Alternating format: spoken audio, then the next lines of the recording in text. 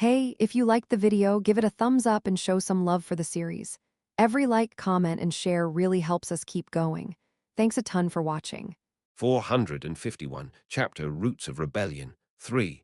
The chilling politeness in Virno's voice made the three elders' faces go pale.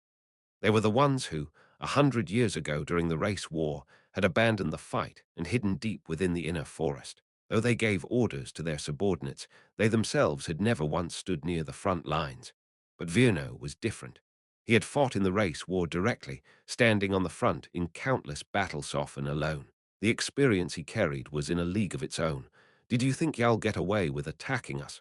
They needed to stop Virno from going on a rampage. Do you not care what happens to the Dentis family? Threats, is it?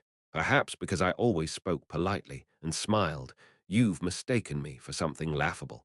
The elder's intimidation had no effect on him. They had tried to use his niece as they pleased, and even brought their own soldiers into his family's territory. Even as the three noble families, this was a blatant transgression. This is treason, the Radix elder shouted, veins bulging in his neck. At that instant, Virno's hand clamped down on his throat. GHHK, GRRRK. The elder thrashed desperately, but Virno's grip was like an iron press, utterly immovable. You called this treason? Virno stared calmly into his eyes. The Radix elder rolled his eyes wildly, silently pleading with the other two elders. Attack him, do something. The Crown and Flohim elders, realizing, summoned their spirits and launched their magic. Spears of flame and jagged ice lances roared toward Virno. That's better. Virno smirked and raised the Radix elder's body as a shield. What? Damn. The other two hastily diverted their attacks, but the spells were too powerful to redirect entirely. Some of them still struck the Radix elder. He convulsed in agony. The two elders' mouths hung open. They had never imagined Virno would use such a tactic.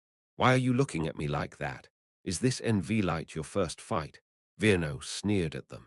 Elders of noble bloodline selves born with exceptional strength.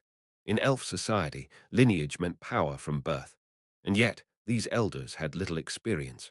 Relying only on inherited strength, they neglected training, never learning to wield power with precision. Why should they? They never had to fight. When battle came, they fled instead. See cowardly in a fight for life, you dare speak of cowardice. Coming from those who schemed endlessly in politics, it's laughable. Virno hurled the Radix elder at the other two. Though grievously wounded, he still lived. Should they dodge? Should they catch him? Unseasoned in combat, both froze with indecision. Virno slid into the gap. Shielded by the flying elder, he lunged from their blind spot, driving a savage kick into the Flohim elder's gut. Quang! Her body bent violently, sent hurtling back. Were it anyone else, the blow would have caved her torso. Only her powerful protective force saved her from being impaled. The Crown Elder fared no better. Virno's fist smashed into his brow, his philtrum, and his solar plexus all at once. Blood sprayed as he collapsed backward. His head rang, his body screamed with pain, and the strength he had gathered for a counterattack evaporated like smoke. Virno did not relent. He kicked the downed Radix elder into the Flohim elder just as she tried to recover. The two crashed together and toppled. Then Virno's kick shattered the Crown elder's shin. The elder fell to his knees, voice breaking. His gaze fell on the corpses of his own soldiers, slain in grotesque heaps. And in that moment, he realized perhaps dying quickly as they had was the true blessing. For to Virno, their vaunted strength was nothing more than a punching bag sturdy enough to take his blows, but doomed to be beaten endlessly. Why are you spacing out? Crack! Agony exploded in his other leg.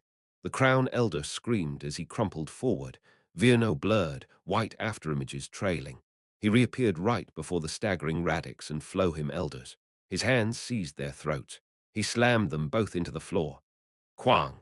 The reinforced flooring of the private room split with spiderweb cracks. And still, the elders did not faint because Virno had restrained his strength with cruel precision. Ending it already would be boring. The Flohim elder looked up through Virno's fingers, clutching her face. His indifferent gaze bore down on them. He had no intention of ending them quickly. Come now, for the sake of those soldiers who went ahead, give me a proper struggle. You are the proud elders of the three noble families, are you not? MMMPH, HHHK. At the very least, having provoked my temper, you should have been prepared for this much.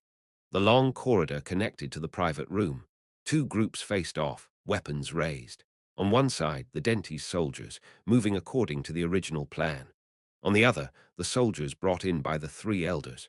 Both sides glared but did not move, because standing between them, blocking the path, were Ludger and Alex.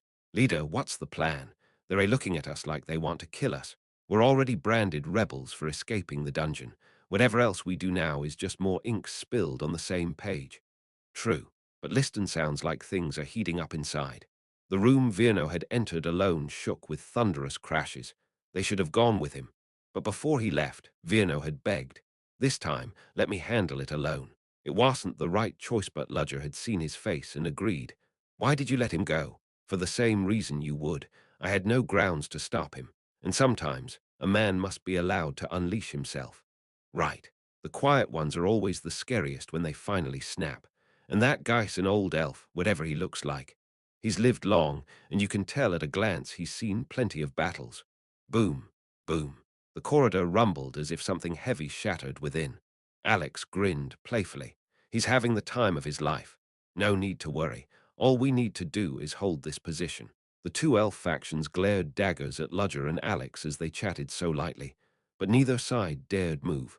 The balance was too precarious, yet Ludger had no intention of waiting forever. "Alex, yeah, this time it'll have to be you. Again me." Instead of answering, Ludger let a cloak of shadow cascade down his back like flowing ink. With one hand, he lifted a fold of the cloak and drew something out from within.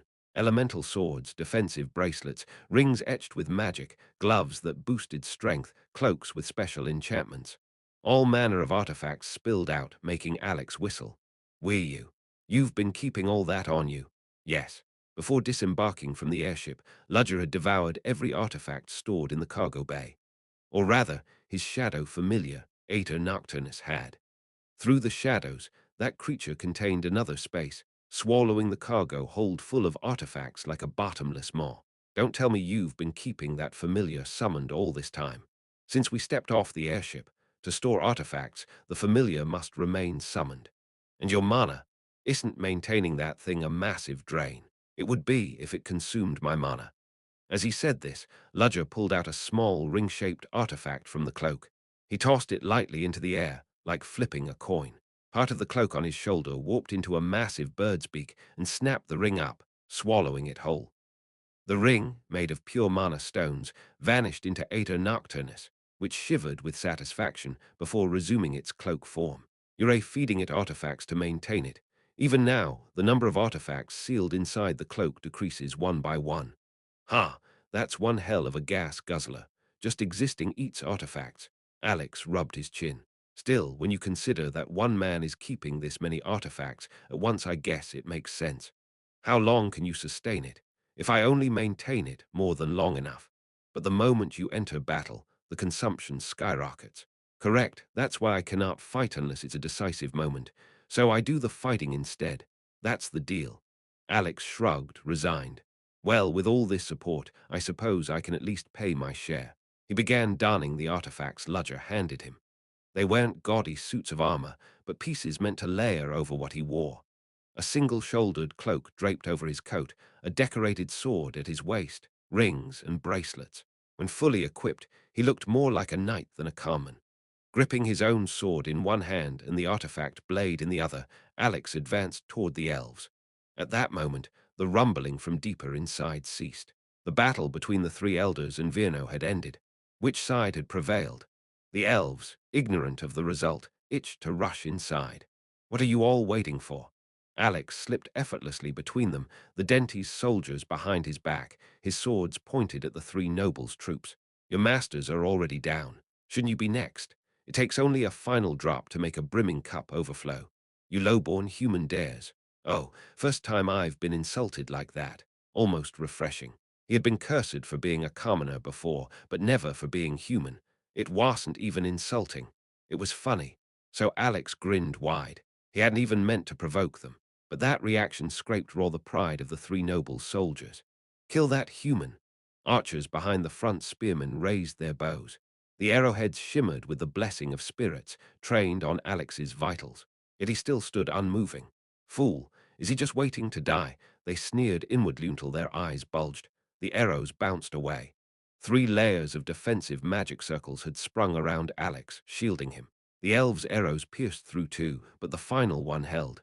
As expected, expensive toys are worth it. Alex admired the glow of the cloak's mana circuits. Even elven attacks, renowned for their strength, had been stopped cold. It was a performance worthy of an artifact designed to withstand tank shells and mortar fire. Satisfied, Alex spun both swords once and bounced lightly on his feet. When he leapt, his figure blurred and vanished like a mirage. His speed was so extreme that even the elves couldn't track his movement. Even Alex himself nearly lost control, almost smashing headfirst into a wall before adjusting midair. Wii lightweight enchantments stacked with mana body reinforcements is insane. With artifacts, even a normal person could graze the realm of superhuman. But if wielded by one already standing at the gates of mastery, what then? Alex steadied himself, instinct and talent aligning to match his new speed. Now, let's see how sharp these blades really are. The elves only realized he was behind them when they heard his voice. They turned, scrambling to defend, but a grey slash cut through their formation. You filthy lowborn. A tall, handsome elf with long hair charged Alex, wind spirits billowing behind him, his spirit-infused sword flashing. Alex met the blows head-on, parrying several strikes before giving ground. The elven warrior sneered. For a lowborn human, your swordplay is impressive, and for a dead man, you talk too much. What? Before he could finish, his vision spun. The last thing he saw was his own headless body. No, that was Flohim's champion, one strike impossible. The soldiers stared at Alex in horror. Some commanders, quicker than the rest, pointed their weapons at Ludger. Kill his comrade. Trained well, the elves rushed Ludger at once. Even Alex hadn't anticipated it. But before they could reach him, they were sent hurtling back faster than Alex had charged forward, smashing into the walls. The weapon that struck them down a spear of solid steel. What the soldiers of the three nobles stared, trembling. Around Ludger, who stood calmly with his black cloak draped, floated cubes of metal, orbiting silently in the air. 452 Chapter Oak Bark 1 Wuong. Wuong. The cubes floating around Ludger began to shift.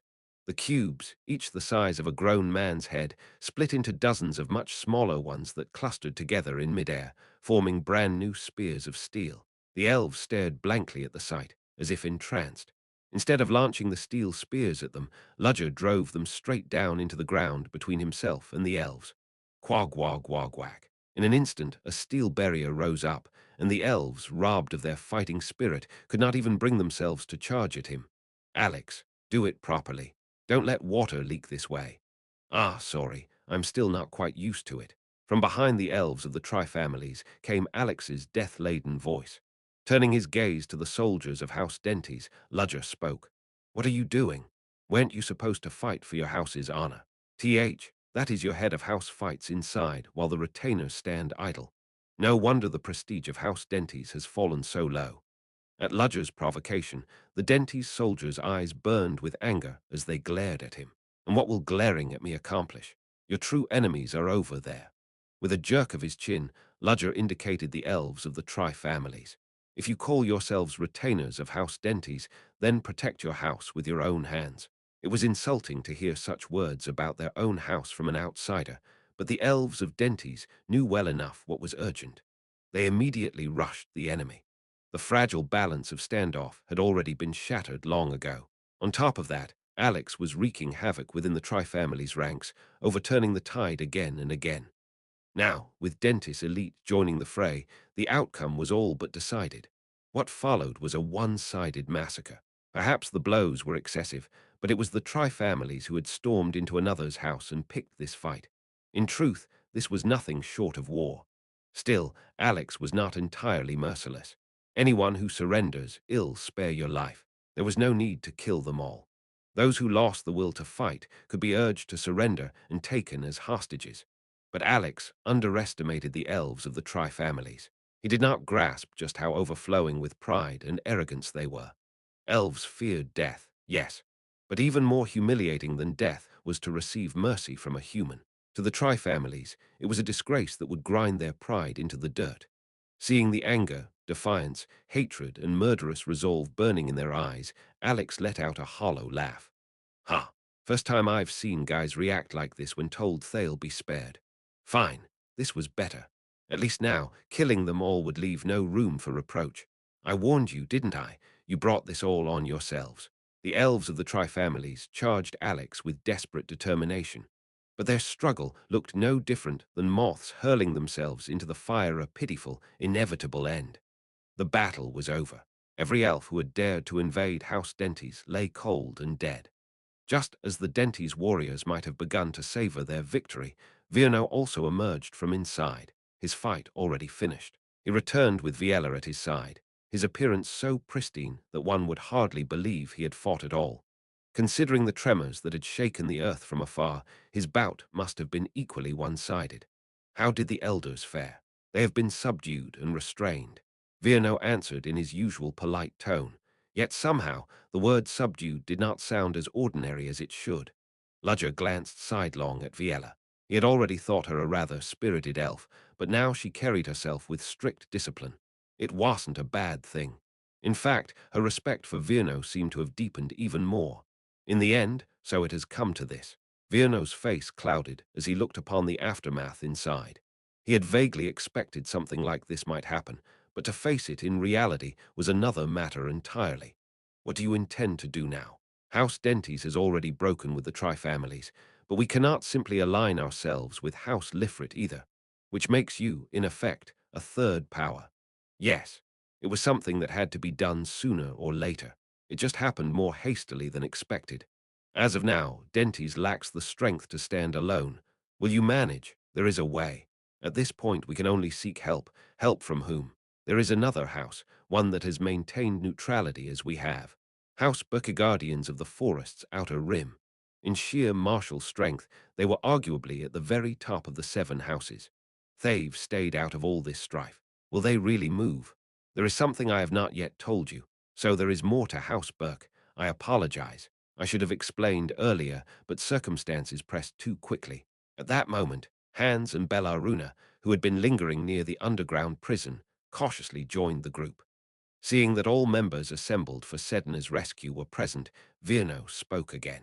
House Burke of the Oak Bark holds the duty of guarding the forest's borders against outside threats. But you must have Wonderedwy entrust such a vital role to a single house. It did seem strange. Hans agreed with a nod. The elves of the forest were not beings of eternal harmony. Like humans, they formed factions, competed for power, and schemed against each other. How, then, could a single house be left with the defense of the forest? What if Burke decided to ally with outsiders and fling open the forest's gates? Of course, there were natural defenses. Forest itself was a fortress against invasion. Still, to entrust so crucial a task to one house, and one that remained neutral, was riddled with problems. House Burke does not hold this duty by choice. They are serving a punishment. A punishment. They were once the house that loved the forest most, nurturing it with devotion. Their nature was not the hard bark and iron wall you see today. In other words, they were exiled. What brought it about? House Burke was once the closest vassal of House Plant. At the name Plant, everyone's eyes widened. Considering the present treatment of Burke, the revelation made grim sense. So Plant and Burke, those 2 houses, once stood at the peak of elven society. Indeed. But when House Plant was accused of smuggling the world tree beyond the forest, they were annihilated and Burke shared in their envy-eyed original source, guilt. Thus, House Lifrit rose to take Plant's place. Those who had helped topple Plant became the new House of the Shadewoodens. The roles once held by Plant and Burke were now occupied by Lifrit and the Shadewoodens. House Burke did not turn away from its crime, but chose to accept the punishment. And so, they fought at the outermost edge, defending against outsiders year after year, always hoping that one day they might return to the glorious forest nearest the world tree. That explains why Thave kept neutrality while others fought among themselves. Exactly. No one wished to ally with them anyway. Even if it meant victory, few would tie themselves to a house branded guilty. Centuries have passed, yet the stigma remains. And you mean to ally with them now? That won't be easy. The last blood of House Plant lives on. Until now, Burke has responded only with silence. But this time may be different. And what assurance do you have of that? It was Bellaruna who asked this time. They were punished because Plant acted independently to smuggle out the world tree. Wouldn't that mean Burke actually resents Plant? It was a sound argument. For nearly 500 years, they had borne that punishment. 100 years ago, in the race war, it was Burke who suffered the heaviest losses on the front lines. What memories remained now but emptiness and anger, wondering why they had to keep paying this price?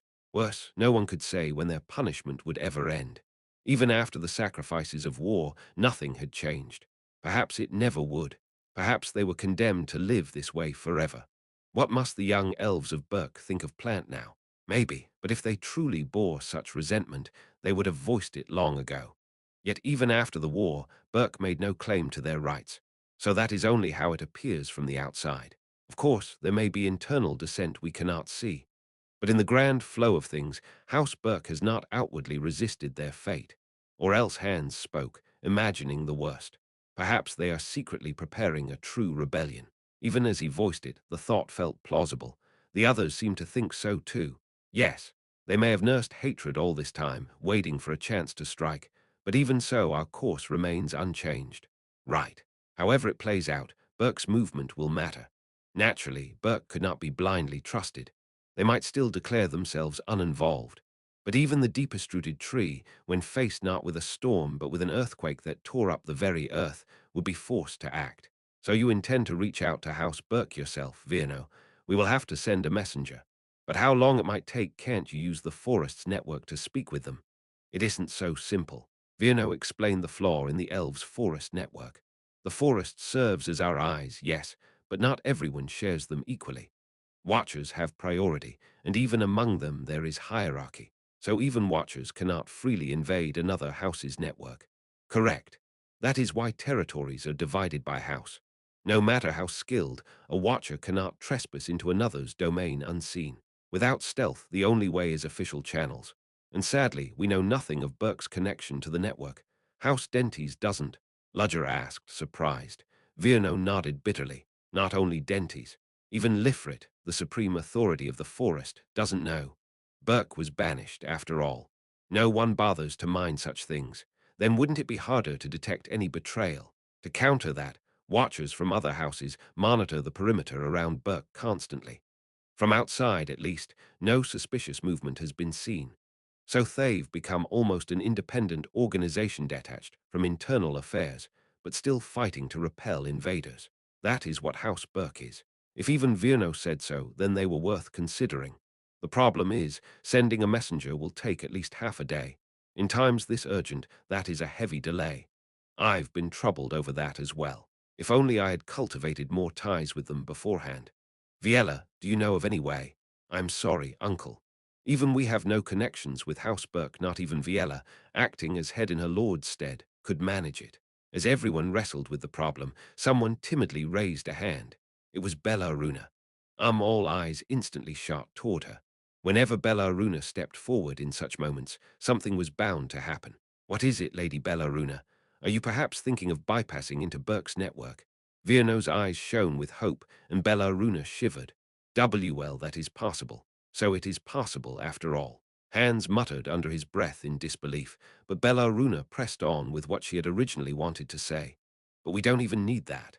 I can already contact House Burke directly. It took everyone a moment to process her words, then they all shouted in unison. What? 453 chapter Oak Bark 2, Virno asked in a trembling voice. No, but why on earth only no more than that? How in the world? See, could it be that Lady Bellaruna was from the Burke family? From Virno's perspective, it was natural to think so. The Burke family were the ones who cared only about guarding the frontier, never showing their faces in internal affairs. They cut off all communication with other families and kept so quiet that no one even knew what they were doing, only that they silently guarded the entrance, to the point where other families, suspicious that perhaps they might be plotting rebellion, continued to keep watch over them from outside their territory. The Burke family's seclusion was so extreme that even the Dentes family, who were not hostile toward them, could not approach. And yet Bellaruna, not even a family but just an individual, said she could do it, so of course suspicion arose. And no, nothing like that. Faced with the excessive reactions around her, Bellaruna shrank and trailed off. She had only spoken up thinking it might help, but the reaction was far hotter than she expected. so much so that it was uncomfortable. Even Ludger stared at Bellaruna in disbelief. Under his urging gaze telling her to explain herself, Bellaruna hastily opened her mouth. Well, I received help in the past. Help, you say? Yes. It was the Burke family who helped me escape outside the forest. What? Bellaruna said something outrageous with a completely straight face. The worst part was, she genuinely thought it was nothing. Because I had hacked into the world tree in secret, I was being pursued. So, to survive somehow, I tried to run away outside the forest. Bellaruna recalled what she had gone through. I did not go into detail, but in truth I almost died then. Before I could get completely out of the forest, soldiers of the royal palace chased me to capture me alive. I was nearly caught, and I thought, this is the end. But then, like a savior, the Burke family appeared and rescued me. The Burke family, you say? Yes. While running away, I happened to drift close to the Burke family's territory. No matter how reclusive, the Burke family must have come to check what was happening on their land. The pursuers who came after me could not face the Burke family, so they withdrew. Thanks to that, I lived. But how did you come to know a means of contacting the Burke family? Even if they helped you, that should not have been easy. Ah, it was the head of the Burke family who saved me then. He said I was interesting and helped me. Virno was struck dumb. He tried to regain his composure and say something, but his mind was too tangled and he could not speak. He opened and closed his mouth several times, then finally said, "Well, I see." His voice was full of resignation. Ludger, Hans, and Alex thought the same thing at once. He is not even questioning anymore. He has given up, resigned to it. The three nodded as if in agreement at Virno's weary response. Who would have thought Bellaruna had such a background hidden? Even those who had worked with her did not know. If they asked why she never said anything, she would no doubt reply with the ridiculous answer, because no one asked. Ludger thought anew that bringing Bellaruna along by force NVLGHT this time was truly the right decision. Then, Lady Bellaruna, you mean you can contact the head of the Burke family? Well, probably. It has already been more than a few years, so the line might have changed. Ordinarily, the direct line to a family head does not change even in 100 years. Moreover, if he left you his contact while leading you out of the forest, it may have been because he wished you to reach out one day. In that case, it should still be active. That makes sense, too, to think direct contact with the family head. Still unable to believe it, Virno muttered to himself in dismay. His dazed expression was so unfamiliar that his niece Viella fidgeted uneasily. Who? Well, it is rather fortunate. We should be thankful that heaven has granted such a chance. Lady Bellaruna, please. Send a message to the head of the Burke family. What should I write? First, ask if we may meet. That is most important. The details could be exchanged face to face afterward. Sedna remained shut inside the room. Even if she wanted to leave, the door was locked from outside, and she was under unyielding surveillance. There was no way out. She considered using her paper folding magic, but abandoned the idea. They knew she could use magic, yet left her like this. There was no way they had not prepared against it. Just then, someone opened the door and entered. For a moment she wondered if it was Ventman Lifrit, whom she had seen on the first day, but it was another elf. A man with a sharp impression and a sturdy build. Neatly combed grey hair, lips pressed in a straight line. From the disciplined steps with which he entered, Sedna sensed he was a highly trained elf. "And you are? The family head summons you." She had asked his name, but he ignored her question, delivering only his message. "It is almost mealtime. You are invited. Follow me." Leaving only those words, he turned and left the room at once, leaving the door open. That brazen behavior, as if to say she was simply to follow, flustered Sedna. She had not expected him to really leave like that after saying just one line. She could not remain locked in the room, so Sedna quickly followed after the grey-haired elf. The two walked down a long corridor knotted with tree roots. At regular intervals along the passage stood soldiers with spears, arrayed in formation. Guards to ensure she could not escape. Each time she passed, the stares flicked toward her were nothing short of intimidating. Could I secretly release my magic here? Sedna considered it, but judged the risk too great and set aside the thought. For now, what mattered was why Ventman had invited her to dine. It is true that I was kidnapped because they want something from me. They dislike me, but they need me even more. That is why I am alive. She needed to understand that reason, and if the chance arose, use it as leverage at the negotiation table. Just as she steeled herself with that resolve, the long passage ended, opening onto a long bridge that led outside. Beyond the marble-carved balustrade stretched a breathtaking view. She was overlooking the elves' kingdom, Renar Tyrone. There was a common misconception people had, that if it was a place where elves lived, it must all be trees and wooden houses. But that was only a prejudice against elves. Elves also used metal and stone in their architecture. Especially in stonework, their design and artistry far surpassed that of humans. The place that displayed that beauty to the utmost was the royal castle now in view Serendil. Built directly under the massive tree, Serendil was majesty itself. A fortress like pure white marble, with soaring spires topped in silver roofs. Between them, trees with yellow, red, and violet leaves added vibrant color to what might have been a stark palace. The castle itself was a work of art. Yet even that castle paled beside another existence. Sedna looked up at the colossal tree that overshadowed Serendil Castle. The tree soared into the sky, so tall that no matter how much she raised her head, she could not see the top. Its scale was beyond estimation, measured not in meters, but in kilometers. That is the world tree, the sacred tree the elves venerated, the oldest living tree in the world, and the one that would live the longest. Its immense leaves and branches spread over not only the castle below, but even the city outside the castle. Yet it was not dark at all. On the contrary, the world tree shed a gentle light, bestowing warm grace upon the elves dwelling beneath it. Whenever the wind blew, its leaves swayed, and a warm glow moved with them, as if alive. It was like seeing an aurora spoken of only in stories. No, perhaps even a true aurora would pale beside that light. Sedna felt she now understood why the elves cherished the world tree so dearly. Anyone who beheld such majesty, vastness, beauty, and overflowing vitality could not help but feel awe. Why does it feel so familiar? Was it because half her blood was elven? The moment Sedna looked at the world tree, she was swept up in an inexplicable, uncanny feeling. She forgot even to walk and could only gaze at that sight. Then a voice broke her reverie. "Are you not coming?" Ah, snapping back to reality, Sedna found the elven man's cold eyes fixed on her. She swallowed hard and began to walk again. Yes, now was not the time to lose herself in the world tree. She was in the enemy's stronghold, being taken to dine with its master. If I do not keep my wits, it'll end up being devoured instead. After crossing the bridge linking the separate spire to the castle and heading further inward, Sedna eventually stopped in front of a massive door. "This is it. Go inside. What about the others? You go alone." The elf stepped aside, indicating he would wait at the entrance. Sedna had no choice but to enter by herself. The door was large, but she did not need to push. The fine roots covering its surface moved of their own accord and opened it. "Come in." A melodious voice echoed from within. Following it, Sedna entered the dining hall. Inside was a wide, splendid hall with a long table laid out. At its end sat the elf who had been waiting for her, the head of the Lifrit family, Ventman Lifrit, also known as First Order Ventman. She sat alone without guards. Was it contempt, thinking Sedna could not harm her, or confidence born of needing no one's protection?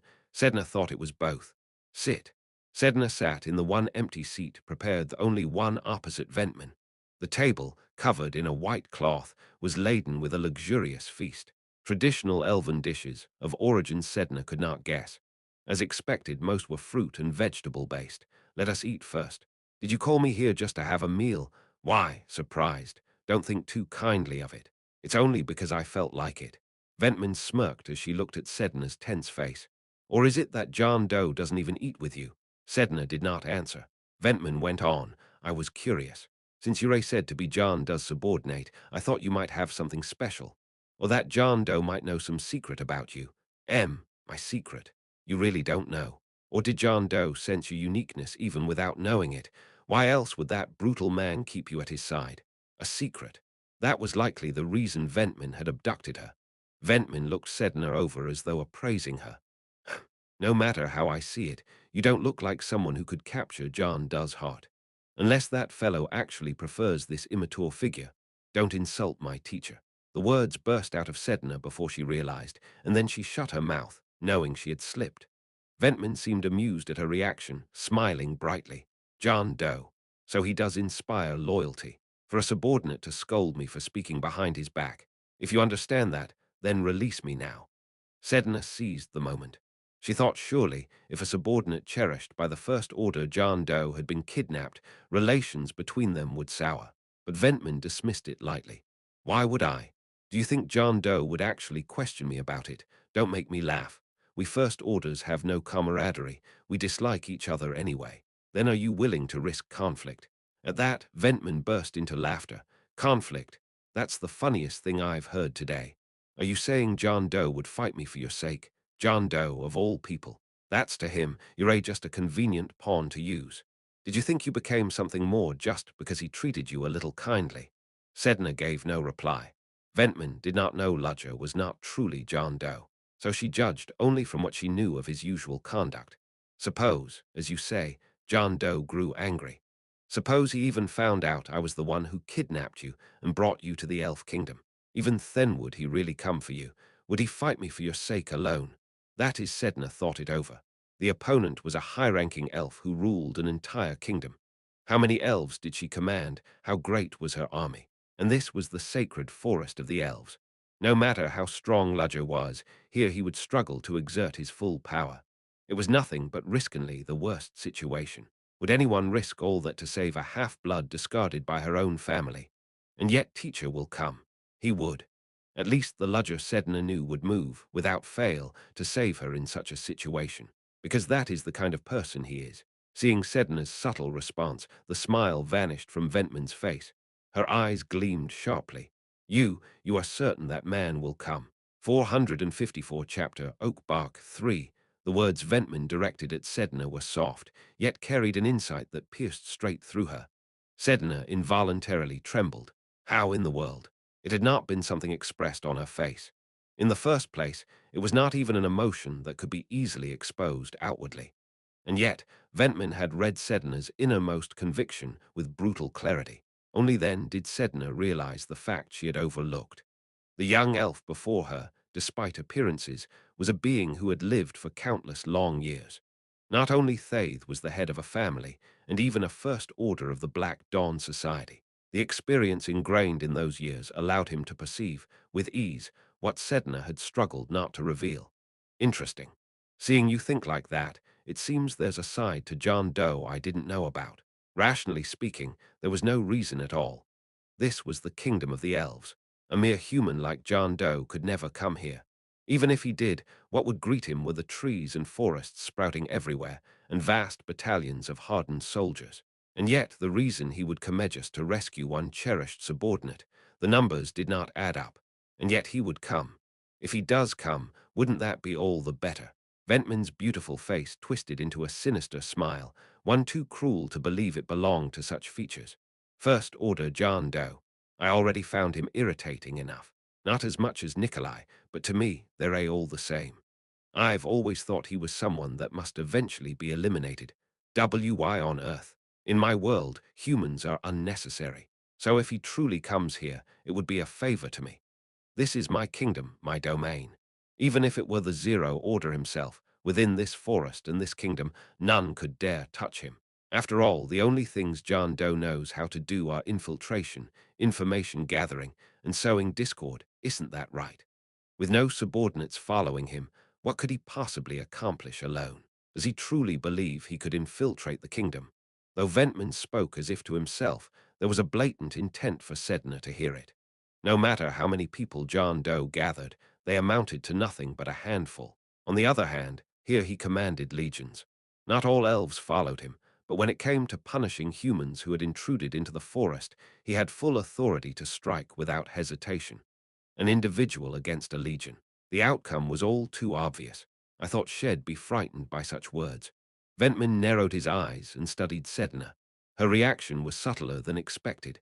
It was not that she was desperately trying to hide fear or worry. Rather, there was even a shade of intent, as though she wanted him to think so. She doesn't look worried at all. Was she simply deluded into thinking John Doe was someone incredible, or did she truly believe he had some hidden card left unplayed? Ventman chose, for now, to assume the former. Well, even so, there's no harm in making preparations. Humans, no matter how many swarmed in, it would not matter. If he mastered the true power of the World Tree, there would be nothing left to fear. When Bellaruna sent word to the head of House Burke, a reply came at once. I will come myself. Surprisingly, the head said they would meet directly without hesitation. The answer was so prompt that it was almost suspicious, enough to make them doubt if there was some scheme behind it. Mr. Virno, do you know much about the head of House Burke? At Ludger's question, Virno shook his head. Not much. They have not been widely spoken of. Even in the war 100 years ago, our fronts were different, so I never had the chance to face them. For the head of a house, charged with guarding the frontier to be so little known, that is curious. That is because they never boasted of it. Even after the war ended, they never put their merit forward, nor did they appear at public seats. The other families, too, kept quiet about Houseburg. So essentially, a figure shrouded in mystery. I once glimpsed them from afar, long ago, but it's a faint memory now. They must have changed much since then. Both Virno and Ludger turned their eyes to Bellaruna. Now that they thought of it, wasn't there an elf here who had recently met the head of Burke, Miss Bellaruna? What kind of person was the head of House Burke? Ah, well, what do you mean? What kind of person? We mean simply their personality, that sort of thing. I only saw a little, so it's hard to be sure, but they were rather unusual. Bellaruna could say no more than that. That peculiarity of the Burke head was so individualistic it crushed any other traits. The head has arrived. At that moment, the reception room doors opened, and Viella reported the situation. They had said they would come, but no one thought it would be this immediate. Ludger, Bellaruna, Virno, and Viella all waited quietly, a little tense. A presence could be felt approaching from afar. Since the head moved, their guards and retainers must be moving with them. Indeed, as expected of elves charged with guarding the forest, the aura approaching from the distance was heavy and fierce. Most striking of all was the presence at the very front. Everyone in the room instinctively knew that was the head. And soon, through the opening doors of the reception hall, the head of House Burke appeared. Oh, so this is the mansion House Dentes is so proud of. I quite like it. The one who spoke cheerfully upon entering was a female elf who looked to be in her 50s. Despite being a woman, she had a robust physique with muscle definition visible, and an eye patch of green covered one of her eyes. Her grey-white hair was neither tied nor styled, simply thrown back, resembling the mane of a lion. A lioness with a mane. That was the exact first impression of the head of House Burke. Pleased to meet you. I am Virno Dentes, head of House Dentes. I am Ambella Burke, head of House Burke. Her hearty voice was imbued with unprecedented strength. She was entirely different from an ordinary elf, where older elves grew calmer with age. The Burke head burned more fiercely, like a blazing flame. Her clothing was so free-spirited that she looked more like an adventurer or explorer than an elf noble. Scars were visible on her arms and skin. In that instant, everyone present saw the figure of a great old tree overlaid upon Ambella Burke. Now I understand why Bellaruna called her unusual, for indeed no other word could describe her. Ludger examined the retainers who followed behind Ambella Burke. Well trained, they stood silently with expressionless faces. They did not even cast a glance at the human in the room, nor seem curious as to why he was there. That alone left an impression. After exchanging greetings with Virno, Ambella looked around, and upon spotting Bellaruna, her face brightened. Ha ha, well, if it isn't the brave young lady herself. Heh, hee hee. Hello, have you had your fill of seeing the outside world? I never thought House Dentes would send for me like this. Well, there were some circumstances, and those circumstances, I suppose, also involve that man who slipped past our Burke borders into the forest. Ambella bared her teeth in a smile at Ludger. The charisma in her chilling voice froze Bellaruna in place. Ha ha, I jest, I jest. My, anyone hearing this might think I go around eating people. Ah, was that not the case? At Bellaruna's foolish retort, Virno and Viella were appalled. How could one say such a thing to the head of a house? But Ambella found the reply pleasing, bursting into laughter while holding her stomach. Her laugh was so boisterous that the surface of the teacups on the table quivered. My eyes did not deceive me, brave young lady. Even with the years, your boldness remains unchanged. Thank you for the compliment. Yes, that is the kind of spirit one must have. These days, young elves, the moment they meet my eyes, are stricken with fear and only spout flattering nonsense. How could such people possibly protect the forest? Saying this, Ambella dropped herself into the seat prepared for her.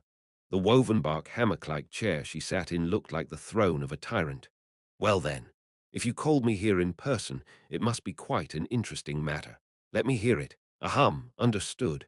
But before that, I'd like to hear an introduction from that side first. And Bella fixed her gaze on Ludger. Is that not so, human? I am Ludger Cherish. Ludger did not avoid Ambella's eyes. He received her gaze calmly and stated his name. Ambella's lips curled crookedly, not in displeasure, but with intrigue at facing a human who showed no fear of her. You look like some dandy parasite, but your bearing is entirely different. Very well, Ludger Cherish. How did you come into this forest? And past our Burke surveillance, no less. There was no surveillance to speak of. I simply leapt from the sky. Ah, the sky.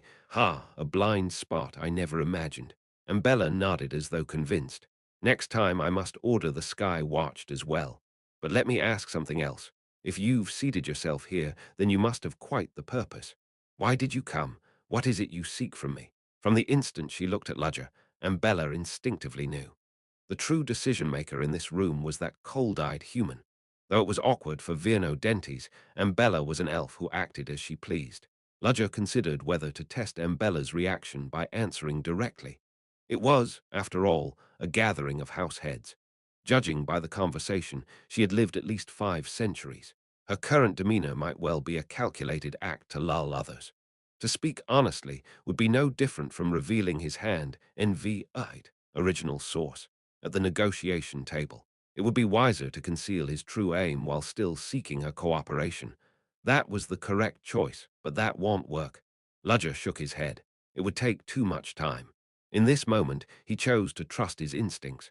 The head of House Lifrit has abducted the last survivor of the plant family. Ambella's face lost all expression. It was as if the skin had been peeled from her face, so chilling that everyone fell silent. Ambella fixed her eyes on Ludger. It was like being glared at by an ancient tree that had suddenly sprouted eyes. Even under that immense pressure, Ludger did not avert his gaze. Now, if I heard you correctly, you say there is a survivor of plant. Is that so? You heard correctly. There is one last survivor of plant, not a pure elf, however, a half with human blood. And why tell me this? Do you think because House Burke once held friendly ties with plant, I would repay that debt? For a half-blood with human blood in their veins, no less. You told me to speak my purpose, so I did. As if that were a problem. When Ludger's eyes conveyed that question, Ambella burst out laughing. Her laughter slowly died down. Ambella tilted her head back, looking up at the ceiling. She flicked her fingers, and one of her attendant elves approached, placing something in her mouth. A stubby brown stick. It turned out to be a cigar. As Ambella bit down on it, a small flame spirit appeared and lit it. The head of an elven family, smoking a human-made cigar, and yet it suited her so well that no one objected. Ambella inhaled deeply and exhaled. F-woo. The white smoke drifting into the air seemed to mirror her complicated thoughts. At last, Ambella crushed the spent cigar in her hand and lowered her gaze to Ludger. Do you know why our House Burke was driven out from the blessed inner forest, forced to live on the outskirts, gazing out into the world? Because you were expelled together with House Plant for their crimes. Yes, you know well. And knowing that, you dare speak of a plant survivor to me. Did it not occur to you that, upon hearing of such a survivor, I might kill them with my own hands? At first that did cross my mind. Oh, and yet why bring it up? Because now I have met you in person. Ludger looked at Ambella Burke and at the retainers arrayed behind her. I saw and knew you are not ones who would do such a thing. That is why I spoke. At those words, Ambella first wore a dumbfounded expression, then broke into booming laughter. Ha, ha, ha! It was laughter that seemed both amused, angry, and exhilarated all at once. When the laughter finally ceased, Ambella's lips twisted into a feral smile. Her uncovered eye glinted with savage light. Very well. Let us go and rescue them at once. 455 chapter, A New Alliance, 1.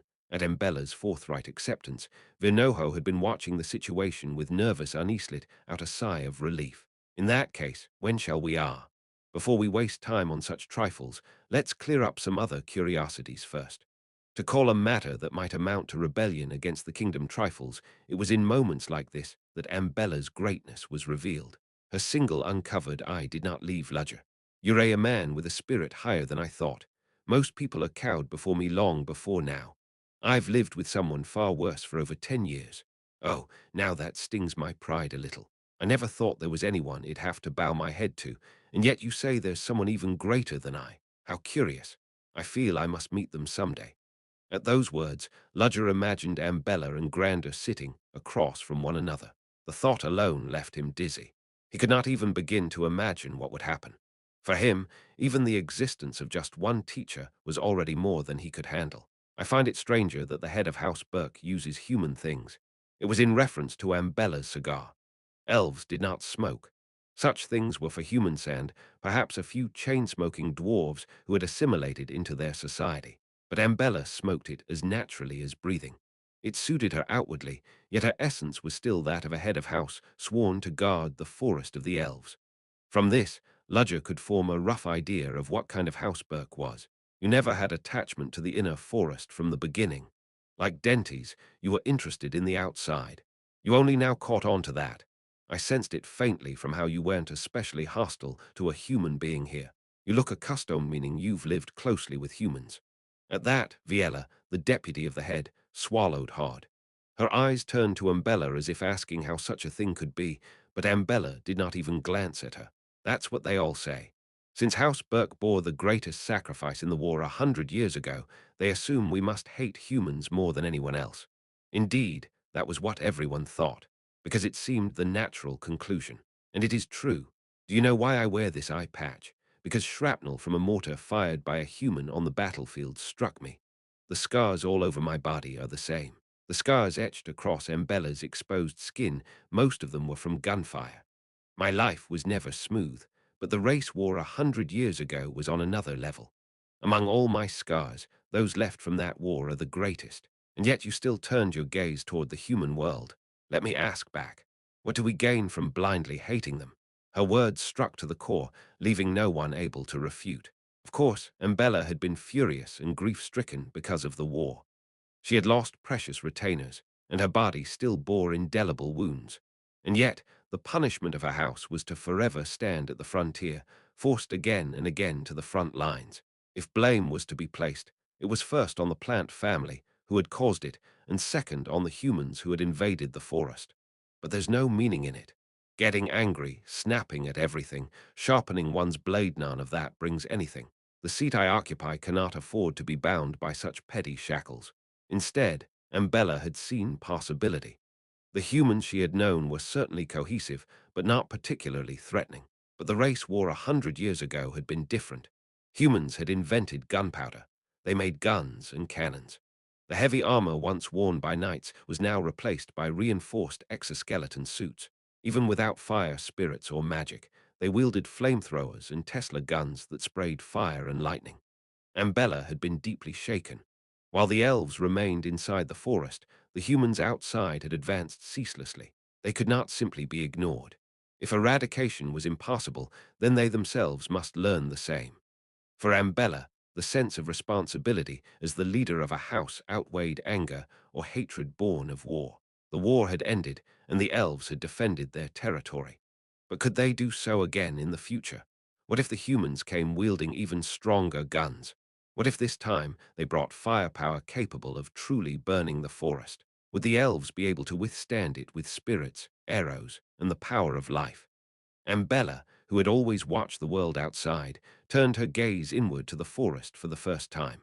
What she saw were the other houses, squabbling over scraps, clawing at each other, forgetting even the scars of war. It was nauseating. The enemy outside could grow stronger at any moment, and yet the so-called leaders spent their time fighting over rice bowls. But even if she cried out with all sincerity, those arrogant ones would not heed the voice of the punished. In that case, we can only learn for ourselves. When I changed my perspective, I saw much. The world isn't only this forest. There are mountain ranges, deserts, vast cities built by humans, wide oceans, eternal glaciers, endless mountains that monsters are said to have crossed, and beyond them an unknown continent. Compared to that, this forest of the elves is pitifully small. Ambella's words denied the very foundation of the elves, but she did not believe herself wrong. The more she interacted with the outside, the stronger her conviction grew. Denties, was that not why you too turned your eyes outward? At her question, Virno silently nodded. He too was an elf who had lived long and endured the war, and yet he now taught spirit arts at an academy in the human empire Sion, because he had seen the possibility of a future that could reach out into a wider world. They had lived through the war, but rather than be buried in its wounds and scars, they had looked beyond. And Bella chuckled faintly and lit another cigar. Once you try to see widely, things become clear. It's not that they weren't there, it's that we blatantly ignored them, pretending they didn't exist. The reason House Burke had no interest in the inner forest was simple, because there was no need. Let the others play with their tiny rice bowls as they pleased.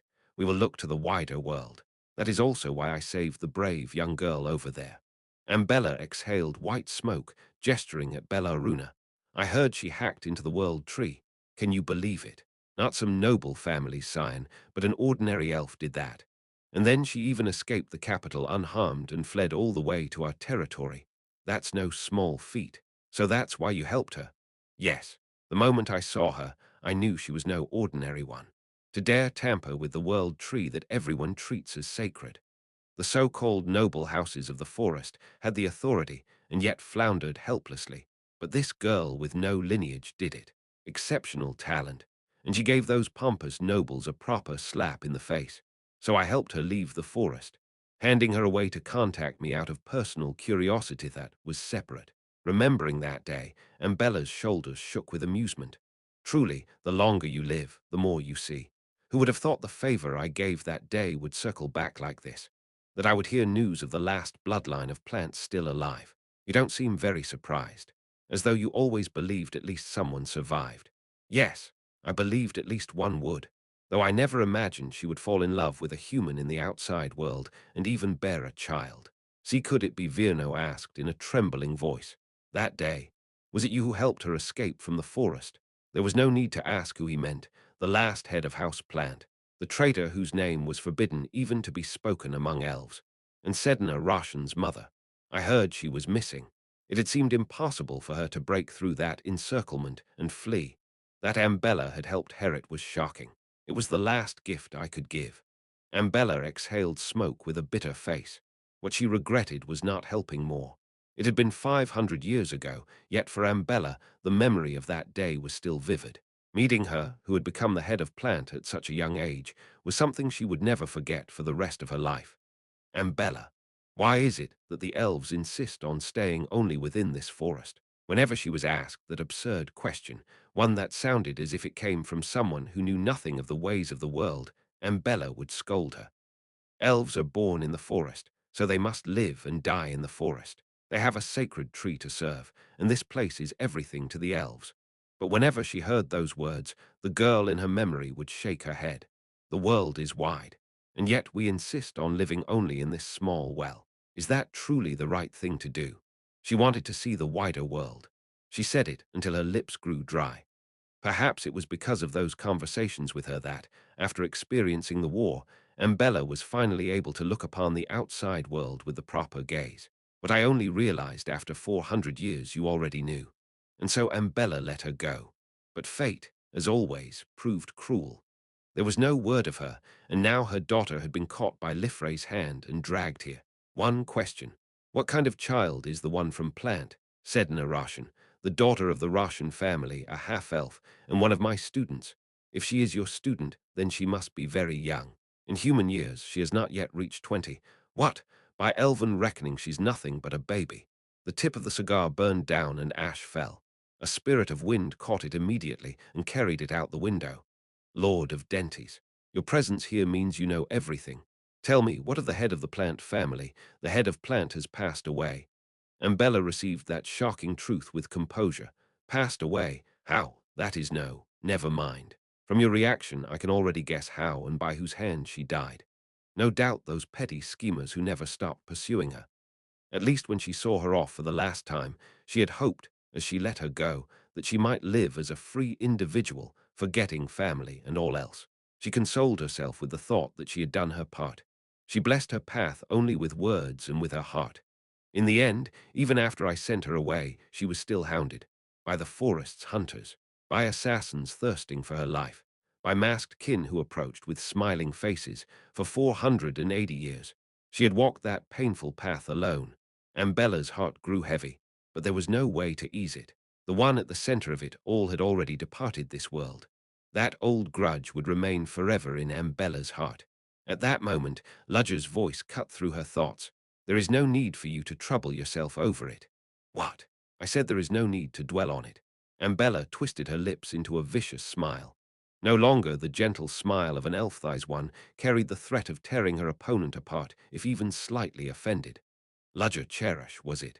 Who are you to say that to me? Do you know the years I spent with her? You who have not even lived 100 years. I do not know. Then how can you speak so brazenly? Now, a hint of wrath entered Ambella's voice. No matter what was said, she usually laughed it off, but when it came to the head of plant, that was a reverse scale that could not be touched. Even a small slip of the tongue would shatter the good atmosphere built so far. Yet in that moment, Ludger remained calm, speaking evenly, because Sedna was born into this world. At those words, Embella could only fall silent. I saw her daughter. She loved her mother dearly. And recently she met her father. The man everyone thought cold and ruthless tended a garden of plants in memory of his dead wife, giving what little time he had. Ludger remembered Walter, bowing his head and begging him to save his daughter. He remembered Sedna, her eyes filled with sorrow and longing whenever she spoke of her family. Such were the two who existed, even though their story ended in tragedy. That did not erase the path they had walked. They had loved someone, and had been loved in return. The memories of those happy days remained, so it could not have been nothing but suffering. Suddenly, Embella overlaid Ludger's words with memories from the past. Are you sure about this? The trackers will never stop chasing you. It's fine. I'm grateful you helped me this far. And I'm sorry. If only I hadn't failed, it wouldn't have come to this. Ella Plant. Even as she lost everything and left her beloved homeland, she had not lost her smile. Don't worry. The outside world may be harsh and cruel, but it will not be only suffering. Yes, I hope it will be so. Who knows? Out there in that vast unknown world, I might meet someone I love. You, who turned down every marriage proposal from noblemen. They were all hollow and flashy. I want someone who seems indifferent, but deep down cherishes me. Truly a difficult temperament. And if I were to meet such a man, I would like to have a child. If I had one, I would want a cute daughter. As for her name, whom after a moment of thought, Ella Plant turned to Embella with a bright smile. Would you name her for me, Embella? Me? Yes. Humans call it a godmother, don't they? Then I would like you to be that. You are like both a sister and a mother to me. And Bella did not tell her not to joke. She was letting her go for the last time. For such a small wish, she could at least play along. So, a daughter who resembles you. I cannot quite picture it, but if I had to give her a name in her memory, and Bella clearly recalled saying this, Sedna would be nice. 456 chapter A New Alliance 2 Night had fallen. The night sky, without a single cloud, was filled with brilliantly shining stars. It was thanks to the air, entirely free of pollution, unlike in Rita Belk so clean, it almost felt refreshing. Looking up at the starlight, Embella Burke lit a cigar. At the sound of footsteps trampling grass behind her, Embella asked without turning around. You came, a little late. To call me out here separately without an escort, what would you do if I tried to assassinate you? At Ludger's calm, even voice, Embella let out a small laugh, the cigar still between her lips. Don't provoke me. I haven't lived this long for nothing. So what is it? Just get to the point. Let me finish this first. With that, Embella continued smoking. Watching her, Ludger couldn't help but ask, is it really fine to smoke in a forest like this? Why? Do you think it'll start a fire? Humans really worry about everything. Embella chuckled, puffing on her cigar. If something like this could set the forest ablaze, this place would have long since been nothing but ashes. Don't underestimate the forest of life where elves live. It stayed untouched, even under a storm of artillery fire. From the way she used her thumb and forefinger instead of index and middle, to how she let the cigar burn down on its own without flicking it all, the etiquette of smoking a cigar seemed ingrained in her. She must have picked it up through exchanges with humans. Humans really are fascinating. To take plants that grow commonly in our forest and make something like this. When she had finished, Embella stared blankly at the stub that remained. To cultivate something no one cared about, and then remake it like this, it's something we elves would never have done. I trust you didn't call me out at this hour just to give a sermon on humanity. You really are a man without a shred of romance. Embella shook her head and finally turned around. Even in the darkness, one of her eyes gleamed vividly. The Burke family will march on Serendil Castle tomorrow. For a rebellion just decided, you move quickly. Did your retainers all approve? They had long suspected something like this might happen. Perhaps they've been secretly yearning for it. After all, hasn't our family carried too much resentment for far too long? You didn't call me here just to boast. You must have something else to say. This time, calling it a war wouldn't be an exaggeration. The kingdom is entering a civil war in truth. How long it will last is uncertain. It could be over in a day or drag out endlessly. This was the reason Ambella had summoned Ludger. In the end, the key to all of this is you. Two families that had stayed neutral were now joining hands. It had become a three-way battle of moderates, radicals, and neutrals. The kingdom was splitting into three and preparing to fight. And yet, the outcome of this war did not rest on elven command, but on the hand of one human. The others may not see it, but I can. No matter how neatly you dress, I can clearly sense the extraordinary power writhing inside you. You speak favorably of me, a human, because you are not an ordinary human. And that black attire you wear, it's no ordinary clothing, is it? Ambella knew of Aeter Nocturnus. Perhaps he hadn't expected her to notice, for Aeter Nocturnus twitched and trembled violently. Ambella watched with interest. So that's what humans call a magical beast, isn't it? Fascinating. If you can control such a thing, then you must indeed be strong. Even so, it's no reason to overestimate me. And why not? Even spirits are so terrified of you. Ambella had noticed from the audience chamber. When she summoned a fire spirit to light her cigar, its reaction had been strange. Incredibly, the spirit had been afraid of the human sitting across from her. It had sparked her curiosity. Just who was this man? What could he possibly have done to inspire fear even in spirits? Besides, I can faintly sense the power of a spirit on you. Not your own, but something you carry close to your chest. Ludger was inwardly surprised. He currently held Quasimodo's spirit stone against his chest. Could she really have seen through that at once? She truly isn't an elf who's lived this long for nothing. Contrary to her bold, boisterous appearance, Ambella possessed deep insight and the ability to see to the core of things. Yes, a power I obtained by chance. Well, I don't blame you for that. I only mean if you're a human of such caliber, then perhaps entrusting you with our fate isn't so bad. Ambella laughed at herself. To say it out loud stings my pride a little. That we must entrust the fate of our homeland to human hands. If you wish, I can decline. Ha! Saying you don't need the glory, is that it? Sorry, but I know my place. Every being has its role. Mine is to lead and command a force. I cannot act recklessly. And conversely, I am free to move in secret. Exactly. If I borrow from your human story, Essol, you the Joker card in a game, perhaps. Something like that. And Bella laughed brightly. So I ask one thing. The battle is inevitable now. Please end it quickly with as little sacrifice as possible. You know what I intend to do. Rescue the plant child and kill that vicious beach of the Lifrit family. What else could there be? Ludger Nardech wasn't wrong. Whether or not you determine the victor, the pace at which you move will change everything. The faster you act, the fewer will die. You mean the enemy's lives? If I brag, I might say Sab at our side will suffer casualties too. No matter how strong we are, they have Serendil Castle and the full protection of the surrounding forest. Once they dig in, we'll bleed ourselves on a war of attrition. And that's why my role matters. Yes, we will draw their attention. Most of the elves' eyes will be on us. Striking them is your task. And Bella's eyes burned like fire as she stared at Ludger. Well, keep to your rhythm. On this well-prepared stage, we'll gladly dance. But then failure will not be tolerated. You understand? The words dripped with threat and warning. Of course, if he failed, Ludger would die as well. The weight of his role was no lighter than hers. And Bella knew this. But to phrase it so was her way of venting her own frustration. After all, she should have been the one to save Sedna. But she couldn't. Until just yesterday, she hadn't even known of the child's existence. If worthiness were to be considered, then Ludger Cherish, who had known Sedna closely, was the rightful one. Of course. Ludger knew well how dangerous this was. Even with newfound allies, his task was to infiltrate Serendil Castle in secret.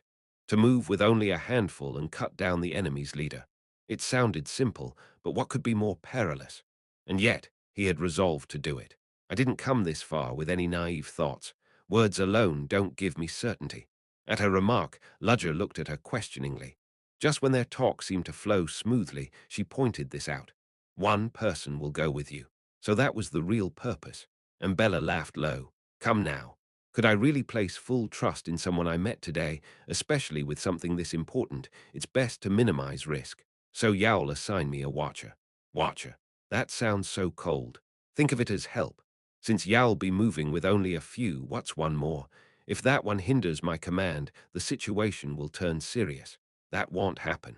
He isn't a rigid fellows from outside, after all. Yowl find him easy to talk to. Outside. Who is he? By outside, she meant beyond the forest. So the one she was sending was no elf, but someone else entirely. To bring in an outsider at a time like this. Rather than suspicion, Ludger first felt curiosity. If Mbella vouched for him, he wouldn't be ordinary. That's why I called you here now. Even as she spoke, the new guest appeared. When Ludger looked at the one Mbella had brought, his eyes widened. You at his reaction, Mbella brightened. Oh, you know each other. Then things will be much easier.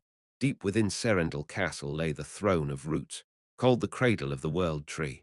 A vast, dim chamber, directly connected to the World Tree itself. The floor, walls, and ceiling were all covered in roots. At its center was a small pond formed by tangled roots. The pond glowed faintly, clear and transparent like a mirror. From within, water surged upward as someone emerged. Splash. Water streamed down her body, but the roots absorbed it instantly.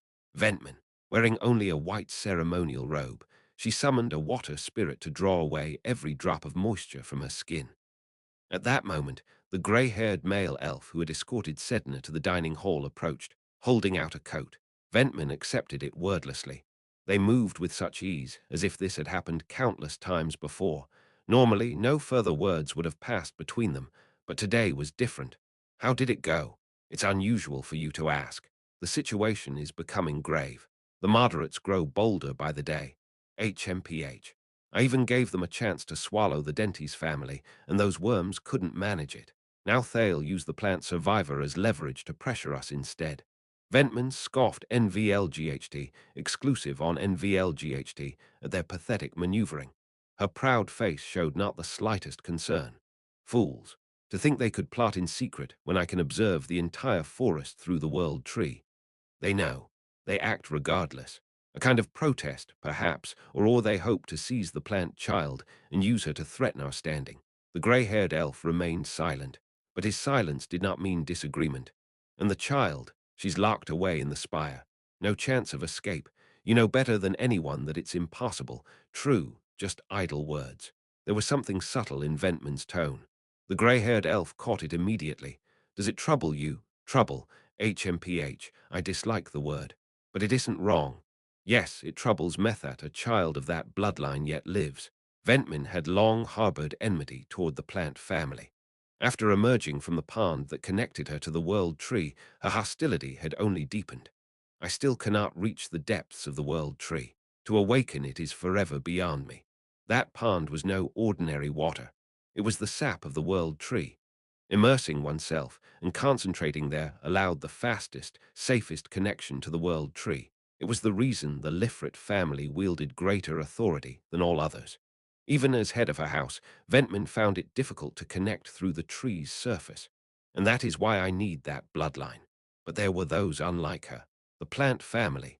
Their lineage had always shared a profound resonance with the World Tree. Even without direct contact, they heard its voice and drew on its mysterious power. It was unfair. She had poured in every possibility, only to skim the surface of its consciousness. Even so, it granted powers akin to those of a god.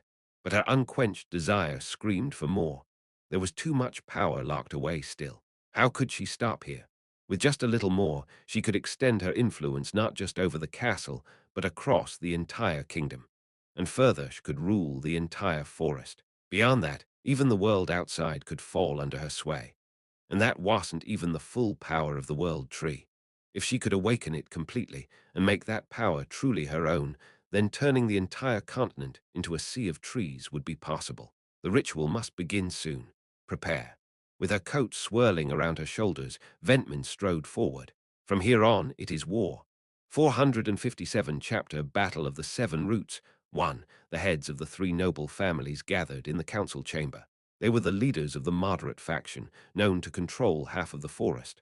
On any other day, they might have smiled and exchanged pleasantries, but not today. More precisely, they had no such luxury left. I heard the rebellion at the Dentes family ended in failure. The elderly elf with a long white beard stroked it as he spoke. This was Melfin Crown, head of the Crown family. His forehead was creased with deep furrows, a testament to the gravity of the matter. Our troops and elders were all struck down. The soldiers were annihilated. The elders were spared and sent back, but you know their condition is dire. Isn't this nothing less than a declaration of full-scale war? A short-haired elf with a muscular build shouted aggressively, his arms folded, his displeasure impossible to hide. How much must they despise the three families to dare such a thing? For Dentes of all people to make such a move. Calm yourself, Lord Radix. Darish Radix snorted sharply through his nose. Are you telling me we should just sit still and watch? Lord Flohim, surely you have something to say. At the end of Darish's glare sat a slender, bespectacled elf with refined features. Peria Flohim, head of the Flohim family, adjusted his glasses with a finger, narrowing his eyes. Of course, if we stay silent, our family's prestige will plummet. We will make them pay dearly for this. Then immediately, Lord Radix. But we mustn't act out of pure emotion. At least in name, Dentes has the moral advantage for now. And Dentes isn't what matters most right now. Haven't you heard the news? News? What news? Darish's puzzled look was answered instead by Melfin Crown. The Burke family has moved. Burke. Those who stayed quiet all this time, suddenly. Yes, it's confirmed that Lady Ambella herself visited Dentes' territory. What do you think that means? Darish's expression hardened. Peria Flohim also shook his head in dismay. A pact among the neutral faction. Two houses that had kept quiet until now have joined hands. Even so, there ain't nothing but a rabble. Burke is dangerous, ill grant you, but Dentes have you already forgotten we were defeated by that very Dentes. Their army may be meager, but their unbreakable loyalty binds them together. Once turned into enemies, they are exceedingly troublesome. That was why they had tried to use Viella to shake and dominate them from within, and failed. Darish Radix scoffed. And yet, their current head is a wastrel who dumped everything on his nephew and went gallivanting about the filthy human world. Are we to fear such a man just because he came back? The only one to worry about is Burke. It's not unreasonable to think so. Virno Dentes has indeed neglected his duty as head, but the fact that he met with Burke means he has finally made up his mind. Ha! But he's been away from the seat for so long. What could he possibly do now? To his bravado, Melfin spoke low and firmly.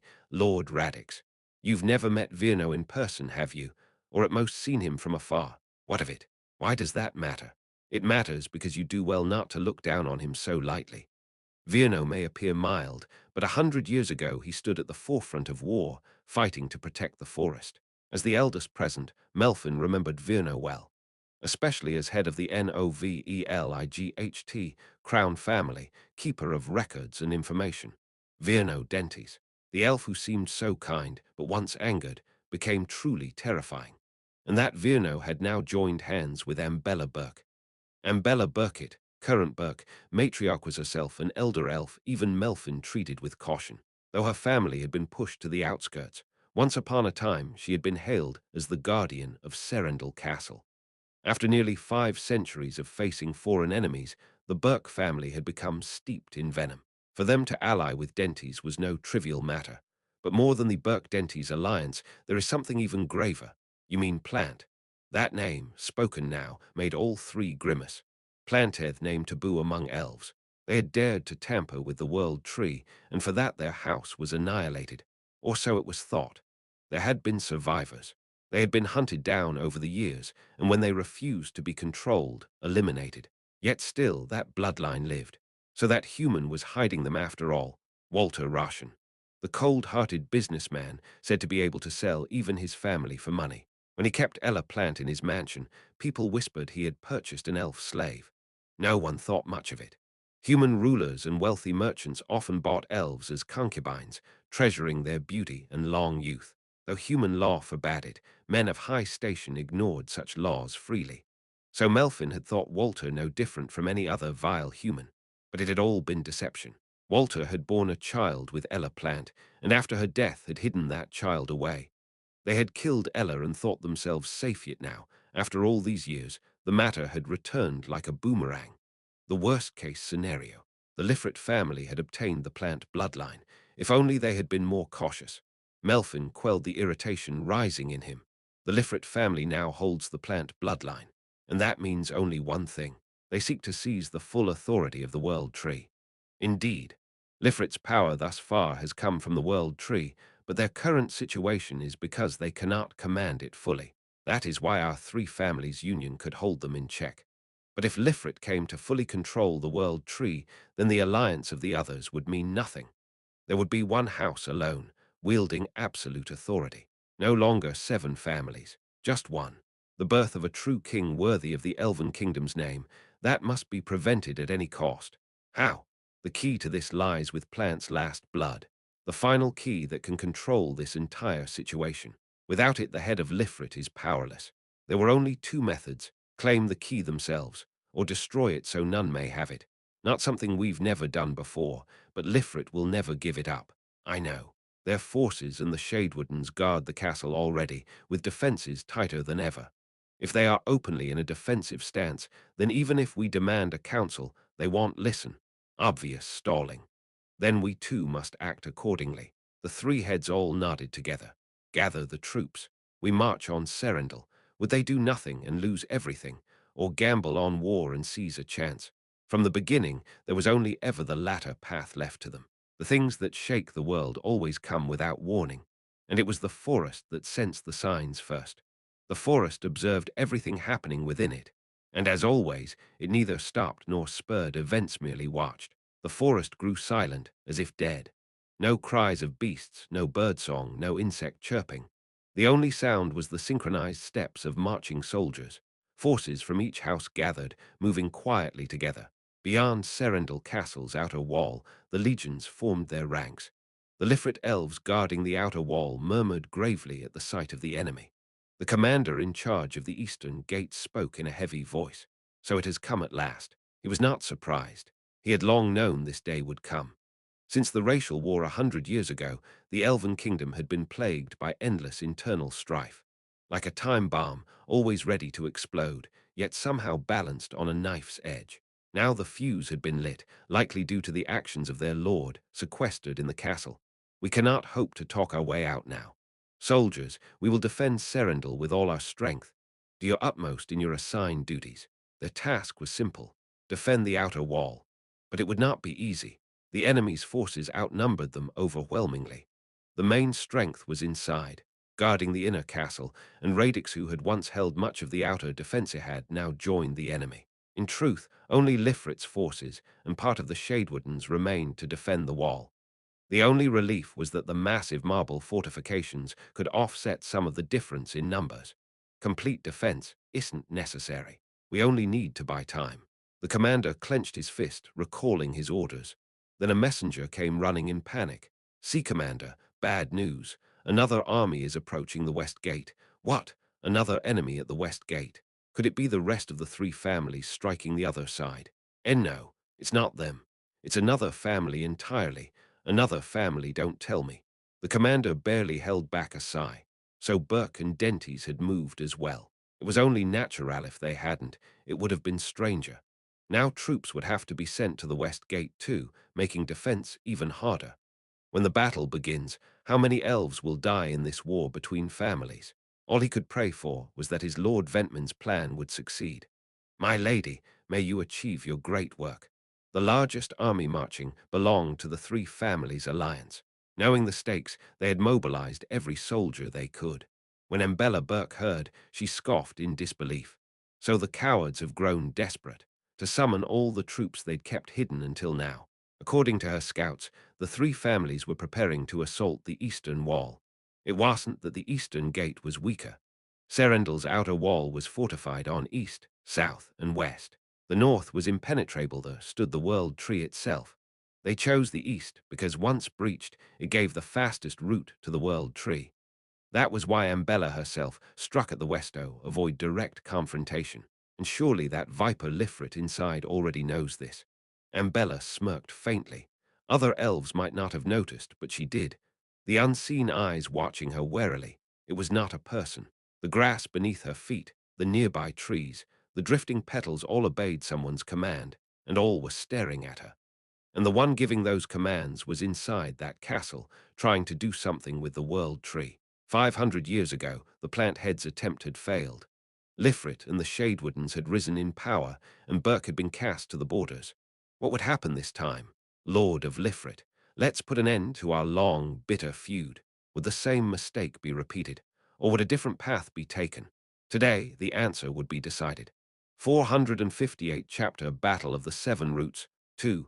Ventman Lifrit lay as though submerged in the pond, connecting with the world tree.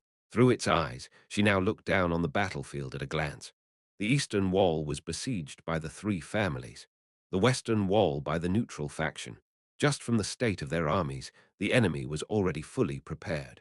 They knew she was plotting something, and they had been ready for quite some time. From here on, it's purely a battle of time. The moment either side stumbles on the smallest mistake, everything will be over. For now, the circumstances favored Ventman.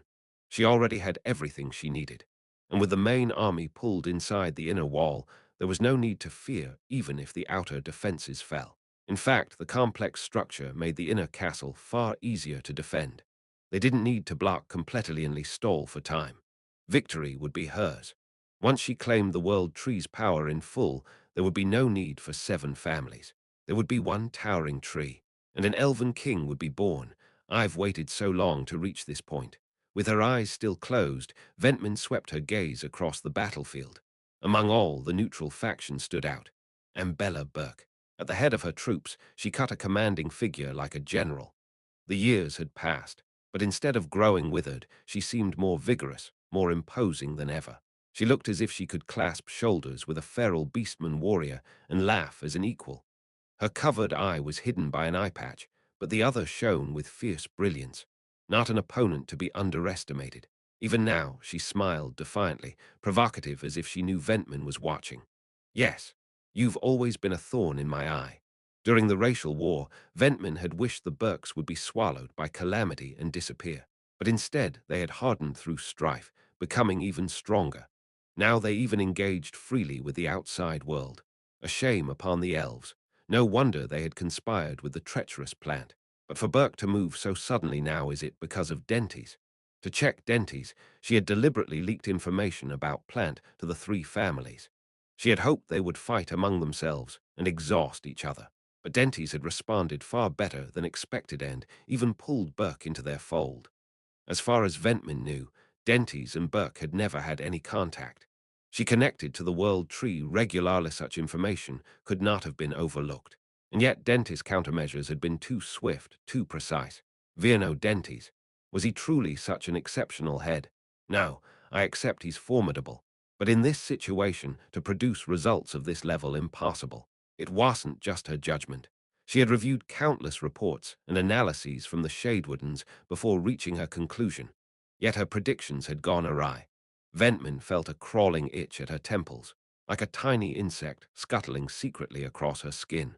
How did the head of Dentis even enter the forest? Using the world tree's authority, she sought the answer. But nowhere could she find any trace of Virno Dentis entering through the forest's gates, as if he had dropped out of the sky. Dropped out of the sky. Not long ago, the Shadewooden watchers patrolling Dentis' borders had been slaughtered. All their wounds had come from a blade. She had assumed it was Dentis soldiers. But now, that faint unease from the report linked with the present situation. Virno Dentis is a professor at Theon, and the plant child is a subordinate of John Doe. She was certain John Doe would come to save her, and John Doe's current public identity is a professor at Theon. The scattered pieces came together into one picture. Why had she assumed this was purely an affair among elves? The spotlight on the stage was too bright, so bright even Ventman had been blinded. Behind the curtains, in the shadows, there was always someone setting the stage. And now the hand behind it was here in the forest. John Doe, an unseen manipulator, nudging people and factions indirectly, fanning the flames. It was his signature method, first order of the Black Dawn, John Doe. So it's you. You came here yourself. Had she grown too impatient at the brink of her great work? She shouldn't have overlooked even the smallest sign. But she had. The only saving grace was that she had realized it before the point of no return. Where? Where are you hiding, John Doe? He would strike at a gap without warning. At the most delicate, silent moment would stab straight at the vital point. Ventman scoured every inch of the area through the world tree, and then she smiled inwardly. So that's where you are, John Doe. He was among the ranks of soldiers led by Ambella and Virno. Beside him were the human men he had brought, so he planned to slip in once the battle began. In the given circumstances, the best choice. But sadly, it was not the right one. Come if you can. This place is already my domain. And even before that thought ended, the armies outside the walls began to march. The war was about to begin. Sedna shivered at the ominous tension pressing in from outside. She glanced toward the single window in her room. Beyond the white stone walls, she could faintly see armies massing. What's happening? Is this war? It was obvious such a force hadn't gathered for nothing. The forest itself trembled in fear. Sedna could feel its emotions directly. It was a strange, mystical sensation. She had felt it faintly when tending the little flower beds at the practice halls, but here in the elven forest, it was magnified greatly. The life force of plants and beyond that, their emotions reached her. It was like when she used her origami magic, folding cut paper and asking it to move with her mana. So too, when she asked the plants, there was an invite, read more on our source, inexplicable certainty they would answer. If I use this, maybe something was about to happen. She considered seriously whether she should attempt escape on her own right now. At that moment, the door burst open and soldiers marched in. At their head was the stern, grey-haired elf she had seen before. His cold gaze fixed on Sedna. Come with us. Sedna hesitated. Why summon her at this exact moment? Surely not for anything good. Normally, she would have refused. But could I really? She had no combat power at all. Theirs was a fully armed squad. Even if she resisted, she would only be dragged by force. She thought quickly, and almost instinctively her eyes flicked to the window. She saw it. A crow flying in the air watching her. All right, ill come, so please lead the way. The grey-haired elf looked surprised. He hadn't expected her to speak so firmly. Was she hiding some scheme, or did she simply not know better? But the question didn't matter. Even if Sedna had plans, there was nothing she could do. Move. At his command, Sedna was escorted from the spire under guard. We found her. At Hant's words, Alex and Bellaruna both nodded. At last they had tracked Sedna's location inside Serendil Castle. She's currently being escorted by Lifrit elves deeper inside the castle. Do you know where exactly? The crows can't follow further, so I am using smaller creatures and birds within. From their direction, it seems they're heading for the depths of the castle. Putting all we've heard together, it must be toward the World Tree. Bellaruna spoke cautiously. The World Tree, huh? But aren't we under the World Tree too? Alex snorted, glancing around. They were in the underground where no sunlight reached. Black stone, wet earth, and a foul, stagnant stench filled the space. A vast cavern beneath the World Tree's roots. They climbed its enormous roots as if they were staircases, making their way upward. This really is like a three-dimensional labyrinth. Is this what they called a labyrinth of old? A single misstep, and they would plummet below. Though underground, the cavern's scale was immeasurable. Looking down showed nothing but endless blackness. Then Bellaruna, leading at the front, suddenly stopped. The others froze with her, holding their breath. SKRRK, something scuttled. A huge shadow slid past in the dim darkness. 6 legs, black, chitinous scales. A sharp underjaw. A groundworm that parasitized the World Tree's roots. For such a massive tree, creatures leeching off it was natural. But when the insect was the size of a bear, it was another matter. Feeding on the tree's sap, these were no ordinary vermin. They were no different from beasts evolved in the mana-saturated Kassar basin or cryptids spawned of corruption. This was why the World Tree's root caverns were so dangerous. Dark, damp, a single misstep plunging one into a bottomless abyss, and in that nightmare, bear-sized insects crawling everywhere. It was not a place one could endure with ordinary nerves. And worse, they didn't feed only on sap. They devoured anything elves, humans, indiscriminately. They were the greatest danger to avoid. By the gods, my skin crawls. Without our guide, we'd have died long ago. Hands shivered at the sight of the massive insect vanishing into the dark. The only reason they could safely find their way through this labyrinth was Bellaruna. Don't worry. I've been here a few times before. It was the same path she had used to escape the castle once before. What on earth possessed you to come here the first time? Now she was a seasoned guide, but she must have had a first time too. No sane person would willingly crawl into such hell. I just wanted to get close to the world tree somehow, so I wandered around, hee hee. Ah, so her head really had been broken from the start. Hans shook his head. Still, thanks to her madness, they could now move unseen. But one thing still troubled him. Why did the boss send just us three separately? Ludger was not with them. Only Hans, Alex, and Bella Aruna moved here. It can't be helped. The leader has his own role. We just need to reach our destination. Then let's hurry. I want out of this cursed pit as soon as possible. On that, I agree. Even Alex, with his iron will, felt his spirit fraying in this dark, infested place. Only Bellaruna pressed on eagerly, undaunted. Still, don't forget.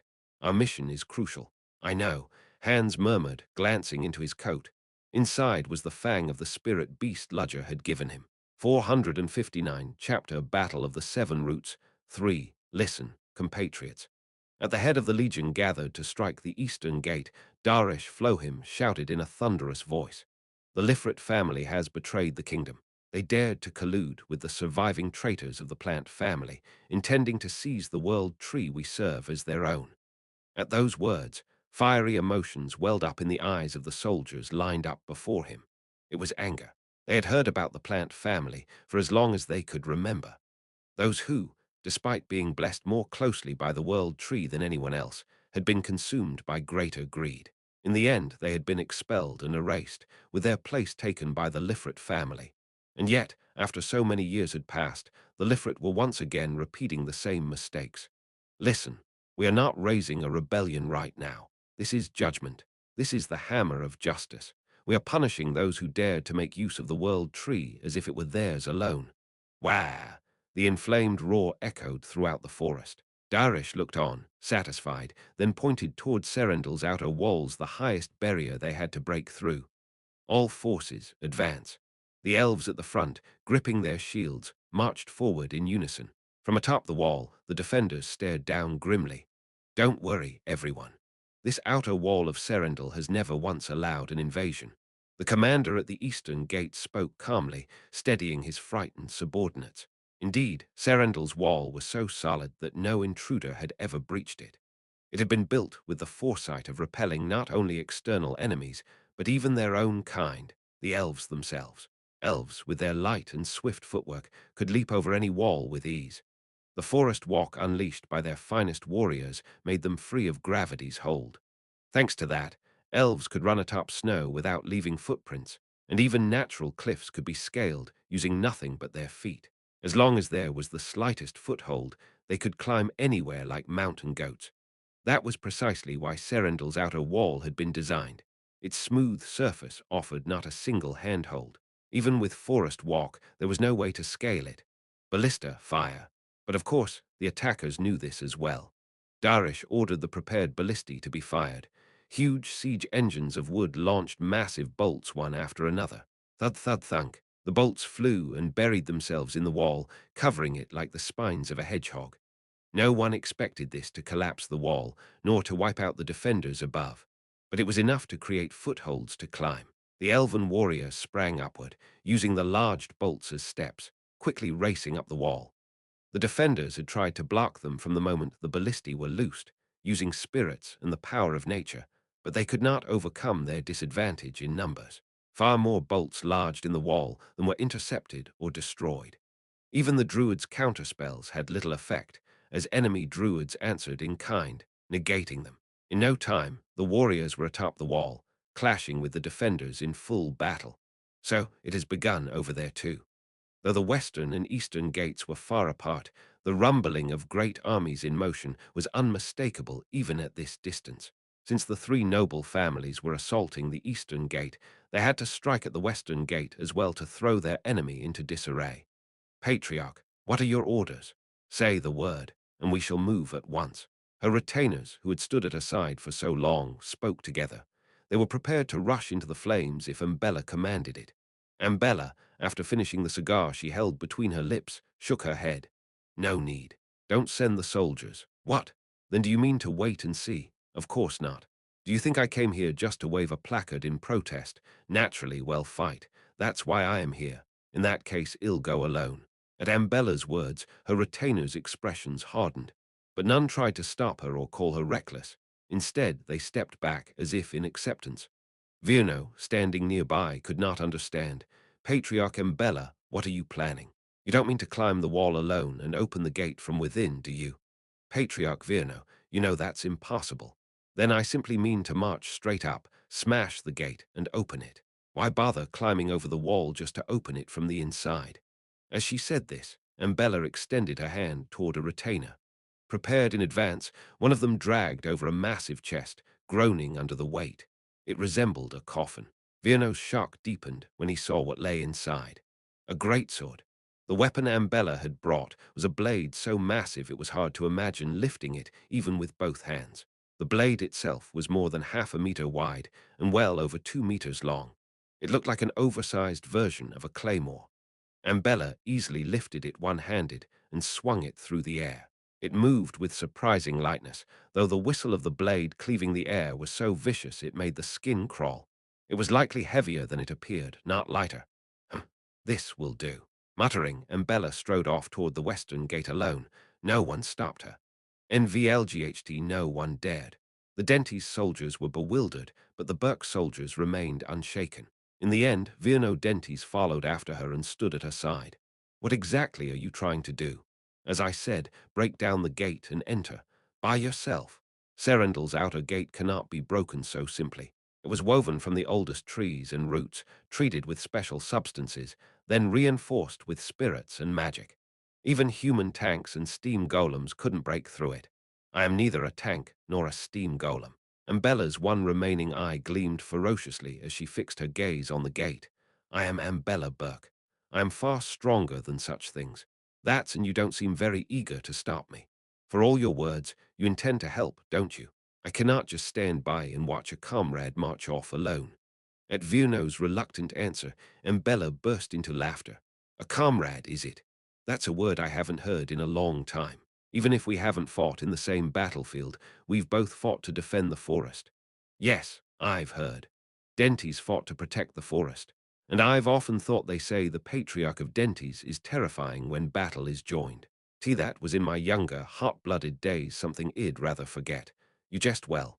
But even 100 years ago, you were no green youth, and to my eyes, you still seem full of fire. Virno might deny it, but Ambella could see it. Even now, as they drew closer to the gate, instead of fear, he seemed to grow more exhilarated, his spirit rising. Still, to break the gate with just the two of us is him. Then let me put it this way. What way? If we don't break it, our retainers, our soldiers, and the children who must guard this forest in the future will die or be wounded. Can you accept that? At that, Virno's expression hardened. Then there's no helping it. Seems I've given you the perfect justification. By now, the two had entered the defenders' attack range. The commander of the western gate shouted out, "Stop! Take another step and y'all be deemed rebels, and we will strike." And Bella clicked her tongue. Look at this. Have they grown so soft from not fighting that they think we've come here for a stroll? They should have fired already instead of wasting time on warnings. Not that it would have stopped her anyway. And Bella halted at a calculated distance. With her single eye, she measured the range to the gate.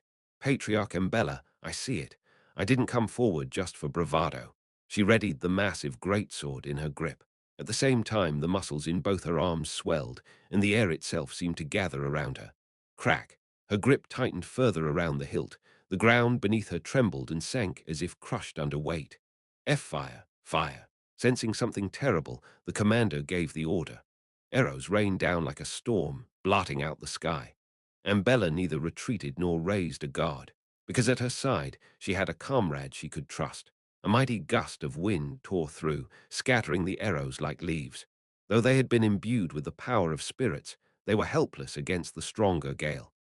Ambella offered a smile of thanks in place of words, twisted her waist, and unleashed the strike. From the ground through her legs, surging up her waist, through her shoulders and arms, into the blade the gathered force exploded outward.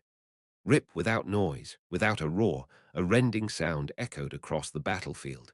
It was so clear, everyone heard it, as though the world itself had snapped in two.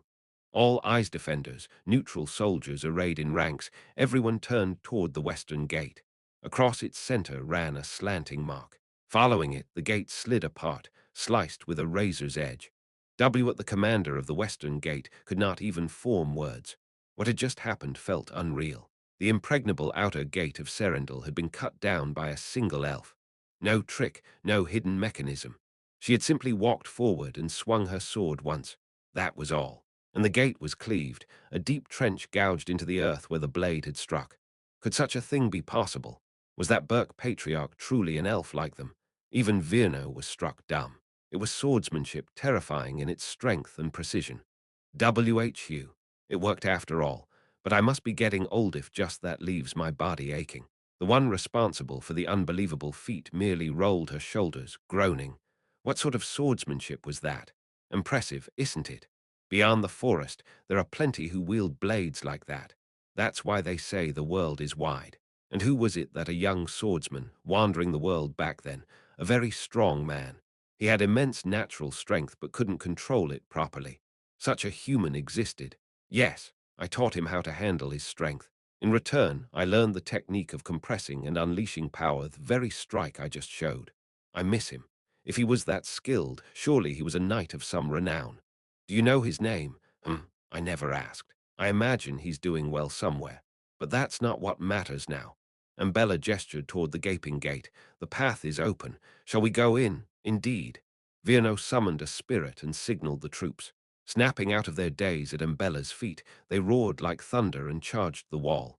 The soldiers defending the western gate could only stare aghast as the enemy poured in. Now then, I've drawn all their attention. What will you do next? Umbella's single eye flicked to the figure of Ludger among the soldiers, his back hidden in the throng. 460 chapter Beast Beneath the Roots. 1. The western gate has fallen. The enemy is pouring in. The eastern gate won't hold much longer. There are too many of them. The route watchers of Serendil's inner fortress shouted urgent reports without pause. They read the flow of information in real time through the surrounding vegetation and analyzed the battlefield constantly. Now that most of their forces had been pulled back to the inner fortress, holding the outer walls was proving impossible. The attackers had prepared for this moment, and worse still, the moderates and neutrals were striking from both sides simultaneously. In the command chamber at the center of the route network, the inner fortress commander gave orders with arms folded. Pull the troops back. Abandon the outer wall and fortify the inner NVLIGHT fortress. Lower the partition walls to stall them, and have the druids raise barriers of trees and roots to block the roads. But they have more druids than we do. Even so, let ours buy us whatever time they can. This fight will be decided by how long we endure. The signals flowed instantly through the roots, and the outer defenders immediately began retreating. Perfect coordination. They received constant updates through the route network, and orders were relayed without delay. This was what made the elves superior to any other race within the forest. Withdraw the defenders from the southern gate, too. We won't need them there anyway. Yes, understood. All of this command chamber, the shifting situation, the chaos of the battlefield, Ventman Lifrit was watching it all through the world tree. Fools. Her voice was thick with disdain as she muttered at those who moved to pull her down. Did they truly think she acted out of personal ambition? How laughable. Everything she did was to make elves once again the supreme race of this world. Elves, by nature, possessed long lives and unmatched beauty. They were in tune with nature, easily contracted with spirits, and could perceive and wield the energy of life itself. In the past, elves had been the idols of all races. If any race could be called closest to the divine, it had been them. But as the centuries passed, things had changed. Elves had not advanced. Not that they had been utterly stagnant over the years, they had created new things, but all of it remained bound within the living forest. Meanwhile, the world beyond the woods had changed far more quickly. Where elves took one step, the other races had already moved leagues ahead. Ironically, their very longevity blinded them to the urgency of life.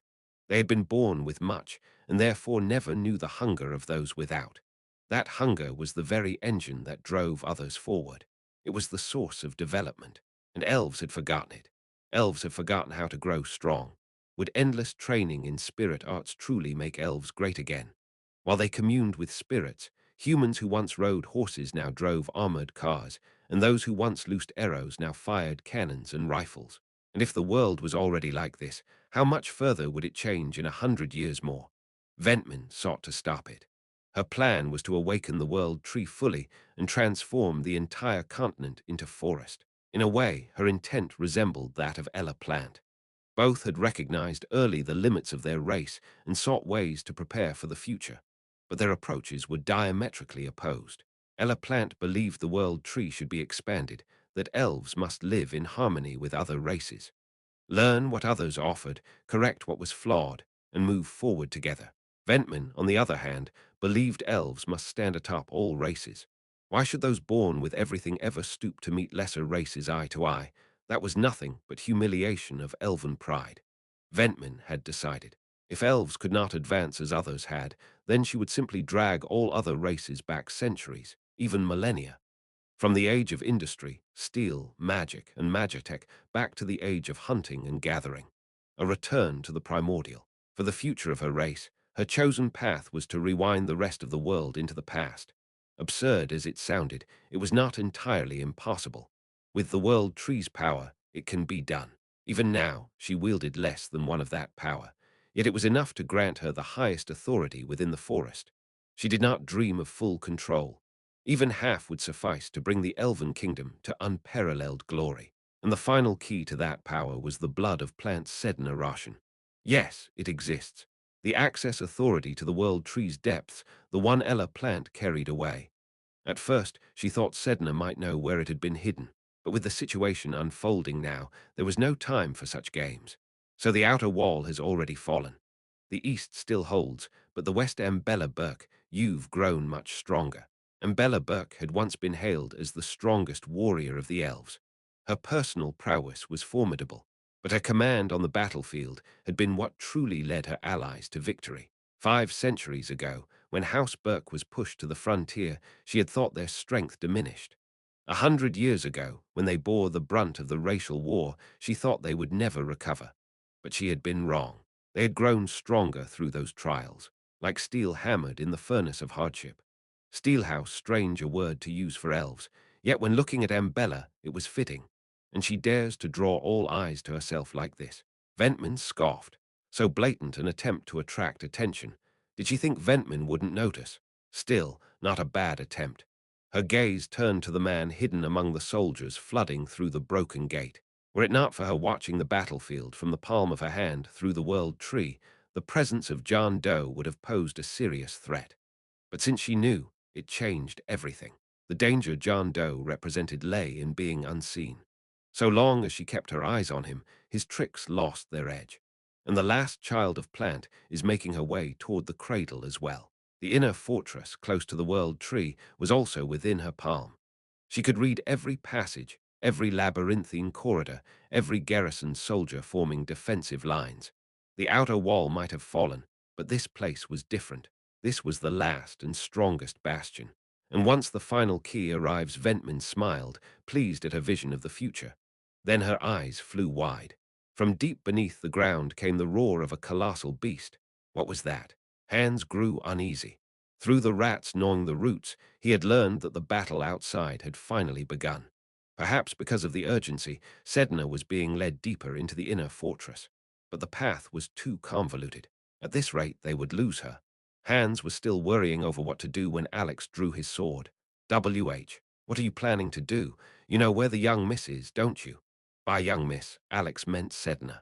I am still on her trail, but what do you intend? They're planning to use her for something Gawick and the World Tree, wasn't it? Then of course we have to stop them. But did you forget? Our job is to rescue the young miss. With the leader absent, the decision falls to us here. Hans hesitated, then sighed heavily and ruffled his hair. Ha! Even so, how do you intend to climb up once we get past these roots? Instead of answering, Alex turned his eyes on Bellaruna. They had made it to the root's lower reaches, but were still buried beneath the inner fortress. Bellaruna, haven't we climbed pretty far already? Yes, why yes. Up there can we break through? Hans' eyes widened when he realized what Alex was suggesting. Bellaruna fell silent, running quick calculations before giving her answer. It might be difficult. We've come right below the inner fortress, but its structure is like a labyrinth, and the ground above is reinforced.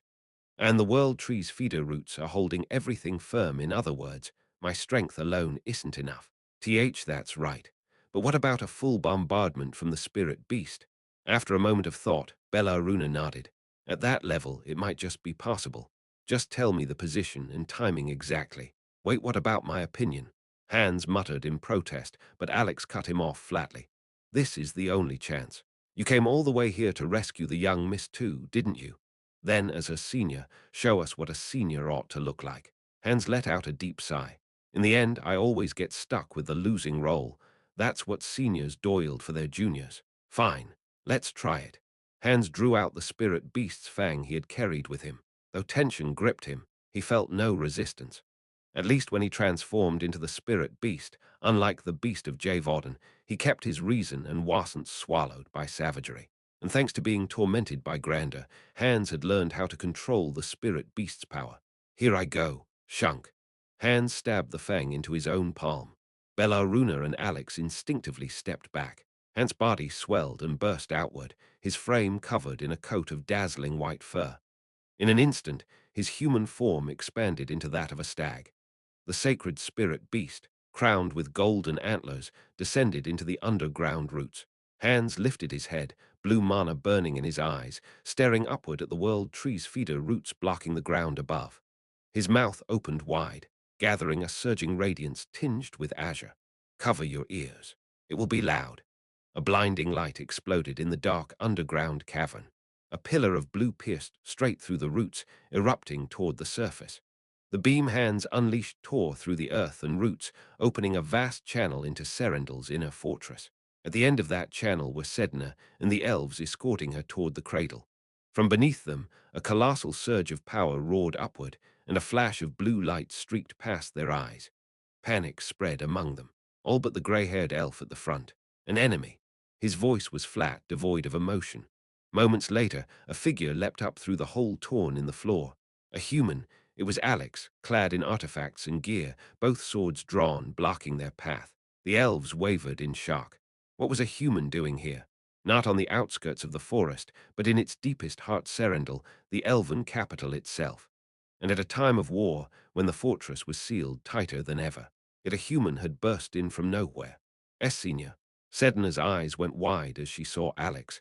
She had never imagined he would come to rescue her. Wait. If Alex Senpai is here, then the other one in her mind flashed Ludger's image. Her hands clenched tight. Her teacher had come all the way into the elves' forest for her sake. A flood of guilt mingled with overwhelming emotion surged in her chest. Do not act rashly. A low, heavy voice cut through the moment, seizing control of the air around them. Lord Reborn. It is only one human. Kill him and be done with it. Oh, judging from your tone, you must be an elf of some standing. Alex smirked at the grey-haired elf called Bereborn. You know me, don't you? Why the silence? We saw each other in Riederbelk, didn't we? That day, when you kidnapped our young miss and fled from me without looking back. Alex remembered. When Sedna had been abducted and the Lumines church had interfered. He remembered who had kidnapped her, who had obstructed them. And one of them was this grey-haired elf before him, the one who had taken Sedna that day in Riederbelk. No wonder you were so quick on your feet. You've got skill, I'll give you that. And yet you crawl into the human world just to kidnap girls. Did you leave the noble pride of elves in the dirt behind you? You insolent human. How dare you speak so to Lord Bereborn? The others could not bear it, that the one they revered was being insulted by a mere human. They charged forward in rage. Alex glanced at them, then clicked his tongue when his eyes met Bereborn's beyond them. If he cut these ones down here, he would be the one at a disadvantage. Too bad. You're not my opponents. Scram, rabble. Trying to run away. Run, nor the ones who should. With a mocking grin, Alex stepped back to widen the gap. Emboldened, the fortress soldiers rushed to press him. And that was their mistake. From directly beneath their feet, an eruption of energy blasted upward. A second flash of azure tore through the marble floor, sweeping the elves aside. And then, with a crash, a great white beast bearing golden antlers burst out of the ground. The spirit beast. It's the spirit beast.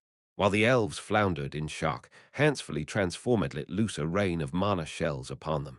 In that instant, Bereborn moved. He lunged, slipping into the opening hands revealed, his blade slashing toward the beast's neck. But before steel could touch hands, Alex's sword met it, knocking it away. Your fight is with me. Bereborn's cold eyes locked on Alex. Alex only sneered back. "You're not going to run away again this time, are you? Kidnapper. I'll kill you." 461 Chapter Beast Beneath the Roots 2 Enemy Attack. Intruders have appeared inside the inner fortress. Guards of the nearby sectors move quickly. Lord Bereborn is fighting. The fortress guard moved busily. Even upon hearing news that enemies had breached the walls, their well-trained ranks did not panic and rushed to give support without hesitation. But even those disciplined guards froze on the spot the moment they saw the beast, a divine creature thrashing and firing torrents of blue mana blasts in every direction. What is that? A divine beast. Why would a divine beast suddenly appear inside the fortress? It wasn't moderate or neutralist elves that had broken in, it was a massive white stag with golden antlers. And not just a stag, but a divine beast. There were indeed a few divine beasts in the elves' forest of life, but most lived far from the kingdom, each ruling its own domain quietly. This situation shattered the very foundation of elven common sense. Don't panic. Remember what we must do. Even so, they were trained warriors. Though a giant beast was spewing out endless mana, instead of fleeing, they raised their spirits and prepared to fight. These bastards. Hans, watching them, muttered inwardly in alarm. For now, he was using whatever techniques he knew to thrash about and create chaos, but he was beginning to feel danger creeping in. The elves, who at first had been startled, were now dodging swiftly whenever he tried to fire a mana blast. Part of it was Hans' poor aim, but their coordination was remarkable. They were adapting, little by little. For now, he could endure with sheer size and power, but at this rate, he would become the hunted. There's no way to win this fight. At best, I can only hold out, but not for long. So instead of trying to bring them down, Hans swept the area with his blasts, collapsing terrain around him. Ceilings crumbled, rubble tumbled down, blocking paths and restricting elven movement. Seizing those gaps, Hans charged with his antlers, trying to ram the elves. The startled elves scattered, and Hans immediately veered toward Sedna's side. "Get on, Senior. This is your chance." Sedna grabbed his fur and climbed onto his back. The elves weren't about to stand idly by. Don't let them escape. They realized what the divine beast's purpose was. The druids of the fortress stepped forward, unleashing their sorcery. Roots from the fortress interior stirred and bound Hans' body. Thick vines twisted around his legs, and massive roots locked around his torso. Like hell you will. With the body of a divine beast, Hans twisted violently, tearing the roots apart with cracking sounds. Sedna, on his back, frantically helped remove the bindings. She picked up several root fragments from the ground and scattered them into the air. The roots floating in midair peeled like onion skin, transforming into thin sheets of paper. The paper folded and spun into sharp saw blades. Though they were paper, imbued with mana, their cutting power was extraordinary. Slice, slice. Wherever they spun, roots were severed in chunks, but more roots sprang forth than were being cut. The longer the fight went on, the more reinforcements arrived, uniting to hold Hans down. "We run for now." "What about Alex, Senior? Your rescue comes first. He'll handle things on his own over there." As Hans said, Alex was locked in a fierce duel with Bereborn. Each time their swords clashed, deep gouges like axe chops were carved into the surroundings. Astonishingly, the fight was evenly matched. Hans was shocked that even fully armed with artifacts, Alex couldn't overwhelm his foe at once. The elves, in turn, were shocked that Bereborn could only fight a single human to a draw. But no one could interfere. Their movements were so fast that even elven eyes could barely follow, only afterimages flickering in sight. If anyone tried to shoot an arrow, they risked hitting Bereborn himself. Naturally, that fight remained theirs alone. The elves focused solely on the divine beast Hans. "Stay tight against me," Hans shouted, releasing his mana in a violent burst. Roots climbing his legs disintegrated into dust. He had just unleashed his one and only full-body mana release. But he judged there would be no other chance, and he was right. "Back to the hole we came through first." He turned toward the passage to the underground, but the sharp elves had already sealed it with spirit magic. "He keeps trying to escape. We just need to hold him down. Reinforcements keep coming with time. We'll only have to stall him. Damn it."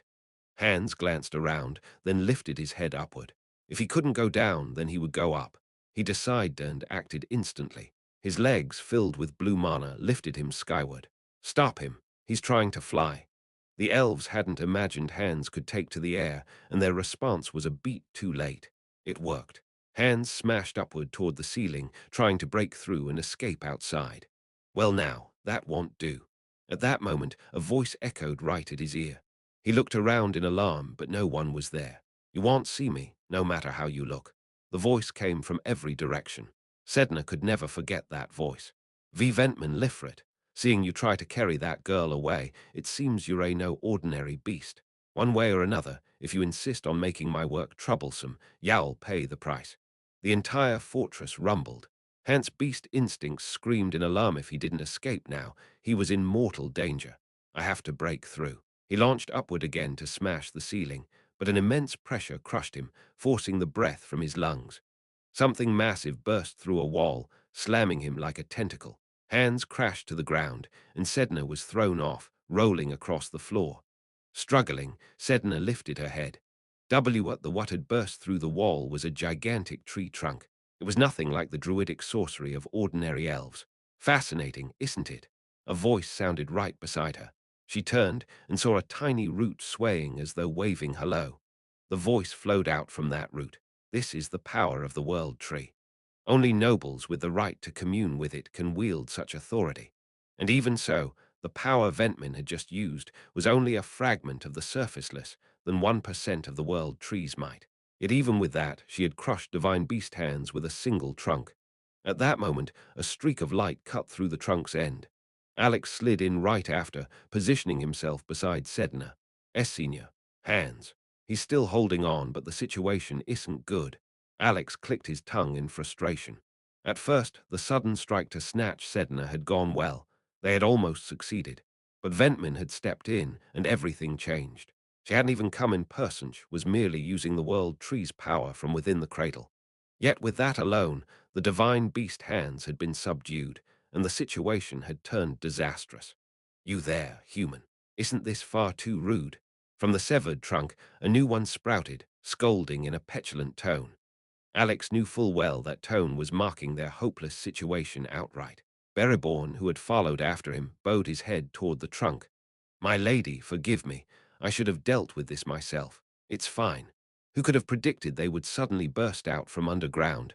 More than that, it's strange. Ventman's eyes shifted between Alex and Hans. Humans. And until the moment they revealed themselves, she hadn't sensed them at all. That was impossible.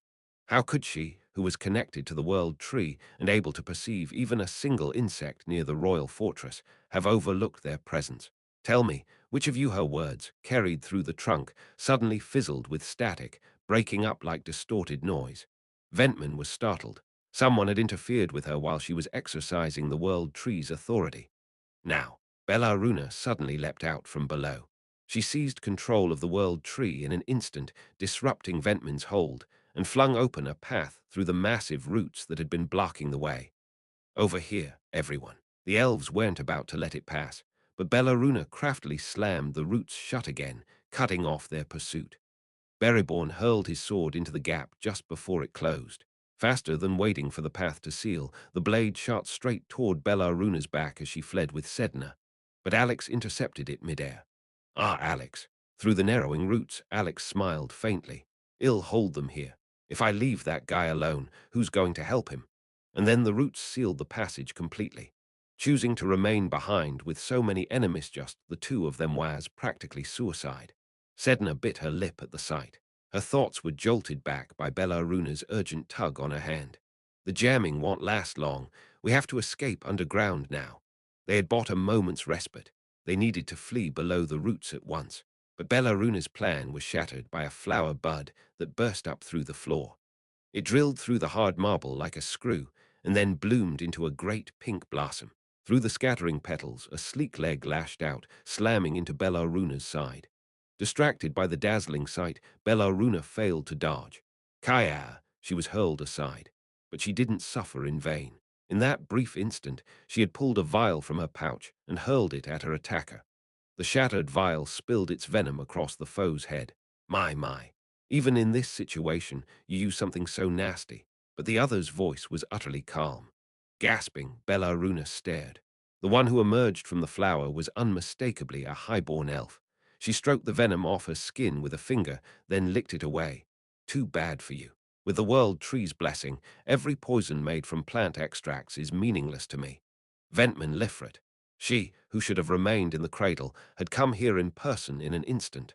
More than that, impressed. To think another elf could connect to the world tree, and with such subtlety that even I was deceived. Her gaze upon Bellaruna was as chilling as autumn leaves falling under moonlight. It was you, the one I met through the dead roots of the world tree in the human world. You even survived the tracker I sent, yet without regard for your life, you dare to come here. How did you? The world tree's power is not limited to sight of its surroundings. Wherever its roots extend, I can move as swiftly as this, just as I did moments ago. Immunity to poison, the ability to travel instantly wherever the roots reached, the authority to see and command even from afar.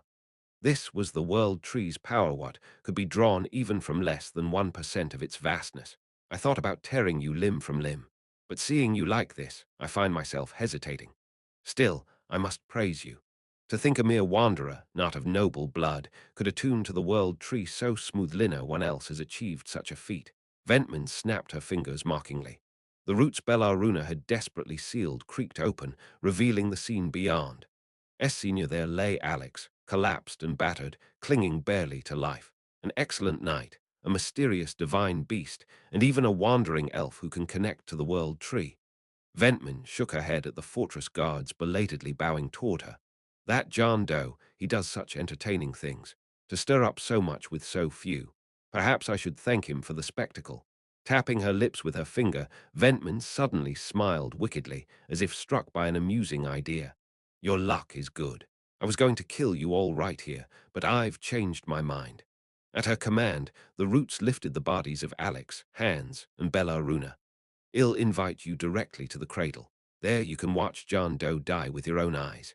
It will be most delightful. The captives, bound by roots, were dragged into the cradle. A vast cavern, its walls woven entirely of living roots. At its center gleamed a pool filled with the world tree's sap. Sedna trembled at the sight. This was the world tree's nexus, the very place where ceremonies were held. A place she should never have set foot, and yet here she was. Ventman tossed the unconscious three aside and turned her gaze upon Sedna. Now, shall we finish our business? Sedna backed away, but there was nowhere to run in this dead end. Even if she did, she could never escape Ventman, who commanded the world tree. Now your fear finally shows on your face. Ventman, seeing through her heart, smiled with cruel delight. In that case, I'll show you too what John Doe is doing right now. With a flick of her hand, the cradle was filled with a gentle glow. Bathed in pale, firefly-like light, Sedna's vision shifted to another scene. She saw the elven army laying siege to the outer walls, and within their ranks she spotted Ludger, hidden among them. He sent his underlings ahead to draw attention while he slipped in separately, hoping to strike NVLGT, only on NVLGT at me. Ventman laughed coldly at the sight. He doesn't realize I can see everything, and if I wish, I can do this. She extended her hand toward Ludger and clenched her fist.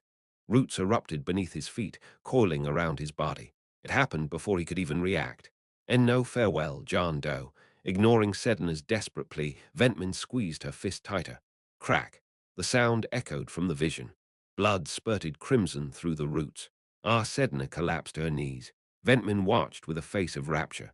Squelch, wah, but her words never left her lips.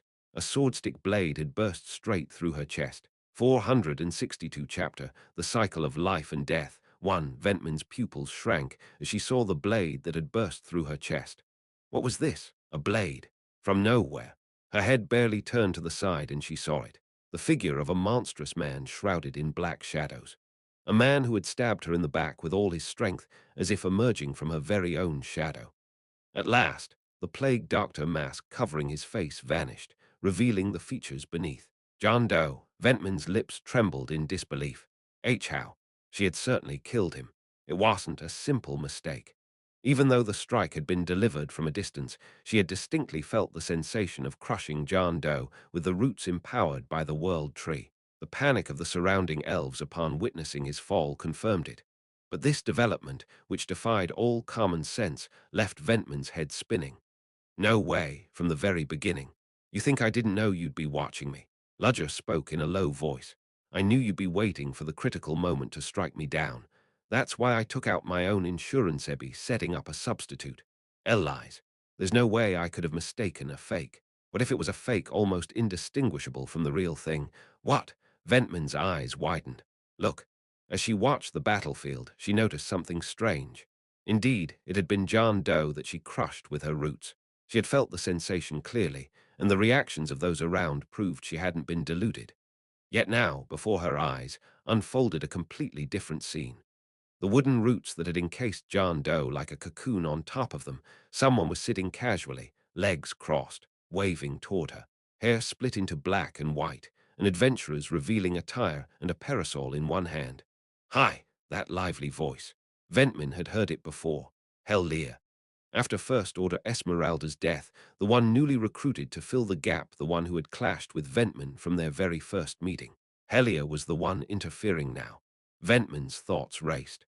So the John Doe she thought was real had in fact been a fake crafted by Helia. And given the sensation it gave off, it was likely a counterfeit that imitated the real thing almost perfectly. She had underestimated the potential of the ability Helia possessed, one of the new recruits taken in by Zero Order. She had dismissed her as a frivolous lunatic, but in truth she had the power to back up such behavior. But still, the cradle how? Didn't you guide us straight to it yourself? At that, Ventman finally recalled the unwelcome guests she had dragged here. Her eyes rolled toward the corner of the cradle, where Hans, Alex, and Bellaruna lay collapsed. Of the three, Alex had regained consciousness, and he grinned wickedly at her. In his hand, plainly visible, was an artifact resembling a communicator. So from the very beginning, they allowed themselves to be captured just to track our position. What if she had killed those intruders on the spot? That speculation was meaningless.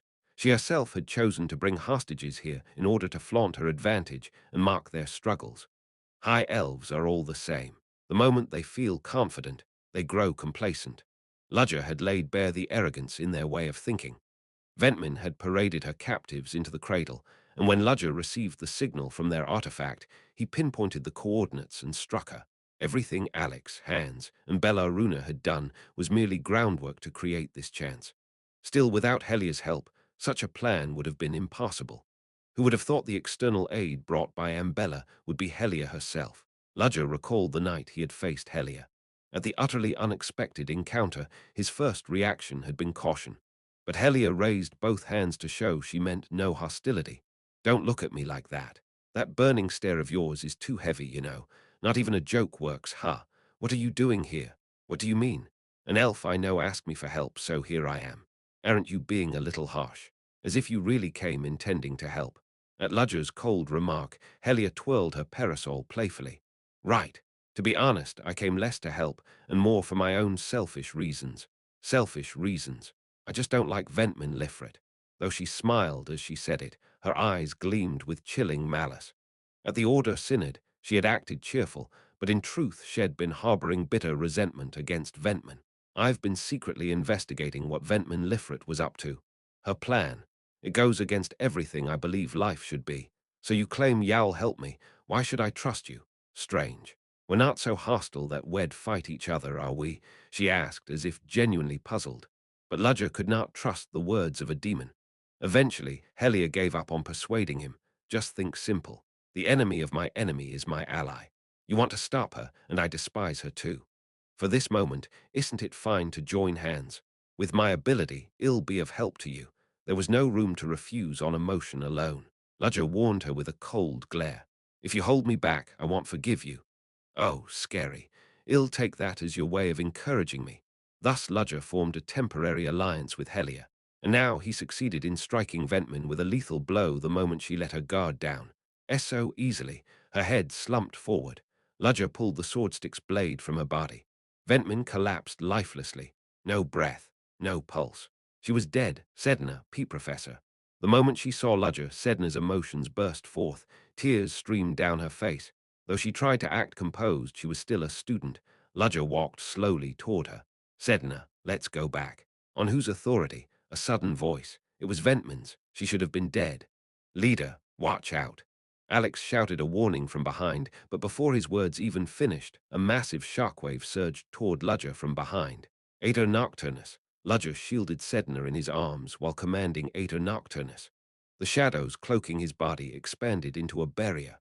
By the narrowest margin, the massive blast of energy stormed past. Canceling the barrier, Ludger turned toward Ventman with incredulity. How? He had struck her vital spot. He had confirmed her death, but Ventman Lifrit had not died. Wounded, she rose slowly to her feet, her eyes filled with grim menace. Did you think it'd fall to something like that? No blood flowed from her wound. The place where Ludger had pierced her was already healed, transformed into bark. The mark upon her once pure white skin stood out like a scar. You've abandoned being an elf altogether.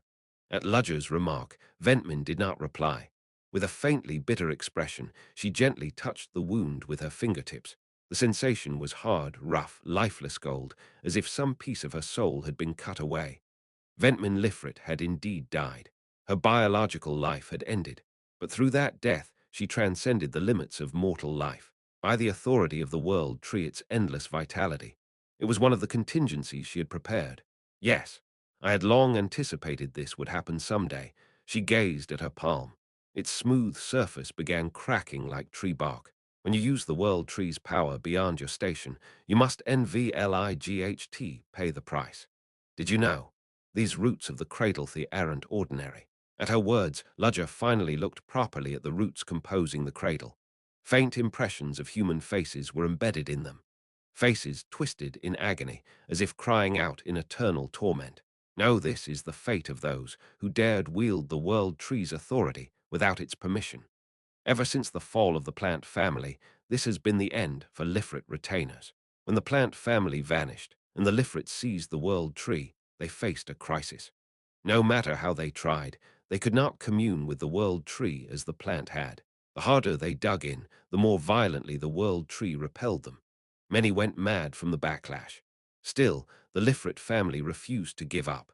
They sacrificed their own kin again and again, continuing experiments to harness the power. In the end, Ventman Lifrit managed to wield a mere one of the world tree's power. Most of the roots that now formed this cradle were elves who had fused with the tree during those experiments. All those sacrificed for just one. It was only natural that Ventman longed for the final key held by the plant family. To abandon being an elf just to grasp greater power, was that truly such greed? She muttered hollowly. She was no longer an elf. Having died and risen again, she was now fused with part of the world tree. She was, in essence, a living tree. Once she had barely commanded less than one. Now she felt sure she could wield over five. But even in that omnipotence, she felt no joy, only bottomless rage and hatred. And that hatred aimed directly at Ludger, her killer, and at Sedna beside him. It's all the plant family's fault. Her murderous aura spread through the cradle. In answer, the roots writhed, and soon figures began crawling out. The elves of the Lifrit family who had once sought the world tree, now fused with the tree. They were neither living nor dead. Wood zombies. There was no other name for them. Now that we've come this far, we can only see it through to the end.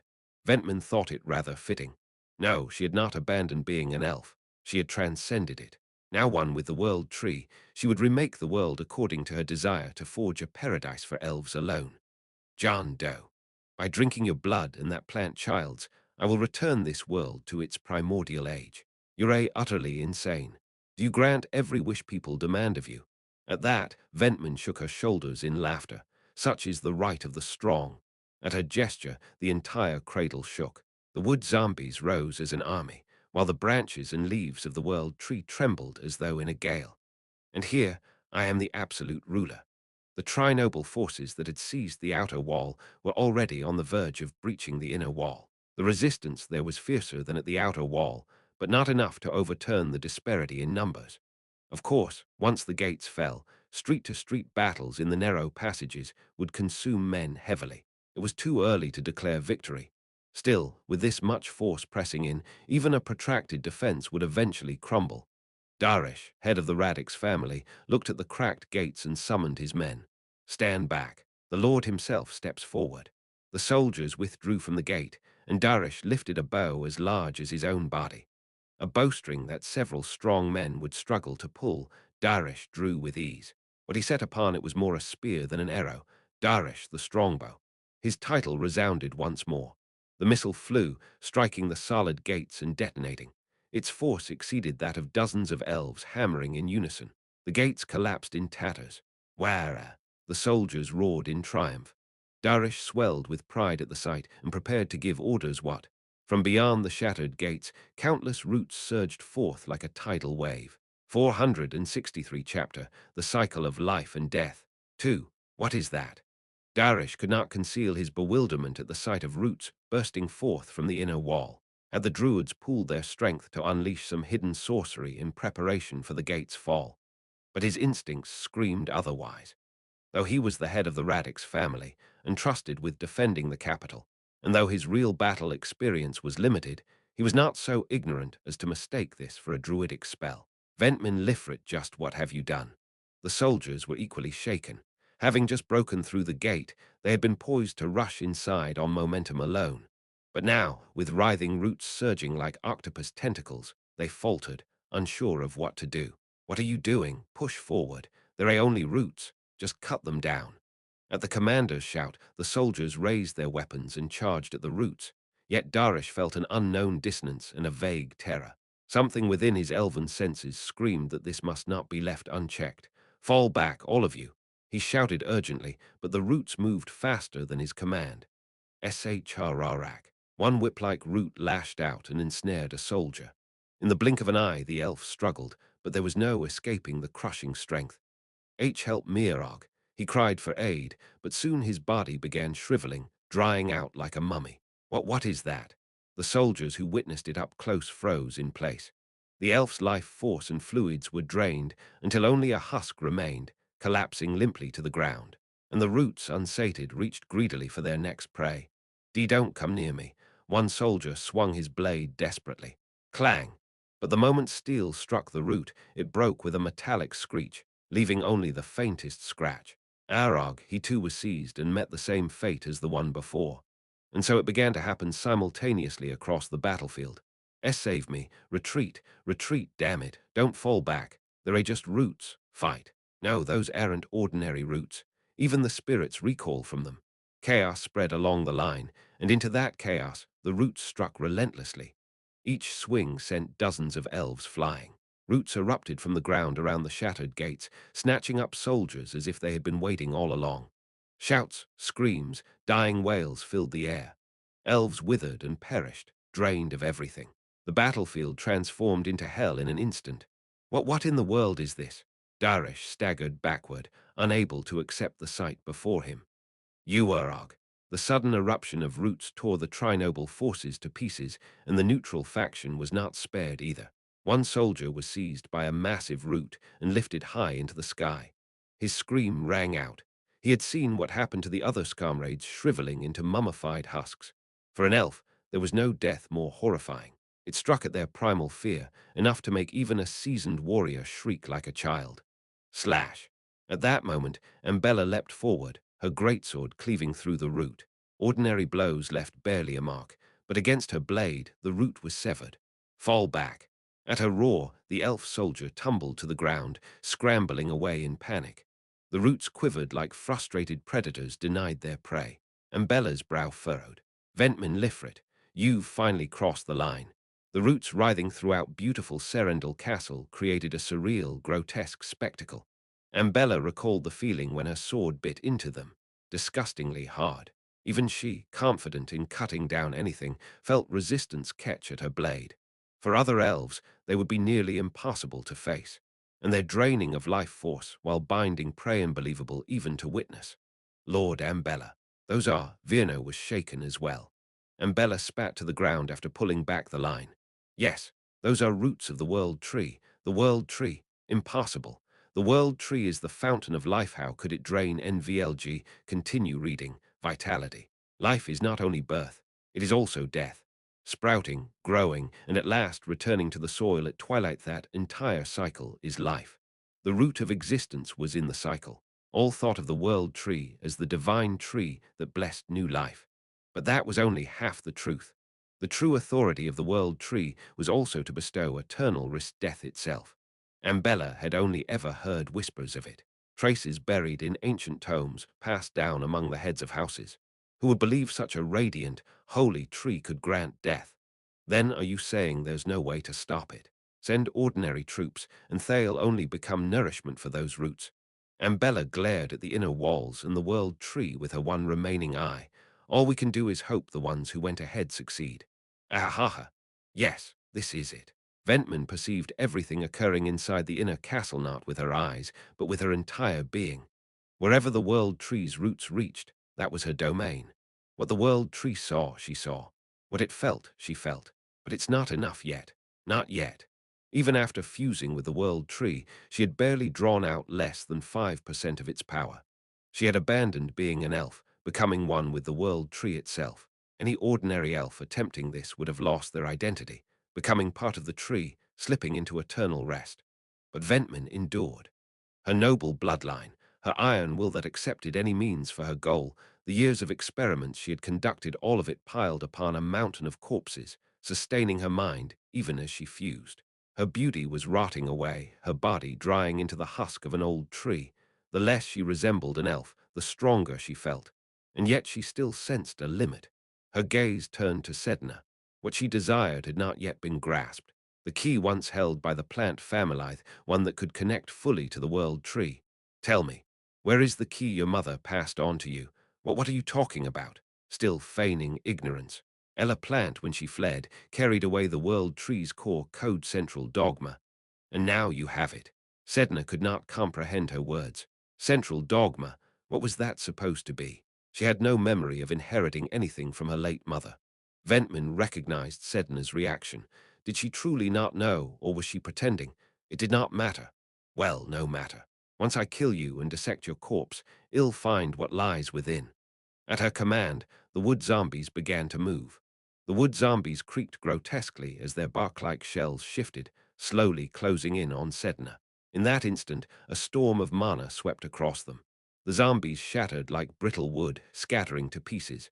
Ventman frowned. John Doe, do you intend to struggle in vain like this? Ludger recalled the raging mana with terrifying precision and answered coolly. In a situation like this, do you expect me to just sit back and watch like an idiot?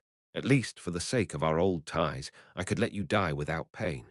Ventman truly believed her words, for she had already transcended the limits of a living being. Slice, a white line flashed. Ventman's head was severed. It was Alex's ambush, executed without a sound. But the fallen head looked at him and sneered. I told you already. I no longer die from something like that. Her head was absorbed into the cradle, and a new one grew upon her body. What do you hope to achieve with such petty cuts? Well, I never imagined I'd one day fight a monster like this. Alex smirked, mocking her. If blades won't do, how about reducing you to dust with something bigger? What? Before Ventman could finish her retort, a colossal beam of mana engulfed her. The blast tore through the cradle's walls and even beyond, streaking into the outside world. Even soldiers holding the line outside the walls saw the piercing streak of blue light erupting from within the inner fortress. All that remained in its path was a charred black scar. Ventman, who had stood there moments ago, had been utterly disintegrated. Hans, who had been feigning death, rose to his feet and moved to Ludger's side. Interesting. Then a voice resounded throughout the cradle. Ventman's voice. The idea of reducing me completely to dust wasn't bad. But that only worked back when I was ordinary. At the cradle's core, tree roots twisted together, knotting into the shape of Ventman once again. Now, no matter what you try, you cannot kill me. This is insane. Hands trembled, shaken by her survival despite all their efforts. Then we'll just kill you again and again until it sticks. It was Alex's voice, already at her side, swinging his blade once more. Ventman did not move. She only smiled arrogantly, as if daring him to try. Clang! Sparks flew as Alex's sword was deflected. His blade had not even touched her neck. Somion had intervened. So you followed us all the way here? Reborn. Ventman's most loyal retainer, the strongest warrior of the Shadewoodens. The grey-haired elf ignored Alex's mockery, bowing his head to Ventman. Forgive me. My incompetence has forced my lady to bear too heavy a burden. It's fine. This was bound to happen eventually. Ventman was not particularly regretful about her transformation. To say she felt no loss would be a lie. But what she had gained was far greater. The overwhelming sense of omnipotence that now coursed through her. I would love to savor this feeling longer, but sadly, time does not allow it. Reborn, yes, my lady. Give me your command. Dispose of that bothersome gnat. You won't fail this time, will you? I accept your order. Reborn turned his gaze upon Alex. Alex let out a hollow laugh, pulling from beneath his cloak a vial filled with red liquid. Fine. I suppose it's time we settled this properly. He smashed the vial against his chest. The liquid burst into red powder, dissolving into the air before being absorbed into his body. His wounds closed instantly, his body restored. This is why it pays to have wealthy patrons. Instant recovery drugs, no need to drink, no delay. Alex cracked his neck and glanced at Ludger. Leader, I'll handle this one. Do it. With Ludger's permission, Alex vanished. Reborn disappeared after him. They had shifted the battlefield for their duel. Hands stiffened. With Alex gone, there was no one left to hold the front line. Hands, don't be nervous. Be brother, just do what you can. Hands gave a heavy nod. Ventman, who had watched in silence, finally spoke. You still don't understand the situation, do you? At her gesture, the floor of the cradle split apart as new wood zombies rose. You have no choice. Yowler Bay, and that's all. Crack the roots that made up the cradle tore themselves free, reshaping into sharp spikes aimed at Ludger and Hands. Look around you. I am no longer one being, I am an army. The cradle itself, a living organism, had turned wholly against them. How do you intend to fight an army with just the three of you? How, you ask? From within his cloak, Ludger drew forth an artifact blade embedded with magic stones, forged for knightly use. Modified by Ceridan, the blade shattered in a burst of brilliant light as Ludger overloaded its mana. Immense power gathered in his hands, weaving into an intricate spell. The roiling force pierced the ceiling, tearing a vast hole that revealed the sky and the world tree beyond. Ludger rose into the air, looming above Ventman. If you are an army, the cloak of shadow around him unfurled like the wings of a crow. From within, artifacts began to spill out one by one, circling him. Ha, artifacts! Ventman nearly scoffed, but her arrogance faded as the number of artifacts only grew and grew hundreds, thousands. Her expression stiffened, no trace of composure left. Ludger looked down upon her and declared, I am armed with a weapon capable of fighting an army. 464 Chapter, The Howling World. 1. Ludger brought out every artifact he had. Ada Nocturnus muttered a small complaint about his chest feeling empty, but Ludger ignored it. Ventman, fused with the world tree, had become a monster.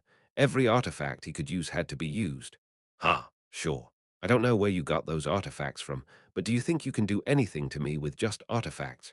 You'll see soon enough. Ludger moved 2 artifacts as a demonstration. The 2 artifacts, resonating with his mana, took the form of spears. The ornate spears shot toward Ventman with a slight delay between them, following Ludger's command. Ventman snorted as he saw them coming and raised barriers of tree roots. Massive roots, each thicker than 5 meters, burst through the cradle's floor and tangled together. The wall they formed carried the oppressive weight of a mountain. They weren't ordinary trees, but the roots of the world tree itself.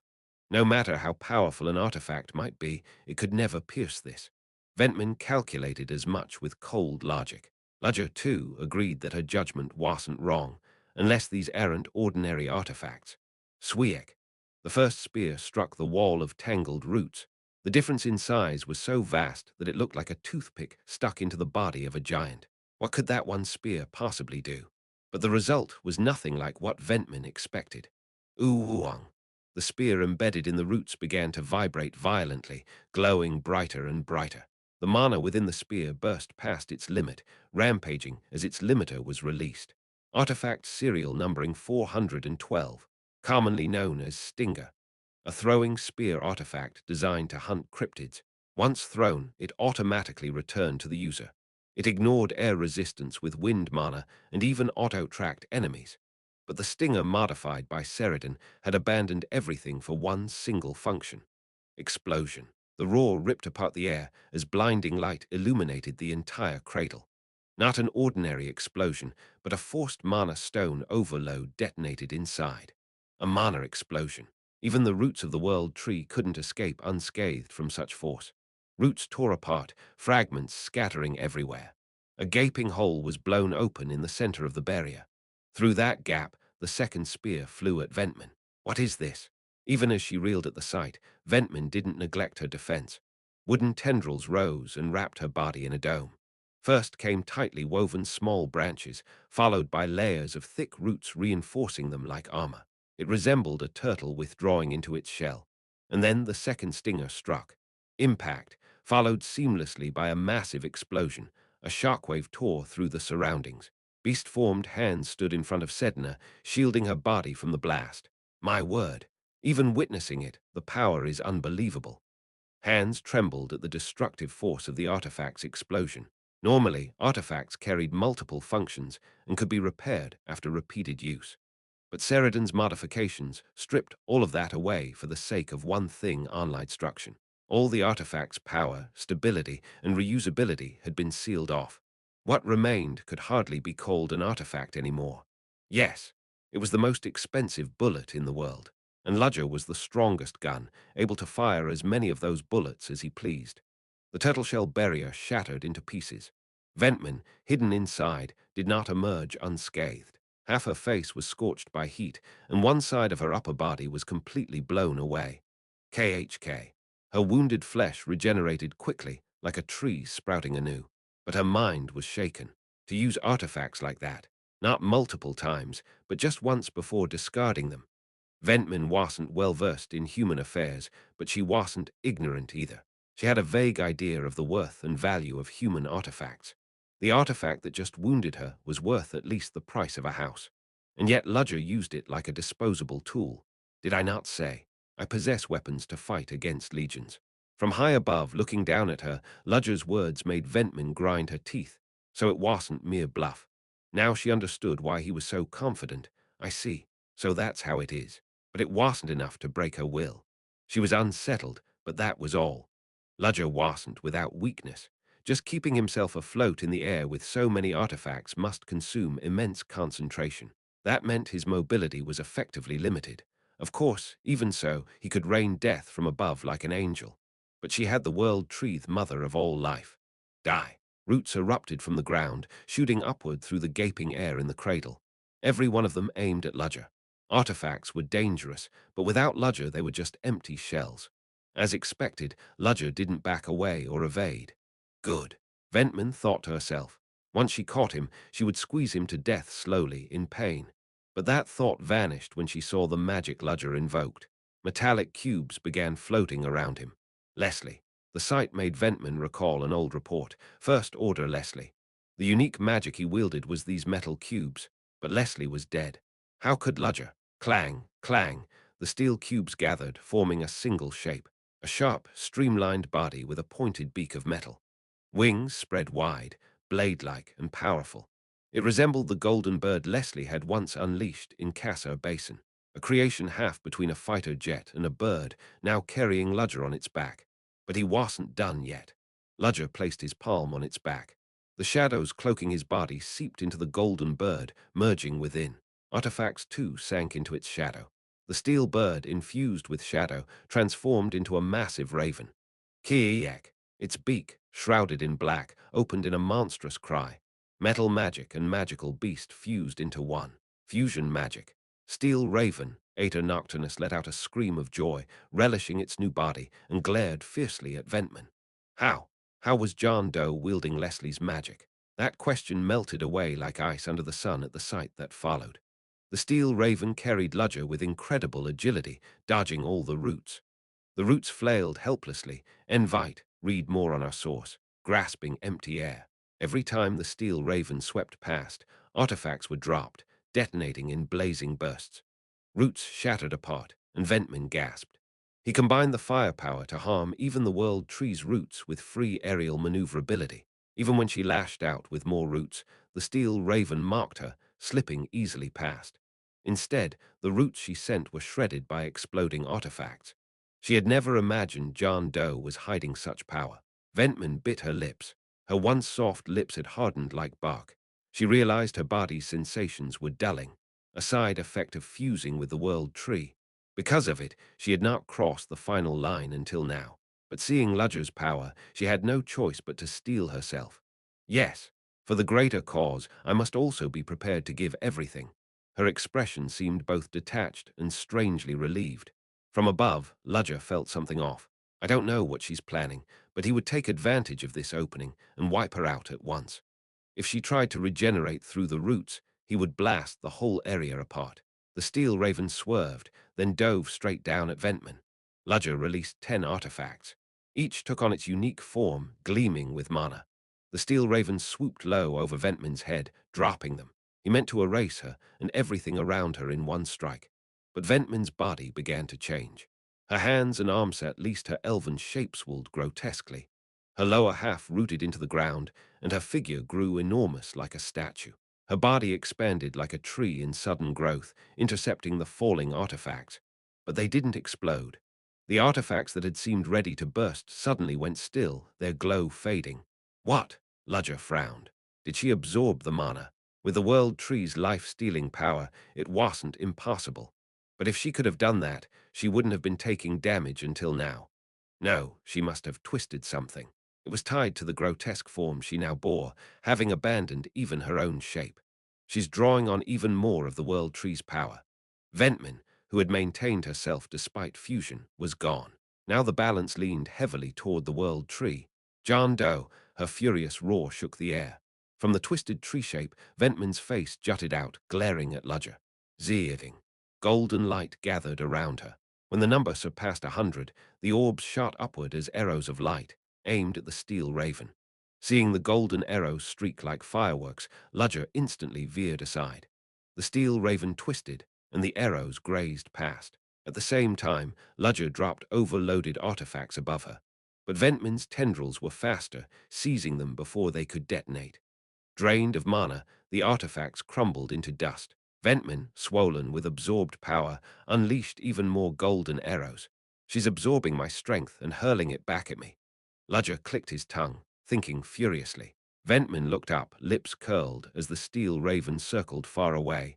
She felt his intent to kill her, but she wanted the same as wanted to kill him. But what is this feeling? A strange sensation welled up. Hunger. Why? A craving echoed deep in her soul, demanding to be sated at once. Food. Normally she had followed the vegetarian diet of elves, their delicacies. But now such thoughts were gone. There's so much around me. With her senses merged with the world tree, Ventman could feel the life across the inner citadel and beyond. And the only emotion it stirred was one thing. They looked delicious. The instant that thought rooted in her mind, the world tree began to change. Its massive leaves shook violently. Swara.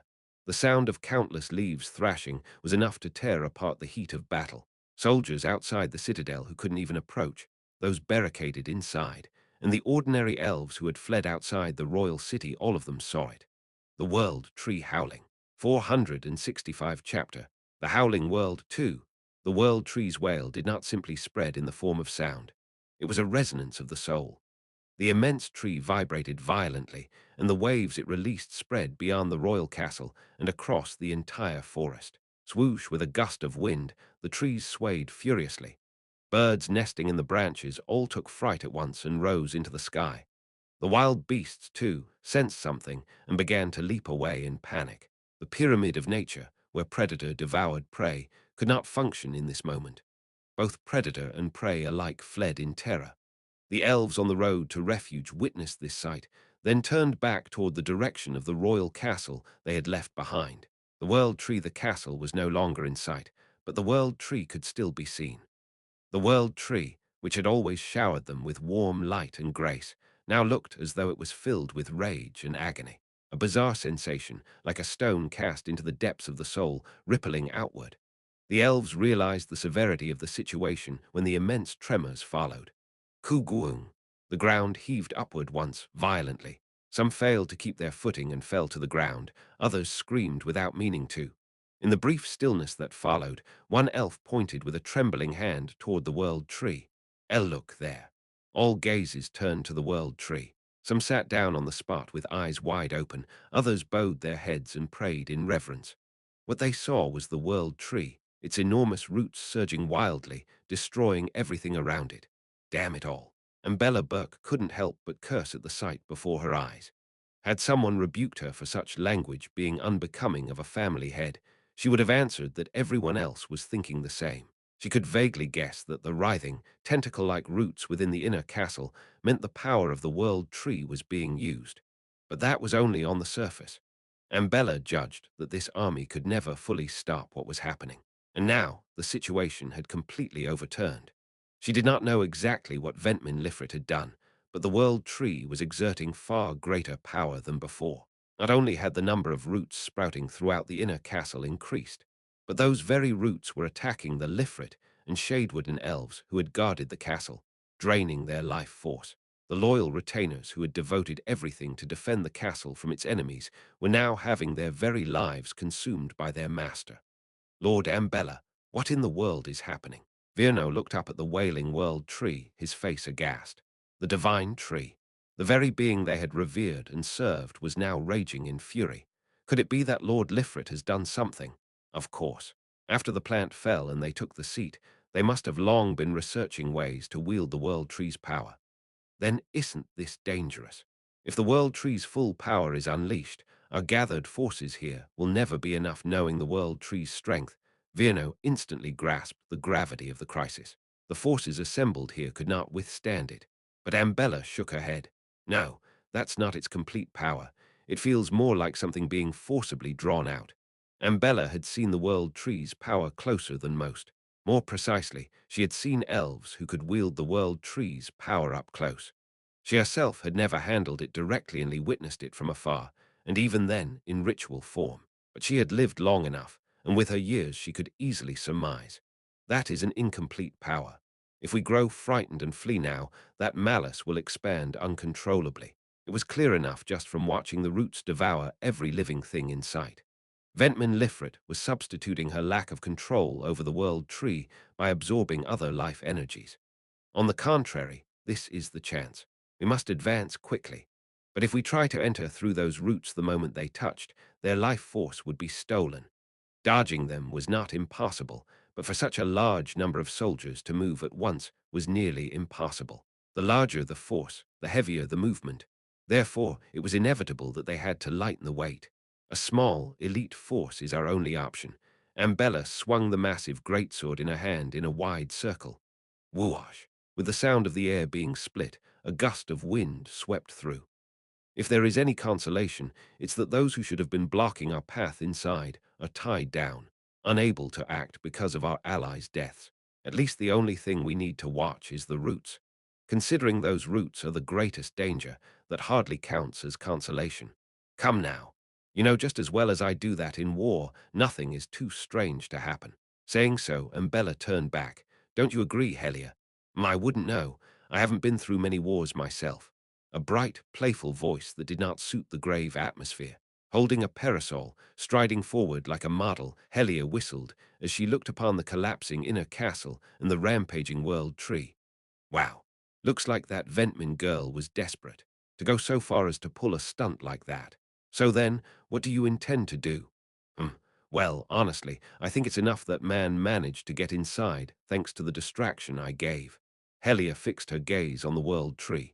She could see the shadowy birds rampaging nearby, and the man fighting upon them.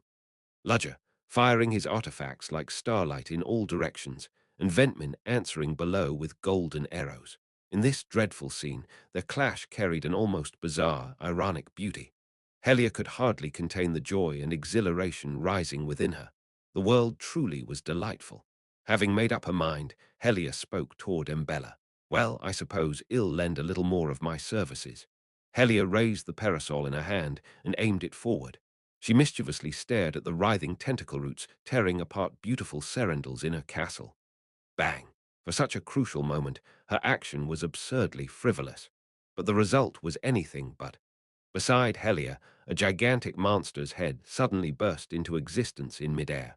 It was her authority illusions imbued with physical force. No, could one even call it an illusion anymore? The moment it could be touched, the moment it had physical power, it had long transcended the realm of the false. What appeared behind Helia was a beast with a reptilian head, scales tough as iron, and two great horns rising from its skull. The neutral elves gasped in shock at the sight. A dragon, a being that had once existed in the distant past, in the age of myth and legend, now long extinct. a fragment of mythology said to be closest to the gods themselves, had manifested hereven if only as an illusion. The semi-transparent crimson dragon drew in a deep breath. Its chest, swollen to the limit, glowed a fiery scarlet. The dragon exhaled towards Serendil Castle. The breath of the dragon, said to burn the world, erupted radially, engulfing the roots around Serendil's inner castle. The world tree had not budged even before the heat of human-made gunpowder and bombs. Yet even as an illusion, the heat of the dragon's breath had a tangible effect upon it. FSSSSSSSH, the roots swept by the breath blackened and stiffened in place. Even the splendid gates of Serendil Castle, once so magnificent, sagged grotesquely and melted.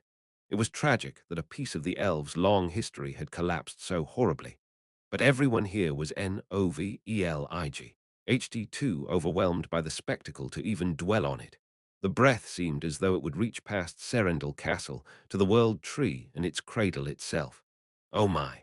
Helia let out a sigh of admiration, but Ventman did not simply stand idle before the attack. Crack, crack, crack.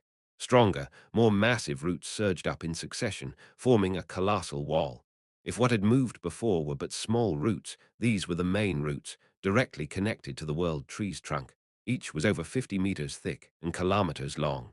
As they stirred, the ground flipped and torrents of soil erupted skyward.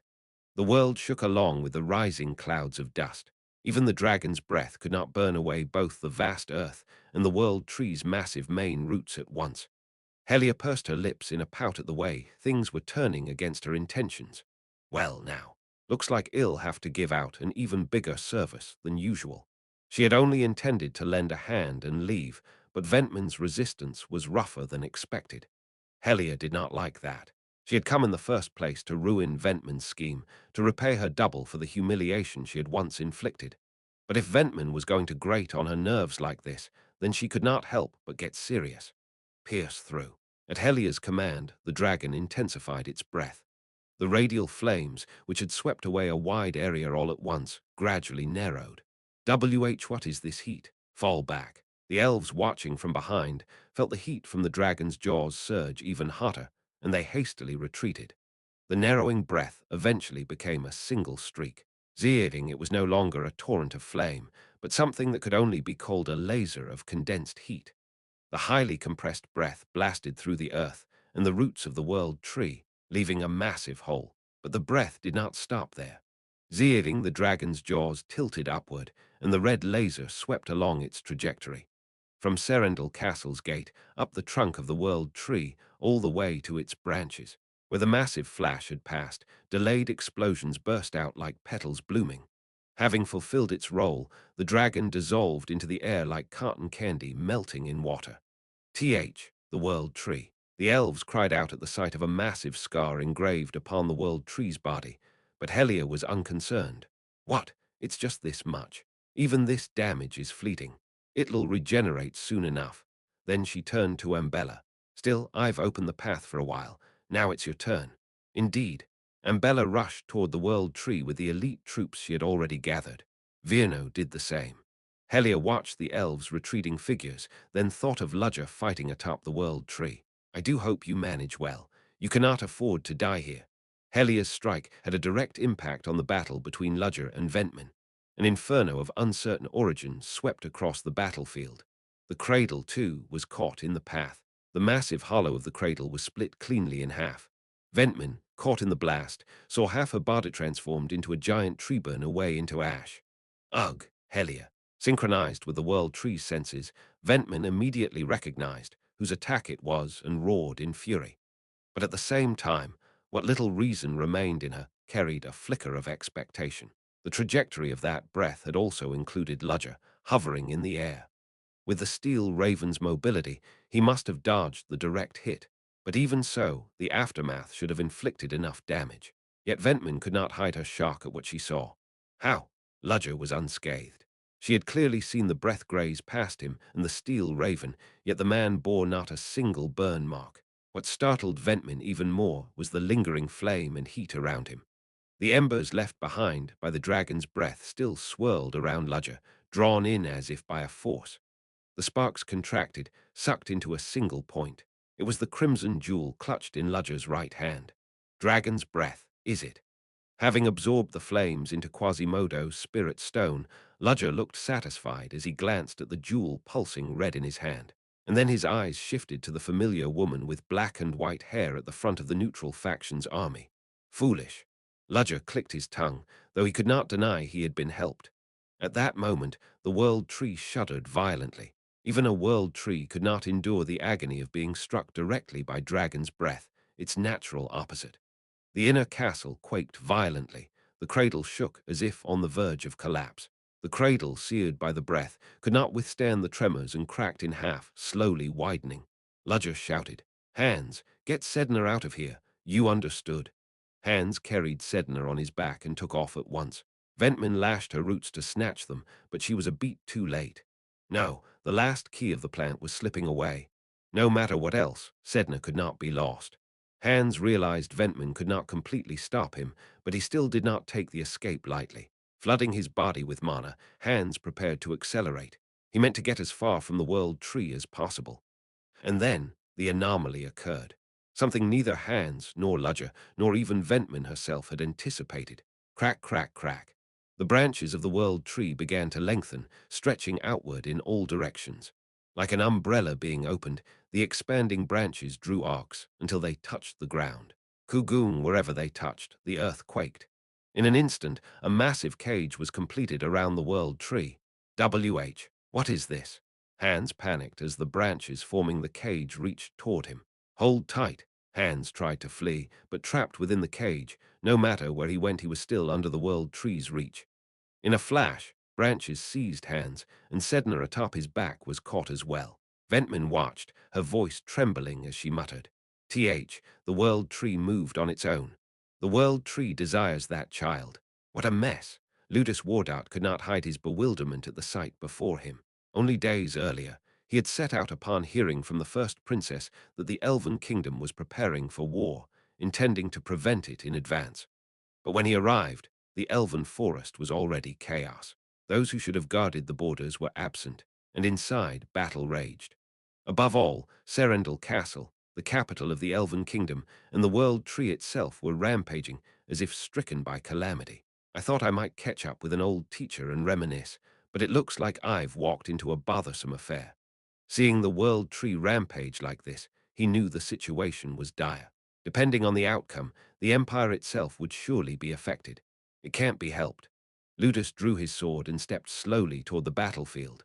466 chapter, The Howling World. 3. The roots of the World Tree rose, and part of Serendil Castle collapsed with a thunderous crash. White marble fragments from the ruined castle tumbled down along with clouds of dust. Erupting soil, crumbling debris, and massive roots writhing between them, and in the midst of that hellish battlefield, two swordsmen crossed blades, Alex and Beriborn. Their bodies, falling under gravity's pull, used the collapsing wreckage as footholds as they launched themselves at each other. The two figures brushed past, and countless sword strikes carved themselves into the air at the collision point. A massive block of marble caught in their clash shattered into tiny pieces, like food diced into cubes. Even a nearby small root of the world tree, wandering aimlessly, was sliced cleanly apart, scattering sap. The crumbling world around them meant nothing. If anything, the environment of their duel was sliced just as sharply as if a painting's canvas had been cut with a blade. Alex landed atop the peak of a half-shattered marble spire. Glancing down, he noticed his artifact cloak had been sliced at an angle.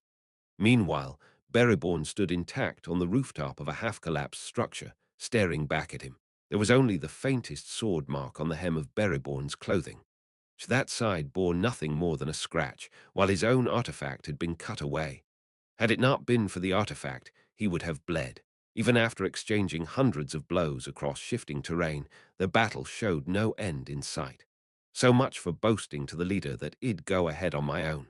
But there was no helping it. In pure swordsmanship, Beriborn stood far above him. Is this the difference of experience? Indeed, it was natural to be outmatched. Beriborn, for all his appearance, was an elf who had lived for centuries, at least 500 years. Moreover, as the one who led the Shadewoodens and stood as Ventman's sword, his combat experience would be vast, and his training never neglected. In truth, the fact that Alex, A man who had not lived even a tenth of that time could fight on equal ground was already extraordinary. It was only possible thanks to talent rare even among knights and the numerous artifacts protecting his body. I hate to admit it, but in pure skill he's superior. Unlike the untouched Bereborn, Alex's body bore countless small wounds. Without the protection of his artifacts, many would have been fatal. Yet in Alex's eyes shone certainty. At first he had been overwhelmed, but as the battle went on, the gap was shrinking at frightening speed. And Bereborn was not so dull as to miss it. Human, you are dangerous. By level alone, Alex was beneath Bereborn. He had tried to bridge that gap with artifacts, but those quickly depleted in a prolonged fight. Even so, Bereborn could not foresee his victory. With Alex's power and artifacts consumed, Bereborn should have been gaining advantage, yet the fight only sank deeper into a mire. And Bereborn understood the reason. That human. With every clash, he was growing at a staggering pace. It was unbelievable, even as he saw it. A mere human using the elves' forest walk, even replicating Bereborn's own twin-sword technique in mid-battle. The last exchange had made it clear. That brown-skinned human's talent was alien. Beyond alien, it was monstrous. A true monster. Bereborn, who had prided himself that only Ambella Burke could rival him in the sword, now felt his pride shattered. If this continued, Alex would soon reach his level. No'd even stop there. Every time Alex grew, Bereborn felt a chill, like a beast's jaws closing on his throat. A near-prophetic instinct screamed if things went on, Alex would devour him. And once Alex surpassed him, he would head next for Ventman's cradle. That, above all, could not be allowed. Bereborn's aura shifted sharply, and Alex clicked his tongue. As expected of a skilled fighter, his ability to adapt is frightening. Couldn't he just keep looking down on him as a lowly human and slip up so Alex could take his head? That would have been nice, but life was never that easy. SSSHH. Ha! Most of the artifacts Ludger had supplied him were already consumed. Alex stripped off his now tattered cloak and tossed it aside. He could no longer rely on their protection. From here on, it was his swordsmanship alone against the elf. This is a bit tight. He had done his best to catch up, but it took time to analyze and absorb centuries of refined elven swordsmanship. At his current level, his odds of victory were maybe 40%. A high number, perhaps, but among swordsmen of this caliber, even 1% meant everything. Should he aim to endure instead? But the situation up above doesn't look good either. At some point, the world tree had gone mad, its enormous branches spreading like a cage over even the outer walls. Just moments ago, a red laser-like beam had swept across it. If Bereborn felt instinctive danger, Alex felt it too. If he didn't finish this fight quickly and go, Ludger would be in peril.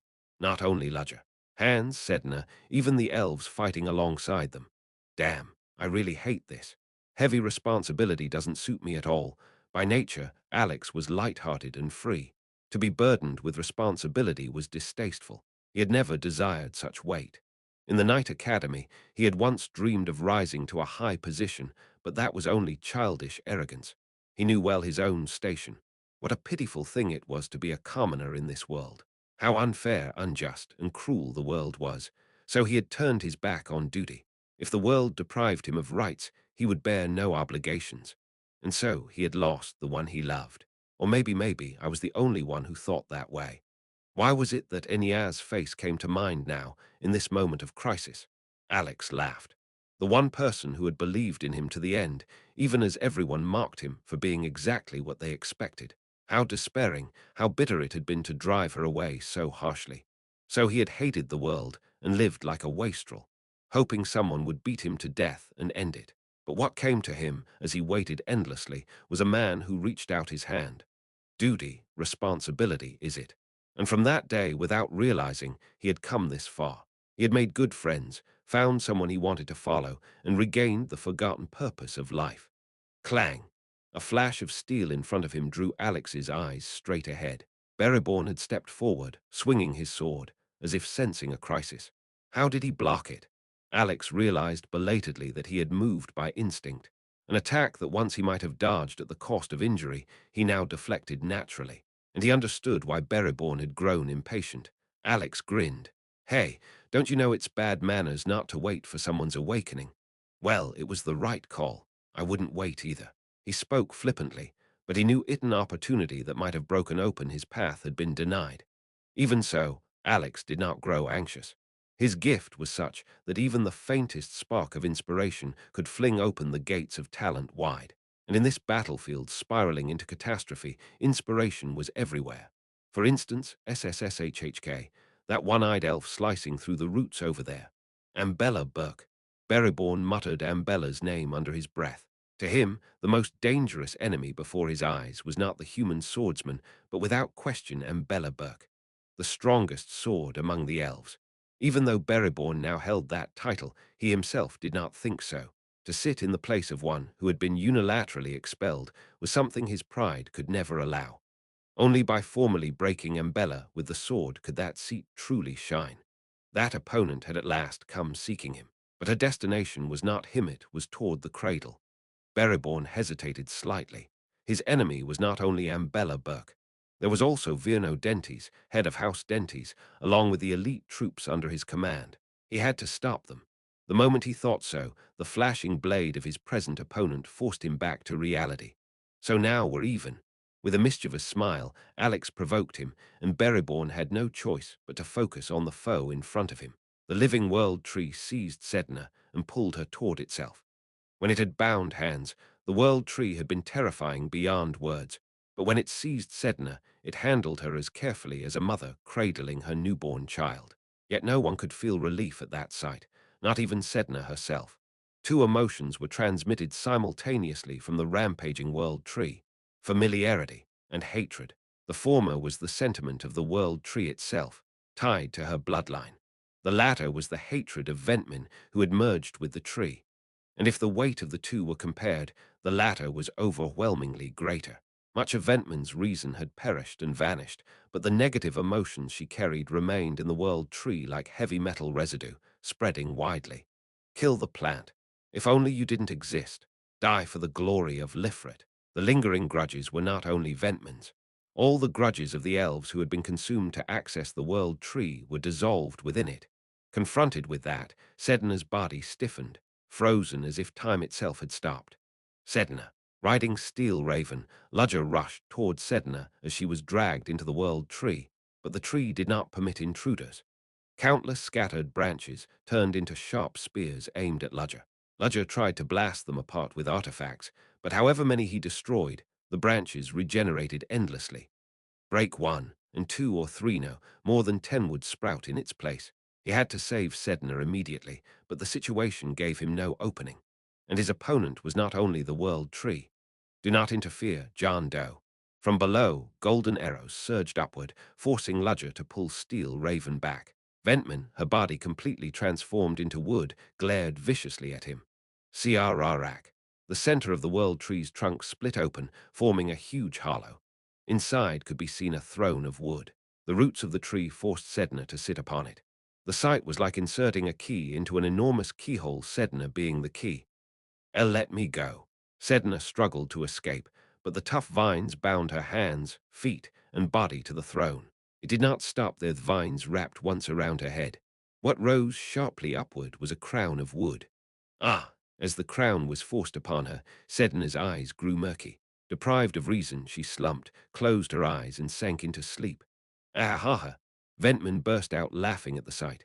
Yes, so it was here after all, the last key to fully control the world tree, the central dogma. It lay deep within that bloodline.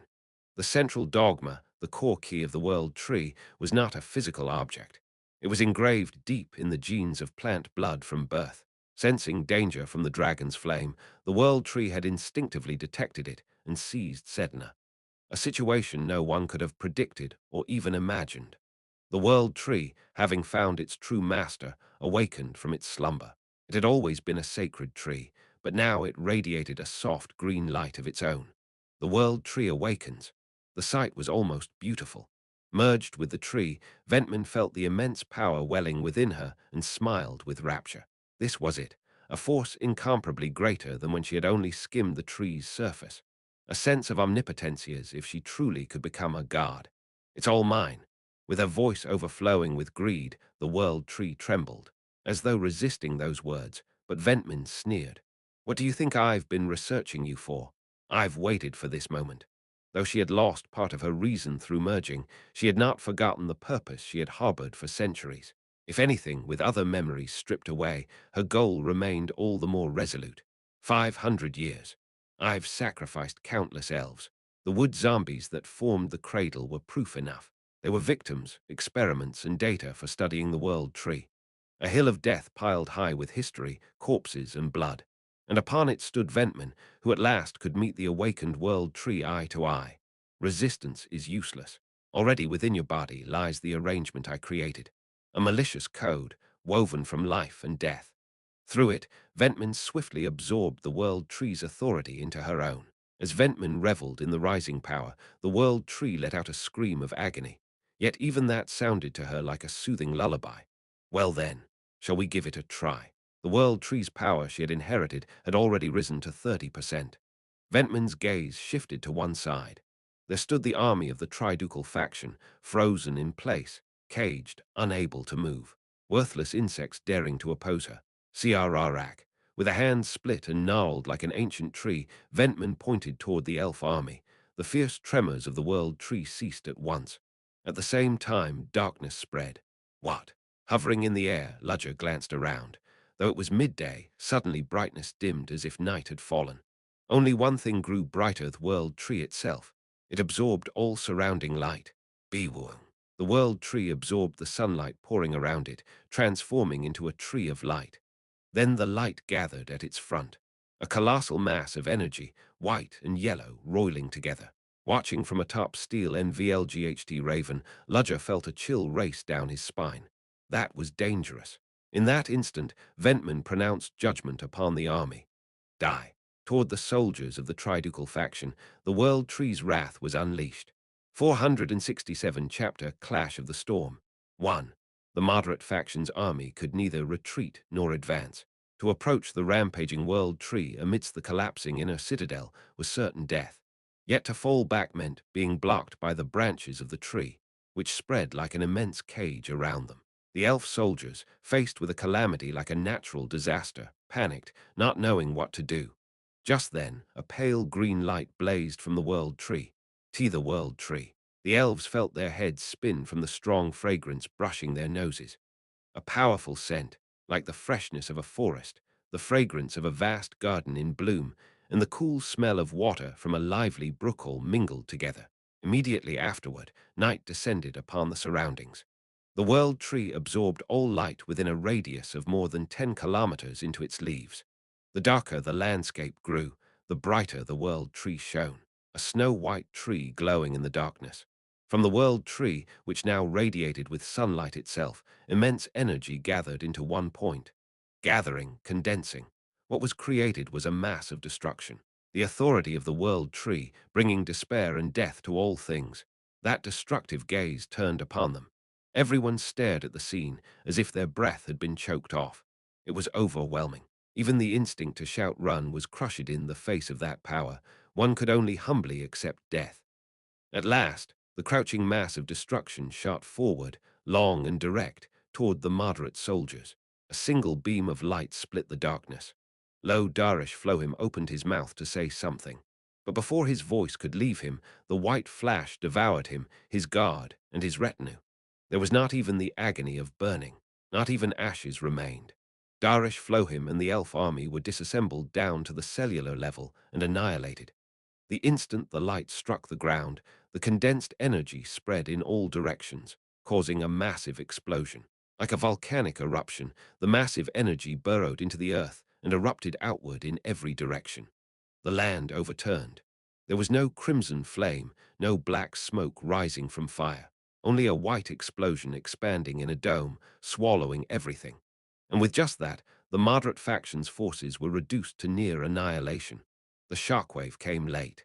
A storm infused with heat spread like a raging current across the entire forest of life.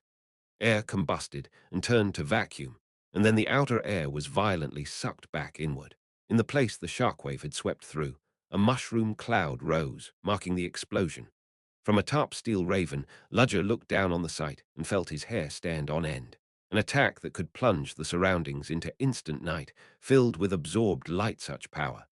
Its scale and force were so great that recognizing it would not make evasion possible. This is the world tree's power. From its sturdy roots to its control over the land around it, such things seemed believable, since it was the world tree. But to reap and bestow life, to absorb light itself and fire it as a strategic weapon, this was beyond all reason. Even Ella Plant's actions, 500 years ago, when she had sought to multiply such world trees, now seemed like madness. So this is why elves worshipped it as a god. If something like this awakens fully, it might overturn the entire world order. Even Leslie's plan to twist and destroy all ley lines in Cassar Basin now felt trivial by comparison. Ludger looked down at Ventman Lifrit, who was laughing manically. Ah ha ha ha! She had annihilated the moderate faction in a single strike. She could feel the despair and hopelessness of the survivors before her omnipotent power. What joy could be greater than this? But Ventman Lifrit quickly recalled her true purpose. She had merely NVLGT, only on NVLGT, swept away a pebble on the road. There were still many insects she had to crush. Insects. Ah yes, those. Ventman smirked. Then the earth beneath, where the world tree's roots spread, shook with a heavy thud. Like a crashing wave, the ground heaved violently, and the already crumbling citadel collapsed completely. The ground shattered in places, creating passages connected to the underground chambers. SCRRK, SCRRK.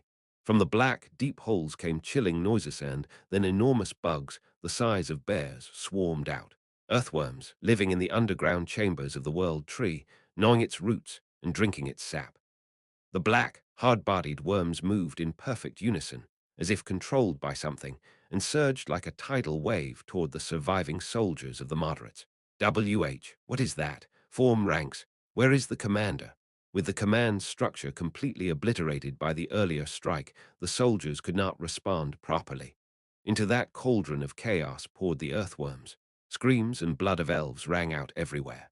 The worms' massive jaws ripped through elf armor with ease. The elves did not simply die in vain. They swung their swords desperately, killing worms where they could. But the difference in numbers was overwhelming. And the worms did not only charge at the moderates. Even more of them surged toward the soldiers of the neutral faction. Druids, forward. Yet the neutral faction did not panic at the sight. They responded calmly. As the druids advanced and chanted spells, thorny brambles burst from the ground.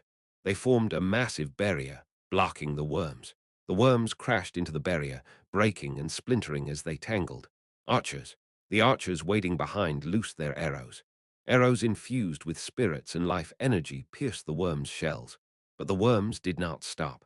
Having drunk the world tree's sap, they sealed their wounds with terrifying regeneration, clambering over their companions' corpses, one by one, crossing the barrier. Awaiting them were shield-bearers wielding shields the size of great trees. The worms rammed the shield-bearers, but the firm formation did not budge. The shield-bearers of House Burke, protectors of the forest through a long history, were not so feeble as to fall to mere vermin controlled by the world tree. As the worms and shield-bearers clashed, the swordsmen behind them moved in. Strike the brow. Other spots are useless. If you can't, then cut the legs. The nimble elf swordsmen ran over the worms' backs and heads, slashing their necks or severing their joints. Green ichor sprayed as the worms shrieked and fell. But no matter how many they slew, their numbers did not dwindle. The soldiers of Burke and Dentes are holding well, but they cannot last long. Ludger assessed the battlefield and fixed his gaze on Ventman. As if sensing it, Ventman looked up at him as well. Isn't it about time you stopped looking down at us from above? With those words, the world tree hummed with vibration.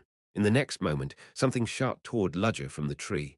An attack like the golden arrows Ventman had fired before, but larger, faster. One could call them golden spears, not only stronger but far more numerous, for they numbered in the thousands, raining down above Ludger's head. Evade! Ludger immediately commanded Steel Raven. The raven, cloaked in shadow, burned with fire as it entered evasive maneuvers at tremendous speed. Everywhere the black shadows trailed past, a golden rain poured down. But no matter how much he tried to evade and escape, already trapped inside the cage, Ludger could not fully leave the world tree's range. While blocking part of the golden attacks with defensive magic, he did not cease dropping artifacts toward Ventman. I told you, it won't work. Ventman tried to seize the falling artifacts with roots. But before the roots could fully grasp them, the artifacts exploded.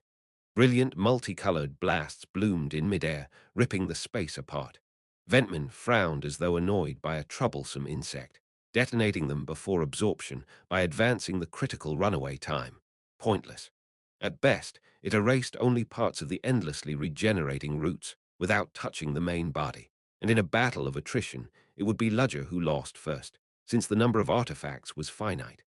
Thinking she should first swat down that bothersome bird, Ventman unleashed a stronger attack.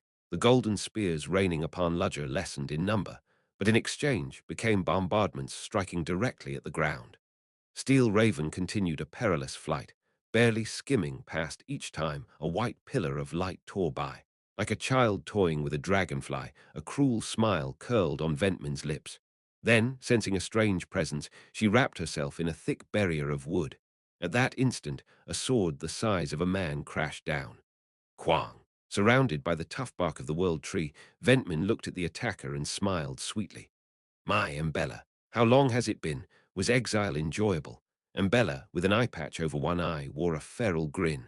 Oh, it was filthy delightful. I even brought you a gift, you beach. Embella's arms swelled with strength. The scarred muscles of her forearms rippled, and her greatsword slashed cleanly through Ventman's upper body at an angle. A perfect strike. Yet Ventman's sundered torso still writhed, alive. As expected, before the head of House Burke, this level of defense is meaningless. From the cross-section of her lower body, countless vines burst forth like an underground spring, surging to engulf Embella. Then Virno stepped forward. Infusing both hands with the power of wind, he thrust them outward, shredding the vines like a blender and scattering them apart. Though the severed vines regenerated at once, Embella had already leapt back, for both the head of House Dentes and the head of House Burke to come of their own accord. How convenient. Saves me the trouble of hunting you down one by one. Ventman's destroyed torso melted away, and from the lower half sprouted her regenerated form, and from above, blue blasts of mana rained down. A surprise attack from hands in spirit beast form. Ventman sneered and extended her hand, absorbing the blue mana into herself until it vanished. After clearing the small branches, hands landed behind Embella and Virno. Virno looked in surprise at the sudden appearance of a spirit beast, but meeting Hans's eyes, he realized this was an ally. Mr. Hans, is that you? You recognized me right away. Yes, your eyes say it all. I don't know what happened to make you look like this, but at least it's reassuring in this situation. Well, I don't know if it'll be of much use against that one. Hans muttered bitterly, staring at Ventman, who had absorbed all his attacks. The overwhelming mana of the spirit beast was nothing more than nourishment for the world tree, nothing more, nothing less. That meant the only way was pure hand-to-hand combat, something Hans had never attempted, leaving him at a loss. At least the elite warriors of House Burke and House Dentes were here, but there were only 10 of them. Then, with the cry of a monstrous bird overhead, Ludger descended nearby. Steel Raven followed, beating its wings as it landed beside Hans. Ludger looked at the gathered reinforcements and asked, "No more. Who else do you expect to show up here?" And Bella scoffed. Indeed, it was hard to imagine anyone else arriving, which meant, with only those present, they had to bring down Ventman merged with the world tree. Is that possible? And Bella, Virno, Hans, and himself. On paper, their strength was more than enough, but their opponent was far beyond simple comparison.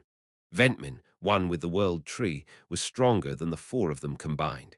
Had she not already obliterated the moderates with a single strike? But retreat is impossible. Trapped inside this cage called the world tree, the only choice left was to fight. Alex still seems to be fighting down below. Helia came to mind, but she had already exceeded expectations by unleashing the dragon's breath that scorched the tree earlier. Knowing her temperament, she had either already fled or hidden herself, waiting. Hoping for further reinforcements was likely a vain wish. Just as Ludger thought this, Ventman's smirking expression froze cold. What is this? Everyone wondered at her reaction as she turned her head, staring in one direction. Through the world tree, Ventman could see and control everything around. And now she sensed something fast approaching. A single presence, not an ordinary elf. Rather, this aura was a human. A lone human was rushing swiftly toward them. Sensing future annoyance, Ventman swung a root at him, intending to eliminate him before he became a nuisance. One of the world tree's main roots rose and struck downward to crush the approaching human head-on. Then something astonishing happened. The human drew his sword and lightly thrust it into the root. A colossal root, 50 meters thick and 800 meters long. Its sheer mass and the hardness of the world tree surpassed any metal. Crag! Yet the root, touched by the sword tip, twisted like a whirlpool and shattered into fragments. What? The world tree was not only hard, but also possessed tremendous tensile strength. Yet it could not withstand that force and broke apart. Who is that human? As Ventman stared in shock, the man stepped on the broken fragments as stepping stones and leapt up, arriving at the split cradle. So everyone was here. Ludger's eyes widened in recognition of the new arrival. Why are you here? Lutus Wardart, the Empire's strongest knight, the greatest sword of the continent and protector of the imperial family. He had appeared alone in the Elven Kingdom. 468 chapter Clash of the Storm 2. Why are you here? Feeling Ludger's gaze, Lutus lightly shrugged his shoulders. I too have many questions, but given the situation, it is unfortunate that we have no leisure for that. The moment he saw Ludger, he immediately recognized who he was.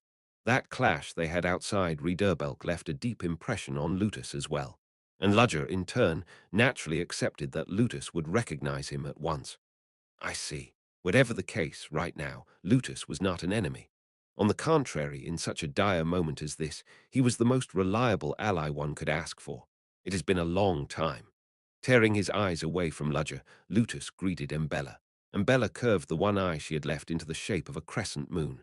Ha ha, how long has it been, human youth? You have grown so much since that day. Well, being human, I've aged quite a bit. You, on the other hand, are just the same as ever. Seeing Ambella exchange familiar words with Lutus, Virno asked in surprise. Why, you two know each other. Well, we taught and learned the sword from each other. Virno was aghast at Lutus' casual words. So the human swordsman Ambella spoke of had been Lutus Wardart. And yet, hearing that the human swordsman she mentioned was Lutus, it somehow made sense. The strongest swordsmen of their age had once exchanged knowledge and guidance. Was that not a truly historic event? But unfortunately, there was no time to fondly reminisce about the past, because Ventman Lifrit had visibly grown irritated at the arrival of another human. Lutus Wardart, I've heard of you. They call you the Empire's greatest sword, don't they? Oh ho, that's quite the honor. But there is one mistake in that. With those words, Lutus lightly swung his sword toward Ventman. Along its arc, a razor-sharp slash cut toward her face. Ventman summoned a barrier of oak to block it. Yet the sturdy wall of oak split apart like firewood, cleaved cleanly down the middle. All from a single casual strike by Lutus. Not the Empire's greatest sword, but the continent's greatest sword. How arrogant. Ventman scoffed, pretending it was not even worth a taunt, but she could not hide the cold sharpness settling into her gaze. Ambella burst into booming laughter. Kehaha, since you've given us a gift, we ought to return one, shouldn't we? In response, 5 branches aimed themselves at Lutus. The 5 branches twined together in midair into a quintuple spiral, then merged into one and stabbed forward like a drill. Lutus extended a finger lightly toward the drill. At the instant the sharp tip of the branch brushed against his finger, it twisted like a rope, then split apart at the seams. The tightly bound wood unraveled like a ball of thread, and then reversed upon itself, shattering into fragments. Ventman's face froze over with chill severity. Lutus Wardart. Indeed, he lived up to the title not just of the Empire's, but of the entire continent's strongest swordsman. The martial power he displayed far exceeded the realm of humankind. You certainly have a knack for startling people. Lutus spoke, as though Ventman's ambush had been nothing, then casually turned his head back and smirked at Hans, who stood in his beast form. Been a while, beast. Hans did not answer. He simply hated being entangled with this monster of a man. Clicking his tongue at missing the chance to befriend the beast, Lutus slash, Novelight slash, nevertheless, did not forget the matter at hand. So then, am I supposed to cut down that tree before us? I came here as a knight, not a lumberjack. Of course, he was referring to the world tree. Arrogant words, yet no one spoke to rebuke him. I saw it from a distance, it's overwhelmingly strong. To be honest, I can't do it alone. Hey, human youth, I'm far past the age to be called a youth. Just call me Lutus. Ah, very well, Lutus. Still, if we combine our strength, surely we can manage something. Lord Embella, even so, your words are too light. The world tree is not something that can simply be felled like an ordinary tree. Ludger stepped in between the three who were voicing their opinions. There is a way. Oh, and what way would that be, mysterious youth? Call me Ludger Cherish. Having come this far, with Lutus already knowing enough, Ludger no longer saw reason to hide. He pointed toward Sedna, seated upon the throne at the heart of the world tree. We must save that child. Now that you mention it, there is someone sitting there. She's the core moving the world tree, isn't she? Wouldn't killing her be better? We must save her. On this point I will accept no objections. With flames of resolve blazing in his eyes, Ludger declared firmly. Ludus only shrugged his shoulders. Fierce, aren't you? I was only speaking idly. But in truth, if it were possible, Ludus was the type who really would have killed her. What erased that thought was Virno's voice. Killing her would be pointless. The world tree has already accepted her essence and awakened. In other words, the only one who can suppress the world tree is Lady Sedna herself. Virno reasoned it out calmly. Sedna had to be rescued. The top priority was to remove her from that throne and free her. In that moment, a shared sense of purpose arose. To do that, we must first break through that witch blocking us, and the world tree itself that stands in our way. In truth, rescuing Sedna meant forcing their way past both the world tree and Ventman to reach the heart where she sat. So who is to open the path first? Surely you don't mean to make me do it. To Ludus' question, Ludger shook his head. I will. Saying so, Ludger retrieved artifacts stored within Steel Raven and spread them around. After all, this is the role of a mage, to clear the way for knights to advance through overwhelming firepower from the rear. That had always been the duty and role borne by mages from ancient times. Vwum. As the artifacts resonated with one another, Ludger's body slowly rose into the air. At the same time, bluish mana began to flow out from his form. So protect me until then. The mana stones within the artifacts responded to his control, releasing their power and drawing complex diagrams in the air. Virno, watching, was inwardly astounded. This was no mere single sixth circle grand spell. 2, 3. Countless formulae overlapped and intertwined, yet not one tangled or collapsed. Their harmony was flawless. He had thought he had already seen enough to be astonished. And yet here was even more. But Virno quickly reminded himself of his own role and fixed his gaze straight ahead. Ha! You intend to use magic against the world tree? Ventman sneered at Ludger's challenge. But it was nothing more than hollow bravado, for she realized the magic he was preparing was no ordinary spell, and felt an uneasy impatience as she commanded the world tree. UO wooden zombies rose en masse, charging toward Ludger. Standing in their path was Ambella Burke. If it is the mage's role to open the way, then from of old it has been the vanguard's role to guard the mages. With a single strike, the wood zombies were cleaved in half and sent, rolling across the ground. But they soon stitched themselves back together and stood once more. They could not be felled by slashing alone, yet it was enough to buy time. Suspended in midair, drawing his intricate spell formations, Ludger looked down at Hands. Connect your mana to me. The world tree absorbs raw, unprocessed mana directly, but magic structured through formula is different. Hands understood what he meant. At once, his golden horns gleamed, and the beast spirit's tremendous mana surged into Ludger. The mana stored in the artifacts, the mana transmitted from Hands, and his own inherent mana, he fused them together, stabilizing the whole, unraveling threads of mana and weaving them into formulas. In an instant, complex three-dimensional constellations formed in the air. Like a planetarium, blue stars of mana spread around Ludger, shining brilliantly like celestial bodies in the night sky. Kill that man. Ventman unleashed a flood of sunlight-charged rays. From the branches of the world tree, countless beams of light rained down, all targeting Ludger. Though hastily invoked, and lacking the overwhelming power that had once swept away entire legions, their destructive might against a single individual far exceeded necessity.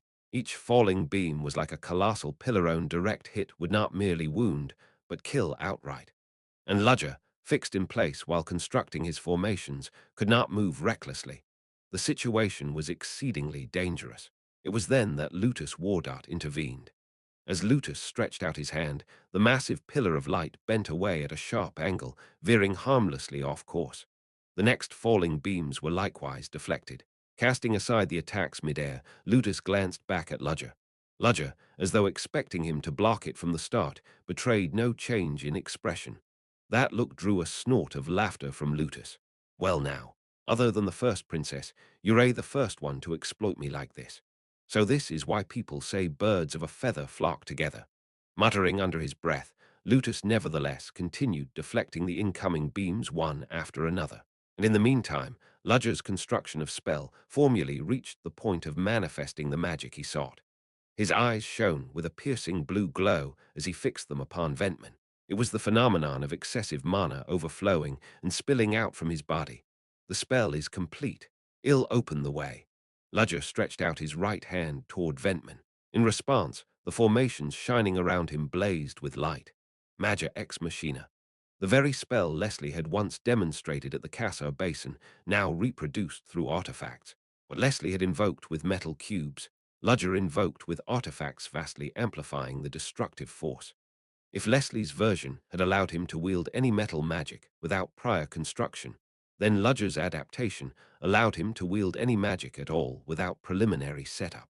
A sixth circle ice element grand spell, heavenly sea icebreaker fleet, and now colossal battleships wrought of ice descended from the sky, aimed squarely at Ventman.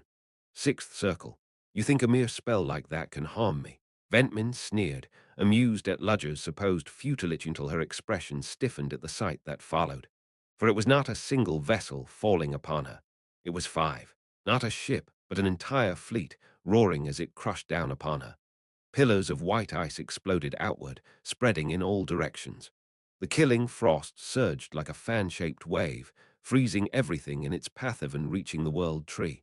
The force of 5 simultaneous sixth circle grand spells was nothing short of catastrophic. This cannot.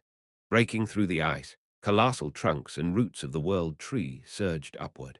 The world tree would never perish, even in the harshest of ice ages. A mere sixth circle ice spell would never suffice to destroy it. Yet awaiting those rising roots was a fearsome conflagration. A sixth circle fire element grand spell infernal great flame realm. A rain of fire poured from the heavens, overturning the roots that had thrust themselves upward.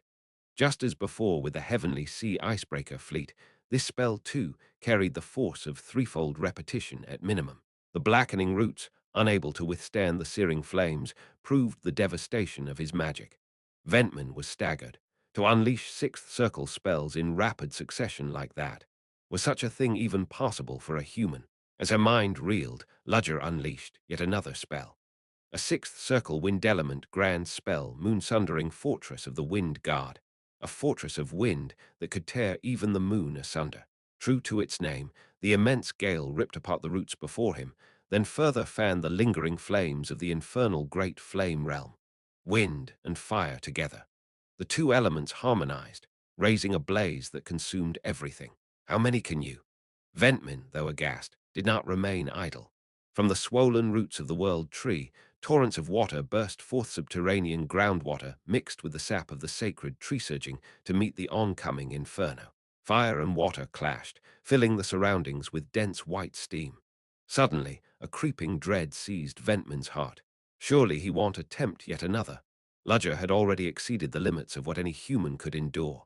Even if the mana was drawn from artifacts, it was still Ludger who bore the burden of constructing the formulae. To command such overwhelming mana would drive the human brain to its very limits.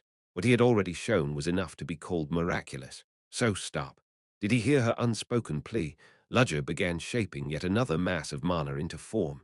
Crackle, violent sparks leapt in the air. Even Ventman, transformed into the form of an ancient tree, felt her skin prickle as though stung. Around Ludger, yellow light spread as his mana surged, colliding with the steam and generating crackling currents. That abnormal phenomenon expanded outward, covering a radius of 500 meters. A sixth circle lightning element grand spell, 10,000 thunder blades that sever the clouds' golden lightning swords blazed forth, cleaving through the curtain of steam as they shot toward Ventman. Some pierced forward like lances, others slashed sideways as though to hew apart the world, still others spun like boomerangs. True to its name, the number of thunder blades neared 10,000, nor was their sheer quantity a weakness. Each blade held devastating power. A single one brushed against a wood zombie, and the creature with its resilient life force turned black, crumbled to ash and scattered. From the branches of the world tree, lances of sunlight fired to intercept. The lightning blades and solar lances collided, erupting into blinding light and deafening explosions. The air vibrated with force, the acrid stench of burning vegetation filling every breath. And then suddenly, some of the sun lances snapped and vanished. Crack! A foreboding sound rang in Ventman's ears. She looked up to the branches of the world tree. The very limbs that should have endlessly spewed forth lances of light were breaking apart with a groan, because something vast and metallic was falling. Even the stout branches of the world tree could not easily withstand the sheer impact energy of such a mass. And if that mass was no natural stone, but a magically conjured super-dense meteor of metal, then even less so. A sixth circle metal element grand spell, heaven-collapsing meteoric iron, 469 chapter Crown of Thorns. 1. The colossal meteor of iron struck the branches of the world tree with crushing force. Leaves and splintered branches crumbled apart and rained down upon the earth in a downpour. But the world tree was not so easily undone. The true destructive power of heaven-collapsing meteoric iron lay in its descent, in obliterating the surrounding land upon impact. Yet the world tree's dense, unyielding canopy had not allowed the spell to reach the ground. It had endured a force capable of grinding an entire cliff face into dust by sheer mass alone. But Ludger did not regret it. It was more than enough to have stopped the branches from absorbing sunlight and firing lances of light. That had been his intention from the beginning. The shattered debris of branches and leaves plummeted earthward. The world tree was so vast that even the fragments of its broken limbs were the size of buildings. One massive branch came crashing down with a boom, crushing the wood zombies that had clustered NVLG. Continue reading beneath it. Roots shuddered violently under the weight, collapsing and writhing where they had been pinned. Clouds of dust rose across the world tree's expanse from the impacts of falling wreckage. Mid the destruction, Alex and Berryborn clashed without yielding an inch. Though the surroundings had already been devastated, the battle only grew more frenzied with time. Those who had reached the master's domain of the sword could still fight at their fullest in even the harshest conditions. The forest walk, which allowed them to step across crumbling debris and fight in 3 dimensions, could not be underestimated either. Even so, the present conditions were perilous even for such masters. The slightest lapse would mean death, a duel balanced on the edge of a blade. Indeed, as they collided, massive wreckage fell from above. If they locked into a contest of strength now, both would be crushed beneath it together. Alex and Berryborn angled one sword toward each other, while their free blades cleaved through the falling debris above their heads. Splintered fragments scattered outward, creating new obstacles that obscured their sight. Each gauged the other's blind spots, slipping behind debris to seek openings. The two of them, weaving through the rain of rubble, looked like dancers moving through a storm. In the scant seconds before the wreckage struck the ground, dozens of white flashes of steel split the air between them. A relentless contest of skill, blow answering blow. Every step calculated, every motion part of a deadly dance. Yet still, their battle was perfectly matched, neither victor nor vanquished. Berryborn began to grow restless. "You don't look so calm, Elf." With his senses sharpened to their peak, Alex could read Berryborn's state. The man could still fight, but mentally he was being cornered. The cause, most likely, was the upheaval happening above them. Well, I was shocked, too. Who would have thought that monster of a man would appear here? Alex had seen him. In the midst of his duel with Berryborn, he caught sight of a towering man forcing through the whirling roots of the world tree. That overwhelming torrent of strength could not have been mistaken. Lutus Wardart, the Empire's greatest swordsman, had entered the fray himself. This is troubling. The one who just passed by is a terrifying man. What do they call him again? The strongest swordsman. Berryborn leveled his sword at Alex without a word. The tip of his blade blurred then split downward from Alex's crown to his groin. But Alex had already read the intent, stepping aside just enough to evade it. Berryborn sought to follow with another strike, but had to retreat as wreckage crashed down from above. If he tried to cut it away, Alex would seize the opening. "You look awfully impatient." Alex continued to taunt him. Even that iron-walled, emotionless opponent was beginning to show cracks. A battle was never just about swordsmanship alone. No matter how skilled a knight, a shaken mind and mounting impatience robbed one of strength. Alex knew it, and he pressed Bereborn's nerves again and again. A minor detail, perhaps, but in a clash on the razor's edge, a minor difference could decide everything. Even the tiniest fracture would widen over time, turning into a fatal gap. Bereborn knew it too, and fought to steady himself against Alex's needling. What vexed him more was Alex's growth in the midst of the fight. I thought Id stripped away every scrap of protection from you. All of Alex's defensive artifacts had been destroyed. The equipment that had bridged the gap between them was garnet in that time. Alex himself had risen to equal footing. He had caught up in mere minutes to swordsmanship Bereborn had honed for centuries. A monster. Alex's talent was the kind scarce across the entire continent. It should never happen, but if by some chance Bereborn were to fall here, and Alex fed upon that victory to grow even stronger, would there even be a swordsman alive who could face him then? Therefore, he had to be killed here. Bereborn readied himself to sacrifice an arm if needed. Such was the price to cut down this human who now stood his equal. Seeing the shift in Bereborn's intent, Alex smirked. A brilliant glint flashed in his eyes. Sorry, but you can't win against me anymore. Is that so? No, really. If you don't believe me, come and see for yourself. Thud, crash. Branches of the world tree crashed down around them. In an instant, a cloud of dust veiled them from each other's eyes. That was the signal. At the same time, Alex and Bereborn lunged, their shadows tangled within the dust, blades clashing in bursts of light. The shockwaves from their duel shredded the dust cloud apart. Where the winds tore past, gouges and scars marred the earth. Bereborn's blade surged with green light, the embodiment of natural energy. Alex's sword gleamed with a sharp, ashen aura, speed, skill, strength. In all they were equals, neither retreating as they fought to the bitter end. Their bodies bore fresh wounds, crimson blood dripping down their skin. Uara! Bereborn's eyes widened as he roared. The culmination of centuries of technique poured forth without restraint. He would kill this human, and he would save Lady Ventman, for she alone had given meaning to his life. Everyone said he was nothing more than a hunting dog, that even Ventman only saw him as a convenient piece. But that was enough. That was everything. Even if the world spat upon her, he would stand by her. He would take upon his body every stone and every curse cast at her. So Bereborn prayed for victory with every fiber of his being. You reading for the first time the will that Bereborn had never revealed, Alex's eyes widened. So that's how it was. You too, like me, a bitter, self-marking smile tugged at his lips.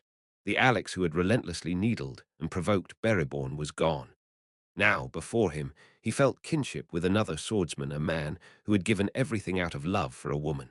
I understand you, truly I do, but don't expect me to apologize. I also have reasons I cannot lose. With those words, Alex shifted his sword. A spiral. Bereborn's green energy, clashing with Alex's aura, twisted as though caught in a violent current. How?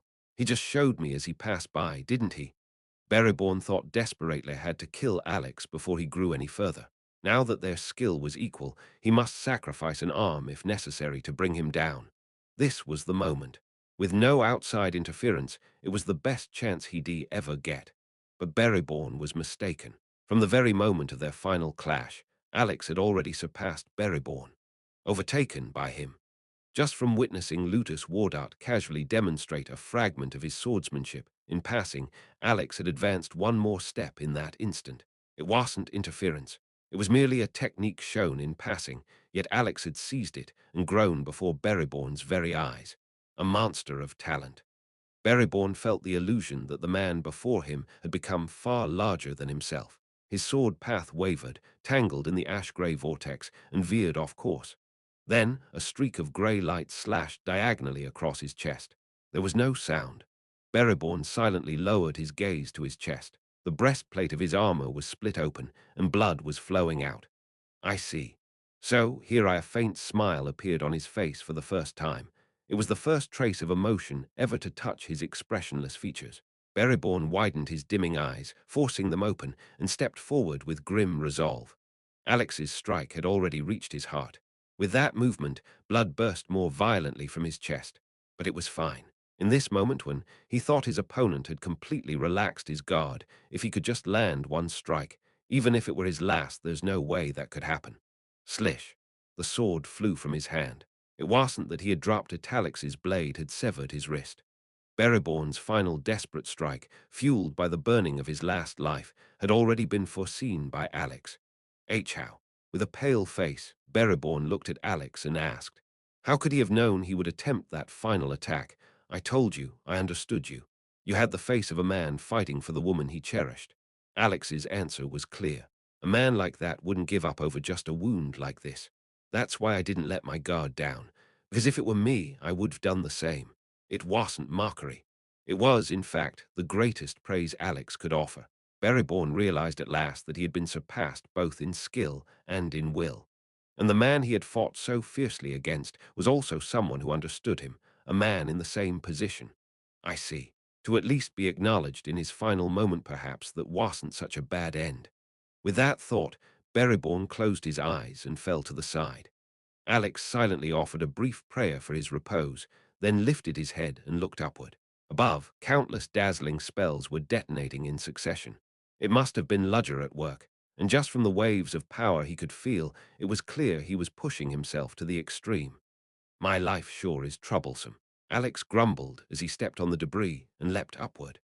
Draining artifacts of their energy and drawing mana even from hands in his spiritualized form, Ludger poured every ounce of his focus into unleashing spell after spell. To use just one of these required burning that vicious mana amplifier like tobacco. Yet now he was controlling mana dozens of times greater. Outwardly calm, but in his head it throbbed, as though it would explode from the sheer computation. If not for the support of source code, blood might already have been pouring from his eyes and nose. But it was fine. With this, he had fulfilled his role of opening the way. The army of wood zombies had been swept away, and even the roots of the world tree had been mostly obliterated. At that moment, as if waiting for it, Lutus, Ambella, and Virno charged straight ahead. With the wind spirit leading him like a storm, Virno pierced forward, while Ambella and Lutus took the supporting flanks. You damn worms! Ventman, while fending off Ludger's magic, stretched out a hand toward the three rushing at her. Her fingertips split open, and countless wooden tendrils burst forth. From a single finger, they grew to the size of massive trees, splitting into two and three. In an instant, a tidal wave of wood blocked their vision. "I'll open it." And Bella swung her sword wide, as though she had been waiting for this. The gathering of power, and then, at its peak, released the world before her was split in two. The green tidal wave rushing to crush them split apart left and right, and the three, without slowing, charged through the gap. Golden arrows, swinging roots, sprays of acidic sap, none of them were enough to halt three who had already reached the realm of absolutes. Ventman realized she could not go on like this. She decided to ignore Ludger's magic and concentrate on the three instead. Woo! The world tree shook violently again. The surroundings darkened as if night had returned, and the world tree shone even brighter. It was coming. The same attack that had wiped out the entire moderate faction's army in a single strike. Should they evade, defend, block it at once? That was what Virno thought until he grit his teeth. Just keep running. There was a strange certainty in his voice. Lutus and Ambella exchanged a glance, then nodded at the same time. Seeing the three continue without stopping, Ventman's lips curled into a cruel smile.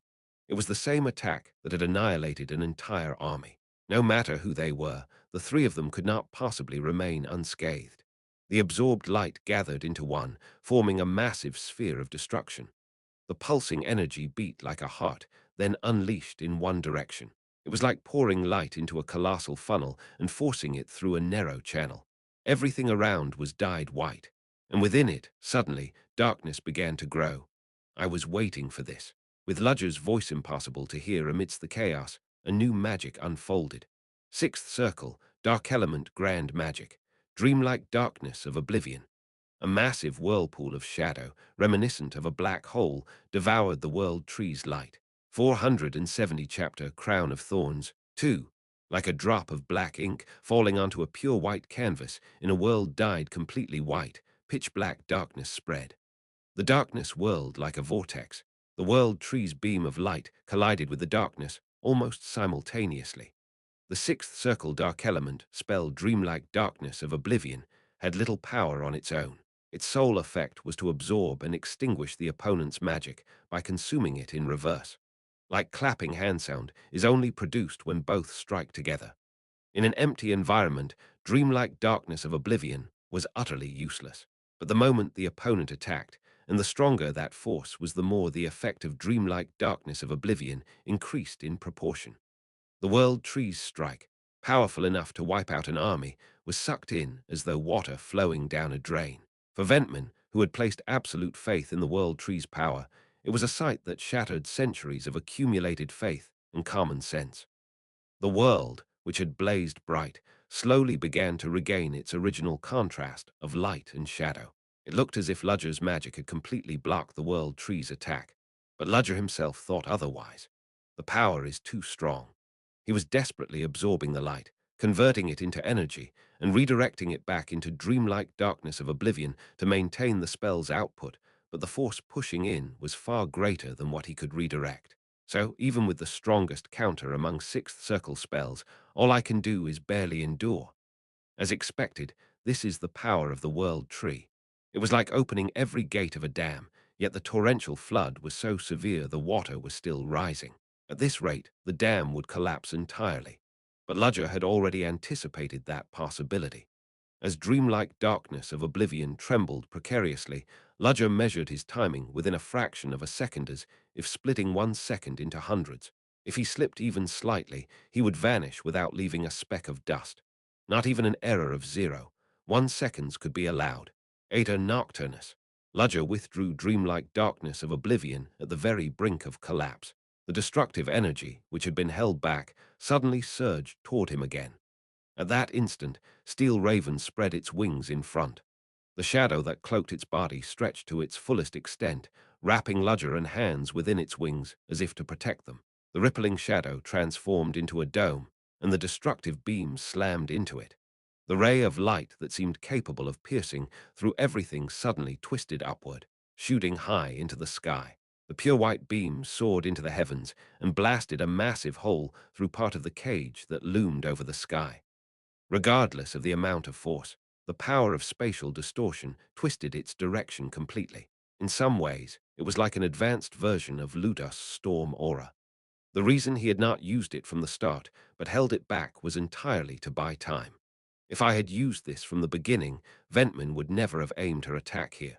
So he had waited for the great strike, because in that moment the world tree would be defenseless. Ventman realized it too late. She had been ensnared in Ludger's psychological game. Stop them! Ventman shrieked viciously. Wood zombies rose from the ground, blocking the path of the three charging forward. Virno, who was about to blow them away with his wind spirit, frowned. These things, they're different from before.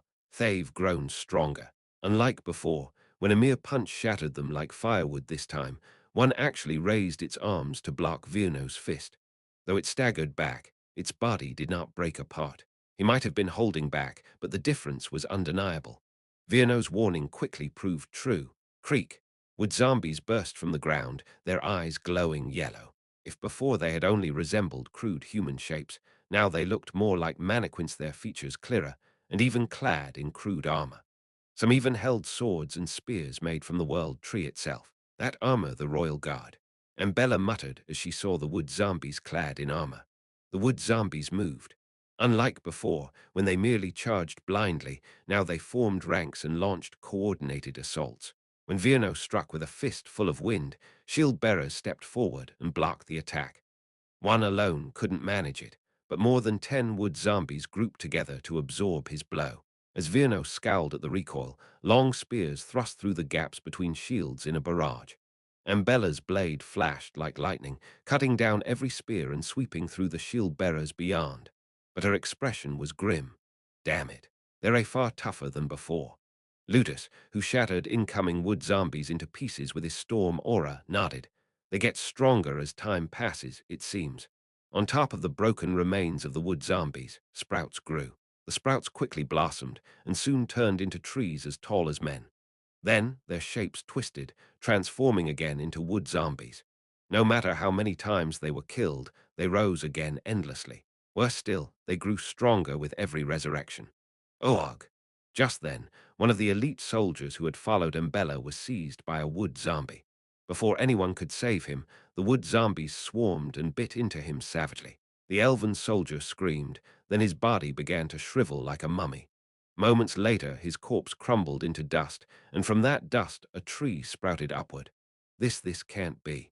A comrade who had been fighting alongside them moments ago had risen again as a wood zombie. And the ones rising one after another many of their faces were familiar. Some were soldiers who had died to the roots trying to breach the inner fortress, others from the houses of the three great families. To think the world tree possessed such authority. It was a rare opportunity Ludger had opened for them. But at this rate, that chance would be wasted, swallowed whole. Just as Virno steeled himself, pale green arrows rained down on them. Lutus deflected them lightly with storm mana, but irritation flickered in his eyes. So it doesn't just produce soldiers, huh? Archers stood in the distance, and even forest druids wielding sorcery. They could still push forward somehow, but their speed slowed significantly, and eventually they had no choice but to halt. Clang! Ludus' eyes sharpened at the wood zombie who had blocked his sword. The swing he used contained the mystery of rotation. Anion trying to block would find their arm twisted apart. Yet this wood zombie endured. Ambella was just as shocked. You! She clenched her teeth as she faced the elven warrior blocking her path. It was a female elf, her form carved from wood, wielding a massive greatsword with a blank expression. Ambella barely managed to block, but was flung backward. If not for Virno conjuring a cushion of air spirits to catch her, she would have fallen into the encirclement of wood zombies. Lady Ambella, are you unharmed? To be honest, not at all. Who is that elf? My predecessor, the former head of House Burke. What? Virno was aghast. Then that means yes. She was my mother. Long ago her life ended, and she was laid to rest in the world tree. Elves born and raised in the forest, who ended their lives within it, they died. Yet their genetic essence was stored within the world tree through the forest's network. And now they were being revived in the form of wood zombies. I never even managed to repay her properly in life, and now I face her like this. Will you be all right? All right. You should be worrying about yourself first. Virno didn't ask why, because before him appeared more familiar faces. Father and uncle, too. The figures of the late elders and heads of House Dentes. Virno's expression sank heavily. And it wasn't just Dentes and Burke. The data of generations of family heads was being reproduced through the world tree as wood zombies. Elven heroes of legend, the wood zombies now manifesting, were nothing less than a reenactment of elven history itself. Lutus shook his head in disgust. To absorb armies and then create its own. What kind of nonsense is this? He realized he had involved himself in something he shouldn't have. But if they failed to stop this here, the Empire would be destroyed by the world tree's power. Would it truly end with only the Exilian Empire? Narthais was a power that endangered the entire continent. Human, beastkin, dwarfit would spare no one. At this point, there's no room to think about later. Even if we must bleed, we'll have to break through by force. That won't be as simple as you make it sound. What can't be done? If we say we'll do it, then we must. That's the place we stand in now. Ambella nodded in agreement with Ludus' words. The other elves did as well. From the moment they stepped into the heart of the rampaging world tree, they had already resolved to sacrifice their lives. They all knew it. To hope to survive here was nothing but greed. Someone would die.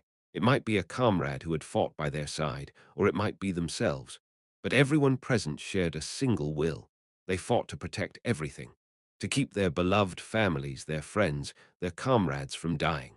They would fulfill that duty. None here turned away from that duty. Even in such a hopeless situation, they will remain resolute. Ambella laughed savagely. Come, let's go. Her gaze fixed on Sedna, seated upon the throne at the world tree's heart. Ella's daughter. The child to whom she had given a name. She resembled her. Ambella thought such a foolish thing, even as she gripped her sword and charged forward. Wood zombies blocked her path, and arrows rained down. Not ordinary arrows, but ones fashioned from the world tree itself. Reinforced with the power of elven heroes, this was an attack that could not be endured by defense alone. Knowing this, Ambella chose to advance instead. Rear support were not outdone in that. At that instant, countless pillars of light flew over her shoulders, erasing the arrows the wood zombies had fired. Then they struck straight into the rear ranks of the wood zombies, sweeping them away in one blow. With a white explosion, fragments of shattered wood zombies scattered in all directions. Beyond them, Ludger flew, his form surrounded by radiant brilliance. Sixth circle, light element grand magic. Boundless supreme heaven of light, endless pillars of light poured down like a rainstorm. Already drained of artifacts and spirit by deflecting the world tree's beam once, Ludger had spent immense reserves of willpower. But he could not stop now. Ambella could feel that determination vividly. Go, my lady. One of her retainers threw himself into the wood zombies, seizing them. Knowing he could never match foes who had once been called heroes, he still gave his life so his lord could take just one more step. It has been an honor. Another retainer flung himself with all his might into their ranks. The wood zombies swarmed him, biting his body to pieces. Even as they tore him apart, he laughed and cut into their throats. Foolish children. Ambella did not look back. She shed no tears. She did not grieve. But she carried their spirit forward, driving her legs to run harder. The encirclement broke, and Ambella, Lutus, and Virno broke through. No other retainers escaped, neither those of Burke nor those of Dentes. The branches of the world tree shook. Between the glittering leaves, beams of light fell like lances of judgment. Golden spears pierced down through Ludger's boundless supreme heaven of light. Lutus stepped forward, unleashing his aura. Wind element, aura tempest. The tangible storm aura spun into a colossal vortex. The vortex clashed with the golden spears, scattering light in every direction. Go. Virno and Ambella sprinted upward, their feet stepping against the world tree's trunk as though climbing. The surface swelled, disgorging new wood zombies that fell toward them like debris. Hastily created, they were not hero-class elves, but their sheer numbers gave the illusion the world itself was collapsing. Virno merged with the wind spirit, soaring high. Other spirits joined at his will. With each punch and kick, dozens of wood zombies burst apart or were hurled away. But more came to replace the broken than those destroyed, overwhelming numbers. At this rate, they would be buried and dragged down. Virno made his decision. He released his union with the wind spirit and passed that power directly to Ambella. You, go, shouted with all his strength. Virno's figure was swallowed by the swarm of wood zombies. Ambella, infused with the spirit's power, pressed onward with a grim face, racing vertically up the world tree. With everyone's help, she at last reached the throne and gazed upon the deep hollow at its heart. Within the prison of thorns sat Sedna, as if asleep, that Childella Plant's daughter, the child she had once named. Ambella raised her sword and swung it down. Kang, the hard thorn cage, did not yield even to her blade, but Ambella did not stop. She recovered her sword and struck again with explosive force. If once was not enough, then twice. If twice was not enough, then thrice. If still not enough, then 100, 1,000 times. Each strike hammered into the prison of thorns. Her palms split, even the calluses of long years giving way under the recoil. Yet Ambella laughed as if in joy, because cracks were spreading little by little. Stop her. Ventman Lifrit commanded the world tree. Just as Ambella swung again, Novelight, the thorns stretched out and stabbed toward her. It happened too suddenly to dodge. Her arm was skewered and severed beneath the shoulder. Blood spurted with pain. KH. But the light in Ambella's eyes did not die. With her remaining hand, she gripped her greatsword and set her stance. You stubborn fool, you'd still swing in that state. Ventman moved to strike her down with the thorns. Once more then her body jerked. Her gaze shifted slowly toward one side of the cradle. There, with both hands pressed against it, glaring at her stood Bellaruna. Do not forget me. At the same instant as Ventman's cry, Ambella's sword came down. Quagagagak, the prison of thorns that had withstood so many assaults, shattered apart. Seeing the barrier gone from her path, Ambella smirked faintly. After all this, and still I am not the protagonist. Her body tilted sideways, and someone caught her. Rising from her shadow was Ludger. Well done. Enough see to the child first, I know. Gently laying Ambella down, Ludger stepped toward Sedna. She sat upon the throne like a princess in a fairy tale slumber. Awaken, Sedna. Ludger spoke as he grasped with both hands the crown of thorns encircling her head. 471, Chapter Crown of Thorns, 3. Ludger gripped the crown of thorns tightly. He strengthened his body with mana, and once again wrapped himself in Aether Nocturnus to bolster his power.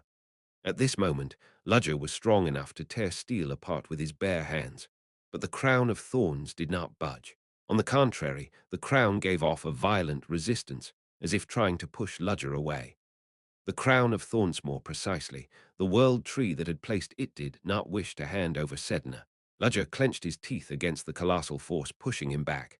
Fine, let's see who wins. He tightened his grip on the crown of thorns. Though the crown had left Sedna unharmed, the moment Ludger applied strength, its sharp thorns dug into his palms. Drip, drip. Blood trickled down from his wounded hands. The torrent of mana surging from his body clashed with the repelling force of the crown of thorns, tangling violently like a storm. Leaning weakly against the entrance wall, Ambella faintly caught sight of the scene with her eyes. The world tree is rejecting him. At first, she had thought it was Ventman's trick, but it wasn't. The one desiring Sedna was none other than the will of the world tree itself, because she was the last blood of plant, because she was the final surviving heir of the plant family, the one who understood the world tree more deeply than anyone else and could wield its power. The world tree refused to let her go. It's over. If the will of the world tree wanted Sedna, then no one could deny it. Ambella acknowledged Ludger's greatness as a mage. Even though he was human, he carried pride, and his mental fortitude was close to that of a superhuman. But still, in the end, he was only human, a feeble individual, unable to resist the colossal will of the world tree. The difference was inevitable. The years lived, the power accumulate there was no comparison. How could a firefly ever win against the sun? Realizing that, Ambella felt a wave of futility. Was this not meaningless from the very start? That human must know it too. And yet Ludger had not given up. Like a mantis throwing itself against a carriage, he was grappling with the world tree without yielding even a step. Crack, crack. The protective artifacts covering his body split and shattered one by one. The crown of thorns' resistance was the world tree's resistance. With the world tree determined to push Ludger away, he received the full recoil of withstanding it by force. Even if his exterior appeared intact, inside his body must have been wrecked from the relentless shock. It would be right for him to let go now, step back, heal his wounds, and stabilize his insides. But why won't you give up? Had he lost too much blood after an arm was severed? Before Ambella could even be startled at the question that escaped her lips, Ludger's answer came. Because I've already lost too much, he replied as he gripped the crown of thorns. I've lost again and again. Repeated regret, repeated sorrow. That was why he had made a vow to himself. I am sick of it. That was why he could not give up. Once you let go of one thing, you begin to compromise with everything else. It starts with something small, but as it grows, eventually even what is truly important gets abandoned. And when you keep letting go one by one, you no longer realize it that you've changed, that you never used to be like that. This wasn't simply about saving Sedna. It was Ludger's struggle not to lose himself, even while being swept about in this world. Uembella's faintly closing eyes opened wide. Cough. Blood spilled from her lips. But in that moment, her eyes burned with more intensity than ever before. You speak well. Ambella braced her body. Her missing arm threw her balance off, making her stagger constantly. She spat out the blood gathering at her mouth with a two. Get up, damn body. You've survived bullets, shrapnel, and sword wounds before. And now you think you're done. That you've done all you could, so you'll collapse. Blood vessels bulged on her neck as she used her remaining hand to push herself up by the knee and forced her body to stand tall. Yes, losing things is sickening, so ill help you. Stumbling forward, Ambella grabbed the crown of thorns on Sedna's head with her one remaining hand. Crackle! Pain pricked through her hand as enormous power tried to push her away. For her already heavily wounded body, the recoil was nearly unbearable. Yet as she felt that force rejecting her, Ambella looked anew at Ludger. So this human had been withstanding such a power alone. She clenched harder, pulling on the crown with force. To resist the will of the world tree, can an elf even do that? At the voice beside her, Ambella gave a mocking smile. I've already lost my right to be called elf. At this point, I'll resist the world tree or anything else as much as I damn well please. Crack! The crown of thorns gave a sound, like a great pane of glass splitting. That immovable crown began to shift slowly, but surely. The crown of thorns flared violently, lashing out as if it could not allow it. Soaked with blood, it turned crimson, resembling the symbol of a curse. Ludger squeezed out every last drop of mana from within. There was no time to draw new artifacts now. He had to settle it with all his remaining power. Just a tree and nothing more. A beastly growl rumbled from Ludger's throat, and an ominous aura began to gather. As his mana drained at rapid speed, his blue eyes turned red. Bella felt a chilling dread run down her spine. Above Ludger's head there appeared a black halo, and within it a tiny hole formed. Bella instinctively averted her gaze. She felt with certainty that she must never look into that black hole, and it was the right choice. The crown of thorns reacted even more violently. The repelling force it weakened. Something had changed within Ludger. Bella, startled, realized this was the chance. She poured every last ounce of strength into her remaining arm. Siariak. The crown of thorns began to pry itself free from Sedna's head, just a little more. Just a little more the hole above Ludger's head widened, and the crown's screams grew louder. As two unknown forces wrestled against each other, Bella wrung out her final strength. Uer! With a thunderous cry, the crown of thorns tore away from Sedna's head. Now, at Bella's shout, Ludger immediately grabbed Sedna's hand. Sedna's consciousness had sunk deep, deep below.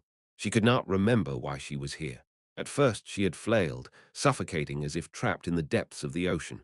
But that faded, and a scene began to reflect around her. This place a world painted pure white by gentle light. A blue sky, a yard blanketed with grass. Fragrant flowers, the smell of greenery. There Sedna overlaid a scene so familiar to her. It was a place from memory. The garden she had so often played in with her mother as a child. Mom. At that moment, a child's voice rang out, and a small brown shadow ran past Sedna. Short brown hair, a petite frame, even the joyful figure as it dashed away, step after step. Sedna knew instinctively. That child was her younger self. Her gaze followed the child's path, and when she saw the longed-for figure of a woman there, tears welled and spilled from her eyes before she even realized. Mom Ella Plant. She lifted the young Sedna into her arms and spun her around. The child version of herself laughed gleefully, as if the world were nothing but joy. Sedna watched the scene in silence. She had wanted this. She had yearned for it so much that she wished for it over and over again, even in her dreams. But she had despaired when she realized she could never see it again. So she had thought she had let it all go. This is an illusion. This is fake. Sedna repeated that to herself. At that moment her mother's eyes met hers. Though she should have been nothing but an illusion, Ella Plant set the little Sedna down, held her hand, and walked toward her. Sedna. The gaze of Ella Plant, speaking directly to her. The scent of spring brushing her nose, the sweetness in that voice, "You've really grown so much." Sedna could no longer deny the reality of the figure before her. Clutching her aching chest, she forced herself to speak. "Is it really you, Mom?" Sedna Ella Plant looked at her tearful daughter as if at a loss for words. Instead, she cupped Sedna's head in both hands and pulled her into her embrace. Feeling that warmth against her skin, Sedna could not stop her tears. It should have been a moment of joy, yet she could not suppress the emotions overflowing from her heart. "I really missed you. I wanted to see you so badly, again and again, over and over. But still I couldn't. I never could." Her voice, thick with tears, barely formed words, but her heart was conveyed, and Ella embraced her even more tightly. "I am sorry. For not protecting you. For not being there with you." Beside them, the little Sedna looked up at her grown self. "Don't cry." Through the haze of tears, Sedna looked down at the child she once was. That cute, innocent girl who laughed more brightly than anyone. But the present Sedna had changed far too much. A child abandoned by Roshan, discarded trash of the Black Dawn society, a half-blood neither elf nor human. "I want to stay here. I want to be with you, Mom. Sedna, I want to eat your cooking again. I want to walk through the flower fields with you again. I want to fall asleep in bed, hearing your lullaby. I want to stay here forever." Ella's gaze turned sorrowful as she looked at Sedna. Sedna raised her tear-streaked face to look up at her. "The world without you is so scary, so cold, so lonely. Everyone hates me. Why? All I ever needed was just you, Mom. Why does it have to be so hard? It must have been so hard for you." Ella stroked her daughter's head with a gentle smile. That longed-for touch stilled Sedna's tears. Sensing her daughter had calmed a little, Ella asked softly, "Are you all right?" Instead of answering, Sedna shook her head. At her grown daughter's childlike stubbornness, Ella smiled tenderly. "You've been through so much, and yet you still grew up this wonderful. No, I know it's hard. How could a mother not know her daughter's heart? But Sedna, that isn't all there is it? The world outside is frightening and painful, but still there are others, aren't there?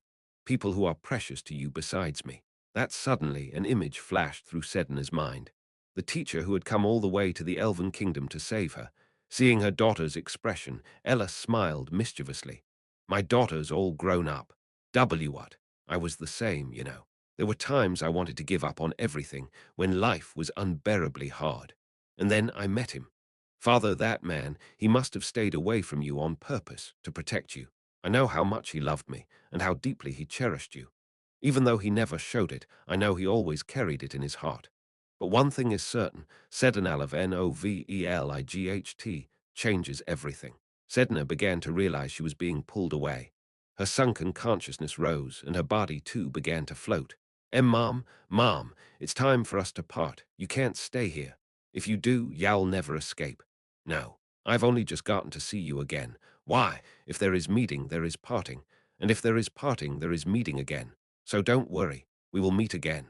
Ella smiled brightly, her face filled with love. Surely leaving was as painful for her as it was for Sedna. So until then, my daughter, live strong, meet good people. Don't cry. Be bright again, just like you once were. All right. The distance between them grew. Even the hands they had been holding slipped apart. I will always be watching over you. Always, forever. Ella Plant said this as she took the little Sedna's hand and led her away. Where she was headed, scarlet energy writhed like thorny vines, and Sedna understood in that instant. Had she stayed here, she would have been caught by those crimson thorns. Tears fell as she watched her mother's receding figure. The world was once again swallowed in darkness. Sedna sank into blackness, just like the moment she had first lost consciousness. Where was this? What was happening outside right now? Even when she struggled, nothing could be seen. It was cold, so lonely. She hated being alone. Loneliness was agony. She longed for her mother's touch. She regretted not staying there. But still, Sedna had not forgotten one person, the precious one her mother had spoken of, the one waiting for her outside. Wake up, Sedna. At that cry, Sedna's eyes flew open. At the same time, she felt someone grasp her hand tightly and pull her. Drawn by that force, Sedna fell into someone's arms. In that strong and warm embrace, she carefully raised her head. A man with long black hair, sculpted like a statue, was looking down at her with a faint smile. Teacher, you're awake, sleepy princess. 472 chapter, the strongest druid one, returned to reality. Sedna finally grasped the situation. Not only had Ludger saved her, but she was now being held in his arms. It was reality, and yet it felt so much like a dream that she wondered if it really was. Teacher, but before she could say anything more, the world tree trembled violently. Rumble, rumble, the world tree shook, and countless leaves cascaded down to the ground. Sedna could feel the emotions overflowing from it. It was grieving that it had lost the long-sought blood of Plant. We're getting out of here first. Ludger supported both Sedna and Embella as he leapt down from the world tree. The height alone was hundreds of meters, and from there the surrounding landscape spread out before them. Serendil Castle completely destroyed, roots of the world tree heaving everywhere. A battlefield drowned in death, and screams made Sedna gasp for breath. While she had been unconscious, everything around the once beautiful world tree had changed. The shock of seeing that sight overwhelmed even the fear of leaping down from such a height. Hold tight. Kiyek. From afar, a colossal steel bird swooped in and caught Ludger, Sedna, and Embella on its back. Ludger immediately infused the creature with Aether Nocturnus. The steel raven, reborn with new strength, rippled with shadow, and dove to aid their allies still struggling on the ground. Virno, besieged by wood zombies, brightened at the sight of Sedna. You've succeeded. Ludus, fighting at his side, allowed a faint smile at the news of their success. Strangely enough, the swarm of wood zombies that had been surging endlessly just moments ago seemed to falter the result of Ludger's intervention. The steel raven landed, sweeping away the surrounding zombies with its wings. A brief opening appeared. Ludger immediately pulled out an artifact to replenish his mana, then handed a recovery potion to Embella. KH. Damn, that hurts like hell. Embella accepted the vial and injected it into her shoulder. Her severed arm did not regrow, but it was enough to stop the bleeding and dull the pain. Lady Embella. Virno's face went pale at the sight of her missing arm. Don't make a fuss. It's nothing. But still, if I think of it as the price for saving that child, it's cheap. Embella turned her gaze on Sedna. Sedna also looked at Embella Burke. At first she had only noticed Ludger, but now she realized Embella had been there with him at the throne. That Wunsch must have suffered it to save her together with Ludger. Looking at you now, your eyes are the very same. Who are you? Sedna felt a strange sensation as she faced Embella, her way of speaking as if she already knew her, and above all, the warm gaze directed at Herit wasn't unfamiliar. At Sedna's bold question, Embella chuckled softly. Just someone who once knew your mother. My mother Sedna wanted to ask her what kind of person her mother had been, and why she had gone so far to save her. But at that moment, Lutus cut in. Forgive me for interrupting the reunion, but now's not the time for it. And he was right. They had succeeded in saving Sedna, but the world tree was still raging. Its power seemed a little weaker than before, yet the situation was still no different from a natural disaster. What was even more concerning was Ventman's reaction. Having lost Sedna, Ventman was furious at the sharp decline in the world tree's output that she could control. You filthy vermin. Her former towering wooden effigy over 10 meters height-twisted its bark face into a grimace. Chips and fragments flaked from her skin, crumbling into powder. The absolute power she had just seized was leaking out, like a vessel cracked through. They were mere insects she could have crushed at will, yet now she was the one humiliated. Rage and shame boiled over inside her, and the target of that fury was the one most responsible for interfering Bellaruna. I should have killed you the moment I first saw you. She had been arrogant. She had been careless. Ventman admitted her mistake and resolved that this time Bellaruna would die. Facing that murderous intent, Bellaruna's complexion turned pale. Ventman stretched her hand toward her. Her wooden fingers split open, forming spears that launched straight at Bellaruna. Though she was skilled at hacking the world tree, Bellaruna's physical ability was insignificant. Dodging such an attack was impossible. But Bellaruna was not alone. Out of the air dropped Alex, slashing all the wooden spears aside with his sword. They were no ordinary spears, they were infused with the world tree's power. Each parry sent jolts up his wrists, but Alex did not show it. Juventman's eyes widened at the sight of Alex, then she bit her lip. So Bereborn is if Alex was alive, then it meant Bereborn's blade, who had been her most loyal servant, was dead. Meanwhile, Alex supported Bellaruna and retreated to Ludger's position. Alex, so you lived, of course. You think he'd go down so easily? Him alive too, you know. Hans, now back in his human form, joined them as Ludger, Alex, and Bellaruna reunited.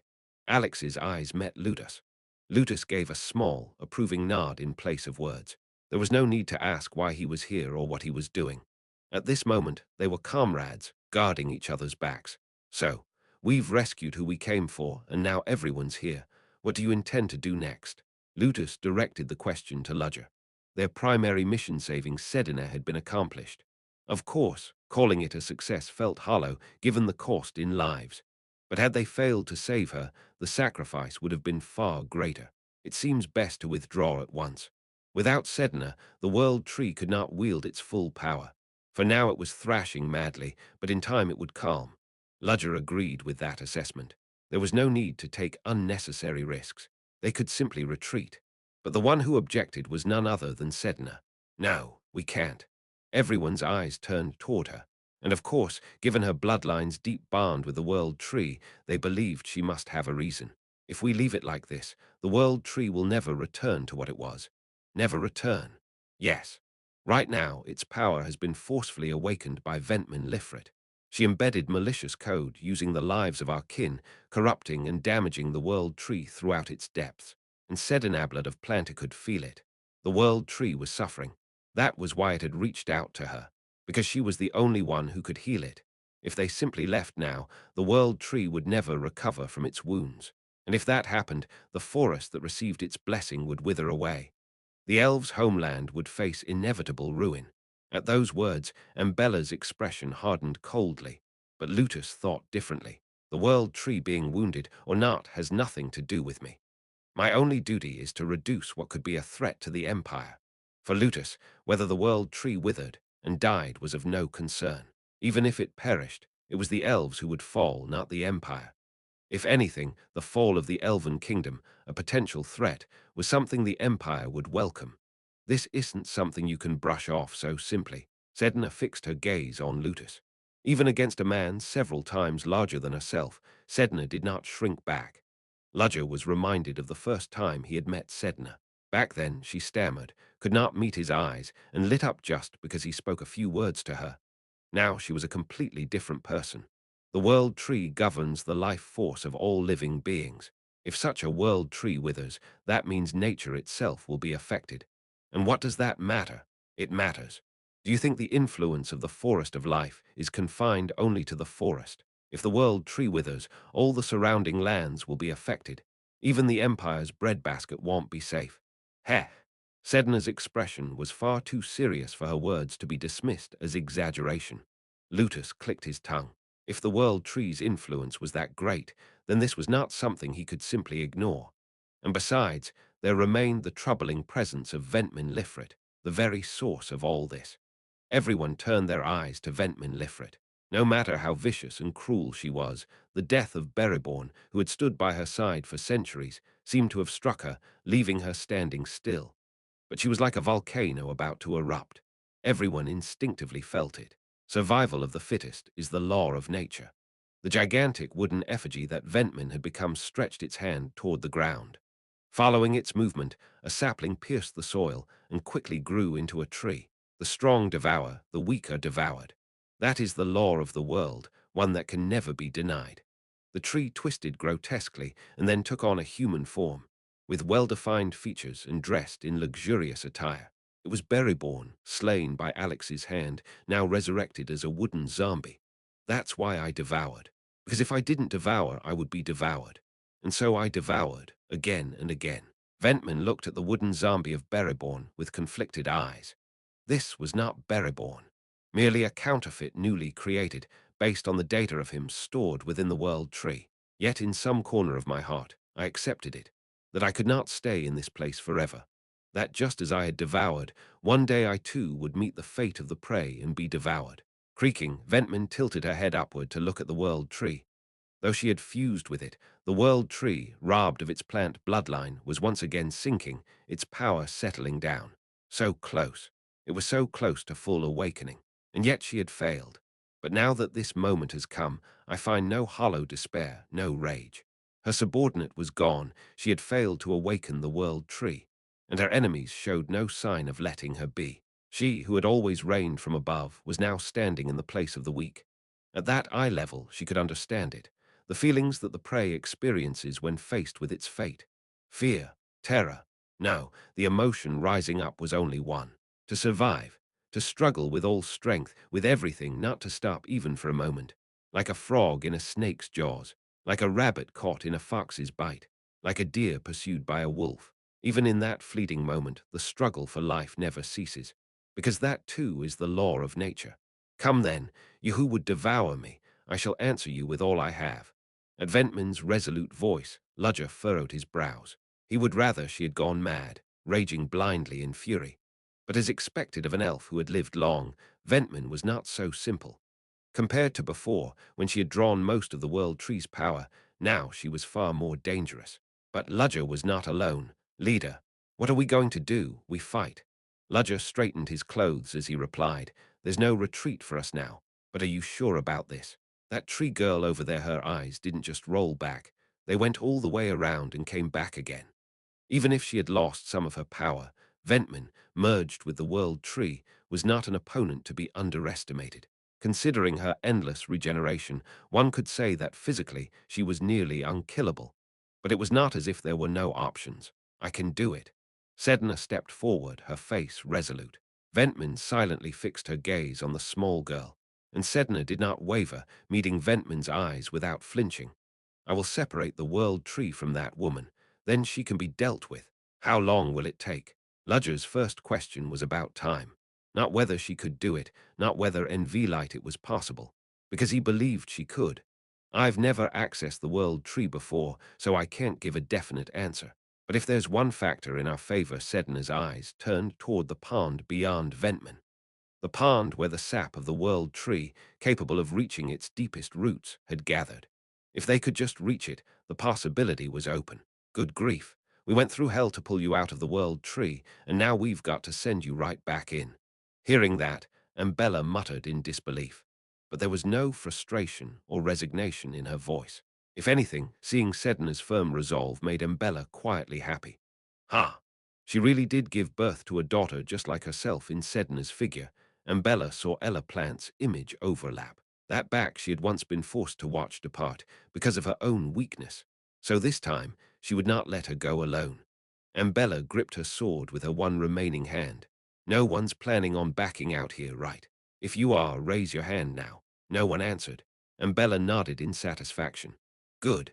Then let's go. 473 chapter, The Strongest Druid 2, Ventman's calm eyes fixed upon Ludger's group. Her tightly sealed lips alone showed that her attitude toward this fight had completely changed. Be careful. Virno spoke in a tone far more tense than usual. If Ventman Lifrit comes at us seriously, the situation could get much worse. Why? The one who answered Luda's question was Ambella, because she is the head of House Lifrit. Elves born of noble bloodlines are innately stronger than others, which means their very position is itself a measure of their strength. Though irregular exceptions exist, that is the common view in elven society. The head of House Lifrit, and Ventman Lifrit, who had held that place for 500 years. There was no way she could be considered weak. Ventman Lifrit is the most exceptional druid of all. That's why her compatibility with the world tree was the highest, second only to Ella Plant. And yet, even Ventman had once been intoxicated by the world tree's power and wielded it recklessly. But now that the world tree's output had lessened, it had become an opportunity for her. No longer overpowered by it, she could control it fully. In terms of raw output, it was roughly halved. But in precision, refinement, and speed of application, it had grown more than fivefold. That makes her even more troublesome. Ludger realized the source of the unease gnawing at him. His instincts were warning him the Ventman Lifrit standing before them now was far more dangerous. Have you all said your last words? Ventman asked in a detached tone, her gaze sweeping over them. It will be meaningless anyway. None of you will leave this place alive. Well, see about that. Sedna answered without yielding. Ventman looked at Sedna, then slowly began to stir her power. Gurgle, gurgle through the roots sunk deep into the earth by her lower body, something was rising. The power of nature, the energy of life, and even a portion of the world tree's strength. Greedily devouring it all as if it were nourishment, Ventman did not recklessly spill it out as before. Instead, she refined and arranged it, releasing it in the way she knew best. Like golden threads unraveling and scattering on the wind, shimmering energy flowed from her hands and spread outward, permeating the surroundings. At the same time, all could smell it, a sweet fragrance entering their noses. So sweet, so fragrant, it felt as though it would melt even the brain. The one to react was Virno. Don't breathe it in. It'll cause delirium. Virno called upon a wind spirit to push the scent away and erected a delicate barrier to keep it from penetrating within. Even though her first attack had been thwarted, Ventman showed no disappointment, for this was merely a prelude to what she was about to display. Bloom, my children. Ventman spoke with a soft voice, not with the venom she usually showed, but with the gentle affection of a mother tending to her children. One flower, then another. Sprouts rose around her, stems grew tall, and at their tips buds swelled. The flowers bloomed, radiating all the colors of nature's beauty. A garden blossomed into full bloom. As a breeze passed, pollen spilled between the petals and filled the air in a hazy cloud. The golden mist spread softly like dawn's fog, and Ventman herself transformed. From her wooden statue-like body, massive flowers sprouted, and upon her head rested a helm woven of pink petals. Some of the petals spread across her body like armor, a sight of beauty like a painting, so enchanting that even the most barren heart would be captivated at first glance. But those present knew well only death lurked within that beauty. Wooden zombies stood tall within the floral garden. Unlike before, their numbers were few, but their movement smoother than ever. With fewer of them, each one had become sharper, more precise. Take up your weapons, my warriors. At Ventman's command, the wood zombies stretched their hands forward. Then the flowers of the garden grew long, entangled, and transformed into weapons that filled their hands. Spears tipped with sharp blossoms, whips covered in rose thorns, shields tightly woven from sturdy clover. Each zombie gripped its new weapon and formed ranks around Ventman. Ventman raised her hand and pointed a finger toward Sedna. By command of your queen, strike down those who defy me. The wood zombies obeyed and moved. Fast. In an instant, one zombie vanished like a mirage and appeared at their side, swinging its weapon. Even Virno was taken aback at missing its movement, if only for a moment. But there was no time to dwell on surprise. Met the whip wrapped in spirit power with his own fist. Wish, the rose thorn whip coiled around his forearm. Virno tensed his muscles to keep the thorns from sinking into his skin. Zombie and elf locked in a struggle, whip taut between them. Alex rushed forward to help Virno. He swung his sword to sever the whip binding them, but before the blade could land, a zombie blocked him. Alex's eyes widened at the sight. It was reborn as a wooden zombie. Killing the same opponent twice leaves a bitter taste. Reborn gave no answer, only swung his sword. Alex had no choice but to retreat. Fighting with a blade, even in death, all for love. A corpse exploited by another, and one who accepts that without hesitation. What a terrifying world. Alex's eyes calmed. Facing the same opponent again, his chances of victory should be higher. But that was only true if Bereborn's arms were the same as before. Clack! Bereborn leveled his sword at Alex. Its crossguard was made of petals, which rippled as if alive. In the next instant, the blade erupted with golden flame. Ha! Alex let out a laugh, more sigh than mirth. His artifact was gone, and yet his foe had been equipped with something even greater. Couldn't we fight fair with ordinary weapons? His answer was the sunlit blaze of a sword. Yeah, thought so. The golden energy trailing along its path radiated heat, searing Alex's skin. Hot. Y'all pay if you ruin my skin like this. Half joking, Alex drew out his ashen aura and spun it along the tip of his sword. Meanwhile, Bella and Lutus were each forced to clash with their own wooden zombie attackers. Bellaruna. Watching the chaos, Ludger called out to Bellaruna. She pressed her hand to the ground, sweat dripping from her. No. The control is too strong, I can't even interfere. As expected, she's become more troublesome. Spatial movement was effectively impossible. Perhaps because Ventman had already seen it once and grasped its weakness, she had flooded the field with pollen, sealing off any space Ludger could use. If he tried to teleport recklessly, his coordinates would overlap, and he would materialize surrounded by choking pollen. Leave the path to me. Hans coughed harshly as mana wrapped around his whole body, and he charged forward. Attacking with mana from a distance would be no different than watering plants. The only thing Hans could do now was pure physical assault, using the massive beast body of the mutant. It wasn't something he would normally attempt, but circumstances left no choice. Coward though he was, he still knew when he had to step forward. I've grown a lot too. Hans charged across the flower field. Each massive hoof crushed blossoms underfoot, pollen bursting in thick clouds as stems tried to snare his legs. But such feeble restraints could not halt his charge.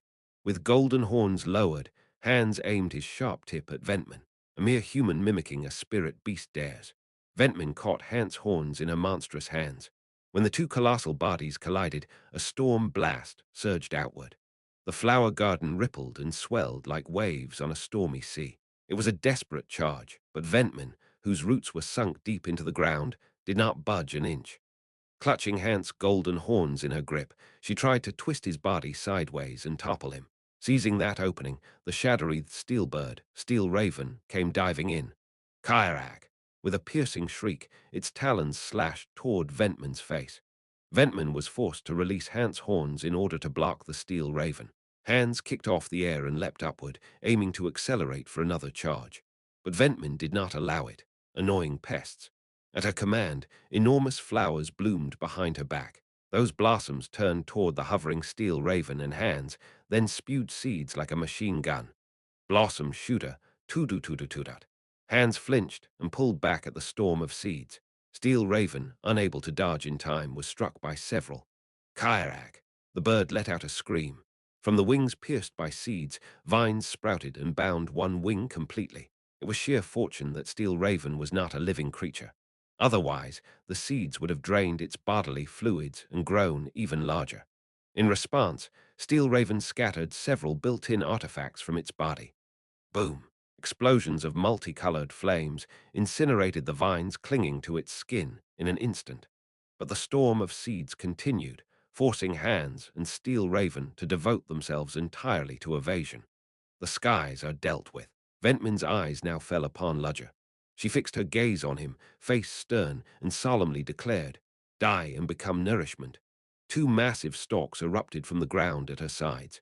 Thick green vines twisted together like ropes, sprouting golden blossoms at their tips. Those blossoms swiveled toward Ludger, brimming with radiant energy. Gran Renaissal twin beams of solar energy fired toward Ludger and Sedna. Wherever they grazed, the flower field burst into flames. Burned flowers collapsed into black ash, only for new ones to sprout in their place. Ludger spread a magic formation, deploying a defensive magic circle. The colliding forces erupted in a violent explosion. He managed to block it, but his brow furrowed. The blossoms were already gathering solar energy once more. Such immense firepower, and the recharge time was almost non-existent. Ventman ready to unleash another blast, when suddenly her eyes darted upward, and from the sky, fire bombardments came raining down. This is Ludger tilted his head back at the unexpected strike. Beyond the canopy of the world trees, branches a massive hole opened in the sky, and through it descended an airship, its cannons trained upon them. Ah, this is the captain. Do you hear me? We came to help. It's still far earlier than the appointed time, but there was no reason they couldn't come. From high above, even they could see the chaos raging below. Boom, boom, boom, the airship's cannons thundered. A Zeppelin-class warship, built for military combat, was naturally equipped with an array of heavy armaments. Its firepower, enough to annihilate an army, was unleashed upon the colossal Ventman. You wretches dare to hinder me without end. Even Ventman, unshaken until now, frowned with irritation. Explosive shells detonated around her, bursting into crimson flames, but she bore not a single serious wound. Her body fused with the world tree, armored in layered petals, was too resilient. Damn it, what the hell is that? From the airship, Robert swore aloud at the sight. That monster was clearly composed of plantseed. Even within the flames it glared back at them. Captain, what do we do? Keep attacking for no weight, evasive maneuvers. At Robert's order, the first officer jerked the helm without hesitation.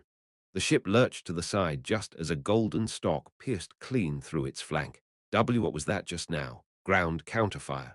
An arrow, an arrow. Are you kidding? Mechan elves even do that? Forget it. Status report. Left engines hit. We've lost 30% mobility. We can barely keep her aloft, but the armory's intact. Then dump every last incendiary round we've got.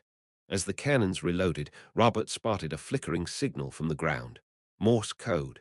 It was Ludger, flashing with light magic. The message was clear. Drop the bombardment on me. On him. Did he just tell us to fire on himself? Was he insane? In a battle where every second counted, to waste precious shells not on the monster but on himself. Captain, your command. To hell with it, do as he says. The cannons swiveled, aiming away from Ventman and toward Ludger. Sedna and Bellaruna panicked at the sight. Teacher, what are you doing? You'll see soon enough. Boom, boom. The cannons roared, dropping firepower upon Ludger's position. He waited, then summoned mana to cast his spell. A derivative of wind magic soundwave magic. The shockwaves of intense sound struck the falling bombs, detonating them in midair. A rain of fire poured down upon him. Blazing liquid mixed with incendiaries cascaded from the sky. Ludger lifted his head, eyes unflinching. He had never planned to block it, because this was what he wanted. Almost simultaneously, he drew a crimson gem from his pocket. The jewel lit up, pulling the descending firestorm into its vortex. Flames that blanketed the sky were sucked into a single gem. Even seeing it, none could believe it. Sedna and Bellaruna stared in speechless shock. Whoosh. The heat could not be dented. The flames ignited Ludger's own hand. Skin burned under searing agony, but Ludger did not lower it. How much longer will you cower like a coward? Haven't you had enough to wake up by now? Woo-wum. The gem, filled with fire, vibrated violently. Ludger hurled it toward Ventman, shouting, "If you've eaten your fill, then rise and fight." The gem shattered in midair. All the fire it had consumed burst forth. The breath of a phantom dragon, the scorching heat of the sun piercing the forest, the explosive flame of modern science. All became a crimson cloud boiling into existence. From within, two massive arms NVLGHT, exclusive on NVLGHT, thrust out, followed by the body of a giant. You. The fire giant roared once more, reborn, its cry shaking the heavens. 474 chapter, the existence of fire with Esmeralda's death. The fire evil spirit Quasimodo had been destroyed by Ludger. The spirit stone, left behind when Quasimodo perished, had been kept by Ludger for a long time. Its ability was simple. It absorbed any flame not created by magic. From this, Ludger gained the clue that this spirit stone could give birth to something new. It needed to consume fire in order to revive it, but how much fire would be required for it to awaken remained unknown. Yet at this moment, Ludger was certain. It had absorbed the flames of dragons, the sun, and every fire that could be called the pinnacle of modern science. Even before that, the fires he had steadily fed into it over time had accumulated. At last, the condition was fulfilled. Thus, the spirit stone became the seed of a new spirit's birth. Yu. In the past, Quasimodo had been a bloated, grotesque mass of flame with a hideous face. But the Quasimodo of now was different. 2 arms, 2 legs. Its overall form was human, yet its towering frame was immensely robust. What drew the eye most of all was its head. A reptilian skull with horns, without doubt, the head of a dragon, a creature now left only in legend. A dragonkin. Quasimodo had shed his former shape and been reborn as an entirely different being. Ludger shouted at this spirit, no longer Quasimodo, but something new. Defeat the enemy before you, Pasha. No longer the fire evil spirit Quasimodo. The new fire spirit Pasha let out a roar. Lifting his head to the heavens, Pasha released the thunderous cry of a dragon before fixing his gaze on Ventman. Though Ventman had grown to monstrous size and armored herself, standing over 10 meters tall, Pasha stared into her eyes from the same height. Whoosh. White flames streamed from Pasha's eyes like burning pupils. Rarak. He opened his jaws toward Ventman. From deep within his throat, a white glow emerged, then a terrifying breath blasted forth, swallowing her. KH. Even when struck head-on by incendiary bombs, Ventman had remained unscathed, but now she raised both hands against Pasha's flames. The petal shields she had thought untouchable began to blacken as Pasha's fire seared them. The dragon's flame. Grinding her teeth, Ventman drove her roots through the ground. As they writhed beneath the earth, the land surged like waves, throwing Pasha off balance and cutting his breath short. Ventman, NVLGHT, read the full story, barely escaping the dragon fire, glared at Pasha with wary eyes. A top-grade fire spirit. I heard Quasimodo disappeared with Esmeralda. This spirit was far more powerful than the Quasimodo Esmeralda had once controlled.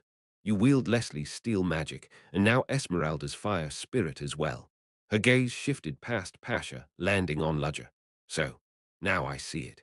The one who struck them down, it was you. You were behind it all, John Doe. No, was that one truly John Doe? But if not, then why had Zero Order left Ludger alone?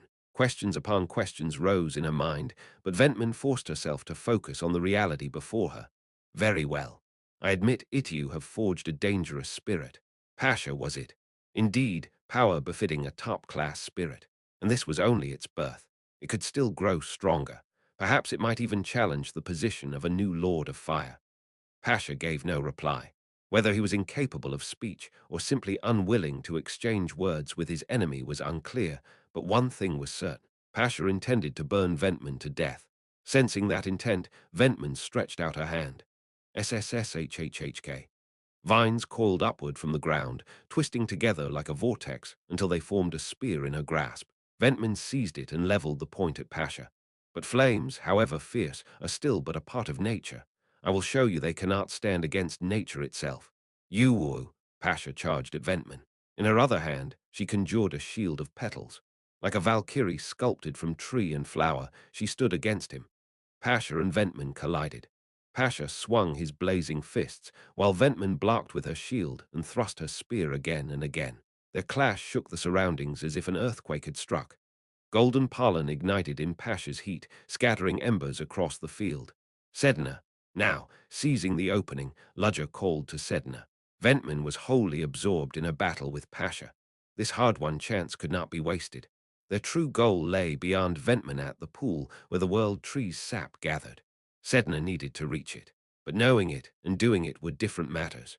The path to the sap was a maelstrom of golden pollen and crimson flame, an apocalyptic scene. Even from afar, its power pressed against the skin. She would have to plunge through that chaos. The slightest misstep, and she would die instantly. Her body trembled. No matter how she steeled her mind, she was still young. Before the terror of death, she could not remain composed. Then Ludger stepped before her. I will open the way. Whether intentional or not, his presence blocked the dreadful view ahead. All she could see was her teacher's back, and with that alone, the tension strangling her heart eased. "Can you do it? I'll try." Sedna shook her head hard. "No, I will do it." At her resolute cry, Ludger turned his head slightly, a faint smile on his lips. "Good, then let's go." He sprinted forward.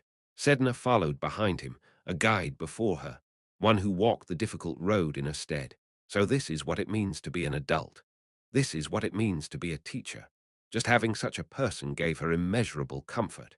In this moment, Sedna felt with all her heart the meaning of the words she had once shared with her mother inside the world tree. Ludger cherish. As Ludger dared to pass, Ventman called his name and raised her spear high. She swung to strike him down, but Pasha lunged, biting into her shoulder. Crock. Flesh crumbled, burning furiously, yet Ventman did not stop. Summoning every shred of her strength, she thrust her colossal spear down toward Ludger. Though its tip was but a flower bud, the weapon's power was undeniable. Even steel golems and armored vehicles would be torn apart like paper before it. Defensive magic would not withstand it either. Ludger shifted his magic to offense. He drained what little remained of his artifacts, squeezing out his mana. Rapidly tracing a complex formula in the air, he invoked a spell. An eye for an eye, a tooth for a tooth, wood for wood. Sixth circle grand magic of the wood attribute. Great tree meteor grove. A colossal tree of mana erupted upward, colliding with Ventman's spear. But Ludger's magic was not a mere contest of force. The single tree split endlessly, its branches winding around the spear, climbing her arm, enveloping her shoulder. It did not strike head-on, but rapped softly, nullifying even her attack. Ventman gritted her teeth and swung her shield, severing her own right arm. The limb was quickly regenerated, but in that moment of weakness, Pasha lunged to tear at her throat. Even then, Ventman smiled. The spear, still entwined in Ludger's branches, bloomed. The flower bud at its tip unfurled in full blossom, and green toxic fumes burst forth, spreading in all directions. Biotoxin, a lethal venom that consumed all living beings, engulfed Ludger. Ventman allowed herself a smile of triumph within. Holding one's breath would not save him. Her poison was the kind that seeped through the skin, necrotizing everything inside and out without exception. As a bonus, it brought with it the agony of feeling as though one's very soul were being severed. The victorious smile faded from Ventman's face, for Ludger burst out of the purple toxic smoke completely unharmed. How. Ventman was so shocked that she even forgot she should be pushing Pasha away. But who could blame her? Ludger looked far too unscathed. It wasn't that he was pretending. He truly hadn't changed in the least, not even in complexion. My apologies, but none of the poisons in this world work on me.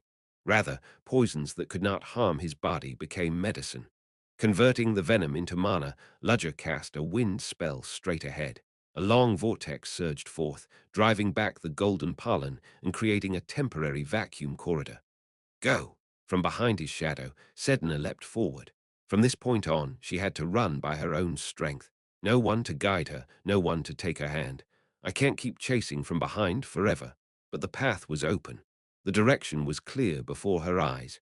This was the path she must walk, the key to the future forged by Ludger and all those fighting desperately in this place. Sedna gathered every last ounce of strength and sprinted toward the pool. Stop her! Burning under Pasha's grasp, Ventman shouted desperately. The wood zombies moved to intercept Sedna at her command. Not happening. Alex grappled Reborn stubbornly. Virno, Ambella, and Lutus did the same. Fighting against heroes once hailed as great warriors and family heads, they stood firm to block their way. Stop her, even if your bodies break apart. Ventman screamed, ordering the wood zombies. They exchanged glances, then once more charged straight at Sedna. Persistent bastards. Ludus swung his sword. Not merely a Cuthai's aura strike shattered the severed parts in a swirling pattern as it sank deep. This time, however, the wood zombies took the strike head-on. What? As beings without the concept of life, the wood zombies obeyed Ventman's command faithfully. Even as their bodies crumbled, shards and weapons from them flew at Sedna. Her eyes widened at the deadly fragments hurtling toward her. Just then, a white shadow cut in between. Senior. It was Hans, throwing himself in to shield Sedna. But Hans was not unharmed. Where fragments pierced him, his white fur turned crimson with blood. Worse, the shards squirmed, sinking roots into his skin. Though racked with pain, Hans did not forget his duty. Don't stop. At his struggle, Ventman's eyes blazed. How dare you? You insist on hindering me to the very end. If Sedna could not be stopped, then she would simply destroy the world tree's pool Sedna sought to reach. Ventman plunged her hand into the ground. Even as her body burned, scattering into black ash, she did not care. If she failed to stop this here, then everything would truly end. Beguile of it. She shook the roots driven deep into the earth with all her strength, enough to trigger a local earthquake. She would collapse the ground and drag the pool of the world tree's sap down with it. But what? Why isn't the ground? Her will went unanswered. No quake came, no collapse occurred. Why not? Her power had not run out. The roots still writhed at her command. But the earth they touched refused her, compressing solid and unmoving. No, impossible. The land where deep roots are planted should, of course, belong to me. You seem to be mistaken. A sharp voice pierced Ventman like an arrow. She turned her gaze toward Ludger. This land was never yours to begin with. What? It already has a master. A master. At last, Ventman sensed its immense presence spread through the earth. Something beneath the roots. Its form resembled a colossal turtle swimming through soil as though it were water. Don't tell me the elemental lord of earth. But why would such a being appear here suddenly? Ventman was bewildered, but Ludger could not answer either. In truth, he too was astonished. Elemental lords, how sly. To have been lurking in secret all this time. If it was going to help, it could have done so earlier. Still, Ludger knew complaints would be pointless, for in this fleeting instant, the Earth Elemental Lord had given him real aid. And no Ventman, charred to cinders by Pasha, stared aghast at Sedna. She saw the girl at the very edge of the pool, diving in. Sedna's body began to transform as she touched the sap of the world tree. Her short brown hair lengthened, strands flowing down into the sap like neural threads. That hair, once brown, turned into a dazzling, crystalline silver. Yes, the same hair color as Ella Plant, the one Ventman had so despised and envied. This can't. Ventman's consciousness snapped and ended there. 475 Chapter Mother and Daughter 1. The earliest memory Ventman held of her childhood was of looking up at the world tree, towering high enough to pierce the sky. What she had felt back then was now hazy and indistinct. Surely, like all elves who revered and worshipped that tree, she too must have thought it beautiful and worthy of devotion. Ventman had been born into a good family. At that time, the Lifrit family was not yet one of those directly bound to the world tree. They stood a tier below the seven great families, a middling noble house at best. Still, Ventman Lifrit was born with remarkable talent, and because of it, she easily entered the upper echelons of elven society. She gained access to the royal palace of Serendil and was permitted to see the world tree up close. Ventman believed she was a chosen elf. Her gift as a druid was unmatched. She was convinced she would raise the Lifrit family to greater heights. But that confidence crumbled the moment she met a certain elf, the plant family guardians of the world tree for countless generations. And within it, the youngest family head in history had arisen, Ella Plant. Barely her peer in age, Ella possessed the greatest affinity with the world tree ever recorded. She heard its voice more vividly than anyone else, felt its will more closely than anyone else. Even within the plant family, her ability was so extraordinary it was called a mutation. To elves who worshipped the world tree as a god, Ella Plant was its apostle divine messenger, object of reverence. Ventman felt both awe and envy toward her, but she did not reveal her jealousy outright. Instead, she buried herself deeper in effort, convinced her own inadequacy was the problem. Through such devotion, Ventman grew stronger still as a druid. Her skill surpassed that of her peers, even her elders. Her name became renowned throughout the elven kingdom. And yet, Ventman was not satisfied. She could not be. She would become a greater elf. She would ascend higher and carve her name into elven history so boldly that no one could contest it. Even after rising to high rank within her family, Ventman never relaxed her discipline. Every day she lived intensely. Among elves, whose long lifespans bred leisure and unhurried lives, her ceaseless struggle was unnatural. While others strolled, she bled and sweated as she sprinted forward. But Ventman did not care. The results soon became clear. Her natural talent, combined with relentless effort, brought her success. She was allowed closer to the world tree than others, permitted to glimpse its will through the tips of its roots. She was nearly confirmed as the next head of the Lifrit family, and still Ventman could not be satisfied. No matter how hard she worked, how high she climbed, one figure always loomed above her. Ella Plant. Ventman could not understand. Why was she unable to surpass her? She had worked herself to the bone, not day by day, but moment by moment, never wasting a second. Yet the gap never closed. Did Ella work as tirelessly as she did? Number Ventman had once spied on her in secret. What she saw was simplicity itself. Ella napped idly. She wandered the forest after meals. She even slipped away from rituals, hiding from her family to avoid the bother. So this was the elf all others exalted. This girl of leisure. Ventman was dumbfounded. Surely she must be hiding her true effort elsewhere. Surely Ella wore a mask, deceiving everyone. Driven by this conviction, Ventman shadowed her constantly. And so, by chance, they grew closer. The occasion was trivial. As head of the plant family, Ella regularly performed rituals for the world tree. But she found them tedious, and one day she fled. And by fate's hand, the runaway Ella ran into Ventman, who had been tailing her. Hi, so you're the one, right? The elf who's been rising with incredible skill lately. Ventman Lifrit, wasn't it? Nice to meet you. Ella recognized her and offered a greeting. Even if Ventman's name was spreading, it hardly merited the personal notice of one who communed directly with the world tree. Yet Ella spoke as though she had heard much about her, praising her. The elders are always saying so, you know. That girl from the Lifrit family, Ventminch, works so hard. Then they look at me and sigh. Honestly, why did I even become family head? They pushed me into it, and now they scold me for it. Ella was a strange elf. She was talkative, her behavior flighty to the point of frivolity. When she laughed, she cackled without decorum. When she ate, she grabbed food with her hands, heedless of grace. What barbarism was this? Compared to the noble, sacred image Ventman had always held of Ella Plant, it was too great a shock. Naturally, Ventman could not help acting like one of the family elders she herself disliked, nagging Ella. Maintain dignity. What sort of conduct was that for the priestess of the world tree? Behave as a family head should. Skip fewer rituals, or at least don't drag me into scolding for it.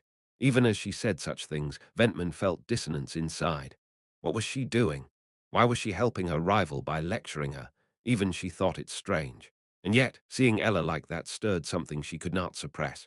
So Ventman scolded her endlessly, until her ears must have hardened. But Ella never listened. Instead, she pulled Ventman along, showing her interesting things, dragging her even into the sanctum known as the cradle, forbidden to outsiders. Yes, that action had been born of goodwill. Ella Plant treated Ventman as a friend. Though Ambella, the retainer of her family, looked at Ventman coldly, Ella insisted they get along. Ventman was speechless. What a ridiculous woman, to treat the rival who chased her so fiercely as a friend. Did she not even recognize Ventman as competition? Ventman was not one to bottle such thoughts. She snapped at Ella. Would she really be fine, sitting so idly, if Ventman took her place? Perhaps it was Ventman's own form of goodwill, in a way. Ella had shown kindness to her. It was only fair to offer a warning in return. How had Ella reacted then? She widened her eyes, then burst into laughter. Is that so? Then you'd be doing me a favor, sparing me all the tedious work. Spoken without the slightest attachment to her own position. Though she alone could commune with the world tree so deeply, she regarded it not as privilege, but as burden. And ironically, it was precisely this sincerity that crushed Ventman with despair and jealousy greater than ever. Yes, my life has always been nothing but a struggle to surpass you. Ventman's voice dripped with venom as she spoke to Ella Plant before her eyes. The place where she opened her eyes after losing consciousness must have been a part of the great consciousness of the world tree. Why Ella Plant was there, she did not know. Perhaps it had happened because the factor inherited within Sedna Roshan's blood had touched the world tree. That was not important. What mattered now was that, standing before her eyes, was the one she had so desperately longed to surpass. You have not changed, then or now. At the sight of Ella's bitter smile directed at her, Ventman bit her lip. Why do you look at me like that? I destroyed your family. I took your daughter as a hostage to offer her as a sacrifice. I gave up countless elven lives. And yet, you still look at me that way. You were always like that. No matter how much I lashed out, no matter how I mocked you, you always brushed it aside with a smile. Even so, I could never surpass you. Why? What was I lacking? Not only had she been unable to defeat Ella Plant, but what was even more absurd was that, The moment her daughter connected with the world tree, Ventman's link had been cut off completely. Osedna was of plant blood. The idea that she could achieve such a thing the very first time she touched the world tree was unbelievable. More than the fact that her plans had collapsed entirely, it was the fact that her end had been sealed at the hands of the plant bloodline that left Ventman with a vast emptiness. What is built on blood and slaughter can never be justified, Ventman. That is what I have told you since long ago. Do not dare to lecture me. Everything I have done was for our kin. Look outside this place. See how far humans have advanced. Do you know what kind of war they started 100 years ago? And knowing all that, you would still spout idealistic nonsense. They had once exchanged such debates before. Standing before the world tree, Ella Plant had spoken after long thought about the future. In a changing world, what path should elves follow? Ella had spoken of peace and harmony, but Ventman had disagreed. Peace and harmony were nothing more than empty illusions. Even among elves NVLGHT, read the full story themselves. Hierarchies existed between families, and there was a gulf between those with power and those without. If elven society was like this already, how could harmony with other races, including humans, be possible? The history of every race had been nothing but struggle and division, and within that, perfect peace had never once existed, so claimed Ventman. Ella had listened back then, acknowledged it could be so, yet had still refused to abandon hope. The difference of opinion they had shared 500 years ago had not changed in the least, even now. All of it, all of it is your fault. Why must you make me so wretched? What have I done so wrong? Is it such a crime for an elf to act for the sake of elves? Is it so wrong to fight to preserve the safety and welfare of my kin? And what of the kin who were sacrificed in that process? Nothing can be achieved without sacrifice. An elf like you, gifted with overflowing talent, could never understand the desperate struggle of an elf who toiled night and day, hoping for the world tree's revelation. The world is not equal. If you do not want to be robbed, you must steal. Do you not think such a world itself is wrong? So, you dreamed such lofty delusions about changing the world. That is why you dared to forcefully expand the world trees. How could Yahoo receive the world tree's blessing more closely than any own commit an act of betrayal against it? Ventman let out all that she had bottled in her heart for so long. Her jealousy toward Ella, her selfish conviction that she acted for her kin, her responsibility as one who stood at the top. All of it tangled together, pushing her further into despair. Yes, even if I rage like this, it is meaningless. I have failed, and failed at the hands of the daughter you left behind, no less. Ventman laughed in self-mockery. She no longer had the strength even to be angry. In the end, had she not been defeated? And nothing was uglier than the lament of the vanquished. Congratulations, Ella Plant. In the end, you have won. Ventman lowered her gaze to her own body. From the extremities, her form was slowly crumbling into dust.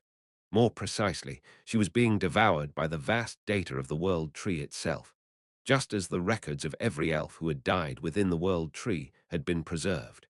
Ella still looked at Ventman, only with pity in her eyes. I never wished to fight you. I never intended to hinder you by using my daughter. And now you think to bestow pity upon the defeated. Every word I speak is the truth. I have seen more after looking at the world outside. And after giving birth to my child, Sedna, I wished all the more for her to live a life free from elven society. What a laughable story. You are a criminal. You betrayed the world tree we revere. That itself is what was wrong. What? Ventman, by now already missing her lower body, asked in disbelief. From the very beginning, I never betrayed the world tree. This was, rather, the will the world tree itself desired. What nonsense is that? You expect me to believe such lies. Ventman tried desperately to reject those words, but the moment she looked into Ella's eyes, she could not help but realize. Ella Plant was telling the truth. If she had not betrayed the world trees, well then what did that make those who had heartlessly cast her out and driven her away? At that realization, Ventman could only laugh. Ha ha ha, ah ha ha. Even as her body collapsed further, she could not stop laughing. So that is how it is. All of us believed you a sinner, but in truth it was the opposite. Ella Plant had been branded a criminal who dared betray the will of the world tree. Every elf had scorned her name. But was that truly so? If one thought about who it was that truly acted for the world tree's sake, the answer was simple. Perhaps even Ventman had known that. She had simply ignored it, turned away from it, pretended not to know. Ventman gazed at Ella with eyes now clearer and smiled brightly. As I thought, I hate you. With those final words, she was gone completely. Her mind and memories became fragments of data, nourishment for, and part of, the world tree. Thus ended, quiet and still, the reign of the Lifrit family head who had ruled the Elven kingdom for 500 years. Ella silently gazed at the empty space before turning her head. Her face, steeped in sorrow, brightened. In the end, you did it. My daughter, mother. To think we would meet again so soon, I never expected this at all. Once more connected to the world tree, Sedna found herself face to face with her mother. 476 chapter Mother and Daughter, 2. Ella's gaze towards Sedna was complicated. There was the heaviness of knowing her daughter had returned to this dangerous place, and there was also the joy and delight of seeing her beloved child once again. Why did you come back? You could have just gone. Because you're here, mother. My daughter is so admirable. You've really grown so much. Let me hold you again. Ella spread her arms, but Sedna did not run into them as she once had. Instead, Sedna hesitated, as if worrying about something. My daughter, have you grown too old now, embarrassed to be held? Are you really leaving? At Sedna's meaningful words, Ella's eyes widened. With a faint smile, she shook her head. Where would I go? I'll always remain here. But you're dead. And yet here I am, speaking with you. How is that possible? Normally, the souls of the dead vanish at some point. But the world tree is different. The souls of us elves remain here. Ventman may have called it nothing more than memory and data. But no, the world tree is not something so simple. The wood zombies brought forth by the world tree, they were not mere reconstructions based on stored DNA of dead elves. They were true embodiments of the elves' souls, given form as wooden bodies. Unbelievable, yet real. That was the power and mystery of the world tree. Ordinarily, I too would have vanished and lost myself as Ventman did. But it seems that in this event, the world tree has suffered a great wound, and so it has chosen to leave me here specially. It must need a guardian to protect this place. Then does that mean I can still see you again? Yes. As long as you are one with the world tree, you will be able to see me. Not often, but sometimes. Ella had work to do. The world tree had been gravely damaged by Ventman, and she had to stabilize it and erase the malignant codes and V-light planted deep within. That process would take a very, very long time. It was not something Sedna could simply call forth whenever she wished. Still, the mere possibility of being able to meet her mother again filled Sedna with joy. You don't have to say anything. Ella said this as she stepped forward and embraced Sedna tightly. Sedna squirmed like a child throwing a tantrum, then gave up and sank quietly into her mother's arms.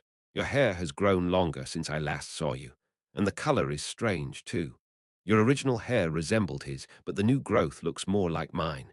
Does it look weird? Not at all. If anything, it's beautiful. You are truly our lovely daughter, his and mine. Father Sedna's expression darkened as she thought of Walter. She had been rescued by Ludger, and those who had helped along the way had surely been sent by Walter. But it was hard to feel gratitude, given the way their relationship had been. After Ella's death, Walter had cut himself off completely from Sedna. Knowing this, Ella spoke to comfort her daughter. Yes, he can be terribly frustrating in such matters. He must have thought it didn't matter if you hated him, as long as he could keep you safe. I can see it clearly. I often fought with him about that very thing. Really, of course. I scolded him often for being so oblivious. Ella stroked the long silver hair that now flowed down Sedna's back. But still, he truly does love you. He only acted that way because he couldn't be honest. I should have been there at his side, always. Mother Sedna wanted to speak words of comfort. Just as she herself had grieved, Ella too had been grieving, for she too had been torn away from her family. Ella carried guilt in her heart. Though it had not been her intention, she had left her husband and daughter behind, and that absence had been the very cause of their broken bond. But even knowing this, there was no way to repair it. She could exist only within the world tree, while Walter, being human, could never meet her again. Sedna understood this too and bit her lip. Mother, I'm all right. Even though father hurt me a lot, and I suffered deeply, Sedna thought back. What if her father Walter had treated her kindly? At the very least, to the grieving child who had lost her mother, it would have been some small comfort. Her personality might not have turned out the way it had. She might have grown into a brighter child. She would have carried scars, but they would have healed. Together they could have endured the sorrow, comforting each other. Perhaps someday they could have rebuilt a happy family. Such a future might have been possible. But I like things as they are now. Indeed, Sedna's past life had been nothing but hardship and pain. She had hated her father, resented her family. She had even lost her dearest friend and entered the Black Dawn. Even there, she had never fit in, always living on the fringes. She had thought she might spend her whole life alone and isolated. It still hurts when I think of those days. Then one day she met the man who would change her fate, the man she now called teacher. At first, she had been terrified. He was a figure whispered about even within the Black Dawn, one said to bring death to any who approached. She had been forced into his presence, driven from behind. But now, I've met so many good people. She had met Ludger and through him, the members of Owens. Hans, who was prickly but always answered when she asked. Alex, playful and sly, but considerate all the same. Phantos, silent, but always willing to grant her requests. Arthur, pure and childlike, who treated her with innocence. Bellaruna, odd though she was, in whom Sedna still felt the kinship of her race. Sheridan, who oddly shared her sense of stature. Even Violetta, who showed familiarity simply by standing at Ludger's side. All of these bonds had become precious to Sedna. If she and Walter had reconciled, she would never have entered the Black Dawn. She would never have met Ludger. Having endured hardship and come through it to these connections, Sedna cherished them all the more. So I am fine now. Truly, you've grown so much I hardly recognize you. Ella hugged her daughter tighter, as if brimming with pride. The two stayed like that for a long time, quietly sharing each other's warmth. After a while, Sedna spoke first. What should I do now? What do you mean? Ventman Lifrit is dead. The kingdom has fallen into chaos. And now I've connected with the World Tree and gained its authority. The seat of the World Tree's guardian now stood empty. Though she had not sought it, the most fitting successor was none other than Sedna herself. She had been placed in a position where she must bear the burden. Rationally, it was something to rejoice over. It meant more than merely serving as an assistant at Sion Academy. It meant she could become the new leader of the Elven Kingdom. For elves, the authority to wield the World Tree's power was immense. Even Ventman, who had used only a fraction of that power, had raised Lifrit into the foremost house. With far greater authority, Sedna could do more than restore the fallen plant familish, could unite all 7 houses into one absolute monarchy. She could become the queen of a unified elven kingdom. There would be no opposition. Lifrit and the Shadewoodens were gone, and the 3 noble families had been devastated. The relatively intact Dentes and Burke would surely support her. And yet, your heart does not welcome it. Sedna nodded silently. Do you think you are unfit for that seat? Partly that, but if I take that seat, then I won't be able to see those people anymore. And I don't want that. Sedna knew it in her heart. The power she had awakened with was something of immense importance to the elves. Inevitably, she had become their focal point. Even if she wanted to cast it aside, she could not. Nor could she pass it on to someone else. Sedna was not yet ready in her heart to bear the heavy duty that had been granted together with that power. Then why not simply give it up cleanly? W what? How could I possibly do that? If you force yourself to do something you hate, that too becomes a problem. I was the same. People around me always kept forcing, nagging, so I always hid and ran away. Still, sometimes I regret it. Perhaps I should have given everything up and left earlier. Wasn't it hard outside the forest? Of course it was. There were times I thought Id suffered for nothing, that maybe it had all been a mistake. Ella met Sedna's eyes and gave her a reassuring smile. But still, it was out there that I gave birth to you. You don't have to do things just because someone else forces you. What I want is for my daughter to do what she truly wants. What I want, yes. Sedna, what is it that you want to do? Shaken by hesitation, Sedna soon opened her mouth as if she had made a decision. Ah, Sedna opened her eyes. As she sat up, the sap of the World Tree flowed down her body with a wet sound. She looked around. Everyone was watching her around the small pond formed by the collected sap. Ure awake. Ludger spoke to her. Sedna staggered to her feet and raised her head toward the sky. The World Tree, whose branches had spread out in all directions to form a cage, had now returned to its original form. Though parts of it were damaged and deeply wounded, its vitality made it certain that recovery would come swiftly. Beyond the World Tree, the blue sky and white clouds stretched out, beautiful and unconcerned with the affairs of the ground. The war was over. and it had ended in their victory. You've done well. Ludger grasped Sedna's hand, pulling her out of the pond. It was then Sedna realized how long her hair had become. Perhaps because it was drenched, it felt much heavier than usual. But as she stepped out of the pond, the newly grown silver hair gradually shortened, returning to its usual length. Sedna touched her hair again and again in wonder, marveling at her state. So it's really over. Hugh, I am exhausted. Alex collapsed on the ground with a thud. No one rebuked him for being improper. They were all just as drained. It isn't over. There is still far too much to resolve. Even the aftermath alone, where do we even begin? Virno looked bitterly upon the ruined Serendil castle, the wounded world tree, and the shattered outer walls. His proud homeland had been reduced to ruins. The kingdom that had symbolized Renar Tyrone was destroyed, and the forest of life would inevitably fall into turmoil for a long while, especially with what had just occurred. World Tree itself awakening and acting memory would remain forever engraved in the minds of elves. How long would it take to return to what once was? No, could they even return at all? Do we not also have something to deal with? Ludus' business was not yet finished. His sharp gaze, like a well-honed blade, turned to Sedna. The witch has vanished, but now it seems a new maiden has taken her place. Ludus sensed that Sedna had become the new caretaker of the world tree. Moments ago, he had learned firsthand how perilous the world tree could be. That someone capable of wielding it had appeared again was not something he, as one responsible for the Empire's safety, could simply ignore. Sensing his intent, Ambella stepped in front of him. Hey, Lutus, must you dampen a moment of relief with such words? Please move aside. No matter who it is, I do not wish to harm an old benefactor. Ha, the pup has grown bold. Do you think you can? Facing one who is already so gravely injured, I doubt I would lose. The atmosphere grew heavier, more serious. Ludger and Hans, Alex and Virno all heightened their guard. They were ready to join Ambella in battle at any moment. At that tense instant, contrary to everyone's fears, Sedna stepped forward. I have no intention of opposing the Empire, so please stop. And why should I believe that? A greater threat than before has just arisen, and I should retreat simply because you say so. The kingdom has already suffered too much. The world tree as well. From now on, the world tree must devote itself solely to recovering until it returns to its former state. So you claim it is safe. Even a tiny fraction of that tree's power would be enough to threaten the Empire.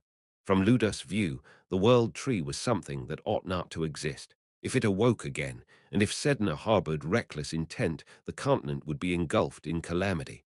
I am certain that will not happen. And why is that? Because I am still half a person of the Empire. At the wholly unexpected reply, Ludus' eyes widened. Despite how I look, I am also a student of Sion. How could someone like me ever fight against the Empire? Heh, ha ha ha. Seeing Sedna stand firm and speak without wavering, Ludus could not help but burst into laughter. Ha ha ha. So it's fine because you are half human and a citizen of the Empire. What an absurd argument. Everyone around stared at Sedna with faces asking if she truly thought that was persuasion. After laughing for some time, Lutus stopped, his face refreshed. If you put it like that, then once at least, I should believe you. He slid his sword back into its sheath. The tension that had gripped the air so tightly shattered in an instant. Those who had expected battle looked at Lutus in surprise.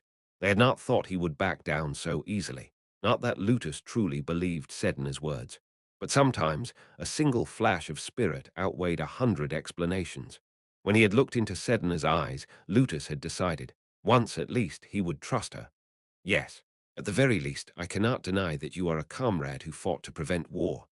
Ha! Ambella, relieved, slumped down on the spot. With one arm gone, even though it had been bound, the dizziness lingered. That arm Sedna approached, gazing at Ambella's severed limb. There's no need to worry. Losing just one arm is a cheap price. But of course, it was not fine. For a swordsman, the arm that held the blade was as precious as life itself. To say there was no regret would be a lie. Yet Ambella did not wish to place such a burden on Sedna's heart, so she chose to think of it lightly. This isn't something you need to trouble yourself with. No, I also bear responsibility, so let me help you. Sedna spoke in a voice full of conviction. Ambella stared into her eyes, searching for meaning. How? I can restore your severed arm.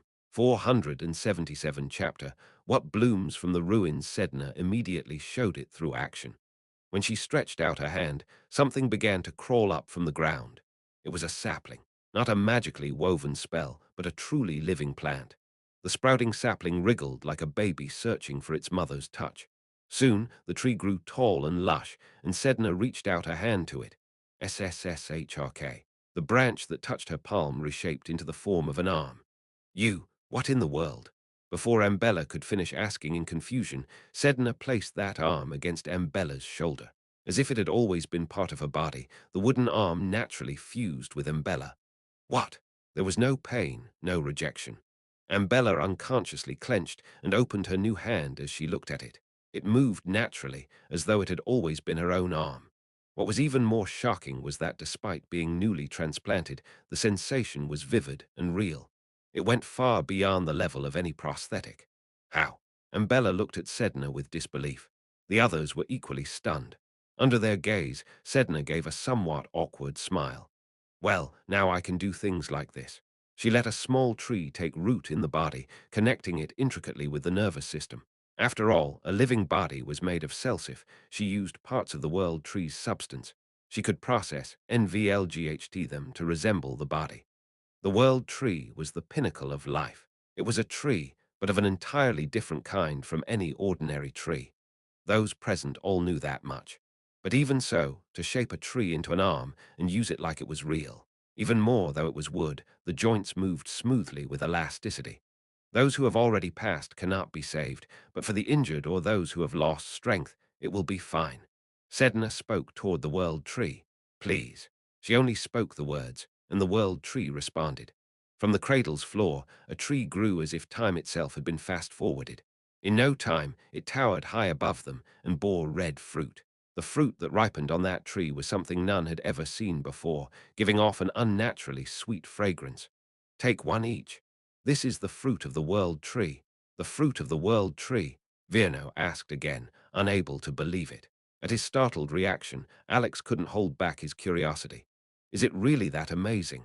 Well, sure, anything with the name world tree must be, but is it enough to be that shocked over? To humans, maybe not. The one who answered in his stead was Bellaruna. Her gaze, fixed upon the ripe fruit, was filled with a strange heat that seemed dangerous. Even to elves, the fruit of the world tree was only a legend. If elves who live for centuries considered it a legend, you can imagine how rare it is. That much. There are no detailed records, only mentions in ancient tales, but it said that eating one heals all wounds, removes poisons from the body, and extends lifespan. Whether that's true or exaggerated, I don't know, but at the very least, there is no harm in eating it. It's truly equal to an elixir of legend. Sedna caused such fruit to bloom in abundance around them. The group each plucked one and bit into it. Delicious. Ooh, I've never tasted anything like this before. It's amazing. My whole body is brimming with strength. The fruit of the world tree was on par with the highest delicacies.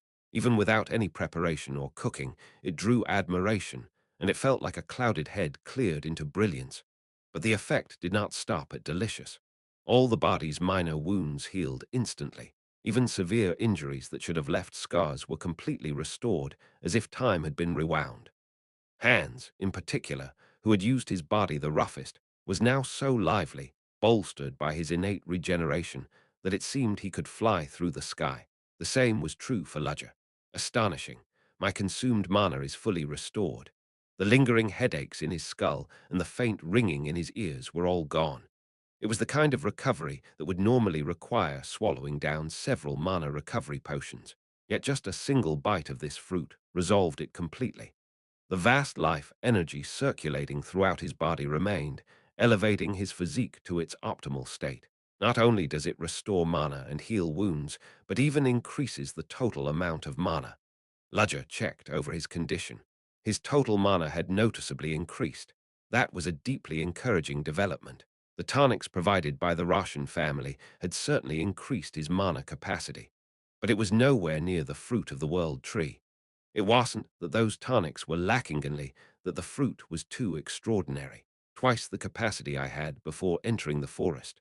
Twice over no, compared to before taking the Roshan tonics, the increase was nearly 3 or 4 times, and his mana paths had become far more refined, not just repaired like a road under maintenance, but entirely reconstructed anew. Circulating mana through his body was now stronger and smoother than before. Recovery of wounds, replenishment of stamina, removal of toxins, increase of mana capacity. It surpassed even the highest grade elixir treasure of the century. If mages learned of this, they'd come running with their eyes ablaze. Too extraordinary, which made it dangerous. If rumors of the fruit of the world tree reached people's ears, the forest of life would once again face invasion from outsiders. Alex, Hans, and Bellaruna realized this as well. They exchanged glances and nodded to one another. This must remain an absolute secret. Ludger glanced at Lutus. Lutus too had bitten into the fruit, staring at it in shock. Then he quickly finished off the fruit and looked to Ludger, shaking his head. A gesture. He would not speak of it either. He too marveled at the fruit's effects and knew that if word spread, the world would descend into chaos. If outsiders invaded the elven forest, no one knew what the now stabilized world tree would unleash. It had to be kept secret, so that the wave of chaos would not swallow the empire. And Sedna brought it forth with just a single word. But Sedna's actions did not stop there. She once again made a request of the world tree, and it moved in response. Different from when Ventman had made it rage. Now it was quiet, calm, resonating across the forest as though this was its true nature. A clear wind blew once, and then spirits appeared everywhere, shining with light. The spirits circling the world tree stabilized the broken land, dismantled the ruins of collapsed walls, and returned them to nature. Soon trees began to grow in places, forming a new forest. Watching life bloom from the ruins, Ludger called Sedna's name. Sedna. Ah, teacher, that ability, did you just awaken it now? Yes. I think it's because I became aware of my bloodline. I thought I heard voices before, but now I hear them much more clearly. Come to think of it, the plant Sedna kept in the assistant's room always thrived unnaturally well. Ludger turned to Umbella. Do all plant have this? Not any plant I knew of. It seemed Sedna was a very unusual case. A mutation from a mixed heritage, or perhaps a distant ancestor's latent trait manifesting. Whatever the reason, that wasn't the important part. This is a level worthy of a color title, the ability to manipulate living trees by her own will. Sedna had become what mages called a green magician. The green element had long been vacant. Such mages were exceptionally rare. A green magician who can commune with the world tree. Having fought against a portion of the world tree's power, Ludger understood better than anyone how formidable her awakening was. That was why he felt worried. This small girl had suddenly grasped such immense power. Too great a power could sometimes become an unbearably cruel fate. Yes, much like himself, Sedna. Ludger called her name again. In his voice was a concern he rarely showed. Sedna, instead of answering, only shook her head with a gentle smile, as if to say she understood his thoughts. For now, you should think of resting. You've gone through a lot today. I think everyone else feels the same, I suppose. It was truth he had fought too harsh a battle. The elves who had fled would return soon, and before that, the surrounding ruins needed to be restored as much as possible, though the world tree would handle much of it. If you're watching, you might as well lend a hand. Ludger cast his gaze downward. He hadn't spoken expecting help. If anything, it was a light complaint. The elemental lord, after all, might have gone off again, a being too lofty for humans to ever presume to judge. Rumble. But as if in response to his words, a faint tremor came from the earth. Ludger let out a small laugh. At the same time, the collapsed ground began to repair itself as if alive, restoring its former state. The cracked earth sealed, the twisted strata returned to place. Soil scattered all around seeped back into the ground as if time had been reversed, work that should have taken years of restoration, yet a single being's act turned it into a miracle. Well, if only you did this much all the time. Be woo'em. Another tremor resonated, as if the reply disliked his words. Still, the meaning was clear enough. Isn't this enough help already? Of course, Ludger simply ignored it. The survivors returned to Denti's territory. The retainers rejoiced at the safe return of their lord and the group. No matter how many times I see it, it really looks like a giant broccoli. Be quiet. At Hans' comment about the Denti's family mansion, Ludger corrected him. Hans shrugged. Oh, so this is the mansion where the elves live. Exactly what I imagined. Among those returning were Robert, who had brought the airship, and his vice-captain. Thanks to Ludger's summoning of Pasha, they had barely survived. Pasha. Ludger recalled the spirit stone that had returned to its red gem form. After rampaging, it had exhausted itself and fallen back asleep. But now that it had awakened once, he could summon it again whenever he wished. Never thought he'd ever be able to command a spirit in my life. He had come to the Elven Kingdom for Sedna, but in truth, he had gained much more. He had taken rare elixirs, eaten the legendary fruit of the world tree, built goodwill with the elves, and even given birth to Pasha from Quasimodo's spirit stone. The hardship had been worth it. By the way, did that man leave? Hans asked Ludger. There was only one man absent, Lutus Wardart. He had confirmed the civil war's end and returned to the Empire. The way he vanished, just as he had appeared like a mirage, made it unclear whether it had been dream or reality. I suppose so. He was never an invited guest. In truth, weren't we uninvited as well? Now we've been accepted, so it's fine. At Ludger's words, Hans chuckled. The group received a passionate welcome and rested, especially Hans, Alex, and Bellaruna, who all fell asleep immediately from exhaustion. Ludger, too, rested in a room assigned to him, but he couldn't sleep. He stood on the wooden terrace, gazing quietly outside. Night had fallen over the forest of life, and it glowed with the lights of stars and fireflies. Most were asleep, but the forest continued to breathe life in its own way through the night. A world endlessly alive. Perhaps because he finally had a moment of peace, Ludger didn't push away the feelings rising in him. Knock, knock. Someone tapped on the door. As though he had expected it, Ludger spoke. Come in. The one who entered was Sedna. So, why have you come to me? Because I have something I want to say. 478 chapter Fruit of Memory. 1. If you have something to say, leave it for tomorrow. It would be better for you to rest tonight. Though his words might have sounded cold, Sedna only smiled faintly. She knew well enough that Ludger was saying it out of concern for her. I don't think I'll have the chance tomorrow. At those words, Ludger turned his gaze from the window and looked back at Sedna. Sit down. The two sat facing each other. In the quiet room, Ludger and Sedna remained silent for a while. It felt like each was yielding to the other to speak first, or perhaps they were simply sorting out their thoughts on what to say. The silence, which seemed like it could stretch on forever, was finally broken by Sedna. First, I want to thank you. She bowed her head deeply. The fact that I am here now is all thanks to you, Professor Ludger. It's thanks to everyone. I couldn't have saved you alone. Of course, I am grateful to the others as well. But it was you who brought everyone together. Perhaps so. But there was one person who came to me first with that request. Both I and Hans, and even Alex, received his help. Who was that? Walter Roshan. Sedna's eyes widened. She had not expected that name. That cold man bowed his head to me personally, asking me to save you. Father to Sedna, her father Walter was still a complicated figure.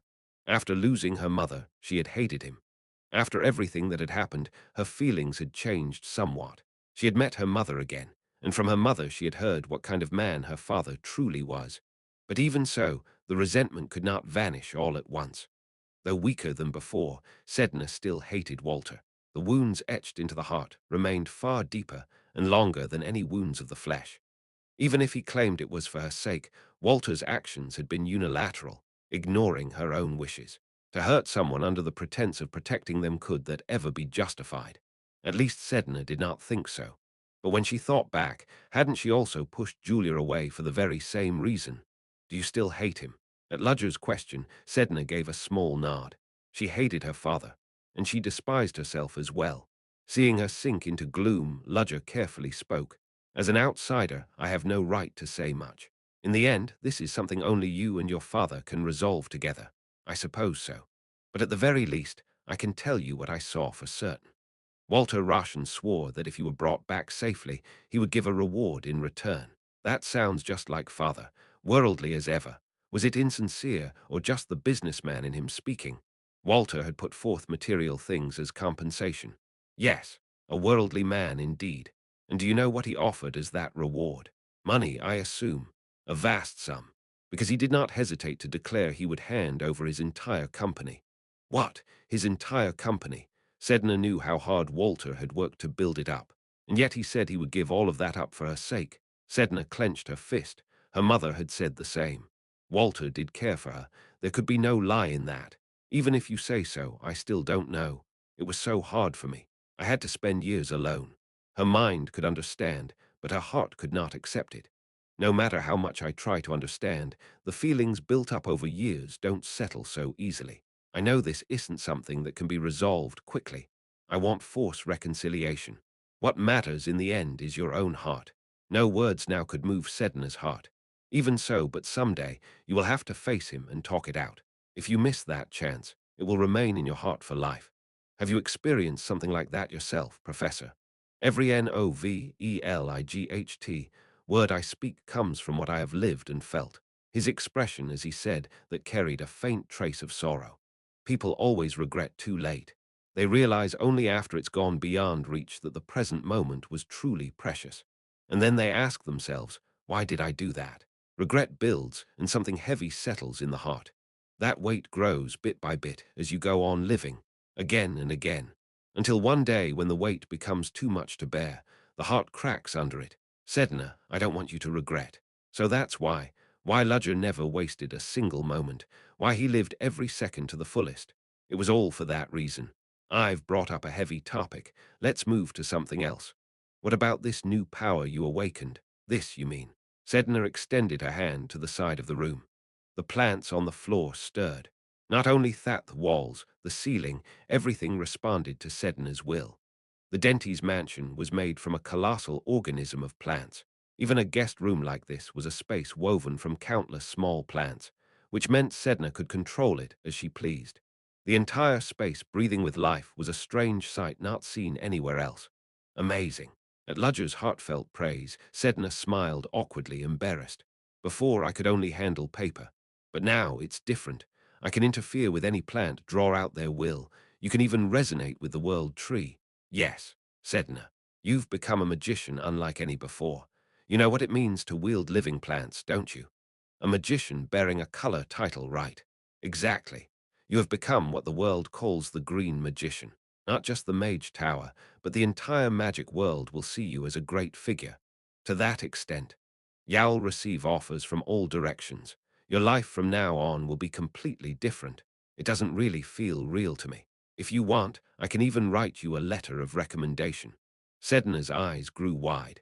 She had always seemed like a small, timid animal, but now she looked like a squirrel discovering a giant acorn. That I'll have to think about it. I still have too many things to settle. Like matters concerning the world tree, for example. That's true. Perhaps I was too hasty. No, I know you said it because you're thinking of me. So then what do you want to do? Will you remain in this forest? Ludger asked her directly. Well, Sedna hesitated. She had been thinking about it herself. Sedna had become indispensable to the elves, but being suddenly given such a role and immediately accepting it were two different things. The higher the position, the greater the weight it carried. My heart tells me not to let go of someone as capable as you, but that would just be my own greed. Sedna, you have choices now, many of them, that's true. I'm also worried that I may have to succeed my mother. It may be the most fitting role for you, especially since there's no elf to take her place. If Sedna chose it, she could become ruler of the Elven Kingdom. Her bloodline and her power made it possible. I did think about it. In fact, some of the elders hinted at it. Ambella and Virno, you mean. The Elven Kingdom is going through unprecedented turmoil. The central family has vanished, and the three noble families that upheld tradition have suffered near annihilation. This may be the perfect chance to claim the vacant throne. Sedna's eyes sparkled. If I become queen of this kingdom, I might even be able to help you, Professor Ludger. No, I'm sure of it. If I give you my full support, then calm yourself. At Ludger's words, Sedna realized she had gotten overly excited and cleared her throat softly. Of course, it will still take a lot of time to prepare. Still, it would be a good path for you. You said you met your mother at the World Tree, didn't you? Yes. I hadn't known before, but it seems that our family of elves has inherited abilities through the generations. The dormant factor of my mother inside me resonated with the World Tree, and from within, it manifested. If I had to put it into words, it was like a soul. Sedna could only meet her late mother within the World Tree, and not even whenever she wished. But just the fact that she could reunite with her mother again was something that filled her with joy. Your mother, Ella Plant, you mean? Yes. Ludger stroked his chin. Ella Plant, Sedna's mother, had once attempted to cultivate a world tree beneath the Exilian Empire by joining hands with humans. For what reason she had done such a thing, Ludger still did not know. In truth, if only he could converse with her, there were many questions he wanted to ask. "Professor, what is it? You looked as if you were troubled by something. I was just thinking that I'd like to meet your mother once." "Huh, why would you want to meet her? There are things I'd like to ask." "Ah, perhaps that's it. Could you ask her on my behalf?" "Ah, I think that might be possible," but Sedna paused, then offered another suggestion. "Or what if you meet her directly, Professor?" At that unexpected remark, Ludger asked in surprise, "Is that even possible? If she exists only within the world tree, that would mean connecting to its interior, but I thought humans couldn't do that." "That's what I thought too. But somehow I feel like you could, Professor. I can't explain it exactly, but you seem to be different." Her words were vague, but coming from Sedanoho could resonate directly with the world Treaty carried weight. At the very least, there was a possibility. "I heard the inside of the world tree is like a storm of data, and if one carelessly enters, the brain burns to ash." "That's fine. If I go with you, it'll work. It only happens when someone barges in recklessly without knowing anything. I'm perfectly fine. Actually, since we're talking about it, why not try it right now?" Sedna's face shone with the same look as a child about to play with fire. "Now, but isn't this still the Denty's estate? This entire forest of life lies under the will of the world tree, so it's possible here. Come on, let's try." Sedna took Ludger's hand and pulled him up. She led him toward the balcony window. Outside, as if already waiting, a slender tendril had grown up to the railing, swaying gently, awaiting Ludger and Sedna. "Ha, so it's true." Ludger let out a quiet sigh at the sight of the quivering tendril. "Just hold this. Do I have to keep holding your hand as well?" "Yes." Ludger, nodding, kept his grip on Sedna's hand. "Close your eyes. You might feel a little dizzy." Ludger closed his eyes. Confirming this, Sedna grasped the tendril from the world tree with her other hand and began the connection. Ludger felt as though his consciousness were being drawn elsewhere. When he opened his eyes, he saw an endless black background filled with streams of glowing green letters. This is the inside of the world tree. More precisely, the place where its stored data exists. The green characters scrolled vertically, then horizontally, like a boundless tide. All of them were composed in the Elven language, each one brimming with immense information. "Follow me." Sedna tugged Ludger's hand, leading him deeper into the world tree's inner layer. As they pierced through the sea of green data, a dazzling light spread out, turning the surroundings white. From the center of the blank canvas, green pigment bled outward like ink in water. Ludger looked around at the changing scenery. Crunch. When he stepped forward, the sound of grass underfoot reached his ears. Looking down, he saw a green meadow. From around them, the meadow spread wide, trees sprouted, flowers bloomed, and a blue sky unfurled overhead. So this is also an environment composed of memory, information, data. It looked so real. For a moment, Ludger was entranced by its beauty. Then rustling, footsteps behind him. "Oh my," a curious exclamation. Ludger turned. There stood an elf woman, her silver hair shining like moonlight. Elves were known for their beauty, but even among them, this one was unparalleled. "My daughter brought a strange man here, I see." Her smiling face carried a mischievous glint that contrasted sharply with her noble first impression.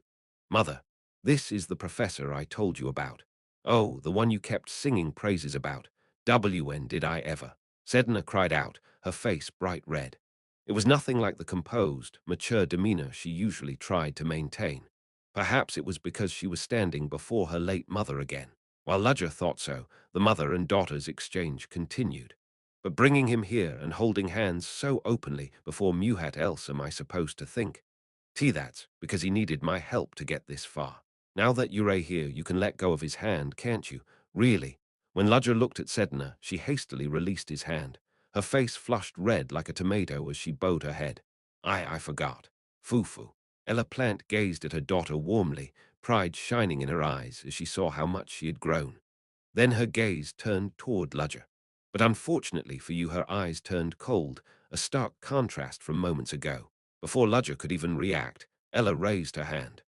Green chains materialized out of nowhere, whipping toward him and binding his body.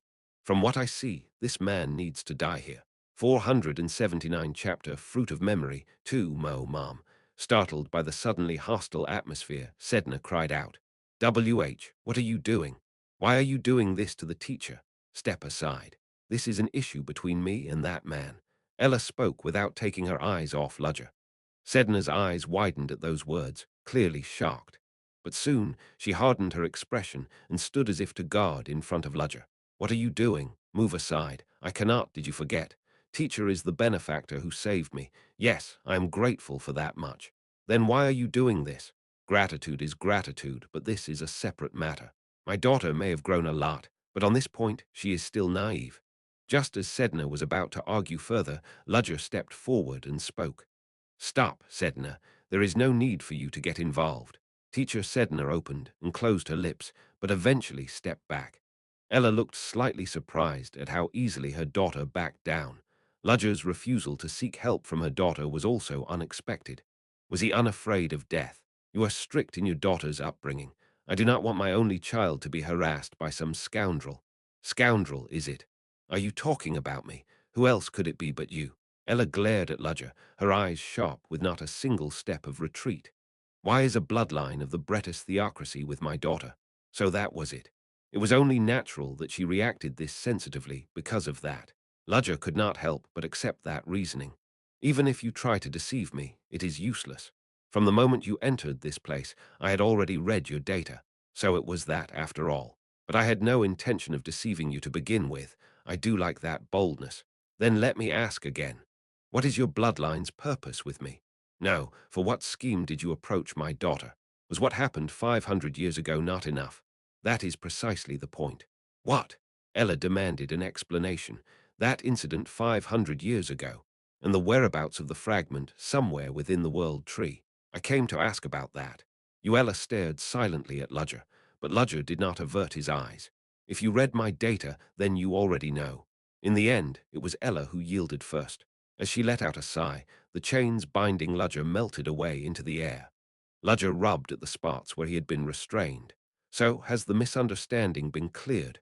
"Not completely. It is only that I see no reason to keep you bound if we are simply talking. That is enough. Then, since it is strange to keep calling you only teacher, your name, Ludger Cherish. Ludger Cherish, is it? That is the name you use now. You have, in effect, discarded your real name. You can even tell that much. Coming here means you resonated with the world tree, which means your mind is connected with this place. Even if I do not try, I naturally come to know." Ella added that it did not mean she knew all of his memories, so he need not worry. It is hard to know what to point out first. That there exists a human capable of mental resonance with the world tree at all is shocking enough, and that he is of the bloodline of the British theocracy, no less. If you saw the information, then you should understand. Considering my origin and constitution, it is not strange. Yes, matters concerning the divine. Knowing that Ludger was from Bretis, Ella's lips curved into a faint, subtle smile. "I thought countless years had passed, yet to be tied to it again like this. Is this fate, I wonder? That even after death, one cannot escape destiny, such a sorrowful thing. I have read many records, and I also heard that you were the very one who, 500 years ago, tried to increase the world trees. Yes, that was me, but I failed miserably, and the reason was the demon's assault." "What? You even know that?" Ella's face twisted into incredulity.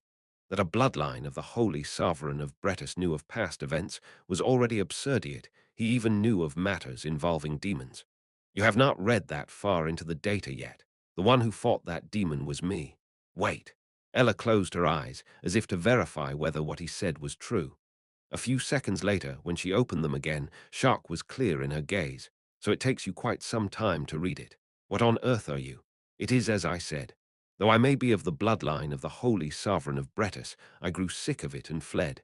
Yet cursed fate would not let me go. And so you came here to ask me about what happened 500 years ago." "Yes, I needed to confirm exactly what took place."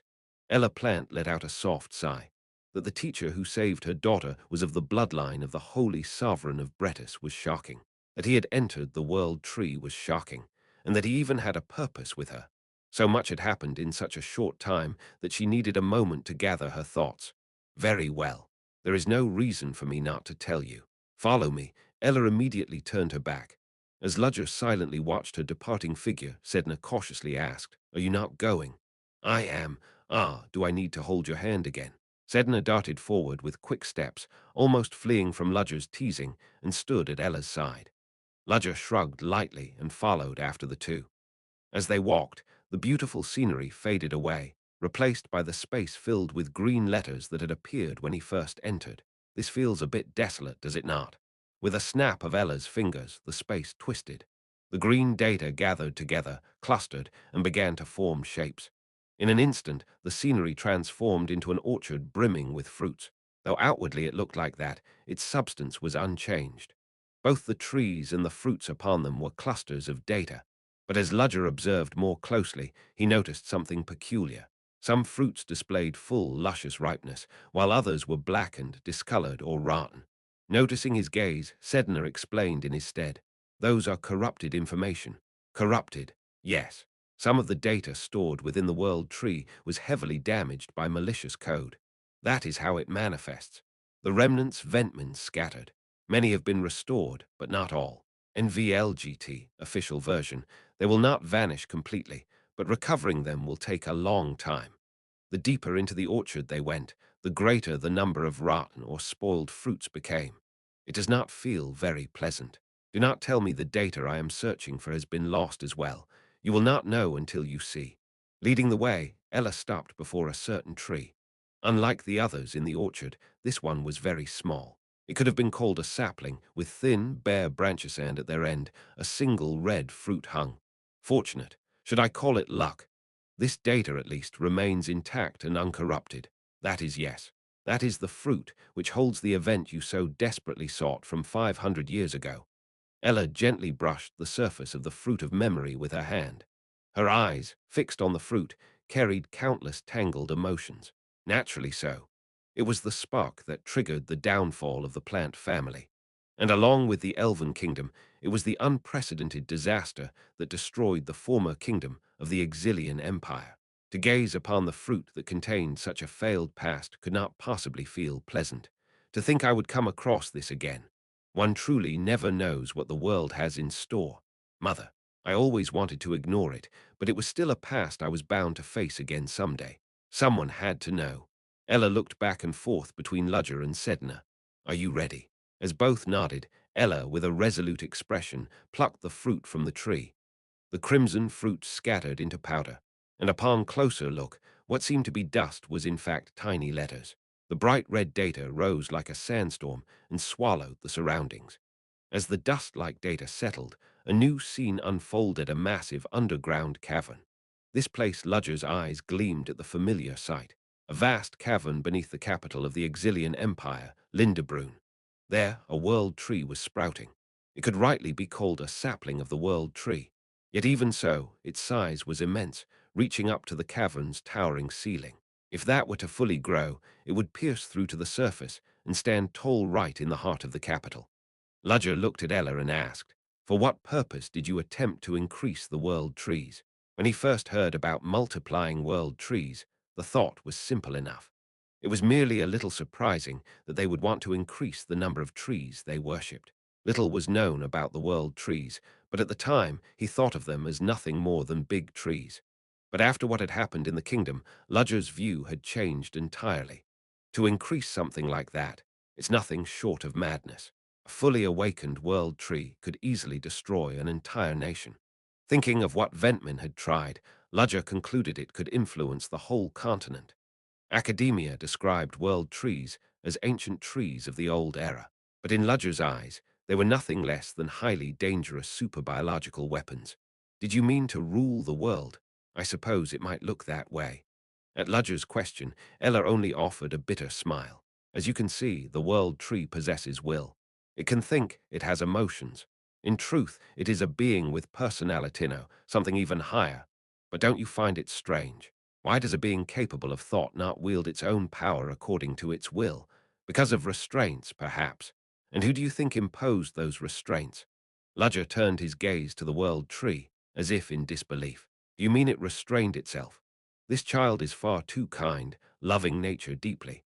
That's why it suppresses its vast power, curls in on itself, and spends most of its existence asleep, to restrain its power and lie dormant for the sake of the natural order. That's like an elemental lord, is it not? At Ella's piercing words, Ludger let out a short sigh. The world tree was not a spirit. Yet by her description, Calling it the elemental lord of trees would not be inappropriate. The world tree spent its existence suppressing itself, living in stillness and self-denial, but because it has self-awareness, thoughts arose that could not be stopped. What thoughts? That it is lonely. Ah, that sound escaped Sedna's lips. Having touched the world tree herself, she could also feel its will. The immense self within it carried that single emotion, and Ella's words reminded her of it once more. To stand alone, forever and ever, without another of its kind, that is too cruel a fate for the world tree. Everyone revered it, but none regarded it as equal. For thousands of years it lived on, not leaning on anything, but only serving as something to be leaned upon. So you tried to give it a friend. Correct. The elves say our plant family betrayed the world tree's will, but the truth is different. Why did the family that worshipped the world tree try to increase them? The answer to that question was startlingly simple, because the world tree itself desired it. Those who served the world tree merely obeyed its will. Then why keep it secret? Because of that, the plant family became traitors, and most of its elves were massacred. If this had been truly the will of the world tree, they could have declared it openly and acted without shame. If the world tree itself had said so, no elf could have argued. Yet Ella had chosen the human kingdom instead of the elves, so there was another reason. At Sedna's question, Ella nodded. That gesture brought Ludger back to the way she had been so wary of him before. Could it be the Lumines Church, and the Bretis theocracy behind it? The words spilled out almost instinctively, but they were essentially correct. Ella gave no verbal confirmation, but her reaction was already answer enough. The scenery shifted. The world tree that had been sprouting spread its roots across the entire cavern. By all rights, another world tree should have successfully taken root. But what happened after, Ludger already knew well. It had failed. Because of the demon Basara. The scene changed again, and Basara appeared. In his original body, Basara unleashed devastation upon the kingdom and its surroundings with his authority. Despair, pain, frustration, fear, hatred, unease, the capital was thrown into chaos as every negative emotion boiled over, and countless mages, knights, and elves of the plant family perished. Yet after a desperate battle, they succeeded in sealing the demon Basara within the world tree. Even as he was sealed, Basara struggled to escape, leaving behind human-like figures imprinted in the roots, grotesquely twisted as though sculpted by an artist announcing the end of the world.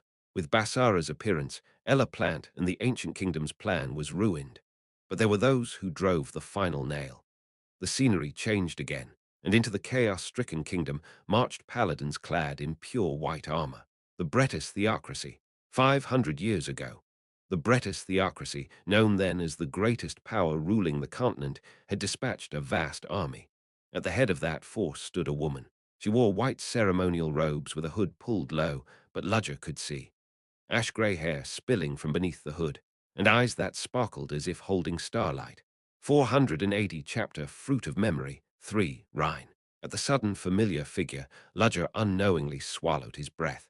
But he immediately recalled that this situation was nothing more than a reenactment of an event from 500 years ago. No, no, it's not Rhine. It only looks similar because she possesses the eye of judgment. Regaining his composure, Ludger calmly analyzed the opponent. Looking closely, the starlight in her eyes is weaker than Rhine's. She may have the eye of judgment, but it feels more like an imitation. That suspicion of Ludger's turned into certainty when new people appeared. Around the woman who seemed to be a saintess, 4 other women revealed themselves. They too wore pure white ceremonial robes with hoods drawn over their heads. Each had different hair color, yet they all shared one thing in common: the glimmering starlight in their eyes. All of them possessed the eye of judgment. That was impossible. There could only ever be one possessor of the eye of judgment in any given era. That was a law of this world. Yet here stood 5 owners of the eye of judgment. So they've been continuing experiments not only since 500 years ago, but even far earlier than that. Led by the saintesses, the paladins of the theocracy of Bretis stormed into the capital of the kingdom. Under the name of relief for the people, they suppressed the chaos that had spread throughout the city. Holy law! The golden light they emitted suppressed the negative emotions of those whose rage had been amplified by Basara. It did not even take half a day for the noisy capital to fall silent. If one looked at this alone, The theocracy of Bretis appeared to be benevolent saviors who had rescued people from the suffering brought by demons. But Ludger did not accept it at face value. As expected, in the central square of the capital, paladins and saintesses had gathered to perform something. They drew a massive ritual circle, and atop it the 5 saintesses stood at 5 points, hands joined together as they raised prayers. That is, as the ritual neared its end, the circle carved into the ground began to shine. The light grew stronger and larger, radiant enough to dazzle even in broad daylight. The light became a massive wave, rippling outward across the city in concentric circles. Those touched by it collapsed one by one. They did not die. They were still breathing properly. They were merely unconscious, as if asleep. Once they confirmed that the common people had all fallen asleep, the paladins stormed the royal castle. What followed was the process Ludger already knew well. The theocracy of Bretis dragged out the king and every member of the royal family, eradicating them completely. Men and women, old and young alike, were spared. Even those only tangentially connected to the affair were executed under the so-called Hammer of God. While the city lay in eerie silence, the royal castle was stained in blood. They attempted resistance, but it was meaningless after suffering near annihilation against the demon Basara. The disparity in forces was overwhelming. But even if the army had been intact, could they have stopped this? The theocracy, when it wielded its absolute power, was not merely numerous. Each individual was strong.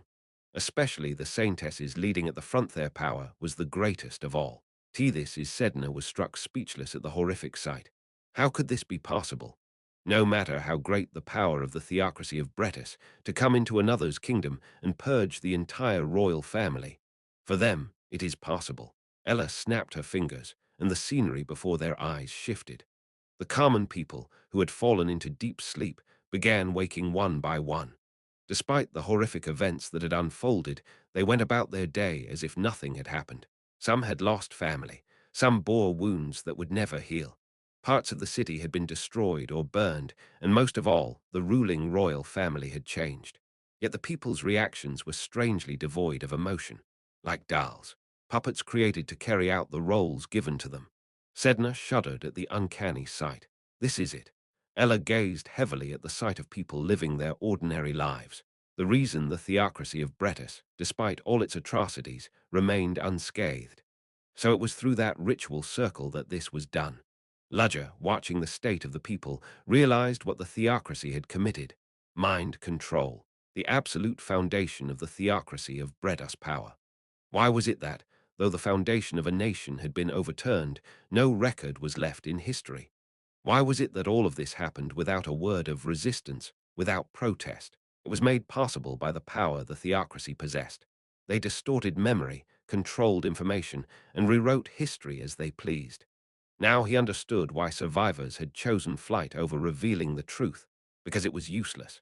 Even if they shouted until their throats tore, the people would never grasp the truth. That was why they ran. Mind control. It is not simply holy law or mystical power. Its root is almost identical to the authority of demons. The peculiar powers demons possessed were called authorities. From the mental assaults of the demon Basara to the illusion manifestation wielded by Helia. Forces beyond magical or scientific process powers, so close to miracles in themselves. The mind control used by the theocracy of Bretis was the same. An apostle of God, the being everyone called a demon, had claimed to be a servant of God. That meant authority itself ultimately flowed from God. Ludger lifted his head. It was a habitual action, as if seeking the sky. Seeing this scene, the fragments scattered in his mind began fitting together like a puzzle. Organizing his thoughts, Ludger spoke. In the end, the birth of the Exilian Empire was brought about by the theocracy of Bretis. From its very origin, the empire had been forged by someone else's hand. The former kingdom sought to escape the rule of the theocracy of Bretis. For that, they needed the power of the world tree. Our elf kingdom, too, considered the theocracy the most dangerous of enemies, so we did not refuse. Thus an accord was struck, and the plan was set in motion. But they failed, as if it were fate's cruel jest, a pitiful thing. But now I sometimes wonder, was it really only fate's jest? What do you mean? Perhaps even in this tragedy there may be a hidden reason. Ella admitted she had no proof, but Ludger knew she did not speak lightly. for she was an elf who had lived for a very long time, not merely aged, but once a brilliant head of one of the greatest houses. Perhaps so. That was why Ludger took her words seriously. Ella waved her hand, erasing the reenactment of the past. Once again, the orchard scenery spread before them. Ella gazed quietly at the red fruit that had returned to its place. When she had first seen it, her eyes had been full of sorrow, regret, and bitterness. But now, having faced the past once more, her expression showed a kind of relief, as though a burden had been lifted. What followed, you already know. Those who sensed failure scattered, some to survive, others to leave behind the truth for future generations. As for me, having lost the loyal retainers of Houseplant, I could not resist the rebellion of the Lifrit family, so I fled and lived a wandering life. So that is how it was. A strange thing, that the man who saved my daughter would turn out to be of the blood of the theocracy of Bretis. Tell me, Ludger Cherish, for what are you doing all this? That was what Ella wanted to know. Why Ludger was taking on such a burden. Things unbearable for one person alone. What I do is no different from those of the kingdom that perished 500 years ago. What Ludger desired was simple, the downfall of the theocracy of Bretis, and for this world, fixed under their control, to regain its original form. Is that truly it? But Ella did not accept his words as they were. There was no lie in what Ludger said. Considering the path he had walked until now, his answer was indeed true. The doubt was whether that was the whole truth. To Ella, it seemed Ludger was hiding his true reason, cleverly revealing only a part of the truth. If you do not believe me, will you force the answer from me? From the beginning, Ludger had no intention of concealing it. From the moment he faced Ella, he felt it would be impossible to hide anything from her. It was a feeling much like what he had once felt before his teacher. The long-lived bore within themselves a wisdom that transcended common sense and reality. To such beings, clumsy lies or cheap deception had no effect. Ella shook her head. No, it's fine. I don't have the hobby of prying into truths someone wishes to hide. More than that, I could never be so rude to the benefactor who saved my daughter. Benefactor now. Ludger let out a faint laugh. Not exactly something to say when she had been ready to kill him at a moment's notice.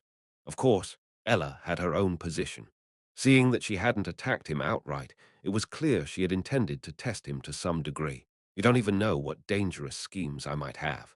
Usually, dangerous people don't go around declaring they're dangerous. And you're giving such a definite answer just on that. I don't know your exact goal, but as long as no harm comes to my daughter, I don't care. Besides, it's absurd for the dead to oppress the living as they please. Ella spoke and turned a loving gaze toward Sedna. Just meeting like this, I'm already grateful for the present moment. The mood turned strangely intimate. That's a little embarrassing. Ella scratched her cheek with a finger. Had it been just the two of them, she would have been fine, but with an outsider watching, she felt uncomfortably flustered. Ella quickly changed the subject. Anyway, so all your questions are answered now, right? Is this what they call a parent-teacher meeting? Witnessing the hidden truth of 500 years ago and calling it a parent-teacher meeting? What an odd elf. Even so, Ludger pointed out there was one matter still unresolved. There's still one thing I came here to find. Ah, I figured you'd say that. Of course, the fragment of the relic. Ludger answered with only a nod. One of the relic's fragments lay here, in this kingdom. That what exactly is the relic fragment? Sedna finally voiced the question she had been holding in for so long. She had brushed it off before, but now she could not ignore it. What do you even intend to do by gathering them? I don't know the exact use, child. At Ella's reply, Sedna pursed her lips in disbelief. It's true. The ones who tried to use it were the human kingdom. I merely helped cultivate the world tree. But one thing I can say for certain, those people firmly believed they could put an end to the theocracy of Bredas atrocities. Ella turned her eyes toward Ludger. And you know that as well, don't you? I do. Then what exactly is it that you want? I believe I've already said enough. The downfall of the theocracy of Bretas. I saw countless mages obsess over that relic. Whatever the completed whole is capable of, it won't be something ordinary. It could be dangerous enough to drag my daughter into it. Ella looked straight into Ludger's eyes as she spoke. Even so, since you seek it, hand it over. You trust me. I think the rightful owner has come for it. Still, what a cruel fate. For the fragment meant to destroy the theocracy of Bretis to end up in the hands of the theocracy's own royal bloodline. Perhaps this too was fatter retribution written by destiny. Here, take it. Ella extended something toward Ludger. When he received and checked it, it turned out to be a seed from a certain fruit. This was the fragment he had been searching for. Ludger carefully held the seed in his palm. All questions are answered, and I've obtained what I came for. That's the end of our business, isn't it? Yes. Ludger stepped back, letting Sedna stand before him. Naturally, Sedna embraced Ella in farewell. Parting again, my daughter. Don't worry, it'll come again. Good. Ella whispered in her daughter's ear, so only she could hear. Next time, Ya'll bring him not as your teacher, but as your husband wants you. Sedna's face flushed scarlet at the tease. Her trembling eyes stared at Ella, but she could not bring herself to deny it. Ella chuckled mischievously at her daughter's adorable reaction as she saw them off. Sedna waved her hand to Ella, then approached Ludger. Let's go back. Yes, their consciousness returned to reality. They felt as if freed from gravity, their bodies lightened. At the same time, the night breeze brushing against their skin made them open their eyes. The guest room terrace of House Denty's. Looking at the night sky, it seemed little time had passed outside compared to inside. The warmth in his hand disappeared. Sedna had hastily let go of the hand she had been holding. Flustered, she lowered her head toward Ludger. See you tomorrow. Then she walked away quickly, almost like fleeing. Watching her retreating figure, Ludger let out a faint laugh and slowly opened the fist he had closed, the hand that had been holding the seed given by Ella. Within lay the fragment of the relic he had searched for so long. Now only one fragment remained, the single piece whose whereabouts had never been uncovered. Ludger drew out the relic fragment he wore around his neck and held it close to the newly obtained one. If I resonate these two, I should be able to discern the rough location of the last fragment. He had wandered across the continent in search of it. The only place he had never yet gone was perhaps the polar regions, but it did not matter. Even if it was there, he intended to find it. Yet that resolve was rendered meaningless. What is this? When Ludger confirmed the location of the last fragment, he could not help but let out a voice full of dismay. 481, chapter Father and Daughter. 1. Morning broke. Ludger, Hans, Alex, and Bellaruna had finished preparing to depart. You are leaving already. Virno could not hide his regret. They were benefactors who had saved the kingdom, and he wished to show them more hospitality. We appreciate your kindness, but we still have work to do. Having accepted a commission, we must deliver our report. Even so, moreover, no matter how much we helped, it would not look good for humans to remain in the elf kingdom. Those unaware of the full details would voice their objections. The last thing we want is to stir further unrest in an already chaotic situation. After all, they had even brought an airship to rescue Sedna. If someone used this as a pretext to drag matters into international dispute, the situation would spiral out of control. So while their airship's identity remained undiscovered in the middle of this chaos when all eyes were on the World Treaty needed to slip away. The disaster caused by the World Tree's rampage was far too overwhelming for anyone to focus on the airship. There may still be watchers even now, and what this land needs is to recover from the scars of civil war. Thus it is best that we withdraw. Every word of Ludger's was sound reason. Virno, swallowing his regret, had no choice but to nod. I was too selfish, thinking only from our side. My apologies. You were only showing us consideration, were you not? Will you remain here, Professor Virno? I've already submitted leave, so for now I'll stay with my family and deal with matters here. There's too much to clean up. Virno smiled bitterly. The armies of the three great families had been almost annihilated, one even losing its head. But their main houses had not fallen. Some survivors were already moving to seize the World Tree, and he had to stop them. Even in this catastrophe, the rats still squirm. Power truly is terrifying. That was what Ambella said when she heard the situation. Her leonine mane of hair shook, though no wind blew clear proof of her frustration. Ludger glanced at Ambella's prosthetic arm and asked, "How is your arm?" "Oh, this." Ambella raised her newly fitted arm and smirked. "It's even better than my old one.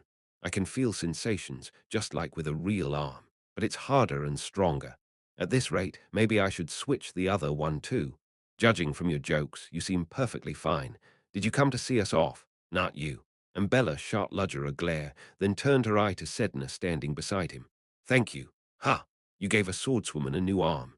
That's Aunt Ambella. You worked hard to save me as well, so Aunt." At the unexpected title, Embella's single remaining eye widened. Sedna fumbled in panic. Ah, am I wrong? You lived with my mother like sisters. Ella told you that herself. Yes. At Sedna's answer, Embella nodded and gave a small laugh. That she still thought of me as a sister, even though I did nothing for her, it's enough to bring me to tears. She longed to meet Ella again, but since she could not connect to the world tree, it was impossible. Still, knowing Ella lived on inside it, even as a spirit, was enough for Embella. I won't try to hold you back. Even if you can communicate with the world tree, I won't force you. And if anyone else ever tries to, I'll draw my sword myself and deal with them. So go without worry. Are you truly fine with this? No. What? Of course I'm not fine. But I'll let you go anyway. We are beings who've lived long lives, though. You think we'd disgrace ourselves by clinging to a child and begging her to revive our kingdom. Our pride as elves would never allow it. And Bella, who had been smirking mischievously, softened into a gentle smile. Still, if you want to return, you are always welcome. If you wish to stay, then stay. Even if you only pass by, that's fine too. We will always receive you warmly. Even if only half of you belongs here, this is your home and your birthplace. Overcome with emotion, Sedna bowed deeply to Embella. Thank you. Ahem. If you linger any longer, you'll only grow attached. Best to depart now. Take that airship with you. Ambella jerked her thumb toward the wide clearing where the airship was docked. It had suffered some damage during the fight with Ventman, but it was still capable of flying them home. Leave it here any longer and someone else will notice it, and that will only make things troublesome. Yes. With their farewells exchanged, the group boarded the airship one by one. Is everyone aboard? Robert checked each person. His gaze landed last on Sedna. I'm relieved you've returned safely, young lady. I will see to it that you are escorted comfortably all the way back. The airship lifted off. Ambella and Virno raised their heads to watch it ascend into the sky. You didn't truly want to let her go, did you? Virno asked Ambella quietly. What are you saying, Lady Sedna? You wished she could stay, didn't you? HMPH. Forcing her to remain here would do her no good. And what I said earlier, I meant it. To rely entirely on a child for helper pride as elves would not allow that. That's true enough. Besides, that girl, she may one day return to this place. Perhaps so. And VLGHD, then do not be too lonely. And Bella shot Virno a sharp look despite his smile. Ha, went you an academy, Professor? You can meet her whenever you like, can't you? Easy for you to say. I never said that. Acting shameless. I liked you better back when you were stiff and uptight. Everyone changes. That goes for us elves too, does it not? Change. For elves who had remained rooted in place for centuries, the word was unfamiliar. Even Virno and Ambella, the two who stood here, were only barely close to what might be called change. Compared to humans, who lived each day desperately, elves were like infants. Ella and Ventman, they both sought ways for our people to survive in a changing world. Their methods were exact opposites, and I won't disparage either. I feel the same. That's why we must strive. Not leave it to others, but cultivate it with our own hands. By now, the airship was no longer visible. It had vanished into the white clouds drifting across the blue sky. Let's go. Ambella began walking. We've work to finish. Virno thought the same and was about to follow when both of them froze. They had no choice. For in the spot where no one had stood moments ago, someone was there, silently waiting. Who are you? Ambella asked in a voice taut with tension. Even if she tried to act otherwise, the oppressive pressure she felt from the other person forced that reaction out of her.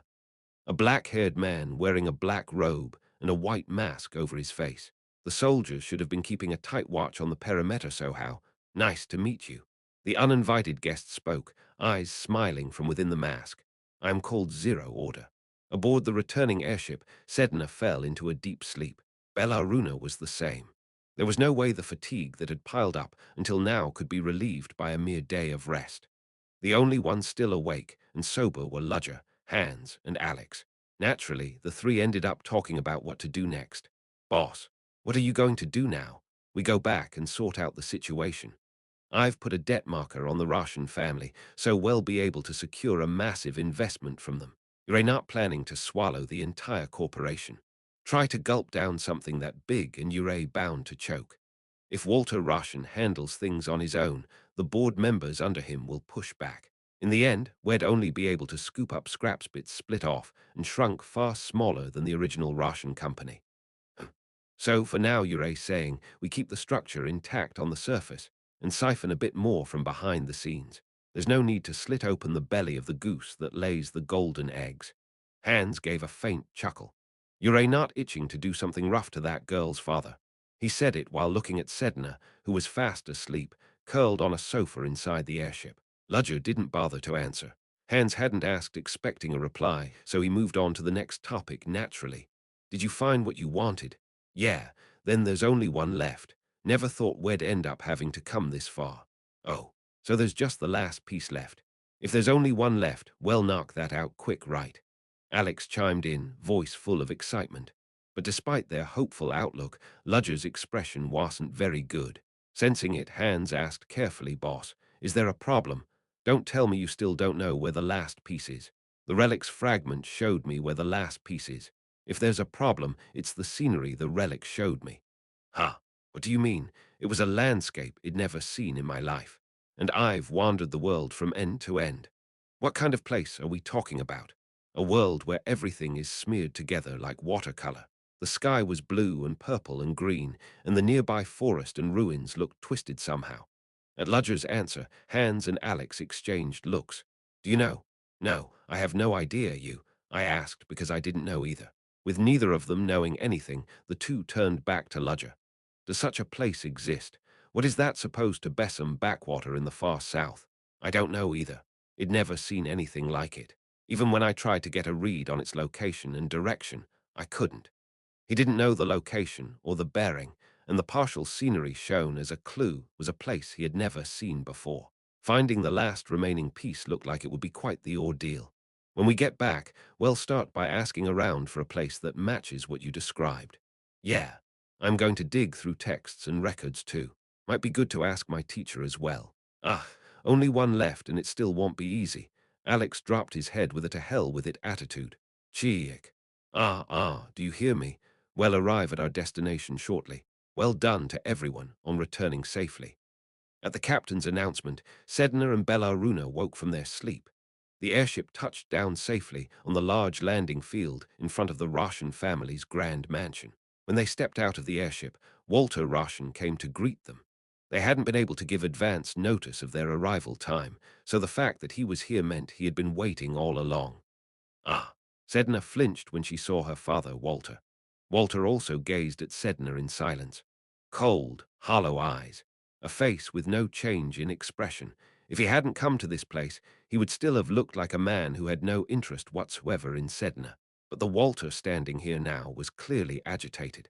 He felt relief that his daughter had returned alive, but even more than that, the way he had treated his daughter harshly over the years rose up in his mind. What should he say? How should he approach her? When it came to making money and growing a company, there was nothing he didn't know inside out.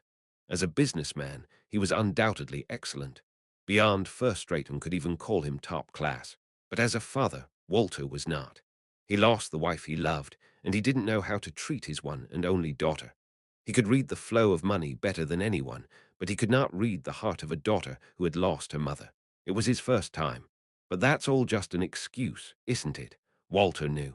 That calling it his first time was nothing but a justification to escape his own guilt.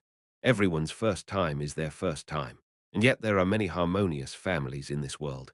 He himself could have done better. That he didn't was because he himself was lacking, because he was a poor excuse for a father. Walter looked at Ludger. The benefactor who had saved his daughter was looking at him with a gaze as calm as still water. Walter did not know what that gaze meant. If he said it was reproach, it looked like that. If he said it was understanding, it also looked like that. It was like a mirror. All the more so because the other's eyes seemed to change depending on what he himself was thinking. I see. Even here, I was trying to run away. Walter couldn't help but realize it. Right now, he wanted to hear the right answer from someone else's mouth. He had forgotten that, if he truly wished to set things right, the words had to come not from someone else, but from his own mouth. I am sorry. Having steeled himself, Walter bowed his head to Sedna. Perhaps because Walter, who seemed like a man who had never in his life bowed to anyone, bowed his head to her, Sedna was so taken aback that she couldn't speak properly. Everything I did to you, I know it cannot be forgiven. I also know that even this action of offering only words gives no comfort at all. In truth, This sort of apology could have been made when the two of them were alone. For the chairman who leads a corporation to bow his head in front of witnesses was an affront to his pride. Even so, there is one thing I absolutely want to say. Nevertheless, Walter bowed, because the guilt of having done nothing as a father weighed heavier than guarding his pride as a corporate chairman. I am truly grateful you came back safely. 482 Chapter Father and Daughter 2. Sedna parted her lips. Her heart was so tangled that it was difficult to decide what to say. She was moved by the sight of Walter offering a sincere apology, but she also resented him for saying such things only now. She felt unexpected gratitude for the fact that Walter had invested so much for her sake. But at the same time she felt bitter that even though he had loved her mother, he had still abandoned her. Emotions were truly complicated and contradictory. It wasn't something as simple and one-dimensional as joy or sorrow. She was joyful yet sad, grateful yet angry. Let's go. Sedna pulled Ludger along, walking past Walter. In the end, what Sedna chose was not to tie off the knot right away, but to postpone it. Walter did not lift the head he had bowed until Sedna had passed him by. Perhaps, deep down, he had already accepted that this was how things would turn out. Hans and Alex kept their mouths tightly shut as they quietly followed behind Ludger, not daring to interfere in the suffocating air between father and daughter. They had realized very clearly that trying to meddle here would only cause themselves harm. Ah, is it okay to just leave it like that?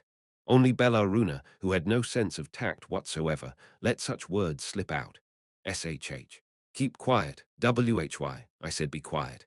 Hans hushed Bellaruna harshly, dragging her away. The one who tried to comfort the abandoned Walter was Robert, the captain of the airship. Chairman, please be strong. It's difficult for everything to be resolved with a single apology. That's true. Perhaps I should just be thankful that she didn't shout at me instead. That might be so, but don't worry. Things will work out. Robert forced a smile as he consoled Walter. After all, he was the only one here who could sympathize with Walter as a father, so he felt he should at least offer some comfort. Of course, it wouldn't be entirely wrong to say he also wished to stay in the good graces of his employer. Sedna's mood was far from good. To put it bluntly, she was annoyed. The reason was obvious. It was because of her father Walter Roshan's attitude. Even as she walked down the corridors of the Roshan mansion, her feelings did not ease. She did not say a word until she finally returned to her room. Why am I even here? The one dragged along naturally into the depths of the mansion, Ludger, didn't understand why he was there either. Hans, Alex, and Bellaruna were gone. The three of them had hurriedly fled midway, knowing this matter had nothing to do with them. What advice could they possibly give regarding the long-festering emotions between a father and daughter? Fighting the elven nobles again would have been far easier on the heart. Still, because Sedna was their junior in Owens, each of them had left Ludger with a parting word. Boss, stay strong. She's still the youngest, so you need to look after her. Leader, you know you've got to do well, right? A girl's heart is like glass, really easy to wound. He. If things work out later, could you maybe ask if we can go back to the world tree and log in again? Honestly, they were utterly useless at moments like this. Ludger gave a small sigh and quietly studied Sedna. Sitting on the sofa, she looked deeply conflicted. Her face shifted from anger to softening to irritation again to faint understanding of Walter's actions. Her emotions flickered across her expression so constantly that Ludger began to worry if she might actually be suffering from manic depression. Guess I have no choice.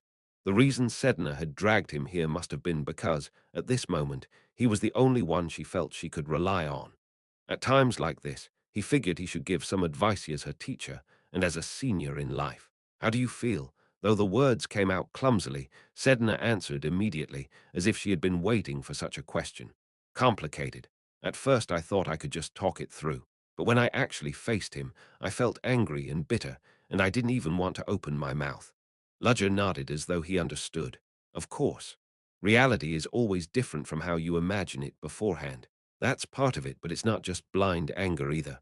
I also feel grateful, and in my head I can accept his actions. But my heart just can't. A wounded heart, no matter how much it is coaxed, it cannot easily be soothed. Ludger considered it. Perhaps this was the moment to share advice drawn from his own experience. Still, it's not that you hate him to death, is it? There was a time I did, but now it's calmed a lot. Then there's still room, unlike in my case. Ah, Sedna's mouth fell open as she belatedly realized Ludger's position. Come to think of it, wasn't Ludger someone whose own family had tried to kill him, forcing him to flee? Wait, did I pick the wrong person to seek comfort from? If you compared misfortune, Ludger's situation overwhelmingly outweighed hers. She hadn't realized it because Ludger always acted so calm. He was the one who should be comforted, not her. I don't even know what to say to you, Sedna, flustered as she realized her mistake. Her own situation was just about being angry. Ludger's family had genuinely been full of people who wanted him dead. Don't worry about it. What matters right now is your own issue. How can I not worry? Sedna groaned inwardly. Because the atmosphere had turned awkward, she felt like she was sitting on a bed of thorns. Then Somio knocked softly on the door. Just as Sedna wondered who it could be, Ludger let a faint smile touch his lips. You can't resist, can you? Ha! What do you mean? Just as Sedna started to catch on and opened her mouth, Walter stepped inside. She hadn't expected Walter to follow her, and Sedna's lips trembled. Sedna, I have something to say. Sedna turned her head sharply, avoiding his eyes. It was a wordless refusal, saying she didn't even want to face him, but Walter didn't back down. He felt instinctively that if not now, there would never be another chance. That the opportunity to mend their twisted relationship existed only in this very moment. Of course, he could not deny that this too was selfish of him. He had chosen to sever things himself, and now he barged in demanding reconciliation. It was shameless beyond belief. Even so, Walter chose to be shameless. From the day he failed in his role as a father, he had already become an irredeemable man. Adding a little more shamelessness now would not change the fact that he was a wretched human being. First, he would talk. What Sedna did with him afterward didn't matter. Sensing his desperate resolve, Sedna shrank further into herself. Like a hedgehog bristling its spines, she tried to forcibly tear Walter out of her awareness. One side knocked endlessly. The other side kept the door bolted shut. It looked as though the standoff might never end, so Ludger finally decided to intervene. I don't really like this. Meddling in another family's affairs wasn't to his taste, but treating Sedna as just someone else and doing nothing but watch from the sidelines was ridiculous. It seems your daughter still doesn't want to talk. When Ludger spoke, Walter's gaze turned to him. Wouldn't it be better to just do as usual, cut off your interest and step back? The look Ludger gave Walter as he said it asked, plain as day, that's what you always did, wasn't it? A direct jab at his past failures. Walter's expression did not flicker as he replied, I cannot. Oh my, I suppose my words must have sounded like a convenient suggestion. Then let me say it again. Step back, and never appear before Sedna again.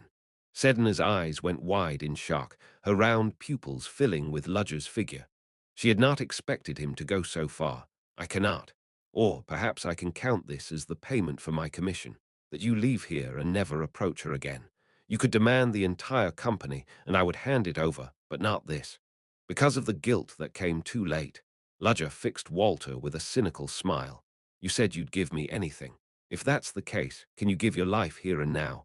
As Ludger said it, he stirred his mana. Dense, spreading mana constricted Walter's body. Lacking resistance to such things, Walter let out a low groan. If Ludger wished, he could wring Walter to death on the spot. Judging by Ludger's grim aura, he looked filled with the intent to kill Walter at any moment. Stop. The one who stopped him was Sedna. Even she didn't seem to know why she had stepped forward. But there was one thing she knew for certain. She had to stop Ludger from harming Walter. Sedna, it may be that ending it here like this is the proper way. And no matter what this is, then what will you do? Pressed by Ludger's blunt question, Sedna hesitated to answer. Knowing he shouldn't leave any room, Ludger left none. If you hesitate like that, I'll take care of it myself. No. In the end, Sedna had no choice but to decide. I'll do it. Ludger looked at Sedna in silence, then released the mana binding Walter's body. Having regained freedom of movement, Walter didn't even have time to feel relief at being spared. Sedna, who had avoided his gaze until now, was looking straight at him. The moment of resolve had come. Sedna thought the same. She could not keep running forever, so it would be better to end everything here. Sedna, I don't speak, listen. In a cold voice, Sedna cut off Walter's words. It was so merciless that even Sedna herself was surprised at her own tone. Surprise aside, her lips moved without stumbling, pouring out the thoughts in her heart. I hate you, father. No hate isn't enough. I loathe you. I even wish the entire Russian family, including you, would just collapse. Honestly, even calling you father like this, I think that's the very least courtesy I can show." Walter accepted those words quietly. It was the voice that had pooled in the wounded heart of the daughter he had hurt for years. Listening to it in silence was the original sin he alone had to repay. I thought about it over and over. Why did I have to go through this? I lost my mother and fell into grief, so why was I treated as a discarded child by the family on top of that? It felt like the whole world was betraying me. No one loved me, and the loss that the only person who had loved me left my side it loomed so large. You probably already know, but I even joined a secret society on purpose to ruin the family. Because, for me, there was no path left but that. Maybe I was also trying to find someone there who could at least empathize with my situation. But even in the Black Dawn Society, Sedna was out of place.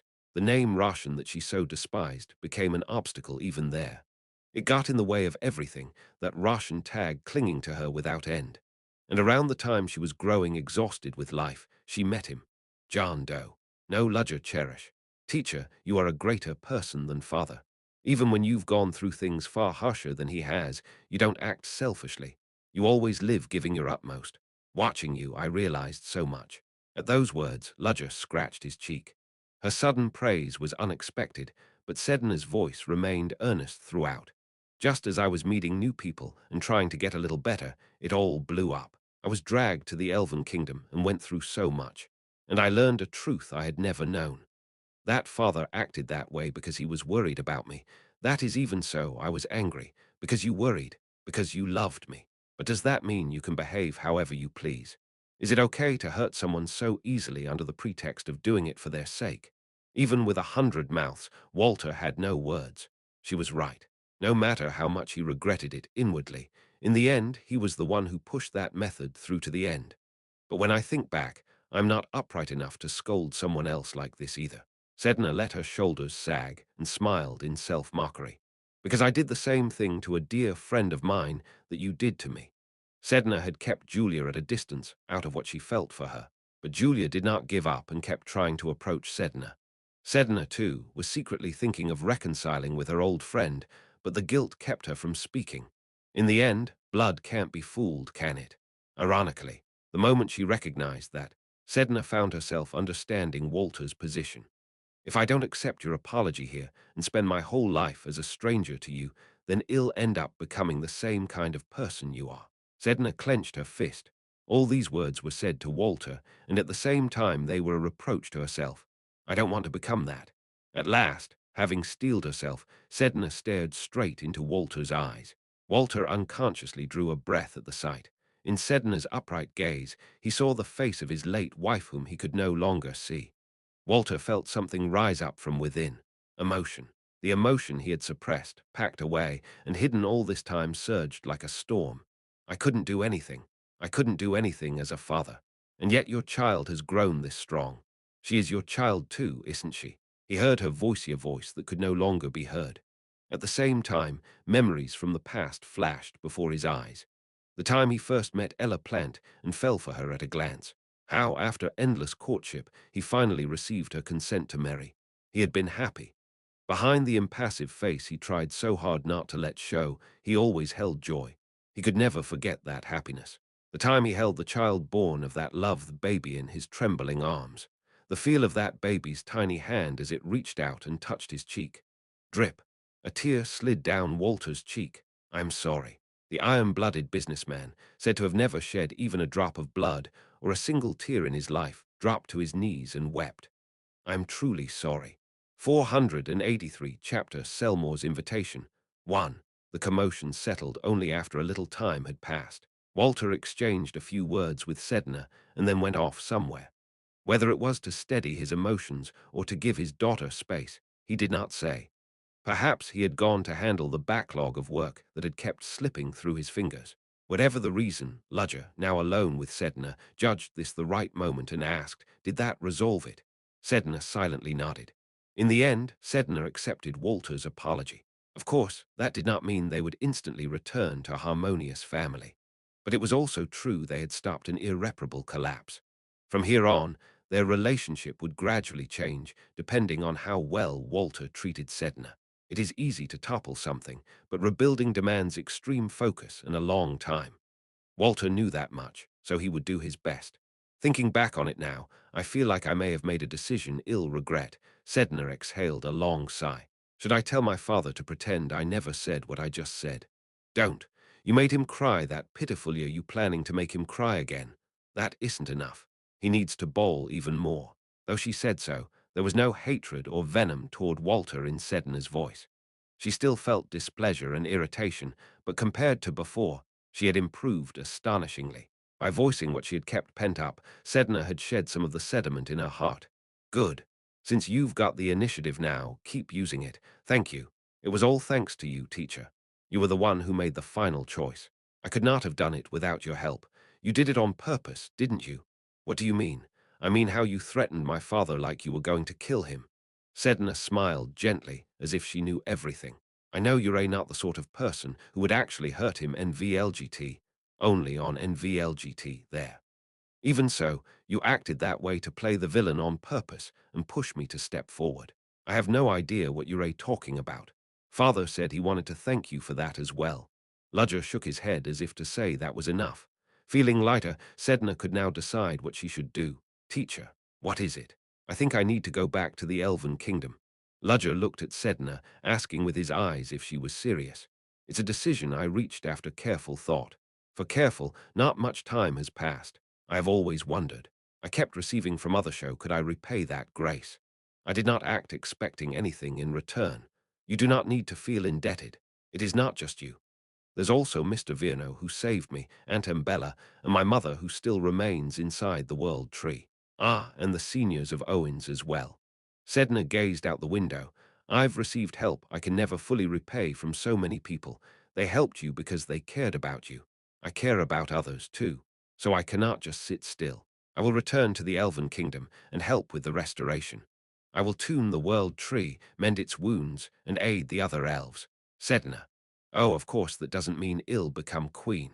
No matter how I think about it, that role is too burdensome. Just think of it as me forming an appropriate bond with the Elven Kingdom. You do not have to go that far. You have no obligation or responsibility to do so. I have the power to resonate with the world tree, don't I? It is only power. Power is pure in itself. How to handle it is entirely yours. No one has the right to force you to do anything. Right. That is why I chose by my own will. Why? To Ludger's question, Sedna smiled with her eyes. Because I cannot remain a child forever. Sedna was still a student. Even if she suddenly held great power in her hands, she was at an age where she did not yet know for certain what she would do from here on. So for now, it was fine for her to act according to her age, because she had already suffered enough up to now. Even if becoming an adult was a little late, no one could reproach her. But Sedna had already become an adult in earnest. The many events of a short span had made her grow. Ludger, while feeling regret over Sedna's decision, could not help also feeling proud of her as her teacher. Truly, children these days grow up too fast. Ludger shook his head helplessly. Do not worry too much. Just think of it as me visiting my mother's family home during the break. I am still Mr. Ludger's assistant. Right. It's the break, so whatever a student does is their own freedom. Ludger looked at Sedna and asked, do you think you can settle it well and come back? Yes. She did not say they would see once she tried, nor that it might be hard. Only a single word, carrying the conviction that she would surely do it. For Ludger, that was enough. Very well, I will trust you. Thank you. So did you not tell Walter that Ella Plant is alive? Of course, saying alive for one who could exist only within the world tree was a little off. But since she was not completely beyond reach, Ludger thought Walter could be allowed to know. I did not tell him right away. Even if I did, I doubt he would believe it easily, and I am not ready yet. Not because it would feel galling to tell him so easily. That too, of course. To his playful question, Sedna replied in kind. Still, I will have to tell him someday. More than just saying she's alive, I intend to find a way to let humans access the world tree. Ludger picked up on what Sedna had in mind. When she later fully regained authority over the world tree, if, even temporarily, humans could be given the chance to access it, she meant to tell him then. Good.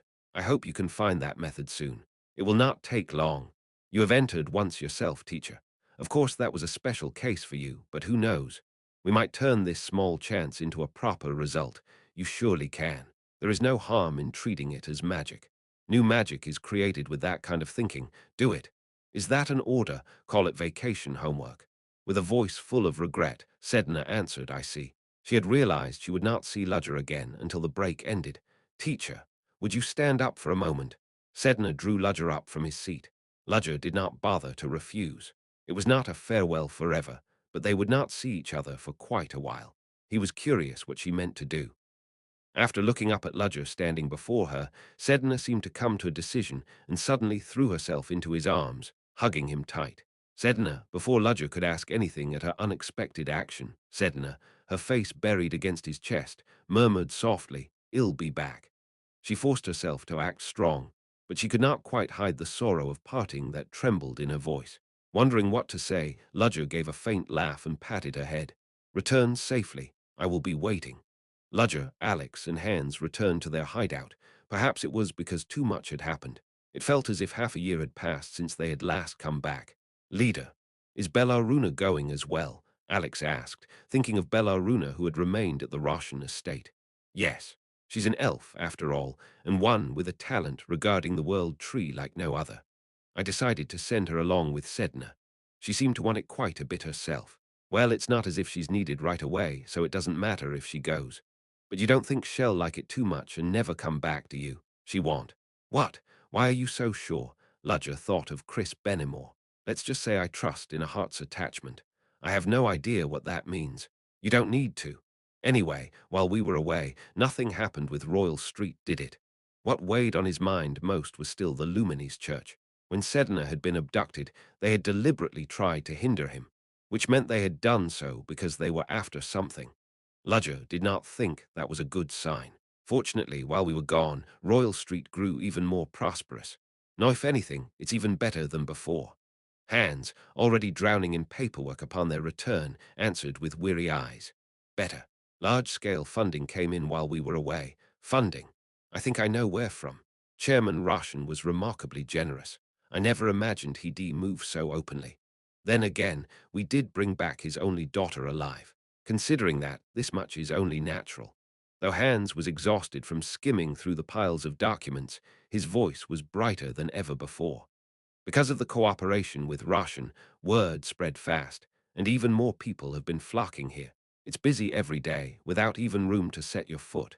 Now you could say the symbol of Rederbelk's revival has shifted completely from Centerford to here, so there's nothing to worry about. For now. All right, I see. Ludger rose from his seat. "Heading out again already."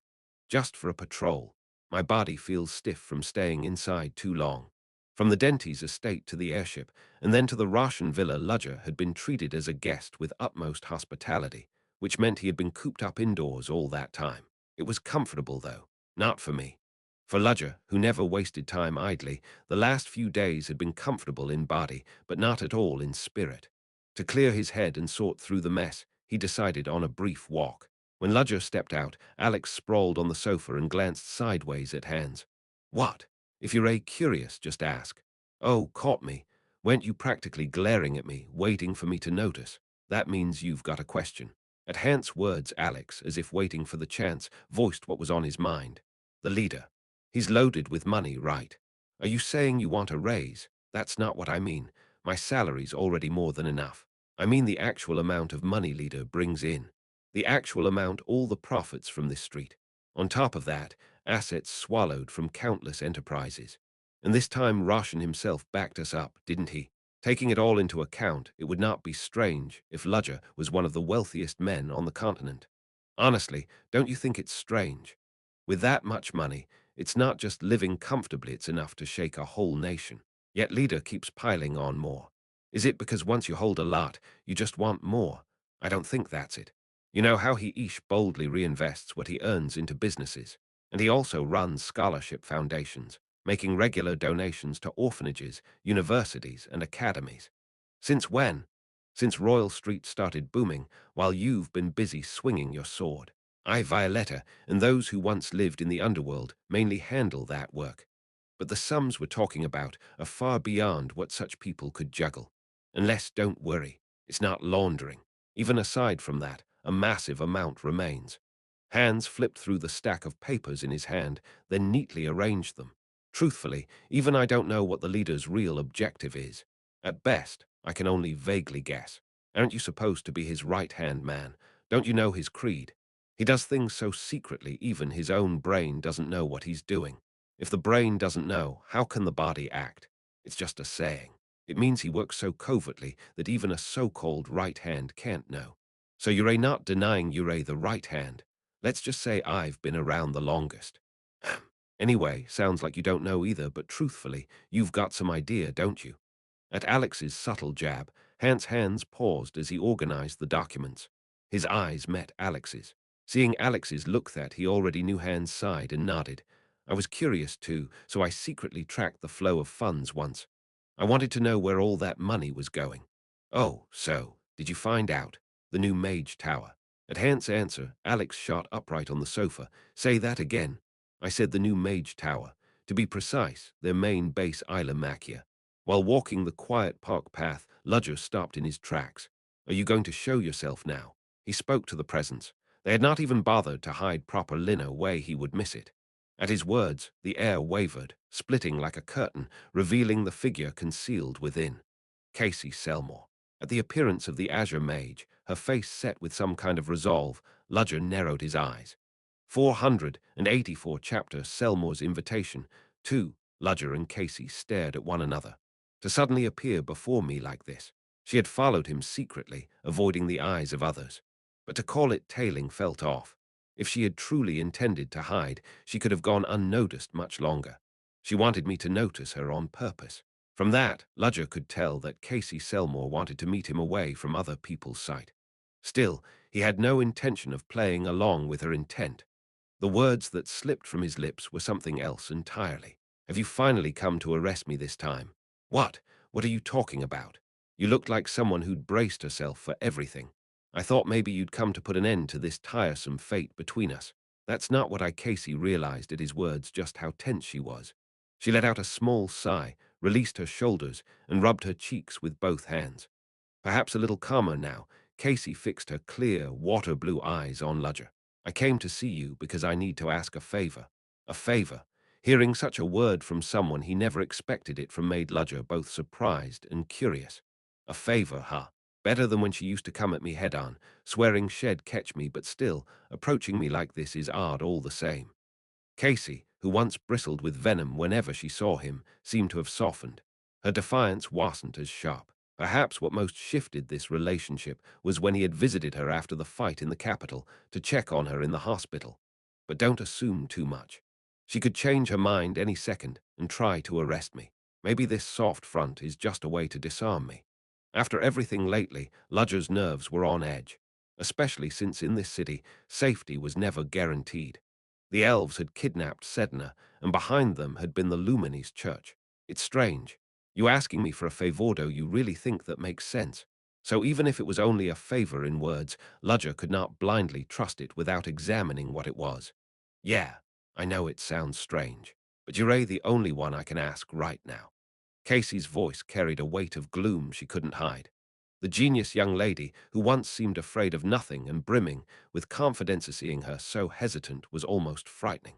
Just what had happened to make her come to him in secret, avoiding all others' eyes? It must be something serious. If you're coming to me like this, it has to be. That's right. It's very serious. Casey answered with a firm tone. Ludger thought hard. What could possibly be dire enough for Casey Selmore, a prodigy detective mage, to treat it seriously? War breaking out somewhere. The Black Dawn Order scheming. The Lumines Church moving behind the scenes. Countless troubling possibilities churned in his mind. If you're saying it's that serious, then what is it? What do you want from me? That is after hesitation, Casey finally spoke. Her face flushed red like a flower. Her voice barely above a whisper, "Be my fiancé." The silence was so deep one could hear their breaths. Ludger stood still. For a moment, he could not understand what Casey Selmore had just said. What did she just say? Did I mishear? Strange. The astral seal is functioning properly. Ludger tilted his head up, checking above. No black halo, no rift.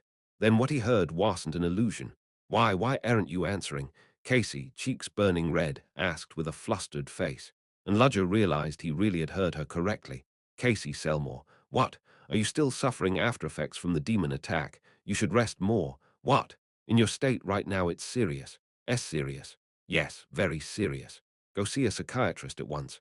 Casey's temper flared. What nonsense are you spouting? What do you mean? The nonsense was yours. No, I meant it. I was serious. Serious, you meant that. Ludger's eyes went wide. Such a rare show of raw emotion. Why are you so shocked? Casey's anger was real. The man who never changed expression, who never wavered no matter what she did, that Ludger had shown open surprise. She was serious, and he was genuinely shocked at it, almost felt like he was making fun of her. Is it that strange for me to say such a thing? Isn't it ridiculous for such words to suddenly appear between us?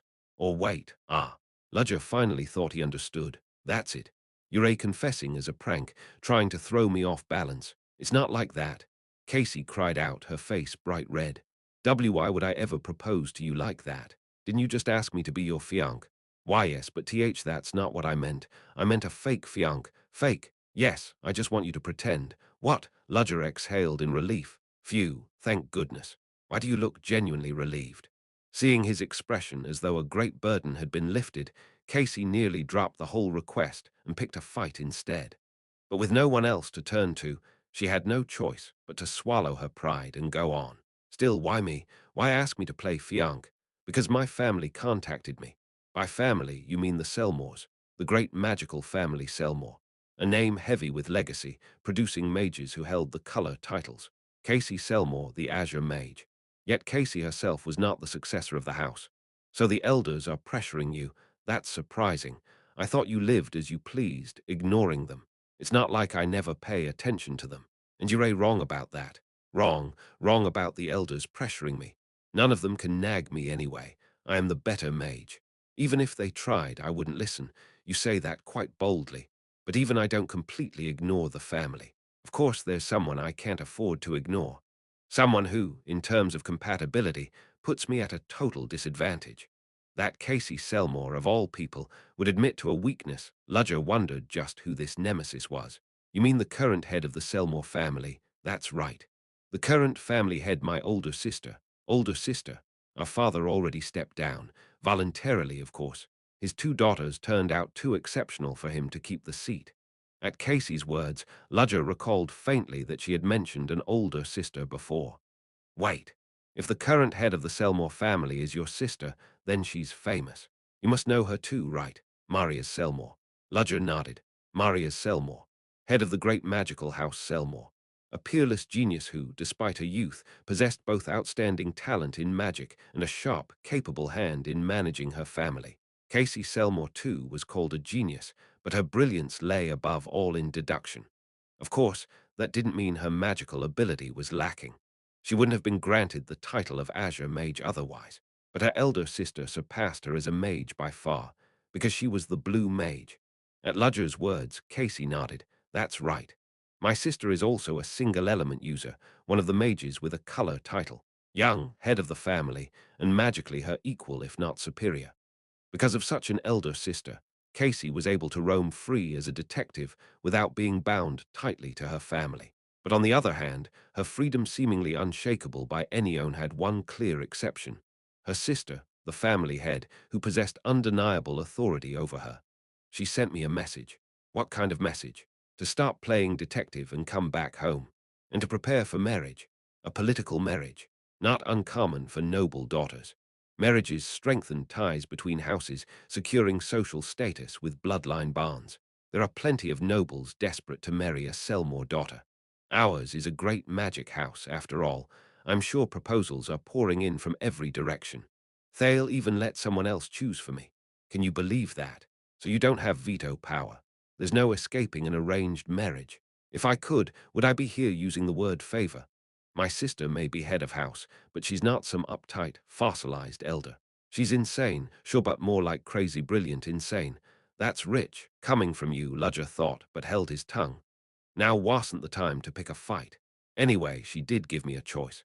If I truly find someone I love, she promised to support me regardless of status or family. That's incredibly generous. It was effectively granting Casey freedom of choice. Compared to other noble daughters forced into marriage by their father's whims, it was an exceptional privilege. Then couldn't you just bring anyone and be done with it? That's Casey averted her eyes, guilty. Ludger's brow twitched. Clearly, she wasn't telling him everything yet. There's more. Why, yes, it's true she made me that offer, but at the time I wasn't even thinking about marriage. Ludger remembered the first time he met Casey Selmore.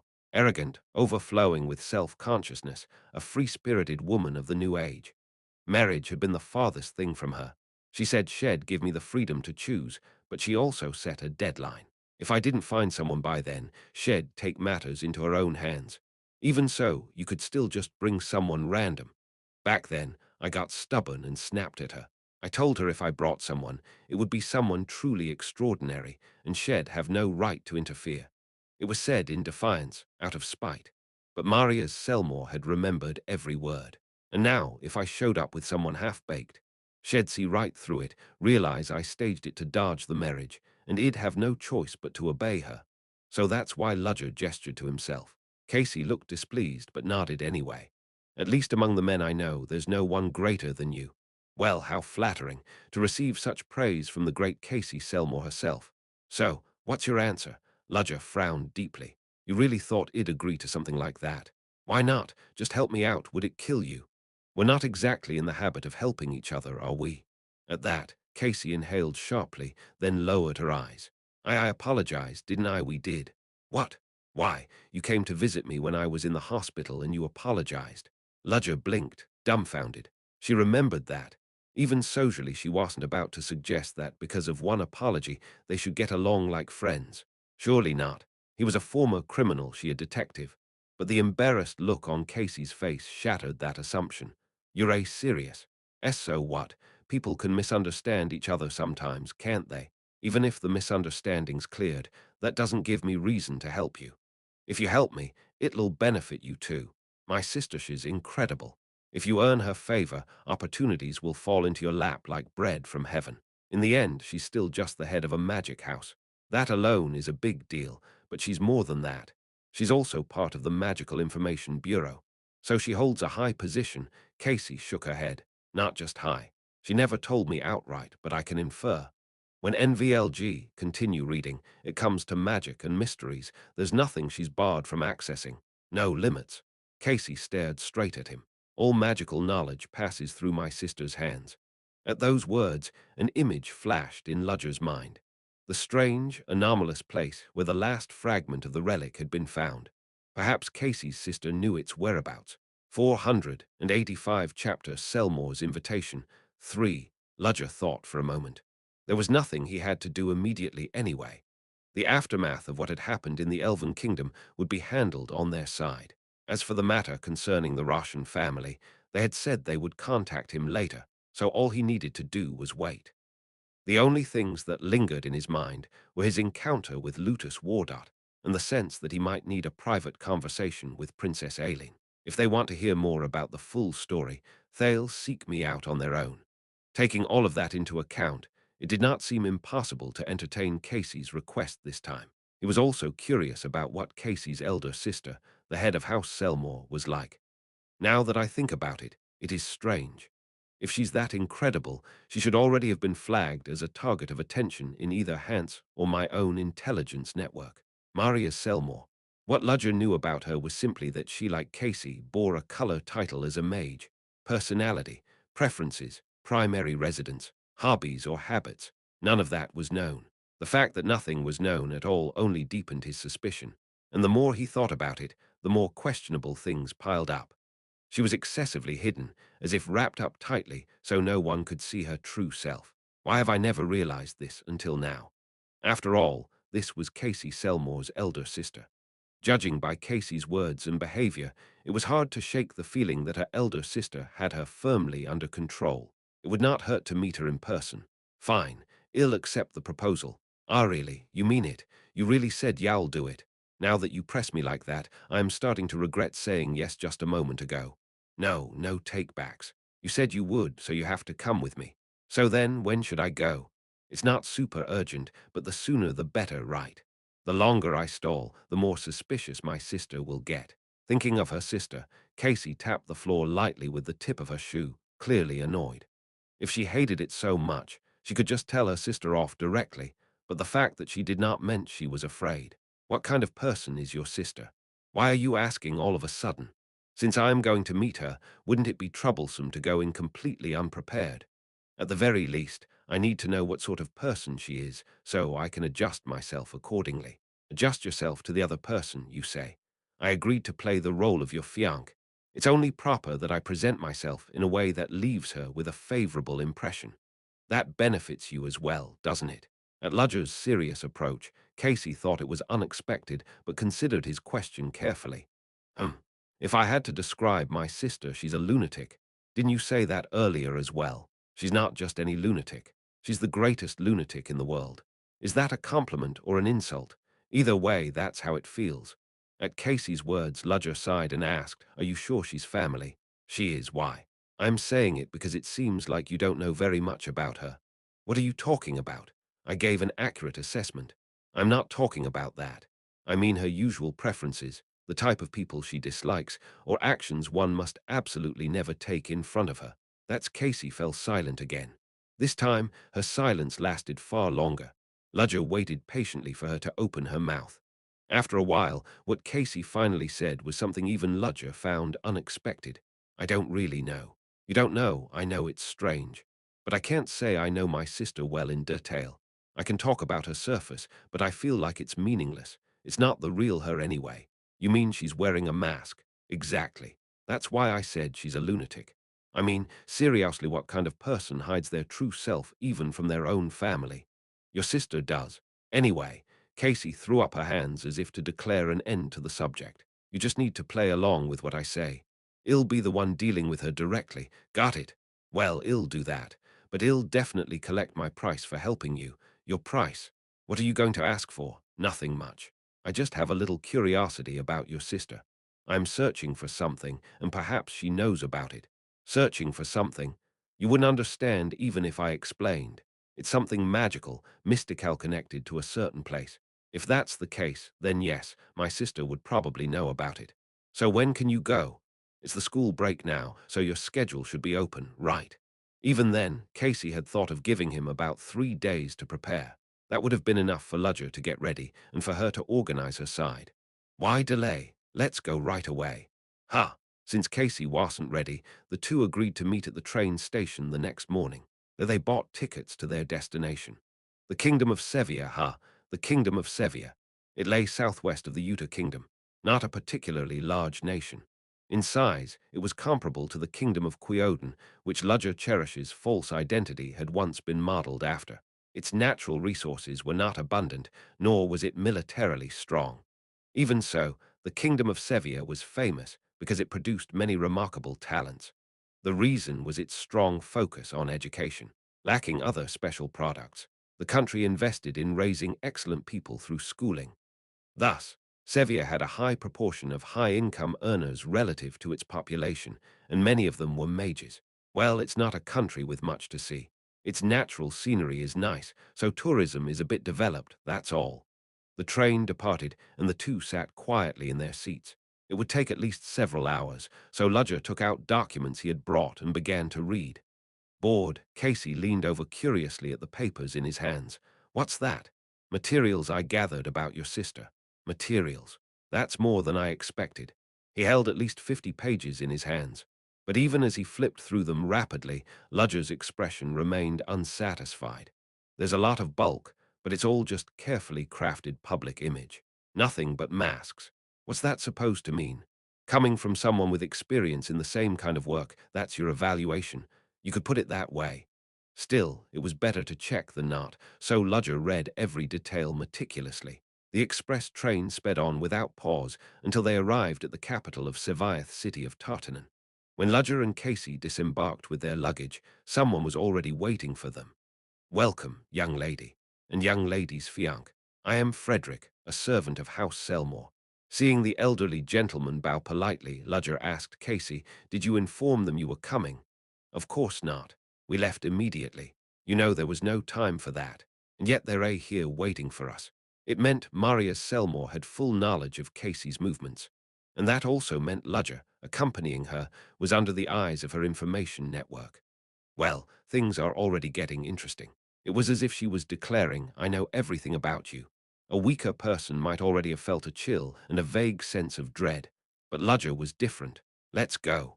Ah, really? Since a servant came out to greet us, it'd be rude to refuse. Ludger glanced at Frederick. Wouldn't you say so? I thank you for your consideration, Sir Fianc. The old servant bowed without a flicker of change in expression. Like master, like servant, Ludger shrugged, and Frederick opened the door of the waiting vehicle. Ludger gestured for Casey to enter before him. Why, ladies first? All of a sudden. What do you mean all of a invite? Read more on our source sudden. Isn't that natural for a fianc?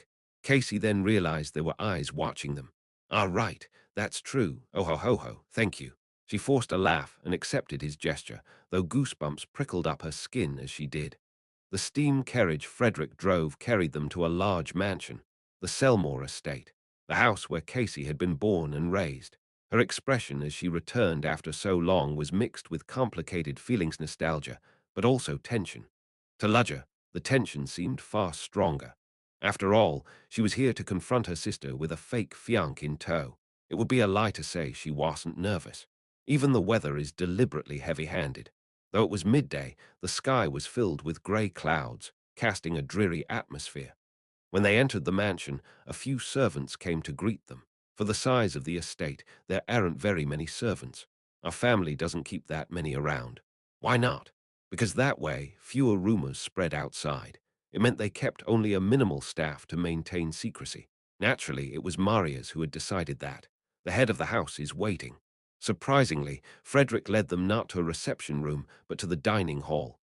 Inside, a table was already lined with dishes, as though prepared in advance. The food steamed as if it had just been cooked. A small chill ran down Ludger's spine. Without knowing the exact moment of their arrival down to the second, this could not have been staged. What I thought would be a visit out of curiosity seems more like stepping into a tiger's den.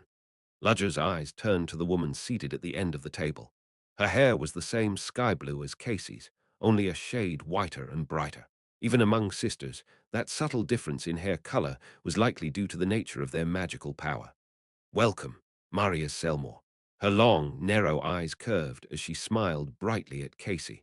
Her features proved she was Casey's sister, beautiful and refined. If Casey matured, she might grow to look just like her. Unlike Casey, she had waist-length hair and carried a calm impression. Where Casey was sharp and willful, Maria's gave off a precocious aura like a lamb watching quietly. My dear, beloved sister. Ah, cut the fake sweetness, will you?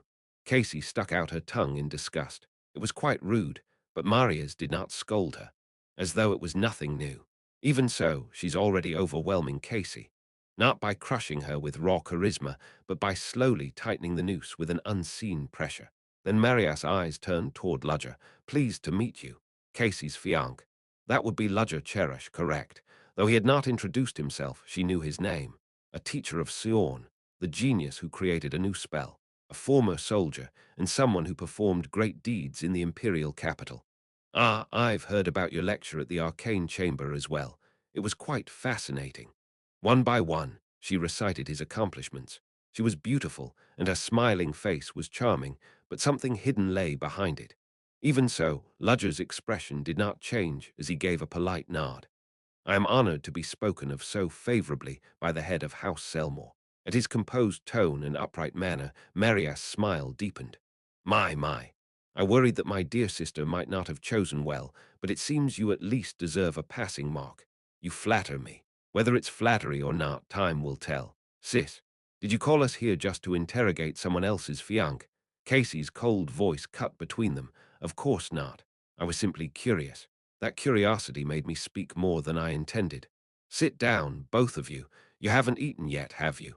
Of course not. She had known full well they hadn't eaten on the train, and that was why this banquet was ready. But neither Ludger nor Casey mentioned it. From the moment they had stepped into the mansion, the invisible battle had already begun. And within that suffocating air, Marias asked the first question. So then, when is the wedding? 486 chapter, first meeting, 1, an all too sudden ambush of a question. KHHFF. Casey, about to sip her tea before the meal, ended up spurting it out without meaning to. Marias gently scolded her. My, how clumsy of you. That part of you hasn't changed at all. Kalak, that's because you suddenly throw out a question like that. I hardly think it was something I shouldn't have asked. Or is there something you're guilty about? Her innocent expression insisted she had no reason to react so violently. Ludger realized it then. She did it on purpose. From his view, Marias had deliberately flung such a question just to tease Casey, timed exactly as she lifted her teacup. She even mentioned marriage while Casey had only spoken of a fiancé, which meant she was already suspicious of the relationship. Since I agreed to go along with this, I can't ruin it here. Ludger smoothly pulled a handkerchief from his pocket and held it to Casey's face. Wipe. Aha. No, I should do it myself. Before Casey could say anything, Ludger gently dabbed away the spilled tea from her lips. His touch was as delicate and soft as if treating a lover. Casey felt good without realizing it. When she did realize, her face flushed bright red. What are you doing? Casey whispered low so only Ludger could hear. What do you mean, this? Wiping my mouth with your handkerchief? It looks like we're real fiancés. Isn't that the act we're supposed to keep up? And it'd be best to tone down your reaction. Your sister will be watching suspiciously. Only then did Casey understand, coughed awkwardly, and allowed Ludger's hand. Marias covered her lips with her hand and laughed. Oh my, you two are really close. I feel embarrassed myself. Shut up. Casey, her face scarlet, snapped at her sister. She flicked her hand and evaporated all the spilled tea from the floor. Marias, still smiling, only stirred her teacup with a small spoon. So then, how long have you two known each other? She dropped sugar cubes into her tea. Not one or two, but enough that the liquid nearly spilled over. Even Ludger shivered at the sheer flood of sweetness. And it wasn't for Shosh drank it all. She really drank that. Enough to trigger acute diabetes. Even Ludger, resistant to most poisons, was aghast inside at Marias' eccentricity. Perhaps sensing his stare, Marius said, I do a lot of brain work, so I need frequent sugar replenishment. Please understand. Ah, yes. Ludger nodded reluctantly. Now he understood a little why Casey called her sister insane. So what I'm curious about is where did you two first meet? You know, that commemorative first encounter. At the start of this year. I went to Rederbelk and met him there. Since he's a Sion teacher, we happened to cross paths. Noticing Ludger's gaze, Casey's choice of words shifted oddly as she pointed to him. Since she came out that way, Ludger nodded along. Oh, really? But Casey, haven't you been so busy lately? You wouldn't have had time to meet anyone. HMPH. What do you mean none? Wherever I go, people stick to me. I meet enough to be sick of it. Lies. Maria's cut her off flatly. The firmness made Casey's shoulders twitch. It was like her sister had eyes on her every move. It's true. Ludger spoke up to help. In fact, I first met her at the Kunst auction house. When I was caught up in an incident there, she helped me. That was the start. The Kunst auction house incident. Ludger deliberately brought it up. Marius stared at him, judging if it was truth or lie. Her eyes were narrowed to slits, but he could feel her intent. Of course she'd know. That such an incident occurred, and that Casey and I were both there. But the exact details of what happened between them, there no one could have confirmed. At the time, all eyes had been drawn to the monster of Jay Vaughton. So if he claimed that was the encounter that led to this relationship, Marius couldn't refute it, because it wasn't a lie. I and Casey Selmore were at the Kunst auction house. A terrible incident happened there, many died or were injured. Just that is enough of a premise. They had indeed run into each other there, so it wasn't entirely false. Marias' intel would not contradict what Ludger said, so she had to accept it for now. Mr. Ludger, you certainly speak well. Those words carried heavy meaning. But Ludger took it as simple praise. I'm a teacher. Teaching students well requires at least that much. Oh my. Then your students must truly enjoy your classes, that I can't say for sure. Don't worry. You'll receive the highest score in the faculty evaluation. How would you know? The results aren't out yet. I heard rumors. Rumors, you say. Absurd. Such internal evaluations wouldn't leak. This was both display and threat. Maria's was subtly saying, I know everything. You're not lying, are you? Truly, like sister, like sister. Neither sibling was ordinary, and Ludger found them troublesome to deal with. But it had been a long time since he conversed with someone while wearing a mask like this. He felt a faint thrill from the nostalgia. He sipped his tea lightly. The food was cooling, but he had no appetite in this atmosphere. She doesn't entirely doubt Mesh is more concerned about what kind of man has gotten NVLG, continue reading, involved with her sister. So the worry for her sister was real. Since she even received reports of her sister's every move, that love must be quite heavy. Even Princess Aileen wasn't like this. The princess gave autonomy while appearing domineering. Maria's appeared to grant autonomy while binding tightly. Same purpose, opposite means. The commonality, inside both were far darker than they seemed. Whether that's insult or praise, who knows? Then Maria's smiled brightly. But what I really wonder is, how did you come to be engaged? Outwardly you look suited, yes, but the important thing is compatibility of personalities. I told you. We met at the Kunst auction. After that we ran into each other a few more times and continued the connection. Who confessed first? A casual question. They answered simultaneously. Of course it was him. She did. Both turned to glare at each other. You confessed. Wasn't it you first? What? Casey's eyes flared. Ludger didn't back down. He would play the fianc but not yield on this. Maria's, who had asked without thought, was startled. So who was it? It was him. She did. Ha, really? I don't know what you mean. Who was it that clung first again? When did I ever? Casey was about to shout, but remembered she had done something similar. She quickly counterattacked. You're the one who threw the first advances, sneaking up to me with ulterior motives. She alluded to the Delica Kingdom incident. You were the one who sidled up first and asked sly questions. No, I was simply curious, that's all. Oh, so that's how y'all play it. Ludger shrugged at Marius. Your sister says so. Perhaps from shyness she doesn't want to admit it. Look who's talking. Their attitude could have endangered the ruse. But ironically, in their genuine quarrel, Marius saw traces of the playful squabbles real couples had. You two are very close, aren't you? At first, when her sister said she was bringing a fianc, Marius had scoffed. A fianc? I'd sooner believe an elf dating a dwarf. She knew Casey. Her sister was an arrogant bundle of confidence, praised as a great detective, never corrected by anyone. Her natural talent had helped too. Casey had always soared upward, never tasting defeat, never maturing. Even after the Delica Kingdom incident made her grow somewhat, to Marius she was still a child. A child who had once declared she'd rather grow old alone than bother with men. And now suddenly she brought a fianc, and so soon after Marius had sent a letter. Clearly she just dragged in some stand-in to play the part, so she kept probing Ludger. But he deftly brushed aside her questions and provocations. She thought he was just playing along. Yet looking now, it didn't seem so simple, because she could tell as her sister. Casey's tone with Ludger might sound like she was quarreling, but she never spoke so familiarly unless with someone truly close. Whether fianc or lover, she definitely has feelings for him. Her rowdy little sister had finally met someone. Should she congratulate her, or should she warn Ludger Cherish to find a better woman? She also wondered. What about Ludger himself? If Casey felt this way but his feelings weren't mutual, it would end poorly. As her sister, she needed to know, especially the way he wiped her lips far too practiced. Clearly not the first time. Was he a master with women? Marius watched him more seriously. BRR. Ludger shivered without meaning to. What? A sudden chill. He looked the source was Maria's. She suspects. Perhaps they had bickered too much. Under the table, Ludger tapped Casey's arm. She caught on, held her tongue, and straightened her posture. An odd silence hovered. Casey forced a laugh. Shall we eat? And so the meal began, whether going down throat or nose. Afterwards, Marius said the two must be tired from the journey and assigned them rooms to rest. Ludger and Casey accepted gladly. Both needed time to think. But a problem arose. Why are you here? What do you mean? This is my room. It's the room I was given. What? Casey frowned. Ludger was equally perplexed. Frederick had just assigned him this room. There was no chance of mistake, yet Casey was here. Ha, damn sister.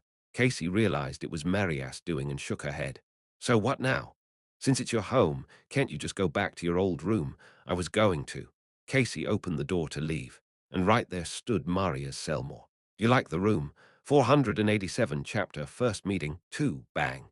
Casey slammed the door shut without meaning to. It's rude to close the door so loudly.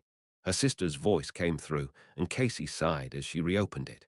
Sister, startled to see Marius waiting there so perfectly timed, Casey decided it was as good a chance as any to argue. What exactly do you think you're doing? What I'm doing? I have no idea what you mean. Don't play dumb. Why was I assigned to the same room as this man? Because there's no other room. What? Casey scowled. What about the room I used before? That was my private room. That one. Naturally, I cleared it out. Why would you clear it out without permission? Well, the owner didn't plan to come back, so it sat empty for years. Having servants constantly clean and maintain it seemed wasteful, don't you think? That's all. That's your reason. All. It's a perfectly valid reason. I'm a direct heir of this house. Even if it's for the servants, you crossed a line. My dear sister, I am the head of the house. That was as good as saying, don't complain by rank. Still smiling softly, Marius asked, what, you don't like it here? Casey silently stepped aside to gesture at Ludger. Oh my, so the fianc is here too. That's a relief. It's not a relief. Why should I share a room with him? But he's your fianc. Isn't it fine? Even with a fianc, there are boundaries. You seemed so close earlier. I thought this would suit you well. The room is large. Surely it isn't uncomfortable. That's not the point. Then what is? Unless you find it hard to live together despite being engaged. Her smile subtly darkened as she narrowed her eyes, pressing on Casey's nerves. Earlier, you two looked awfully sweet. After all that, I doubt sharing a room should be a problem. HMPH. Even so, sharing a room is a different matter. We're not even living together, yet it's too much. Shouldn't you be thankful? What? Maria's lowered her voice so only Casey could hear. You brought a man home as your fianc. That means you really like him, doesn't it? So this sister of yours is trying to support you. WH. But I don't need your help. He'll handle it. Handle it. When? Ah, forget it. And he's sharp. If you push too hard, it might backfire. Don't you realize? Maria's didn't answer. Instead, she stared into Casey's eyes to judge if she was telling the truth. Again, that same look from childhood, when Casey would always break and confess. But not anymore. She had grown too much to keep losing to her sister. Her sharp mind and talent had matured even further after facing countless cases and crises. Casey met Maria's stare without wavering. Maria's eyebrows rose slightly, then she curved her lips in a smile. Casey had expected her to call it arrogance, so that pleased look puzzled her. Anyway, change the room.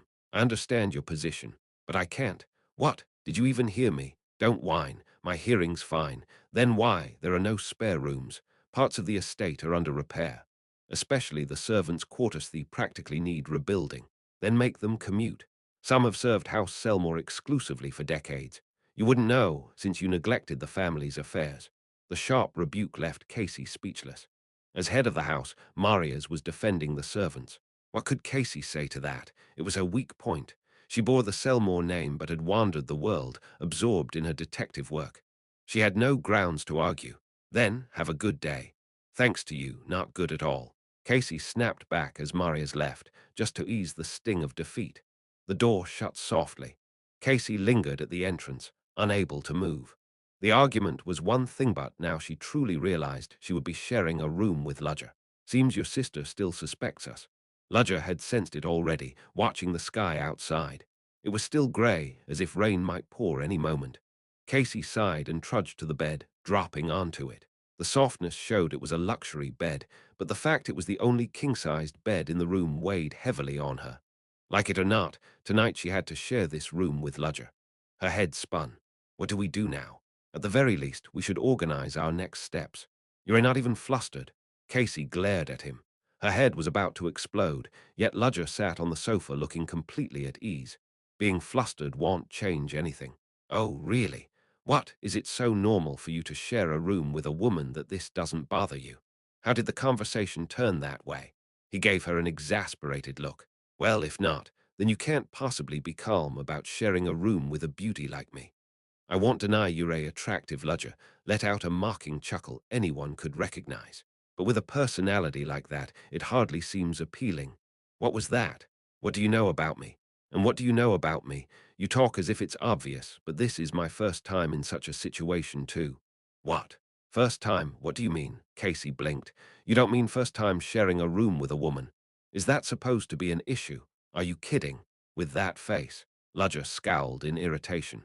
People would think I go around seducing women with my face. But if you consider my situation, you'd know I never had that luxury. Sorry.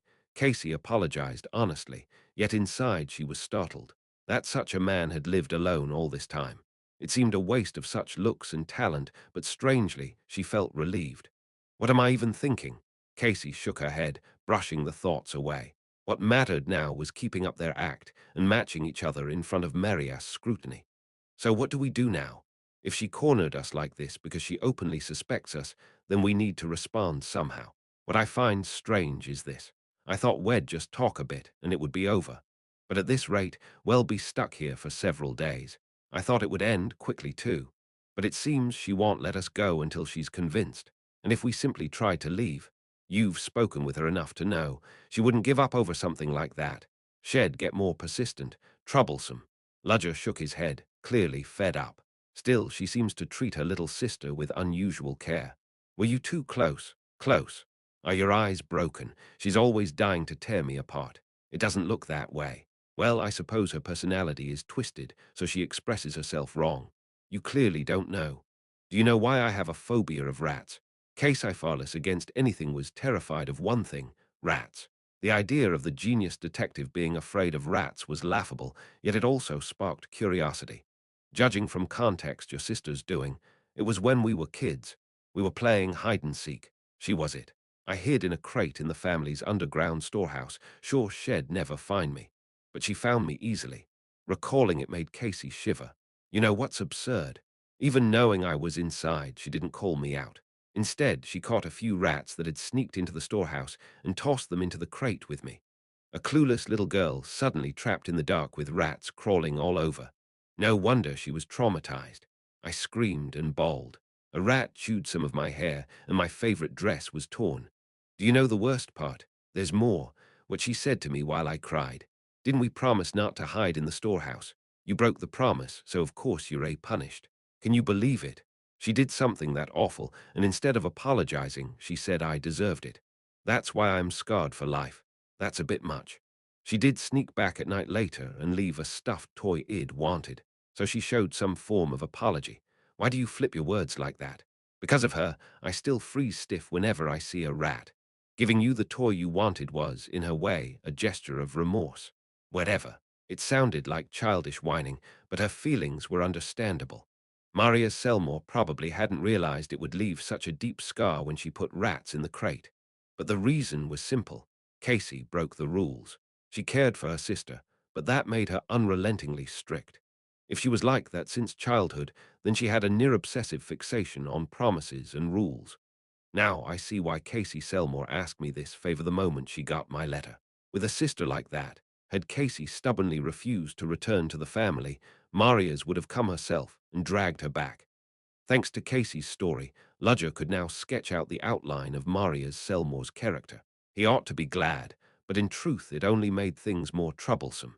If this goes on, we may be stuck here until she's satisfied. He had agreed to play the fiancé role, yes, but he had his own objectives, and he wanted answers sooner rather than later. This is a problem. It is a problem. Both let their thoughts slip out aloud. Casey Selmore and Ludger Cherish. They glanced sideways at each other. Their eyes crossed as if to protest, "Were you copying me?" and broke apart. Any ideas? That's what I want to ask. I asked first. You're the smart one, think of something. You're family you'd know better. Family, more like sworn enemies, bickering even while their minds raced for a solution. There is one. Knock her out and escape. That's dripping with personal grudge.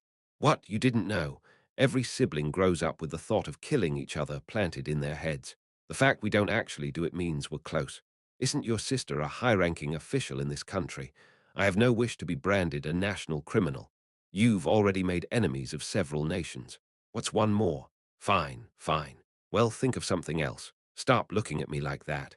All we really need is to convince her. Convince her that you and I are truly engaged. That's right. And how do we do that? Ludger voiced what crossed his mind. Public displays of affection. What more than wiping tea from my lips? A kiss. Are you insane? I'd rather kiss a pig. What, you bastard? Like I want to kiss you. Casey slumped her shoulders. Look at my situation. The target I must capture is right in front of me, yet I am wasting time plotting how to defeat my sister. Wasn't that case already over? And I said we're figuring out how to convince your sister, not topple her. Same thing. Don't drag me into your personal grudges. Ha, couldn't some incident just break out already? She had just muttered that when Ludger suddenly leapt from his seat and lunged toward her. Casey blinked, startled. WH what? Before she could react, Ludger shoved her onto the bed. Casey looked up wide-eyed at him above her. Crash! The window shattered.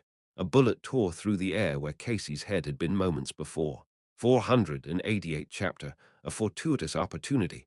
1. Casey's eyes widened as she stared at the bullet embedded in the carpet. Only then did she notice the hole in the glass window, with cracks spreading out like a spiderweb. Sniping, assassination. The assassination attempt itself wasn't all that surprising. In detective work, getting tangled up with criminal organizations was a natural consequence. That meant she had inevitably faced death threats, and there had even been real assassination attempts before.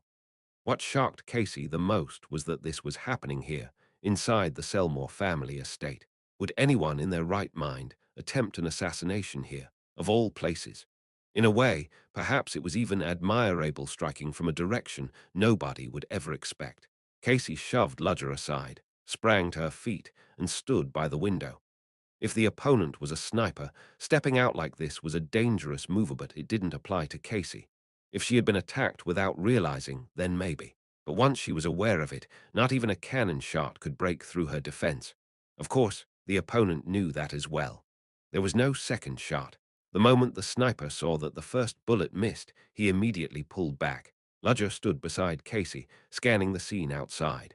Beneath the gloomy sky stretched the estate's vast garden. Beyond it lay the densely wooded slopes of the mountains. The sniper was likely hidden somewhere in that forest. Chasing right away was impossible, the distance was far too great. At least 6 kilometers away. From that distance, they aimed right at Casey's head. Their skill is far from ordinary. Casey knew it too, which was why her face was grim as she gazed out the window. To lighten the mood, Ludger tried joking. To think an assassin came looking for you right as you spoke it seems you've a knack for attracting misfortune. I wasn't hoping for misfortune to come directly to me, you know. Do you have any idea who it might be? Looks like you've earned quite a few grudges. No idea. It'd have to buy a whole mountain of tickets for it. If you lined up all the criminals who want me dead, our mansion wouldn't be long enough to hold them. Still, a marksman of this level isn't common. Casey narrowed her eyes. That's what puzzles me. A sniper this skilled would have to be ex-military. At least in my memory, I've never crossed paths with such a person. What about you? She turned the question back on Ludger. Just because they aimed at me doesn't mean I am the only target. They could be after you, choosing to hit the people around me instead. I don't have a waiting line. Why? Because I clean up thoroughly. Nobody survives to queue. Casey snorted in disbelief. Well, aren't you something? Or maybe it wasn't aimed at either of us. After all, this is our first day here, isn't it? That's true. Even the best sniper couldn't aim this precisely without long preparation. If this estate was the target from the beginning, and we just happened to be caught up in it, then the true target must be there's only one possibility. Their gazes shifted toward the door at the same time. From beyond it, a chilling aura swept in like a blizzard. The cold was tangible, seeping across their skin. When they exhaled, white frost hung in the air. What a dreadful chill. And this was with distance still between them. Then suddenly the biting cold vanished in an instant. A knock followed. May I come in? Enter. At Casey's word, the door opened. Her sister, Maria Selmore, entered with a smiling gaze narrowed to slits. Are you unharmed? As you can see, I am perfectly fine. Thank goodness. As Maria's let out a sigh of relief, Casey's expression twisted. Shouldn't you explain what's going on first? This is hardly an ordinary matter. An assassination attempt inside the Selmore estate, no less. Speak, what happened? I truly am sorry. Plots against me are nothing new, but I didn't expect they'd go this far on a day like today. A plot, you say? Judging from your tone, things have been especially bad lately. Yes. Recently, black mages have been running rampant across the country. It's been quite a headache. I thought Wed ended it after crushing one organization, but clearly they took advantage of the opening. Though Maria still smiled, a shadow fell over her face. To dare, here in the Selmore estate and at my sister. Crackle. Frost began to form around her. Ludger felt the cold race across his skin again and tensed. The once warm room turned frigid, like the dead of winter. That is the power of a blue mage, one who commands frost directly. So this was what it meant to bear the title of color, not merely interfering with nature, but wielding it on a vast scale. Ludger thought, if Maria's willed it, she could make snow fall in the heart of a burning desert. Rumble. The clouds above quaked, and soon they spilled their contents to the earth. Slowly, on the drifting wind, fell white snowflakes. The climate here was cool, yes, but by no means snowy. Yet snow fell around the Selmore estate alone. Whoosh. At that moment, Ludger felt warmth flare from his chest. Not metaphorical, but literal. Pasha. The spirit stone he carried pulsed with heat, and from within that heat he sensed displeasure. It seemed Pasha was reacting to the hostile, unnatural, cold Marias emotions had brought forth. Warmth spread around Ludger, making Casey glance at him in surprise. He's resisting my sister's frost. Not just resisting garoed him, the air stayed warm, untouched by the freezing chill. Because of that, Casey felt some of the tension ease. Sis, enough. Getting angry won't change anything. What matters is who the enemy is and how we're going to deal with it. You're right. Seems I lost my temper a little. Maria's let out a soft laugh. She loses her temper, yet everything freezes around her. What an ironic person. Ludger turned his gaze back to the bullet mark in the floor. It went in deep. To pierce that far, even from a distance, he used telekinesis to extract the bullet from the floor. It had shattered on impact. He gathered all the fragments, piecing them together midair like a cube. Hundreds of shards, no bigger than a fingernail, floated and assembled into shape. Marias' eyes narrowed further. Even with simple telekinesis, that level of precision, no one was impressed by lifting heavy objects with telekinesis. That was merely a matter of output and mana. But to control such tiny fragments so delicately that required transcendent control. So Sion Academy only hires exceptional people, do they? More than I imagined. She glanced at Casey, but Casey seemed unbothered by Ludger's display. So she's used to this. Maria's now understood why Casey had brought him. With skill like that, even her arrogant sister would be satisfied. Still, too many suspicious points remain. Marias had investigated Ludger's history. On paper it was spotless, too spotless, almost unnaturally perfect. She could not shake the sense of something off. And then there was the way he resisted her frost. I'll need to watch him more closely. She would thoroughly dissect this man who dared attach himself to her sister. This bullet is unusual. Casey studied the reconstructed bullet. It was small, but its spiral tip was shaped to maximize penetration. And the envite, read more on our source, tip faintly coated with something. Likely a substance to disrupt mana concentration. I smell it. Sharp, pungent, spicy. The scent of garland grass, dried and used as alchemical treatment. It could pierce through up to fourth circle defense spells, and its make discontinued special issue rounds. No longer produced by the military, but some stock must have leaked into circulation. Since quantities are limited, tracing them should be easy, which means the sniper was military. Using discontinued ammo implies deep underworld ties, and the coding suggests ties to black mages. Then we start with the weapons dealers and trace back. Both turn to Maria's at once. In that case, well, head out. Suddenly, the attack was aimed at me or more likely at you. Sniping isn't something set up overnight. If Maria's was right, then their enemies were black mages, some of them ex-military. Worse, they hadn't targeted Maria's directly, but her guests. Their intelligence is impressive. They couldn't know where we'd be staying, but they knew to strike the day we returned.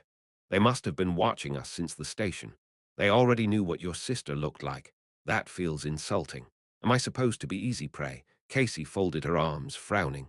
Though annoyed, her eyes showed deep thought. Remember that shabby bar on 31st Street? At her words, Maria's looked confused, but Ludger nodded. Beard, sideburns, scar on his cheek, whiskey bottle in hand. That one. Yes. He also had a strange scar tattooed on his forearm, a circle with a cross over it. He was watching our car. I remember because his eyes were sharp too sharp for a drunk. That scar must be a unit mark. Military units often carve permanent marks on recruits at initiation. Then it should be easy to find. Any unit with a similar mark. That's a question for your sister, not me. The rapid-fire exchange left Marius quietly astonished. So in sync, without any planning beforehand. Still, the important thing was elsewhere. If it's that scar, I may have an idea. Ludger and Casey left the suffocating mansion and headed into the city. Ah, finally outside. Casey shouted with glee, delighted just to be outdoors. We'll have to return once this is handled. So what? At least we get some fresh air for now. Still, surprising that your sister didn't come herself. She's the head of the house. She can't just act freely. Besides, maybe that's what the enemy wanted. Better this way. If she got involved, things would turn ugly. Why, the capital would enter an ice age. Her voice was deadly serious, without a hint of jest. Ludger recalled Maria's ability. For just a moment, she had made snow fall over the entire estate. Even the clouds above had frozen. And that hadn't even been her full power. It truly wasn't impossible for her to freeze an entire city. Here, Casey looked at a shabby factory. They had left the mansion in secret, unnoticed. Once inside the city, Casey bent light with a thin veil of water, rendering them invisible until they reached their destination. If my sister's right, there are remnants here. They've gone to some lengths, but traces remain. Though inactive, footprints marked the dusty ground. Some were fresh, still damp with mud. What now? Her question meant. What's the plan for storming in? Ludger shook his head. Let's just finish this quickly. He gathered mana and blasted the factory door apart. With a thunderous explosion, dust billowed out. Inside, shouts and frantic footsteps erupted.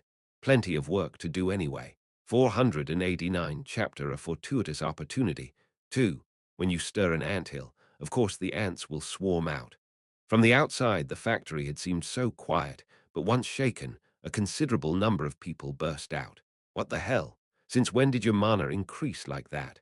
Casey's real focus was on the magic Ludger had just displayed. He had blasted the factory door off with pure mana in a single strike. It might have looked like a shabby old door, but anyone could tell it was reinforced on the inside. Yet Ludger had smashed through it as though such things meant nothing. I've made some progress. What, did you stumble across some legendary elixir and drink it? I did eat something similar. Ever heard of the fruit of the world tree? You've got a funny sense of humor.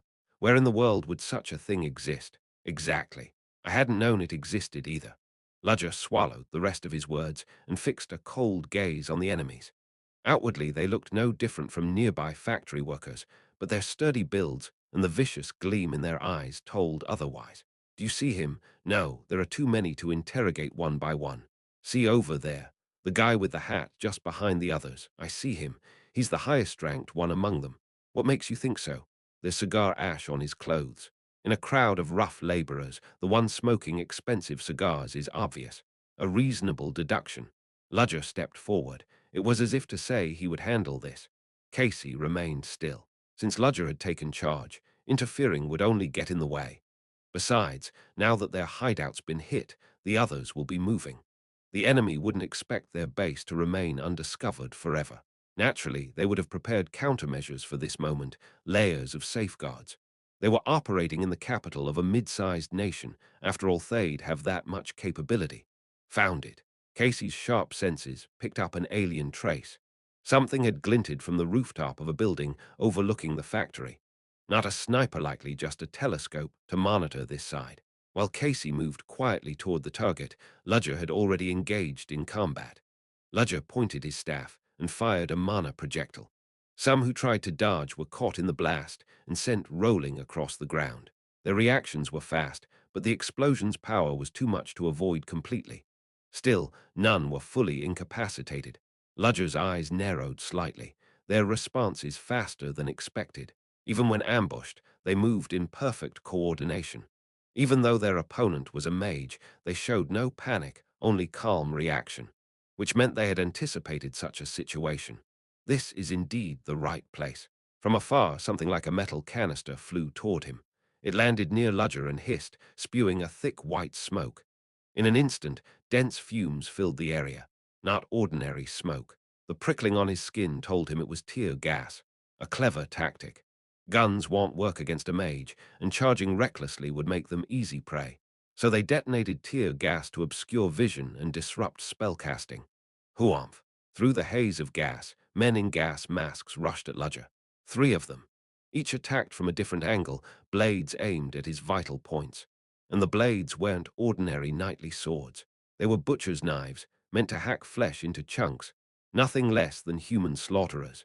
Bunch of butchers who ought to be working in a slaughterhouse. What are you plotting, gathering here like this? Ludger stamped his foot lightly. A fierce surge of mana swept out, blowing the gas away with a gust of wind. The 3 attackers faltered but didn't stop. Ludger raised his staff, deflecting the strike of the one coming from the front. As the man stumbled forward, Ludger twisted his momentum and hurled him into the one coming from behind. The two collided and rolled across the floor, while the slash aimed at Ludger's side was met with a sharp knee strike, sending the blade spinning upward. Behind the gas mask, the attacker's eyes widened in shock. To see a mage engage in close combat kicking up the flat of a swinging blade with his knee was unbelievable. Ludger swung his staff, smashing it into the man's face. At the same time, he conjured mana bullets and swiftly finished off the two tangled on the ground. From the gathered crowd, one man was quietly retreating. The same one Casey had pointed out earlier, the one who smoked cigars. "Where do you think you're going?" Ludger chased after the fleeing man at once. Large men tried to block his path, but it was useless. One spell per opponent. His rapid-fire magic, coded in advance, shot off at millisecond intervals. All who charged were subdued. Having to hold back my strength is annoying. He hadn't killed anyone. This was, after all, a foreign country, and officially he was a Theon Academy professor. Slaughtering them indiscriminately would create trouble. That didn't mean subduing them was difficult. It was merely a nuisance. You insane monster. The fleeing man dashed deeper into the factory and pulled a lever of unknown purpose. With a clanking sound, gears inside the factory engaged. Traps set in the ceiling activated. A heavy shadow fell over Ludger's head. Kuwang, massive chunks of steel crashed down, crushing him. The man, who had lured Ludger while pretending to flee, wore a triumphant grin. "Ha ha ha, that's what happens when you just trot after me, you idiot." He was certain the trap had landed squarely. The man beneath it would no longer even resemble a human form. Damn it, to think he'd chase me this far. They told me to clean up properly, and now he's on our tail. The man pulled a cigar from his belt and struck a match. The sniper failed too. This is why dealing with black mages always brings rotten luck. That's quite an amusing story. Just as he was about to take a puff, a voice he shouldn't have heard reached his ears. Startled, the man glanced around. His gaze finally dropped to the floor to his own shadow. Someone rose out of it. The impossible sight made the cigar slip from his lips and fall to the floor. How? He had definitely seen the trap crush him, but the words caught in his throat. Ludger, rising from the shadow, fixed him with a cold gaze. No one escapes the shadow. The man's hand darted to his belt, but Ludger's staff struck his brow first. Not long after Ludger swept the scene, the police stormed in. With them came Maria's Selmore. She waved the police back and faced Ludger alone. "Did you find it? I've captured one here." Ludger gave a slight nod toward the unconscious man. The man was bound not with rope, but tightly wrapped in wire cable, his head still drooping low. Judging by the response, he's the sniper himself. And he mentioned dealings with black mages. Then it must be true. They were hired by someone. There ain't no ordinary bold fools.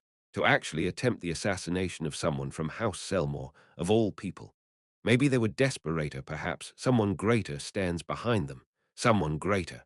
Ludger silently agreed with that possibility. They had said there were connections with black mages. But even black mages couldn't rashly touch House Selmore.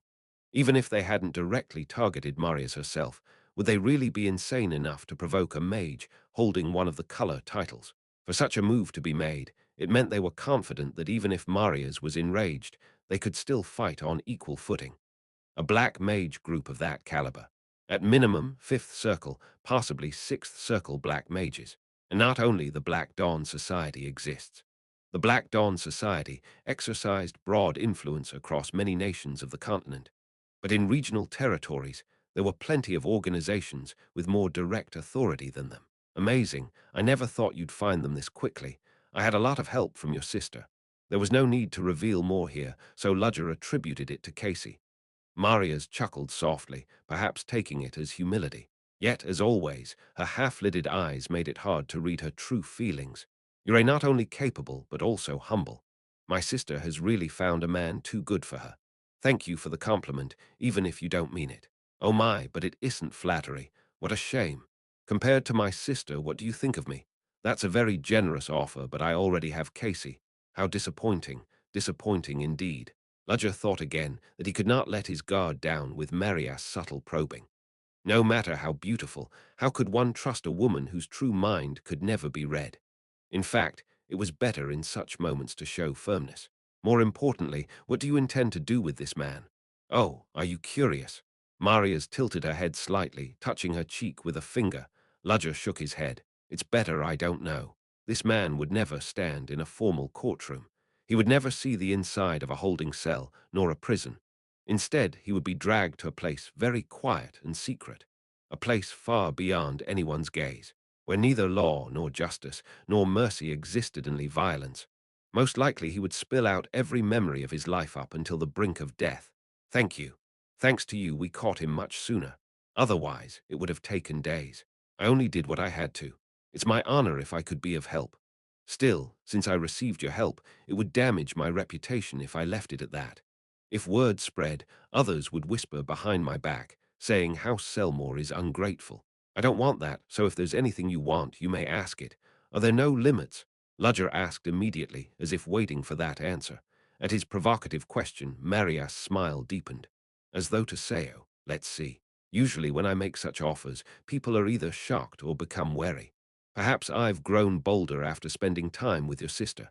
I'd hoped she wouldn't influence you that way. Well then, my answer to your question is yes. There are no limits. Ask for anything. It was indeed an offer of immense breadth, but Ludger knew. Those words themselves were a kind of trap. What one asked for revealed much. Ask for something excessive, and it marked a fool who would one day be destroyed by his own overreaching. Ambition without knowing one's limits. Ask for something too small, and it revealed a simpleton too dim to seize an opportunity. Though she said there were no limits, this was the most difficult test of all.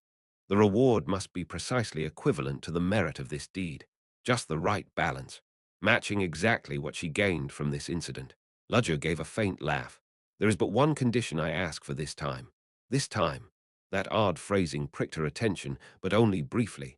Ludger spoke his desire. When I return to the mansion, please prepare a separate room for Casey. Marias' eyes narrowed slightly, the tiniest change in expression. Outwardly she gave nothing away, but her mind whirred rapidly. Wow, what an interesting man. She was impressed.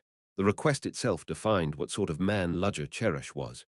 Was he an arrogant fool blinded by ambition, a small-minded commoner unable to grasp opportunity, or a sycophant who knew how to cling to power? Usually, it was always one of those three, but Ludger was none of them. If anything, he stood outside such categories. Yesomyon like herself. It might look light on the surface, but dismissing it would mean insulting Casey. Yet if I call it excessive, then I undermine my own dignity as head of the house. The reasoning was flawless. He had not sought selfish gain, but asked for the sake of his fiancée. Amusing, isn't it? Ludger, who had been the one on trial, had flipped the weight of judgment onto her with a single question. It was checkmate. Marias smiled broadly and nodded without hesitation. As much as you wish. Thank you for indulging my stubbornness. Stubbornness? Not at all. Truthfully, even without such a request, I had already planned to prepare a room for her.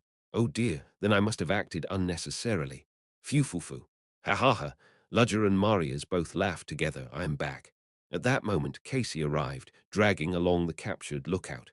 Seeing Marias and Ludger /Novelight/ together, she shivered. Ah, the two of you are really creepy, seriously. 490 chapter A Fortuitous Opportunity, 3. After resolving one incident, Ludger and Casey returned to the Selmore mansion. Though they had failed to capture the Black Mages who had directly ordered the attack, it wasn't as if they had gained nothing. They had at least apprehended ex-military criminals with ties to them. What the? If there were rooms, you should have given us one sooner. Hearing from Frederick that a new room had been assigned, Casey, who had been waiting together with Ludger, clicked her tongue. I knew it. I told you it was on purpose. Still, now that we've each been given separate rooms, isn't that a relief? You're right. It really is a relief. I almost ended up completely helpless in the hands of a wolf-like man. That's rich, coming from someone who's more fox-like than anyone in the world. And one thing I should remind you that you owe me twice now. Oh, really? I would have reacted even if it wasn't for you, you know. It wasn't bluff. Despite appearances, Casey always dispersed tiny water particles around her surroundings. That itself was her domain, and whenever something entered that space, Casey would instantly notice. I owe you once, yet I saved you. Surely you wouldn't undervalue yourself like that. Twice. I'm practically the black sheep of my family anyway, so it doesn't matter. Once. If it weren't for me, you wouldn't have gotten a new room assigned after this incident. Twice. Their tug-of-war went on, neither backing down an inch. Seeing that it would never end this way, the two finally decided to compromise. Fine. It'll be generous, let's call it 1.5. Wait, what kind of debt is 1.5? It has to be cleanly settled. Then round it up to 2. I said I'd compromise at 1.5.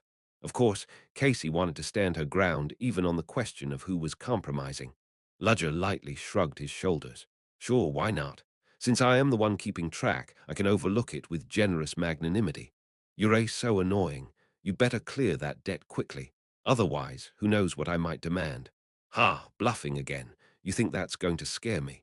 That was bluffing, right? Meeting Ludger's gaze, Casey swallowed hard.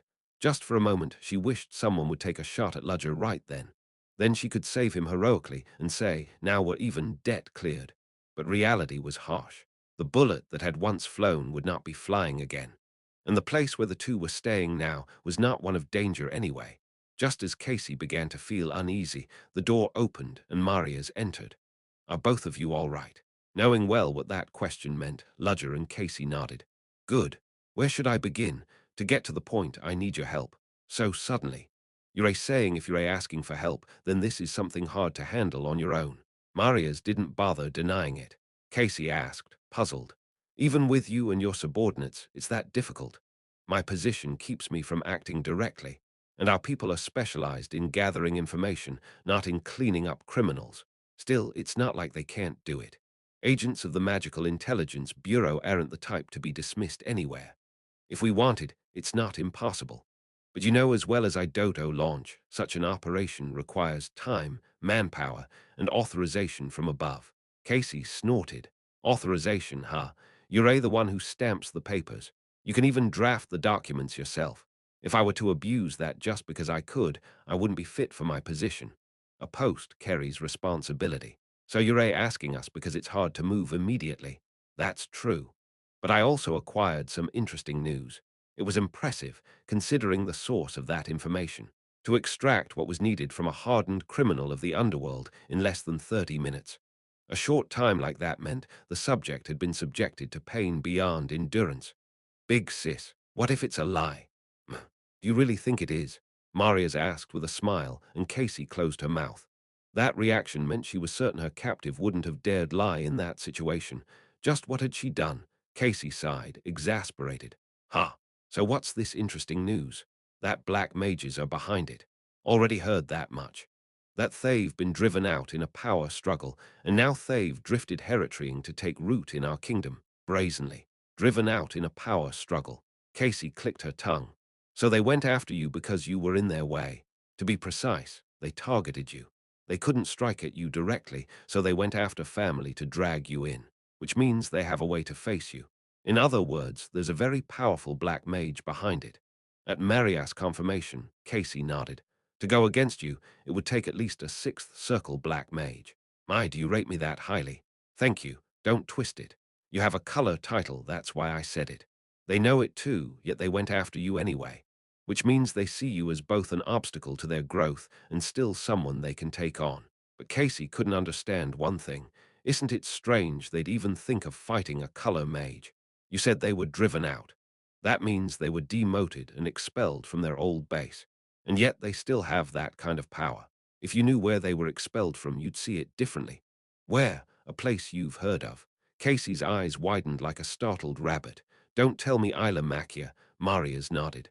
Isla Macia, the name of an island and, at the same time, the location of the new Mage Tower. An island where white steam never ceased to rise thanks to advanced magitech. One might ask, were black mages in the very stronghold of the new Mage Tower? But the reality was different. Though the new Mage Tower's headquarters were there, it was also a place where all manner of mages gathered. If Mystic Night was a traditional marketplace where mages gathered periodically, Isla Macia was the new city of modern magicians. Naturally, every kind of mage flocked there, and black mages were no exception. Worldwide, when wanted black mages disappeared from notice, they usually ended up in one of two situations. They died unknown somewhere, or they hid within Isla Macia. For a sixth circle black mage to be expelled from there, just what is happening inside that island. What is the new Mage Tower doing? The new Mage Tower doesn't touch that. Just because the police exist doesn't mean gangs and back alley vagrants disappear. In fact, on Isla Makia, there was even a kind of mutual benefit. The businesses that only black mages could run brought in enormous money for the island, and magic research required enormous funding. So long as there were mages who would use those dirty funds, black mages wouldn't disappear. Only now did Ludger understand the reason behind the violent methods. So those who were active there washed up here. They must be brimming with poison. Not just a crime group black mages. If an entire faction had moved here intact, it was more than enough to cause upheaval in the kingdom of Sevilla. They must have thought this mid-sized kingdom was ripe for the taking. The only troubling point was that the Kingdom of Sevilla had the Magical Intelligence Section 6, better known as M-6. And not just any own, but in fact, the unprecedented head of that unit was none other than Maria's Selmore, Casey's sister. Even so, if a black mage group of that scale was expelled, that means something happened inside Isla Makia. As someone with ties to Isla Makia, Ludger felt uneasy at the thought. Perhaps he should visit. While Ludger was thinking this, Maria spoke her true request. I'd like the two of you to help suppress those black mages. So this was the purpose behind all the talk. Wait, I get why you'd ask Mebut why him, because he's an exceptionally skilled mage. Skilled or not, the enemy is vicious black mages plotting against you. What if he gets hurt? Then you'll protect him, won't you? What are you? Casey rolled her eyes, looking for a retort. But it was Ludger who stopped her. Why? Casey glanced at him, baffled why he would cut her off. Ludger simply shook his head slightly at her, then looked straight at Maria's. In that case, what compensation will you offer? Compensation, is it? I like that clear and to the point. Of course I wouldn't ask for help for free. Preventing something that could grow into a national crisis is no small matter. Without proper compensation, it wouldn't be right. She added, I'm not asking you to completely uproot them. The main work is mine. I only need you to trim the branches so things don't spread elsewhere. In that case, I accept. Are you sure? Even if I refuse, Casey will do it. Given Casey's nature, she would certainly act to help her sister, not because she doted on her sister, but because she could never stand by and let dangerous criminals run rampant in her homeland and kingdom. What ultimately moved Casey was her inborn sense of justice, the desire to make the world a better place. That was Casey's strength, but also her shackle. At least in times like this. Sending my fiancé alone wouldn't do. Ill help as well. Marius had already noticed that Ludger was no ordinary mage. If he backed off here and left the work to Casey, it would tarnish his reputation. Far better to step forward boldly. And knowing Marias' nature, Ludger was certain she had expected this answer all along. So he intended to play along. It's not as though I don't have my own reasons. No blame in stepping up. He was curious about the black mages anyway. And now that Marius had promised compensation, the deal was only to his advantage. The only uncertain part was whether Marius Selmore held a clue about the scenery he had seen. He agreed partly to probe that, but there was no guarantee she knew. So he had to confirm it here. There's something I want to ask. Oh, you suddenly have a question at this timing. Marias' narrowed eyes curved. She realized what Ludger was about to ask was significant. With a snap of her fingers, a white frost barrier rose around Ludger and herself. A thin, translucent wall of ice, but enough that Casey's shouts from outside couldn't be heard inside. All right, what do you want to know? There is a place I am searching for. Ludger described the scene he had seen through the relic fragment. A strange forest unlike any other. It looked like a forest, but with ruins scattered within. The sky above swirled with strangely mixed, dazzling colors. Do you by any chance know where this is? Marius fell into thought. Only someone with her knowledge of magic could possibly have an answer. May I at least ask why you seek it? It's related to magical research. Naturally, Ludger had prepared such an answer. And since he truly was writing theses and conducting magical research, Marius found no reason to doubt. That's difficult. The scenery you describe hardly seems real, Marius muttered, then seemed to recall something. There is one place similar. Truly. Yes. But are you sure you saw it right? You didn't mistake it? Her half-lidded eyes gleamed with seriousness. Because that place is one an ordinary person can never reach. 491 Chapter Hellfire Subjugation 1. A place an ordinary person cannot go. What kind of place was it that even someone like Marius would give such a definite answer? Perhaps she was just saying it offhand, but her expression said otherwise. Marius was not the kind of person to lie in this situation just to deceive him, and the flicker of genuine surprise that had appeared for a moment such a reaction could not be faked with acting. Do you know exactly where it is, if what I am thinking of is correct? Of course, it doesn't perfectly match, it's only partially similar, so it may not be the same place. Personally, I'd hope it isn't, but scenery that distinctive can only be one thing. Marius shook her head as though troubled. I don't know where you're trying to find such a place, but it would be better to give up. Whether I go or not is for me to decide after hearing you out. All I ask is that you tell me where it is, even if I tell you and you never come back alive. Marias's voice was firm. Ludger hadn't expected her to speak with such severity, so his answer was delayed for a moment. That place is truly dangerous. I've never been there myself, but I've come across information indirectly. You don't have to touch the sun to know it's hot. I would like to believe my younger sister's fiancé isn't such a fool. A fool, you say? At her words, Ludger let out a quiet chuckle. Why are you laughing? When Marius asked in puzzlement, Ludger answered first. Just honor the deal. So even after my warning, you still want confirmation. Do you mean to commit such folly? You said you have to touch the sun to know if it's hot. But what if, by touching it, you found it was colder than anything in the world? Perhaps, somewhere in the universe, there really was a frozen sun. The mysteries of the world were like that. Who could have guessed he would die and be reborn in another world? Who could have imagined that in that world, magic and mystery truly existed? The truth of everything could only be known through experience. The wisdom and knowledge of the predecessors must be respected, certainly. But to follow them blindly without question, that's another matter.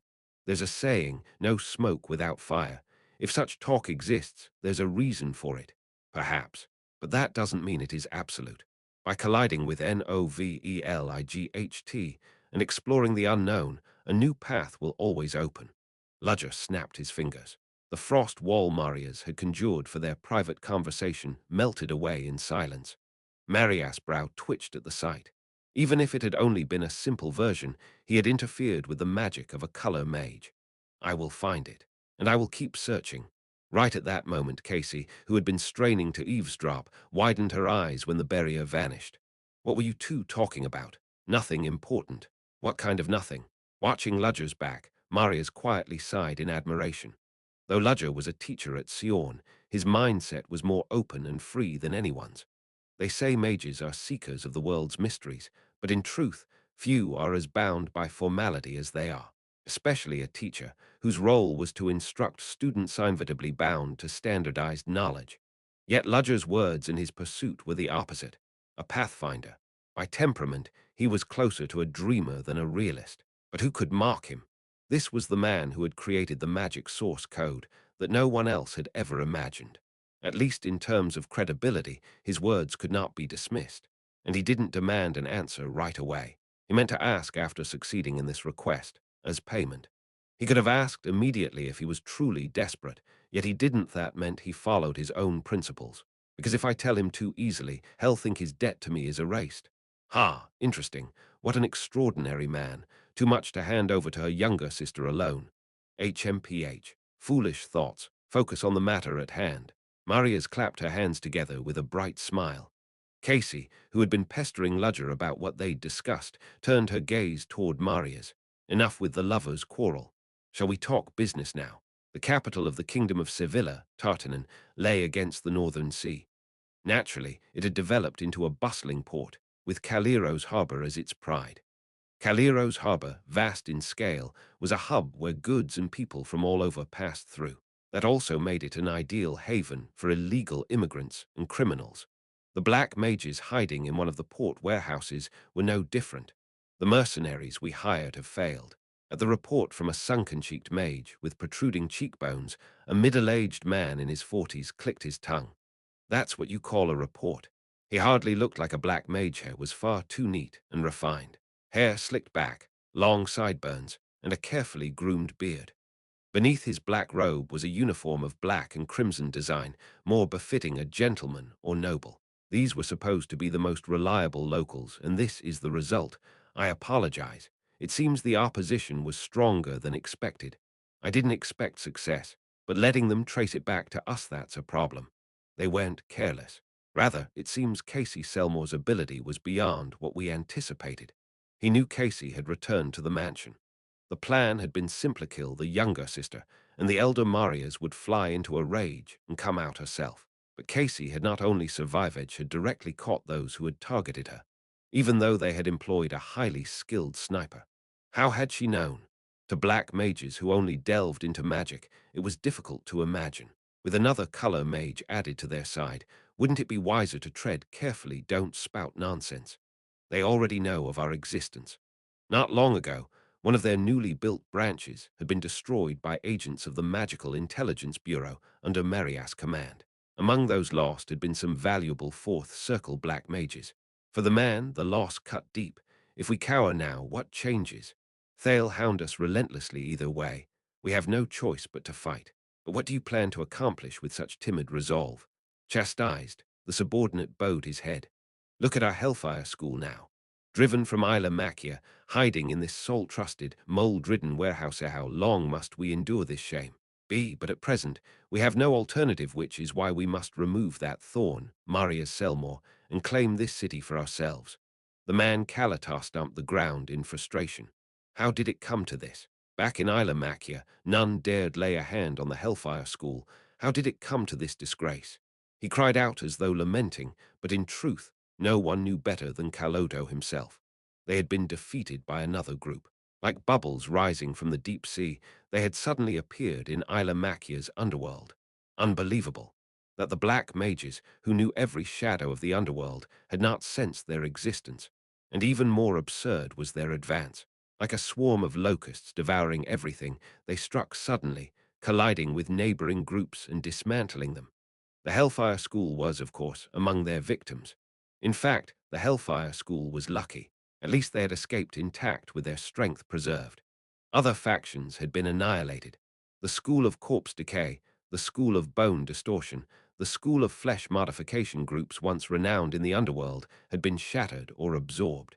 If such formidable names had fallen, what chance had the Hellfire School? So they fled, aiming to rebuild power in the kingdom of Sevilla. Their ambition was to devour a kingdom and forge the greatest black mage faction yet. Then they would return to Isla Machia and take revenge on those who had ruined them. But first, they needed to escape this shabby port warehouse and secure a proper base. They could not stay shackled here. Yet from the beginning, trouble plagued them. They had underestimated Sevilla as a small kingdom, but it had formidable defenders, Marius Selmore, and the Magical Intelligence Bureau under her control. Kalodo, long accustomed to Isla Machia, had been blind to the world outside, so he had underestimated and paid dearly. And Kalodo's pride would never let him accept such defeat. If struck, he would repay it tenfold. That was his creed. Prepare, they'll be coming for us soon enough. Even if the elder didn't come, the younger would. Kill the younger, and the elder would surely move. That would be even better. The only issue is that the younger one also bears a color title. Kalodo scoffed. What of it? It's just a pretentious title given to so-called talented mages basking in the sun's favor. He had always wondered why people belittled black mages. It wasn't weakness that kept them in the shadows. They simply didn't want the hassle. In truth, their destructive power exceeded that of ordinary mages, yet the world insisted they were inferior. Kalodo had always despised such nonsense. A color title. Laughable. Nothing but exaggerated nonsense. What's so great about it?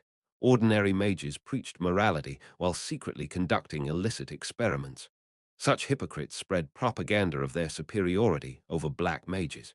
Arrogant fools. It'll show you how wrong you are. It'll prove how narrow your vision has been, locked in your own world.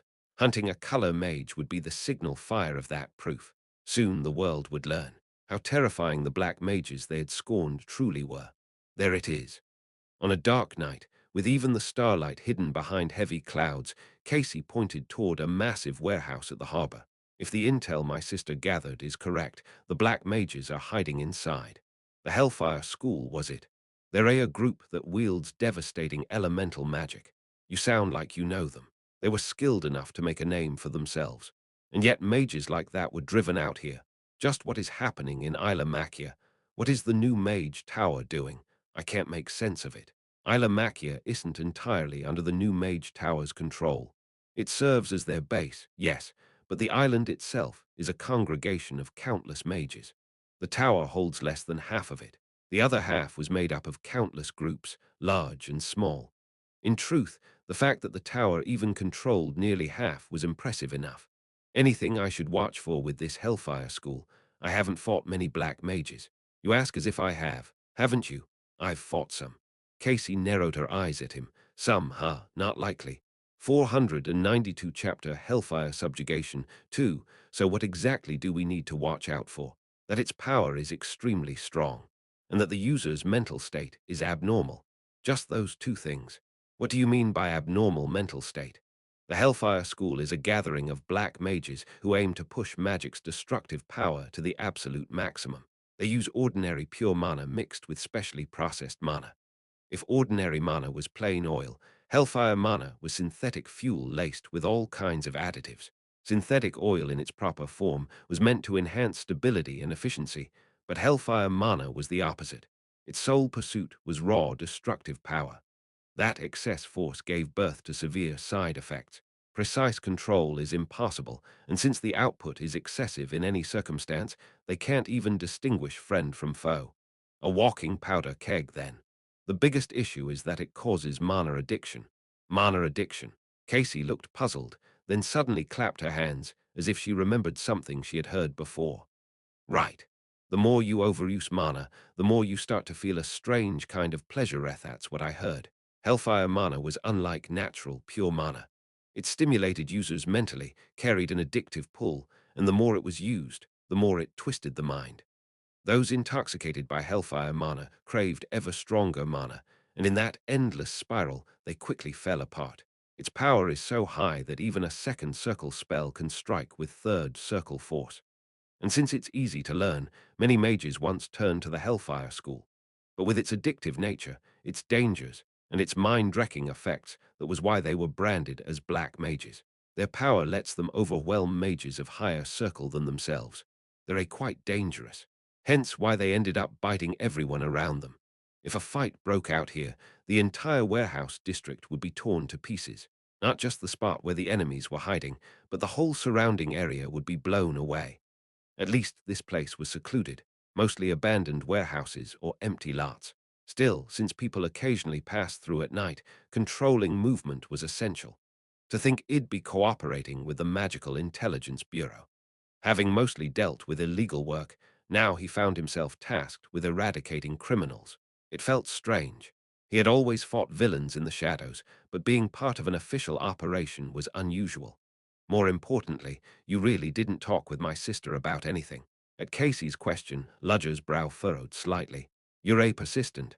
I told you several times nothing of note was discussed, yet you still blocked out sound to talk. That wasn't me. That was your sister. And you didn't refuse, did you? As I said before, she asked me about a location she was searching for. I simply received her answer. So my sister knows where it is. She claimed she did.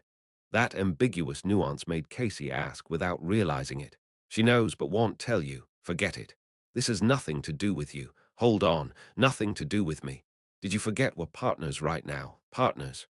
We're engaged, aren't we? A pretend engagement. And being engaged doesn't mean one has to spill everything. Oh, is that so? As Ludger drew a line, Casey's expression chilled over. Unlike their planned coordination, she turned away and strode ahead alone. Ludger called after her back as she walked farther away. Where are you going? None of your business. We're not even engaged, are we?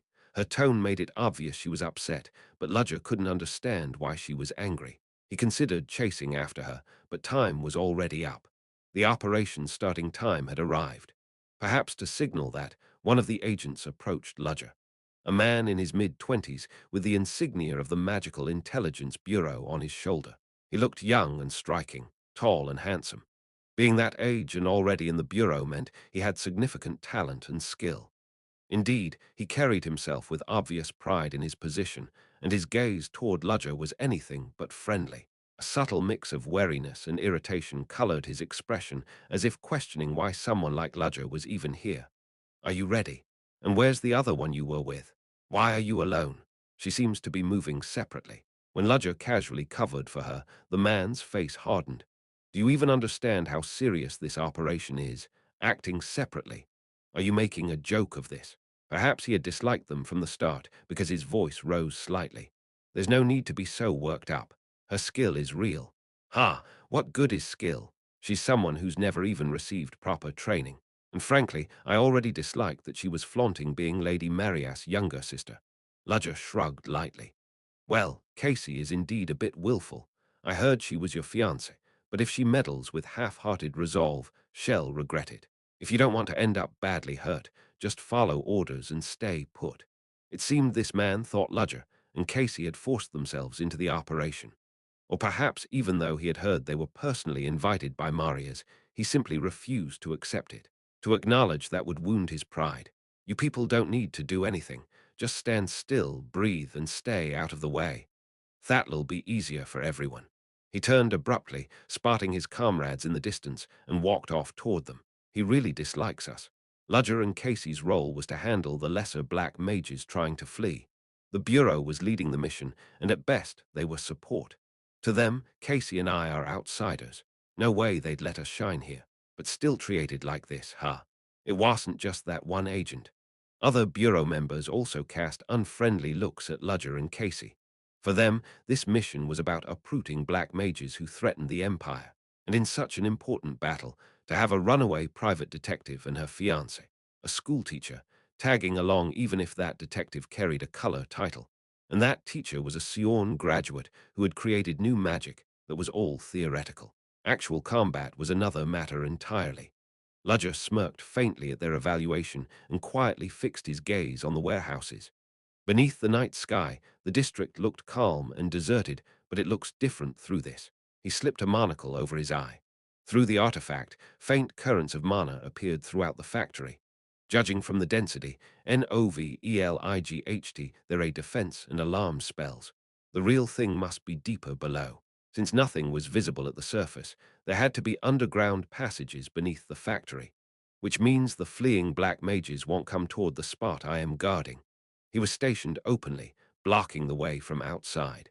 Unless they were fools, the enemy would use hidden escape routes. But would they really try to run? These were the ones who had even dared attempt to assassinate the Selmore family. Given their reckless nature, they must have preserved considerable strength for this fight. They may have laid traps inside as well. He thought of warning the Bureau, but dismissed it. They weren't stupid. They would have prepared, which meant his role was simple. Ill deal with the black mages in my way. Standing idle like a statue didn't suit him. The operation began. The Bureau agents stormed the warehouses in perfect formation. Detection spells cancelled. Defense spells cancelled in 3-2-1 cancelled. Perimeter clear. No enemies detected. They swept the warehouse interior, confirming it was empty. But no one thought they had wasted their effort. As expected there underground. Black mages really do love the dark, don't they? Stay focused. The real fight starts below. They quickly discovered a hidden passage leading underground. Check your gear. Reinforce your protective magic. If it gets bad, don't hesitate to drink recovery potions. Yes, sir. If you're already were moving in. The agents entered the pitch-black tunnel. Moments later, rough explosions rumbled in succession from within. They're coming. Calodo set down the teacup he had been sipping from as he felt the distant tremors. A dark, damp place. While the other black mages worked busily in those miserable conditions, Calodo sat in a chair enjoying tea time. It was his habit. Though he was a black mage, he refused to abandon the refinement of a noble. Back when he lived in Isla Machia, he had stayed in a surprisingly elegant mansion for a black mage. Though now exiled, he imitated the dignity of that old life, unable to forget it. Quack-wag-wang. The explosions drew closer. So they really were the Magical Intelligence Bureau. He had laid traps, launched ambushes, but the intruders countered without panic. Not one of them had fallen, nor had they been slowed. So they were, in their own way, elite, prepared to receive our guests.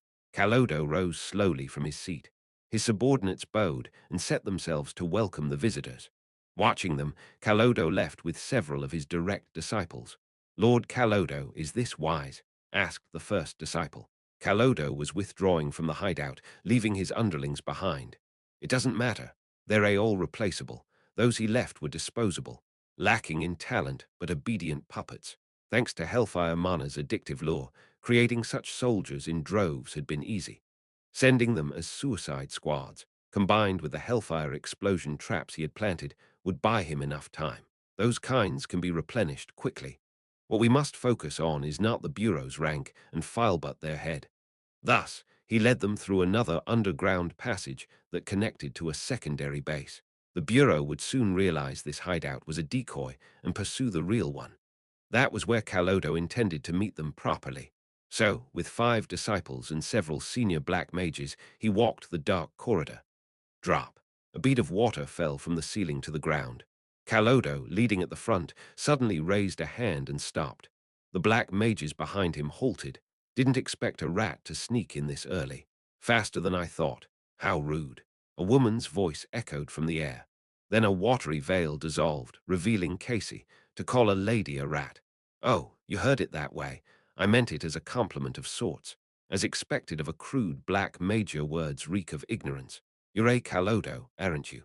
And you must be Casey Selmore, the Azure of Water. An honor to be recognized. I was curious how much of the rumor was exaggeration.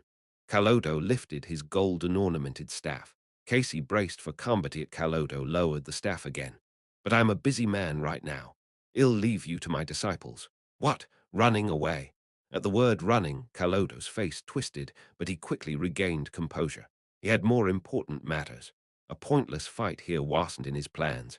Even in this confined space, my magic would face no hindrance. It wasn't buried so deep. Casting here could alter the very surface above. Yet he refused to let the enemy dictate the flow. He would be the one to lead the battle, to decide where the advantage lay. Casey seemed to guess his thoughts and curled her lip. He doesn't even see me as worth his time.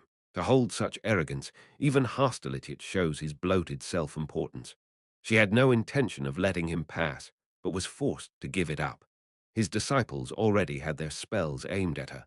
As she prepared to respond, Calodo slipped away swiftly. Casey could not chase him, for green flames came flying at her. A spell fueled by hellfire mana. Azure Mage. Well, be the ones to kill you here. Calodo's direct subordinates. Not mere disciples, but mid-ranking members of the Hellfire School, each at least 4th circle. There were 5 of them, and since Hellfire spells often surpassed their circle in raw force, these were effectively 5th circle threats, not opponents she could take lightly. Still, Casey grinned. Interesting. Let's see what you've got. With his disciples, Calodo reached the true hideout he had prepared. Unlike the decoy, this was real. His genuine workshop, the essence of a black mage's lair. Ready yourselves. To push Hellfire mana beyond its limit, we can't spare a single second. Yes, sir. The disciples stirred their mana, preparing to activate the formations carved into the lair. Then something shot out from the darkness, striking the disciples. What? The first and second, the most skilled, barely reacted, but the other 3 could not. The third, fourth, and fifth fell, spilling blood on the floor before they even realized they were dead. Calodo's expression froze, cold and hard. Who goes there? His gaze swept the shadows, but no enemy was in sight. Don't hide. Show yourself. With eyes blazing, he hurled mana downward at his own feet. Here you are. Immediately, a shadow skittered across the floor, retreating into the distance.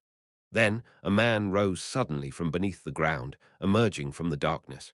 Quicker to notice than I expected. Ludger's blue eyes gleamed as he fixed his gaze on Calodo. 493 chapter, The Corrupted Magibast. 1. What are you? Calodo found cold sweat running down his face before he realized it. He tried not to show his agitation, but the way his opponent had appeared so suddenly made tension rise on its own. What the hell? Was there someone like this in the Magical Intelligence Bureau?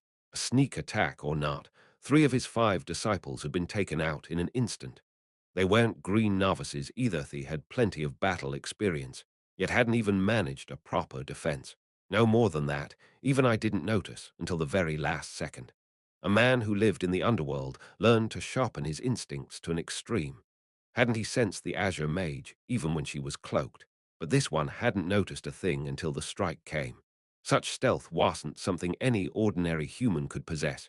You're not with the Magical Intelligence Bureau. There was a scent about him, not like those hypocrites who put on airs of justice. This one stank of ruthless pragmatism, the same as him. You might have slipped in for whatever reason, but you killed my disciples in an ambush. You better be ready to pay for that. Calodo was already in a foul mood. He was preparing to topple the greatest obstacle in his plan to swallow Sevilla, and suddenly some stray dog had wandered in to interfere.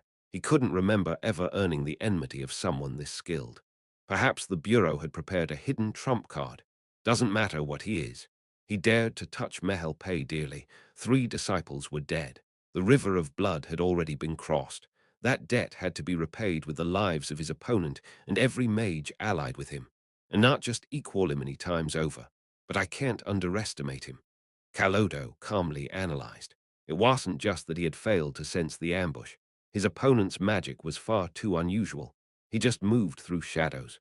Shadow magic. Was there such a thing? Not black magic. If such a school existed, word would have spread through the underworld. If not, that meant it was independent magic, meaning this man wasn't a black mage at all, but a normal mage. Shadow's a derivative of darkness attribute. Not good. Darkness is so rare we hardly have any information. He tried to reason it out, then shook his head. Pointless now. All of you focus on the work. I'll handle him. But master, do you all want to die?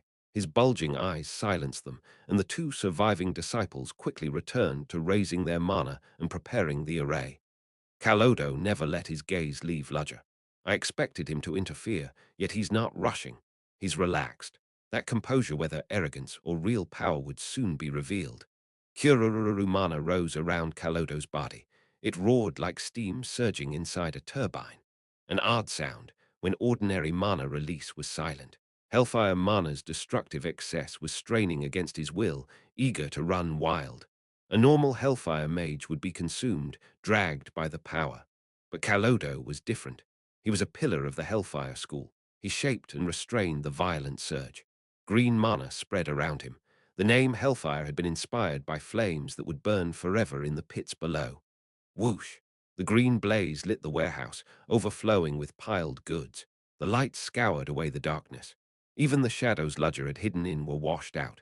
When his figure emerged, blue eyes glowing cold in the emerald glare, Calodo's lips twisted. I thought some sly old serpent had slipped in. Yet this one blue eyes shining, skin pale as carved stone, long black hair framing a sculpted face. A youth untouched by hardship, but in those eyes and that face such calm confidence. Calodo hated it.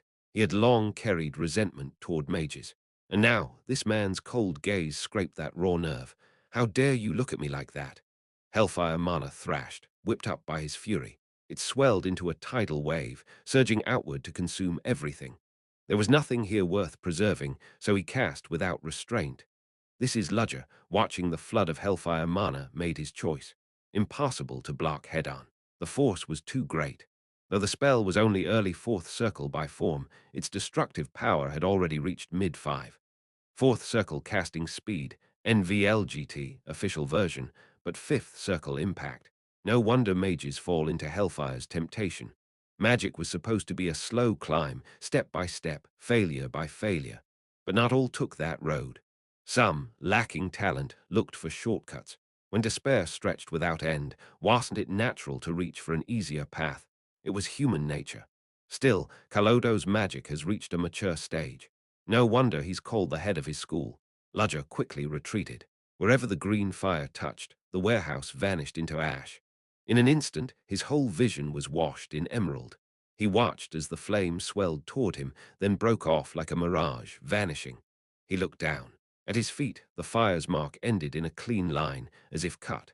For all the display, the range was not wide. And Ludger understood why at once. Your control has limits. Calodo's expression twisted at the truth laid bare. As Ludger said, the power was immense, but let the reins slip for even a moment, and it would spiral out of control. A dog that slipped its leash would never return. Or worse, it might turn and tear its master's throat. To think you plan to rule the kingdom's underworld with a force you can't even control. Chasing dreams far beyond your station. Silence. Calodo hurled his next spell. 3 serpents of green flame shot toward Ludger. He sank into the lingering shadows of the debris, vanishing from sight. The serpents burned nothing but empty space. Damn it, slipping around in shadows like a rat. Calodo's eyes darted wildly. It was true that Ludger's remarks had hurt Calodo's pride. But that didn't mean he had lost all sense and would thrash about blindly. His true target was Maria Selmore, not the black-haired youth who had suddenly intruded. Yet the opponent, fully aware of Kalodo's situation, persistently struck at that vulnerable point. "You damned rat! You can't even face me head-on, only scampering away with your coward's tricks," Kalodo shouted as his eyes darted, checking on the state of his disciples. By now the work should have been finished, but thanks to Ludger's ambush taking down 3 of them, they still had not reached their objective, a situation that had never been in his calculations. Kalodo felt irritation and stress crashing in on him. Sensing its master's will, the hellfire mana began to surge up like magma. "You're angry too, aren't you? Just release it all. Then you'll feel better. KH.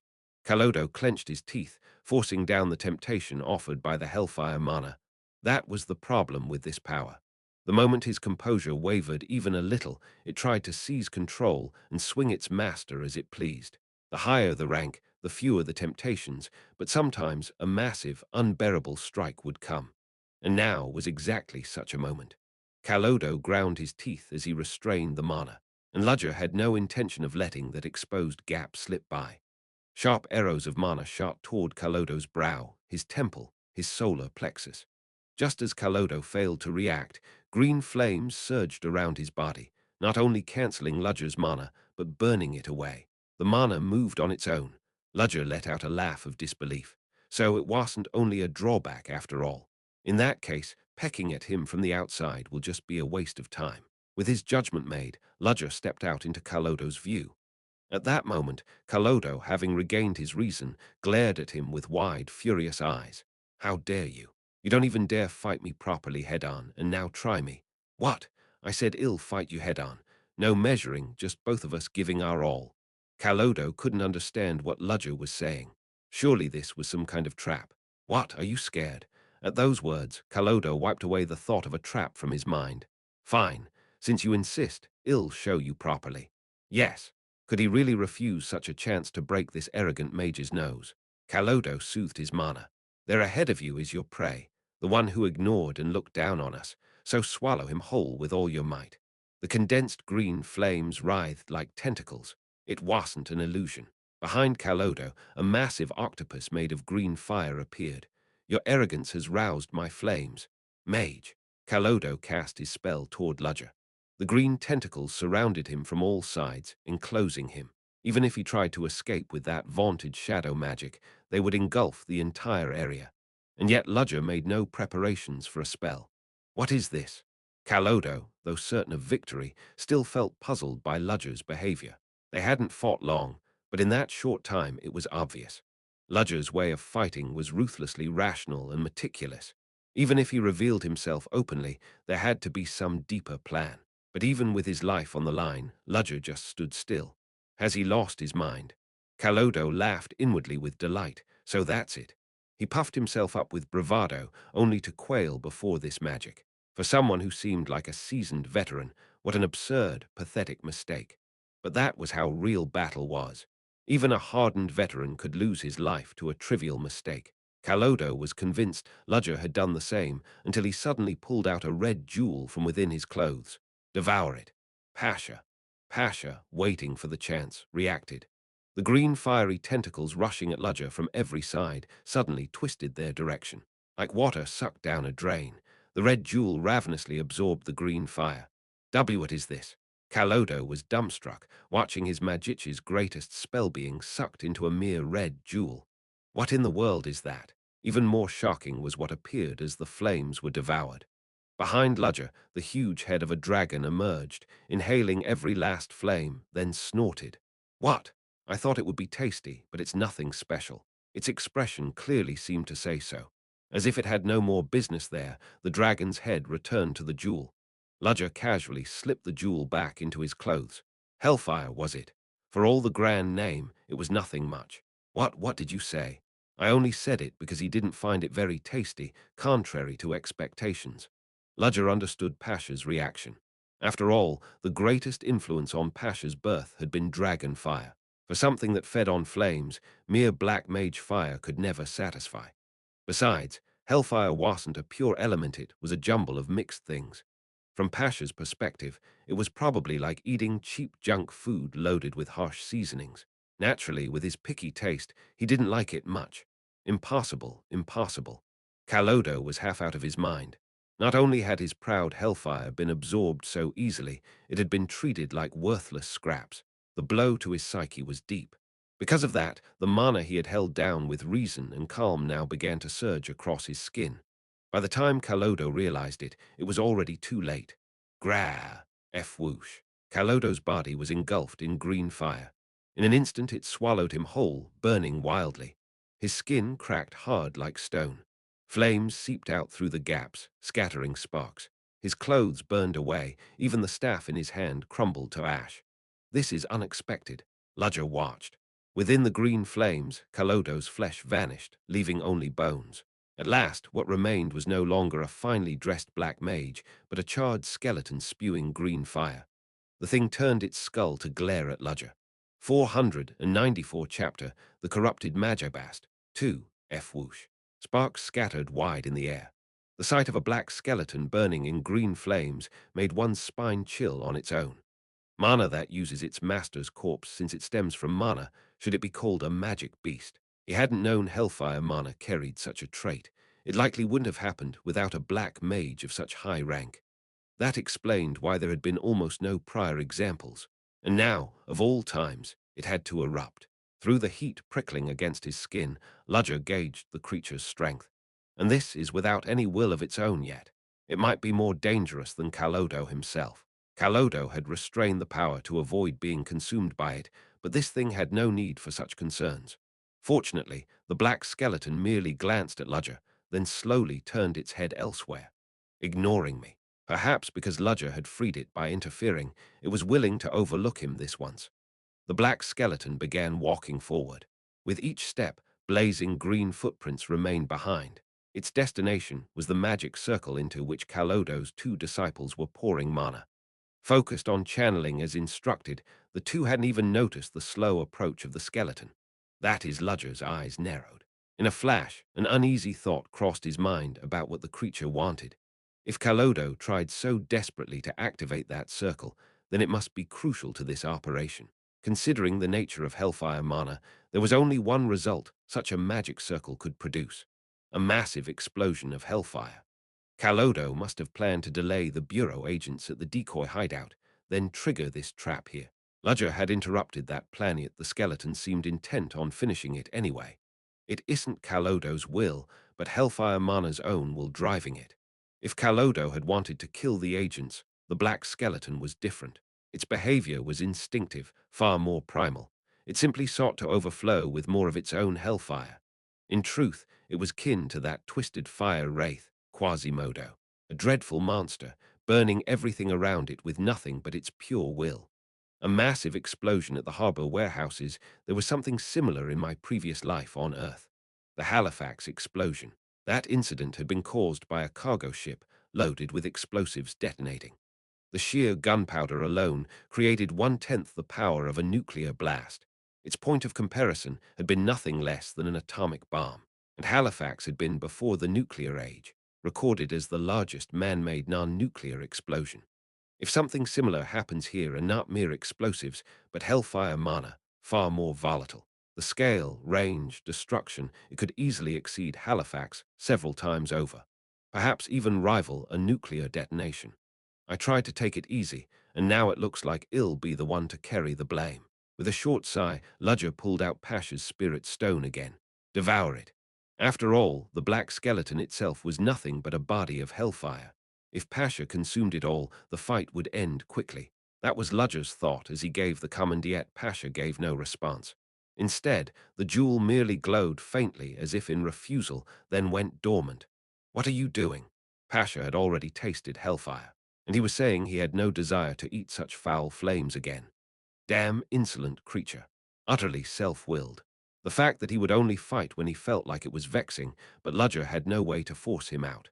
If only Id studied how to handle spirits properly. But whenever spirits encountered him more precisely, the divine power within Himthi either fled in fear or kept their distance. He had never had the chance. When I return to Sion, I'll have to ask instructor Selena for guidance. For now, the priority was stopping the black skeleton. Ludger shoved the stone back into his pocket and conjured a pillar of ice in midair, hurling it forward. The siege weapon-like projectile shot toward the skeleton, but the heat melted it before it could touch, leaving only steam. The black skeleton halted its steps and turned to him. "Where do you think you're going?" "Sorry, but y'all have to die here by my hand." F whoosh. The flames spilling from it grew fiercer. It had planned to ignore him, but realizing Ludger meant to interfere, it changed its mind. Even when there had been no hostility, its heat was intense. Now, recognizing him as an enemy, its force grew all the stronger. Stronger than Kalodo. Pure power sixth circle. The black skeleton extended its hand toward Ludger. That hand, wreathed in green fire, stirred flash. A cross-shaped burst of light exploded from its fingertips. Ludger twisted his head aside just in time. The green beam scraped past the spot where his forehead had been. It blasted through the warehouse wall and struck another building beyond. Then quoom! With a tremendous explosion, the entire warehouse was blown apart. Absurd. Ludger gave a hollow laugh at the titanic blast behind him. Because it is Hellfire Mana itself, its speed and accuracy surpass Kalodo by far. Had his reaction been even a little slower, his skull would have been pierced. Compressed fire shot out so precisely, so swiftly. Even quick reactions aren't enough. Ordinary magic barriers would have been pierced instantly.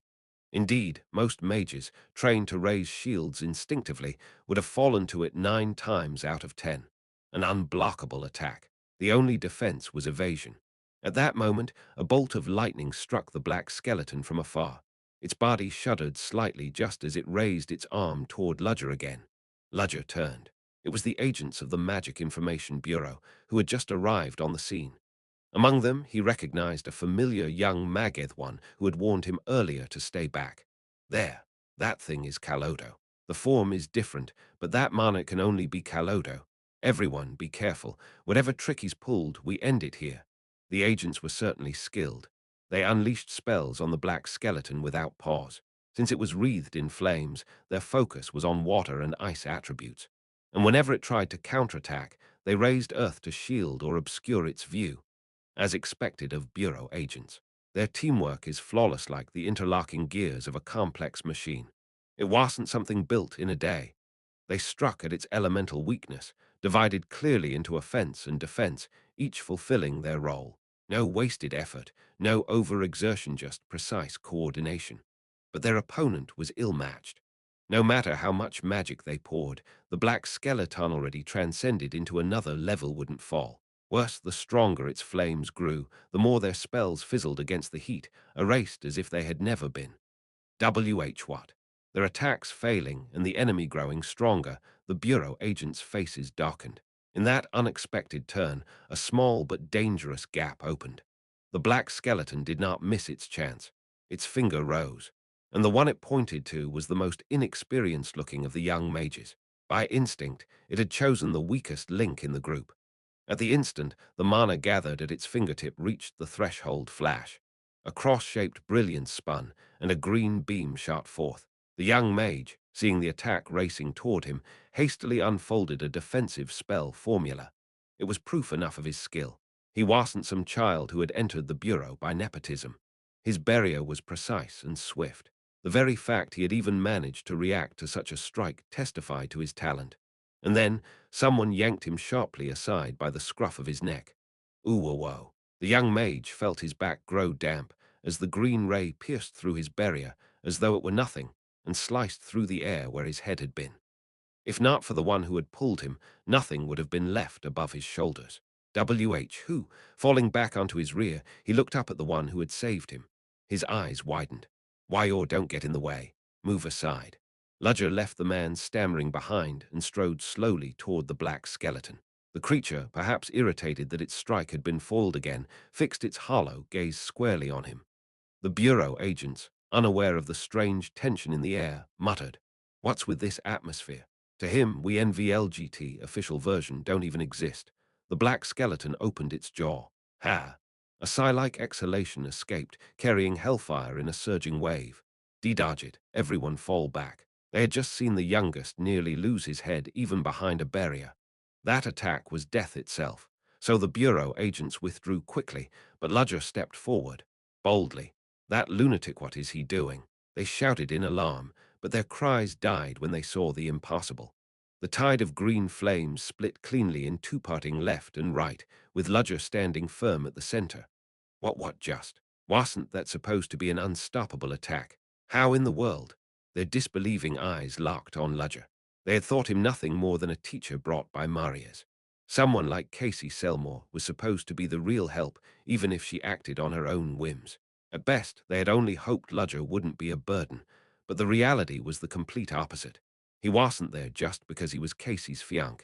He had the skill, and Marius Selmore had known that was why Shed brought him as an external agent. How can a mere instructor or all Sion's teachers such monsters? Ludger ignored their murmurs, lowering his eyes to the spirit stone in his hand. So it can be used this way too. Just before the green fire reached him, he had raised Pasha's stone against it. He hadn't expected it to absorb the flames again. And indeed, it hadn't. Like a child refusing foul food, Pasha had pushed the hellfire away. That was how the torrent had split around him. Womb. Pasha buzzed angrily in protest. What kind of stunt was this? You should have helped when I asked. That would have been better for both of us. Pasha's response was sheer disbelief. Well, never mind. I'll overlook your childish sulking since you deflected that attack just now. Pasha flickered, surprised. Why the sudden leniency? It's nothing. Ludger's gaze lifted upward. Because I don't need your help anymore. What reflected in his eyes was a massive downpour crashing from above.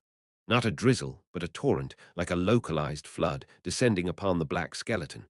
Hiss! A thick fog of steam billowed, spreading across the area. You're late. What were you doing all this time? Oh, please. I've been busy too, you know. At Ludger's complaint, Casey appeared at his side, lips jutting in a pout. Trying to hog all the fun without me. I only handled the one you left behind.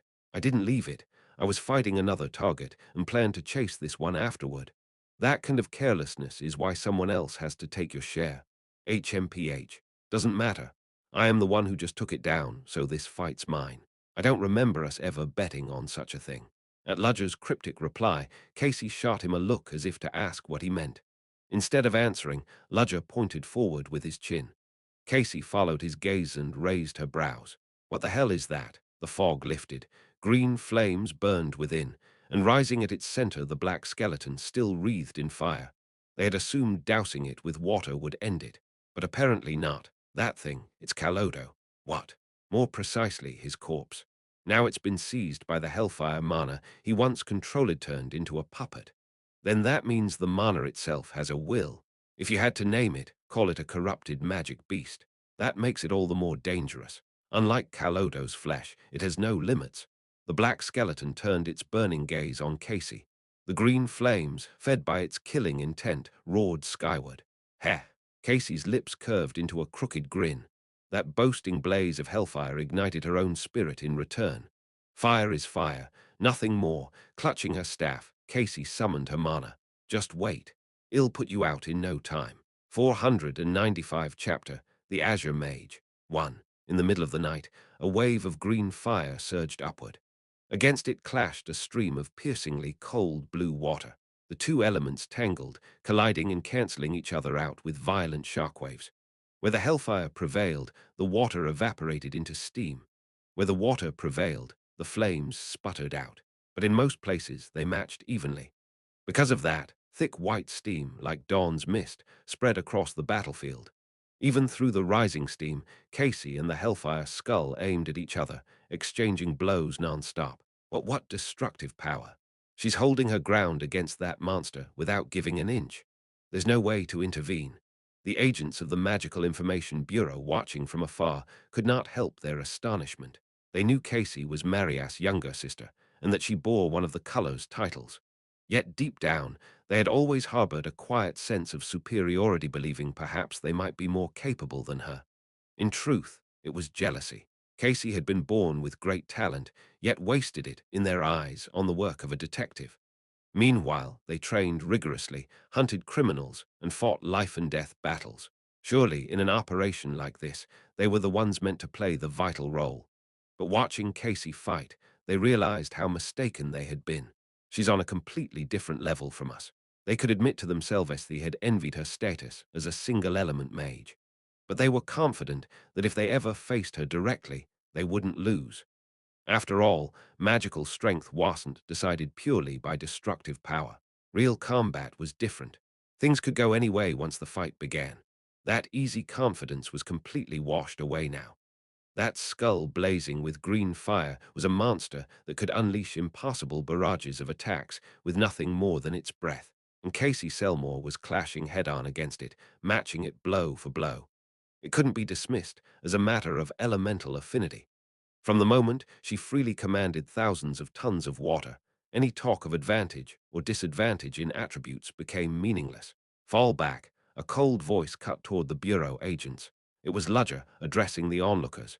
This is not a place for you. Are you saying we're of no use here? Yes. The agents' faces twisted in humiliation at his blunt answer. The fact that he wasn't wrong only deepened their shame. This situation has grown far too large. We're holding things down, but a battle this flashy will draw attention from far away. People will come swarming. Ludger's eyes caught the flickering green glow through the thick steam. Expand the perimeter. Don't let anyone inside. That's all you can do right now. Yeah, what do you know to say that? The one who snapped back was a young mage. He had once quarreled with Ludger, yet his life had also been saved by him. He knew Ludger was far stronger and knew he owed him, yet he couldn't accept being dismissed, and his seniors alike. We didn't come all the way here just to do something so trivial. Then, did you come all this way to throw yourselves against that thing with power you don't even have? That's wake up. If you're truly acting for your country, start with the small things you can actually do. Ludger's cold gaze silenced him. He knew his words were nothing but stubborn pride. The team leader, watching his junior bite down on his lip in frustration, spoke heavily. He's not wrong. Well, fall back. Now they understood why Marius had summoned those two specially. As team leader, he made the most rational choice. Rather than die meaninglessly, do the best they could in their place even if it seemed small. He addressed Ludger. Please handle that monster for us as well. I already intended to. The Bureau agents withdrew with heavy steps. It was good they hadn't insisted on staying. Their interference would only have made things worse.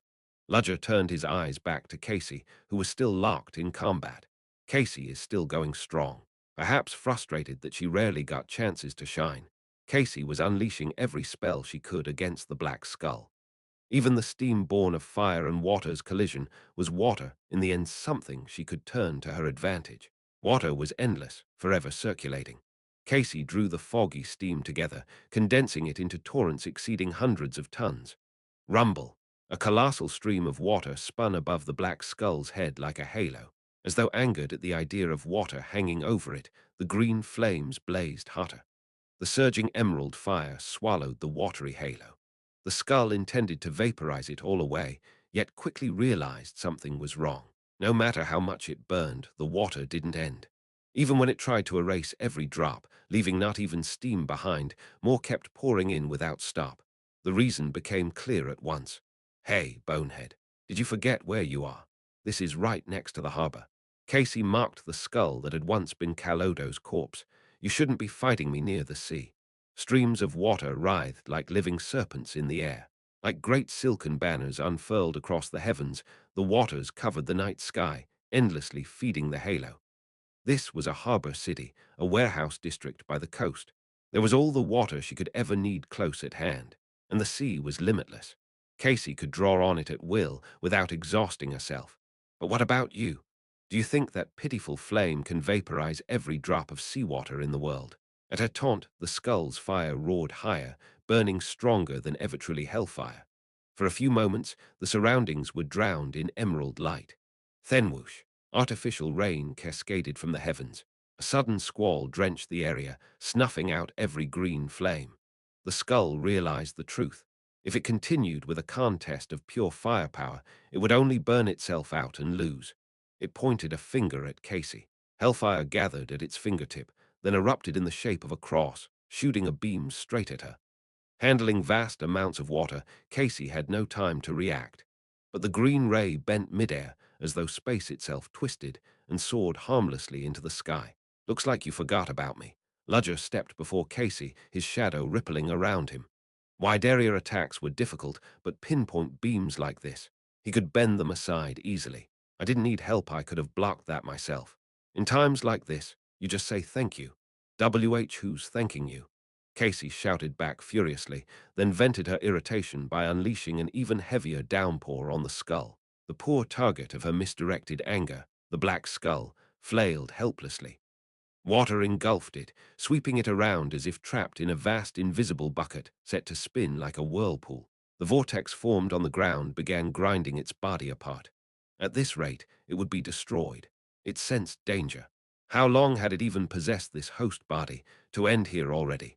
That desperation and panic sparked fiercer flames within it. Boom! The hellish mana inside it detonated, blasting apart the whirlpool from within. Casey wasn't phased. She simply pulled the scattered water back together to encircle it again. But then the skull did something strange. Instead of spreading its flames outward, it compressed them tightly around itself.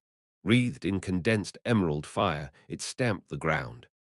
Whoosh. Jets of flame blasted from its legs, propelling it upward. In an instant, it shot high into the sky. Casey's eyes widened. What the hell is that now? It seems it's learned a new way to use its power, Ludger observed. Unlike before, it was no longer flailing blindly, but had grasped how to focus its strength. The hint had been there already, when it compressed fire in its fingertip to fire a beam. This is bad. If it keeps surviving and learning at that pace, it'll become even more dangerous. And right now, its target is that magic circle, isn't it? Exactly. It won't run. It still has its pride. Sure enough, the green fireball soaring high veered, then plummeted toward the ground. Trailing a long tail of flame, it fell like a meteor. The two moved at once without words.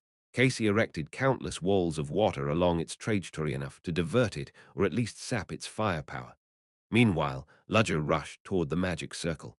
Kalodo's two disciples, who had just finished their task, flinched when they saw him, but only for a moment. Then they bared their teeth, glaring murderously. "You bastard, how dare you lay hands on our master? Can't say that's entirely fair. Your master blew himself apart, unable to control his own power. Treating him like the master's murderer was nothing but shifting the blame.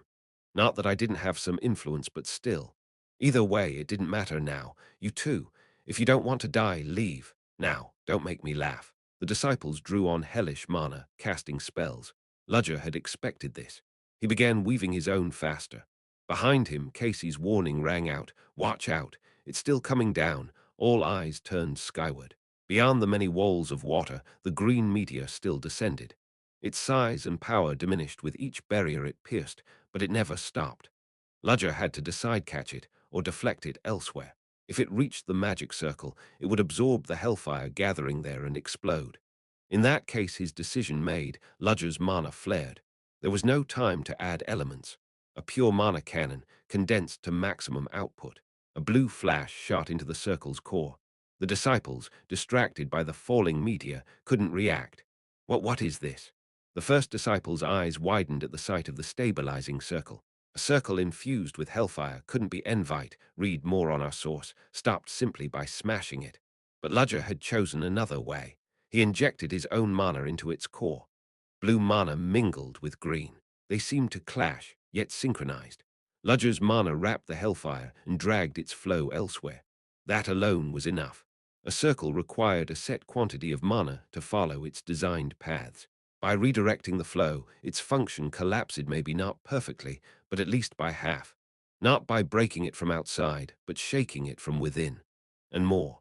He was controlling hellfire, the most savage and violent mana, bending it to his will.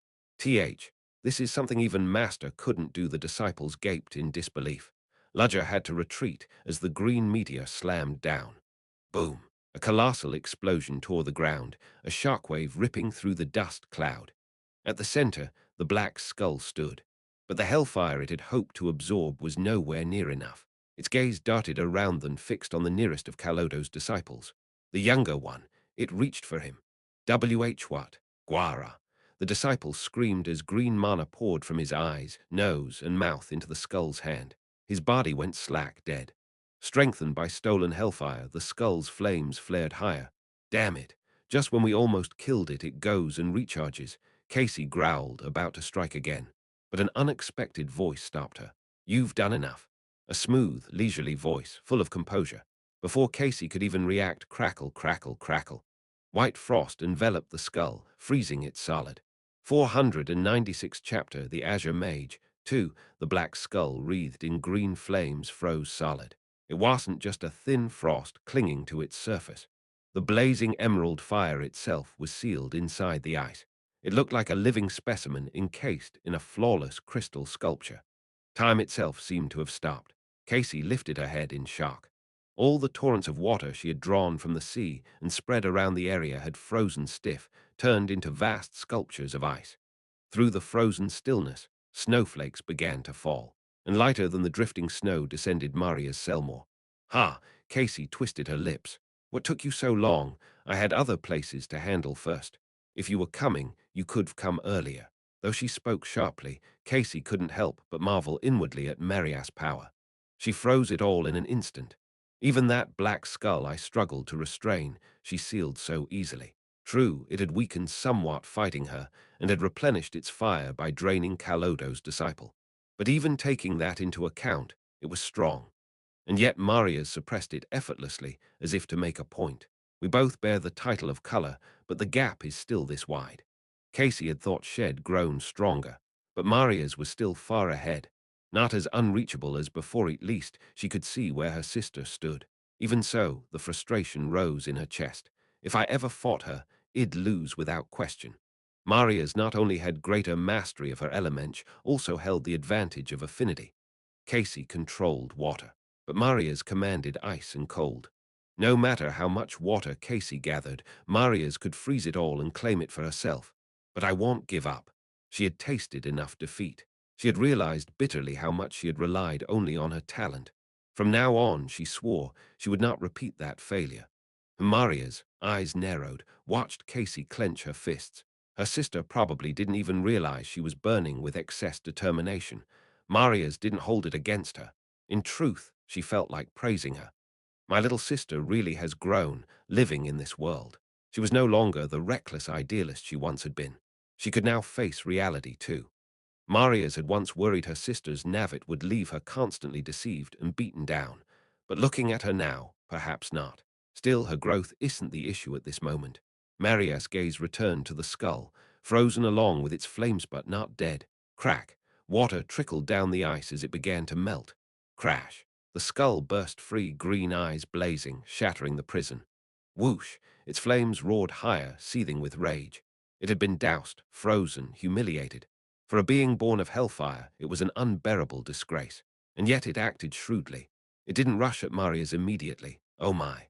From its posture, Maria's read its thoughts. Not long born, but already scheming. Clever child. She spoke lightly, but it was no joke. This creature had been born to destroy, kill, burn, and leave nothing but ash. Its mana stank of death. But worse was that it had intelligence. What if a wildfire had a will of its own? What if it could deceive and fight psychological battles against humans? The devastation would be countless times worse than any natural disaster. And the black skull before her was far more dangerous than even that. It had to be ended here and now. I suppose I'll have to finish this properly. Maria's eyes swept the surroundings. Two people were missing. One was Kalodo's first disciple, still alive. The other was Ludger Cherish. One fled and the other chased. A wise choice. Staying here would only hinder her. Casey, step back, will you? You're going to face it alone. Yes, I've been sitting still too long. I need to stretch my body a little. Ha, fine. Casey retreated without protest. Once Maria's declared herself so firmly, watching from the side would be more exhausting than helping. She could fight if she wished. But then she would have to endure the coming storm of ice. And I hate the cold. Given the skull's strength, Maria's would have to use considerable power. Her ice magic would spread far beyond this darkside warehouse. I'll warn the agents. Please. Maria's waved absently in farewell, eyes never leaving the skull. Well then, shall we begin? F-whoosh, the skull tried to flee. Crash, crash, crash. Countless massive pillars of ice fell from the heavens. No, you don't. There had been no chant, no gesture, no staff, just her will. And dozens of colossal ice spears erupted in midair and slammed down into the earth. Sheer mass, keen edges, and cold that bit to the bone. You won't take a single step away. The skull, barely surviving within that cage, felt a chill of its own. This human was dangerous. Kalodo's first disciple, Delmart, ran without looking back. Damn it, his master was dead. His master's corpse had become a monster. His fellow disciples were all slain, but he felt no grief. Among black mages, there was no place for camaraderie or friendship. He was called the first disciple, but he knew, if his skills ever faltered, he would be discarded. But that was when everything still stood intact. Now that all had collapsed, Delmot had only one choice: run for his life. I need to hide anywhere. He didn't know what that green monster truly was, but it was clearly after their hellfire mana. He had seen his junior drained dry, unable to resist. Had he lingered, he would have been next. Good thing I prepared a hideout for emergencies like this. He would hole up there, then slip away when he could. The future was uncertain but also promising. Master is dead. All the others are dead. I alone survive. That makes me the sole heir of the Hellfire School, and sole meant the greatest. Compared to Calodo, he lacked much, but he had already learned all there was to learn in theory. With time, he could surpass him. Ill revived the Hellfire School, not out of loyalty, out of ambition. The dream of becoming the best kept him running, even in fear. But Delmot overlooked one thing. Fate's shadow always waits to snare those who dream. Ha! He pitched forward suddenly. His body rolled across the ground, dragged by a force beyond his will. What he looked down and saw his ankles severed. He screamed, My legs, what happened?" Through tears and pain, he summoned mana. Someone had cut him. His enemy was near. And then the thought hit him. He had seen this before. From the ground, his shadow speared upward like a spike, piercing both his palms. Gara, the hellfire mana he had barely gathered scattered. Legs gone, hands pinned, her looked like an insect specimen. Busy night for you. A calm voice, footsteps in the alley. A man stepped from the darkness. Ure Delmot's face went pale as if seeing death itself. That man. The one who had killed his juniors, who had turned his master into a monster. The monster had come for him. Delmot understood instinctively. This was no bureau agent. This was something far worse, a creature crawling from deeper filth than himself. Please spare me that depends on your answers. Ludger stood before him. If you answer what I ask faithfully, I might overlook you and let you slip away. Anything, ask anything. Delmot was quick-witted. To resist now would only earn him more pain. Good, that makes things easier. Ludger snapped his fingers. Warm light sealed the bleeding stumps of his legs. Delmot shivered. Not holy magic something NVLGT, only on NVLGT else entirely. To him, Ludger looked like a monster beyond reason. Your Hellfire School was based in Ilomachia. Who drove you out? We don't know. You don't know, it's true. One day they appeared. I don't know where they hid before, but the other black mage schools were crushed in an instant. There was no chance to resist. Nothing suspicious among them. And no, wait. One thing, just one. He scraped his memory desperately, offering anything to survive. What was it? There was one strange figure. They said he looked like a knight. He wore a hood, but underneath was black armor. You couldn't miss it. Black armor, Ludger murmured. So it was like that. The incidents in Ilomachia. The Black Dawn Society was involved. The First Order itself. Knight Verom. If he's moved, then Ilomachia is staging something. As Ludger knew, Verom wore relic armor and wielded immense close combat strength. But if such a man rallied followers in a mage-filled city, could he really build power so successfully? And judging from before, Verom preferred working alone. He came because of Victor Dreadpool. So this time too was it tied to Victor. That mad scientist could do anything. But Victor wasn't the type to build power and control people. There was only one who could. Nikolai, schemes, information wars, hidden moves. If anyone could have prepared Ilomachia for this, it was him. But why stage it there? Ludger shook his head, as if they needed a reason. The point Wasthi were scheming in Ilomachia, and Ilomachia mattered to him too. Fine, I've heard enough. Then Delmot's eyes lit with hope, but a blade whispered and his head fell sideways. The swordstick had cut his throat. Ludger had never intended to let him live. Erasing the evidence, he turned to leave. What are you doing? Casey stood there, watching him with eyes of distrust. 497 chapter, the last place one. Why did you kill him? There's no benefit in keeping a black mage alive. He had already lost the will to fight and was completely subdued. And yet you killed him. Casey fixed her trembling gaze on Ludger. That's nothing but meaningless murder. Ludger flicked the blood from his swordstick. The red stains splattered across the ground made Casey narrow her eyes. Fine. Capturing him alive and throwing him in prison wouldn't have been bad either. His ankle was already blown off and his will broken. Then why? Because this is my way, Casey asked, as if she could not understand. Murder is. The Hellfire School he belonged to has already been annihilated. There's no point dragging him off to a cell. Better to erase him here and now. Ludger looked down coldly at Delmart's lifeless corpse. How many people do you think died at his hands? Black mages are fundamentally indifferent to human life. Countless people must have perished because of him. So you killed him for that, as payment for his sins. And who exactly has the right to demand that price? I told you already. This is my way. It's not about rights. The moment you captured him, it was over. But I truly can't understand why you would go this far. What Ludger had done killing Delmart was undeniably wrong, yet what pained Casey was something else. Why go out of your way to stain your hands? They could have just handed Delmart over after capturing him. Ludger's role ended the moment he incapacitated him. Even so, Ludger chose to act with his own hand, even knowing there would be nothing to gain. It sounds like you're worried about me. Don't you feel anger at what I've done? I suppose once I would have. But I've come to realize the world doesn't run purely on ideals and nobility. Is that so? Ludger slid the swordstick back into its sheath. You seem to think I acted with some noble intention. If not, then why do this? Well, to say there was no good intention in it at all would be a lie. Ludger fixed his gaze on Casey. In those blue eyes was a trace of bitter self-mockery.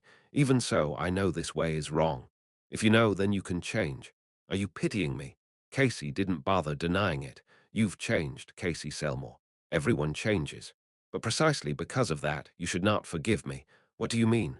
No matter how noble the intention, if the deed is evil, you must never overlook it. That is. Casey started to speak, then pressed her lips shut. Do not forget, Casey Selmore. No matter the misunderstandings, no matter the reasons, in the end, I am a sinner with blood on my hands. Good intent has nothing to do with it. Only results prove the truth. Casey swallowed hard. Her eyes filled with the memory of that day the back of a man who could only despair at the death of a boy. The footsteps of someone powerless, forced to walk a crooked path. Thus the Lord of Crime was born into the world.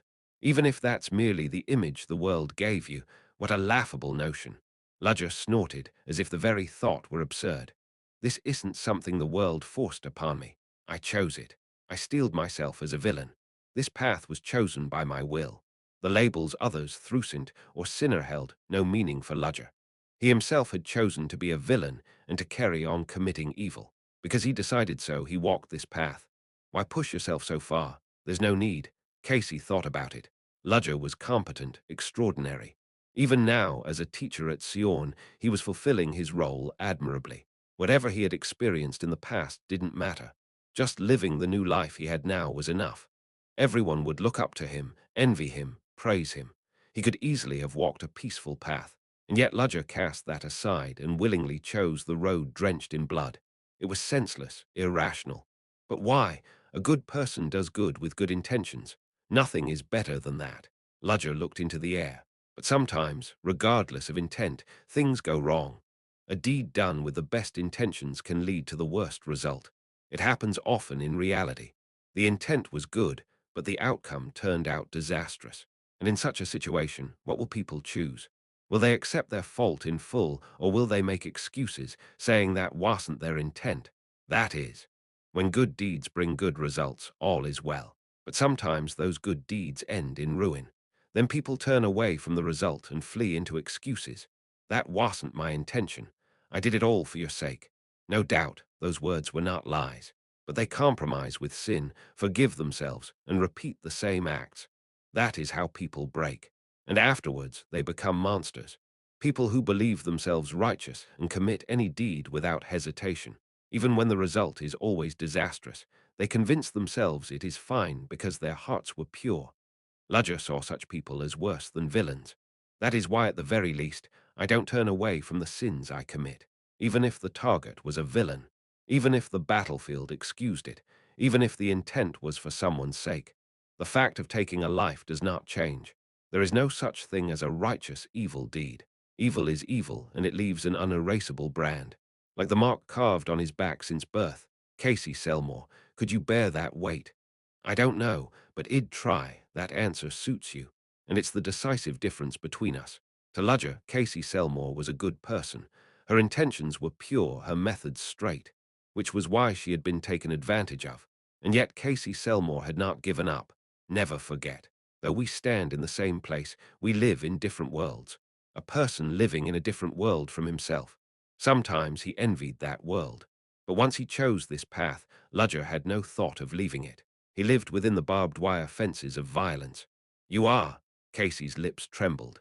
Even as they stood face to face, talking, fighting side by side, between them stood an invisible wall. What made it worse was that he understood her, but she could not understand him.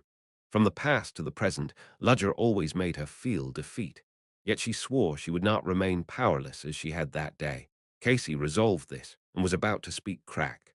Far away, a colossal mountain of ice erupted upward. Even at such a distance, even in the dark of night, its sheer size dominated the view. The ghastly sound of NVLGT, only on NVLGT, everything freezing over was louder than any bomb's blast. SHHHHHH. The iceberg that rose so suddenly vanished, just as abruptly like a mirage. But the chill it left behind was real, draining heat from the air. An ordinary person approaching would freeze solid in less than 3 seconds. Even a sturdy knight would not last a minute before their lungs froze. So that's why he told people to fall back. At the same time Ludger held such thoughts, no further ripple of mana could be felt after that fierce strike. It's over then. Muttering so, Ludger slowly began to walk. Casey, having missed the timing to speak, could not bring herself to follow. The nighttime operation to sweep out the black mages ended in success. Of course, the battle had been so violent that concealing the truth was practically impossible. Reporters rushed in from all directions trying to enter the scene, while intelligence agents and police officers blocked their way.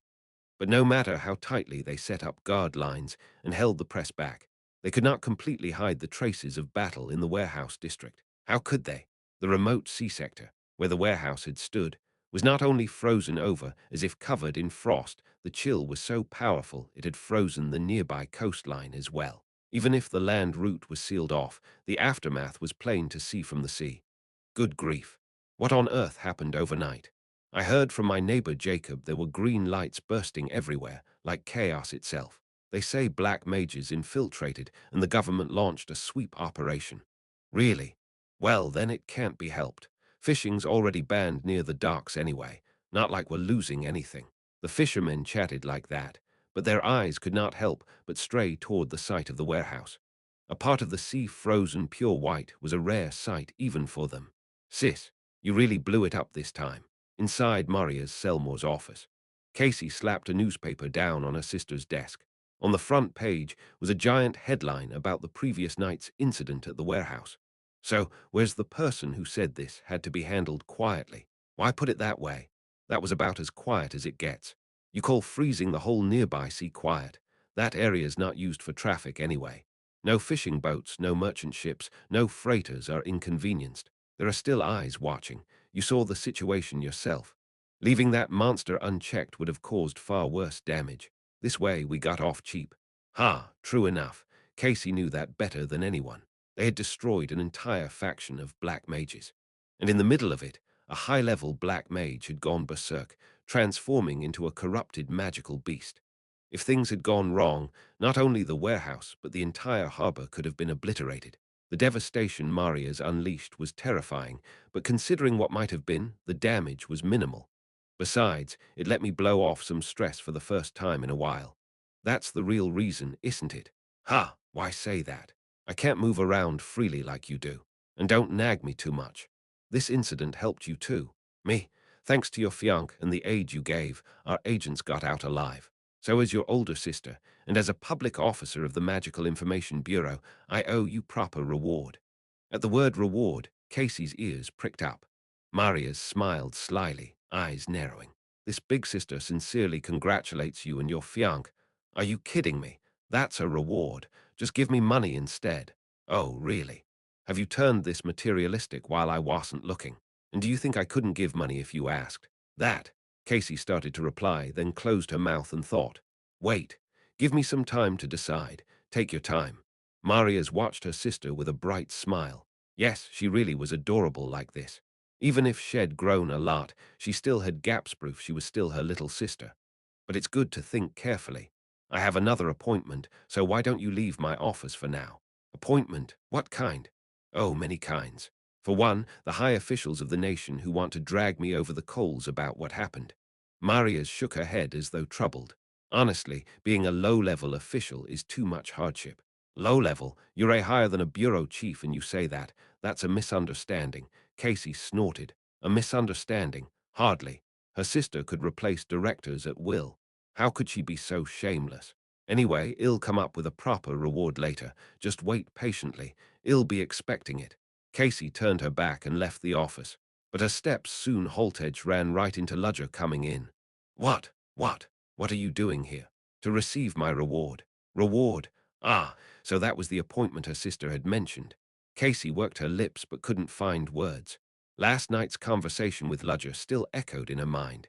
He had drawn a clear line between them. No matter how they cooperated or spoke as allies, they lived in entirely different worlds. Casey still hadn't found an answer to that.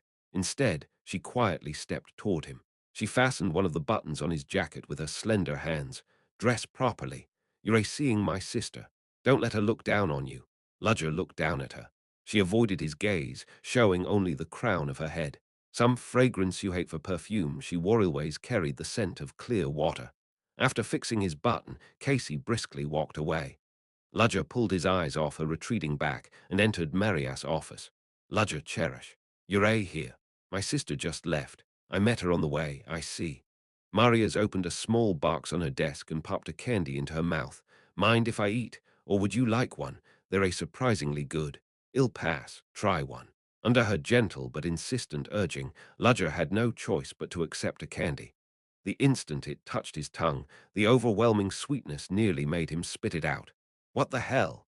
It was something beyond a lump of sugar. Even a hypoglycemic would get diabetes instantly from this. Grinding it between his teeth, Ludger forced it down and went straight to the point. I want my reward for this mission. Yes, of course. A promise is a promise. Ludger readied himself to listen. Maria studied him through narrowed eyes. About that scenery, that clue you asked me about before I checked a few more times. And I reached one conclusion, and that is, the place you're searching for it exists inside a dream. 498 chapter, the last place, 2. At the mention of a dream, Ludger fell into brief contemplation. It was not merely a figurative expression meaning as difficult as dreaming. It was literally a dream. The dreamland, then, dreamland.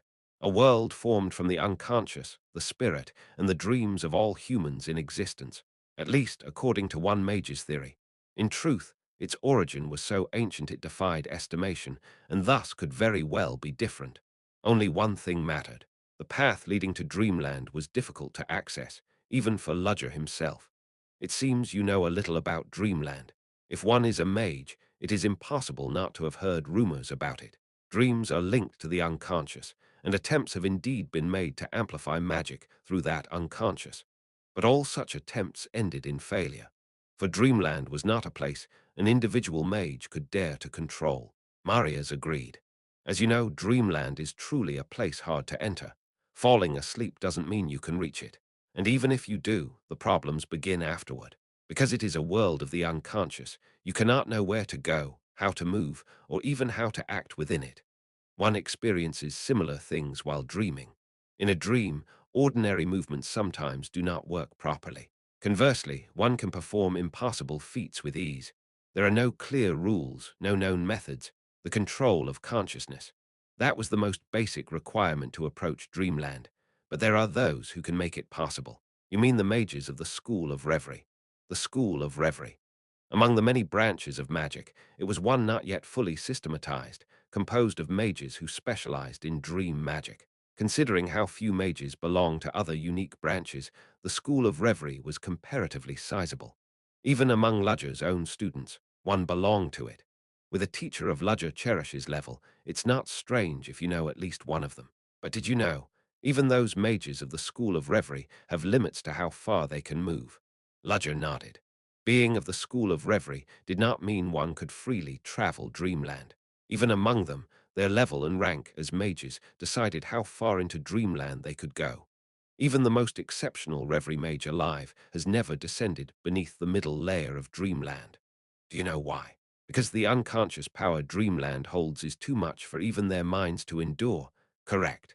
That is why most reverie mages, even when they enter, skim only the surface world. Ludger recalled the First Order's meeting.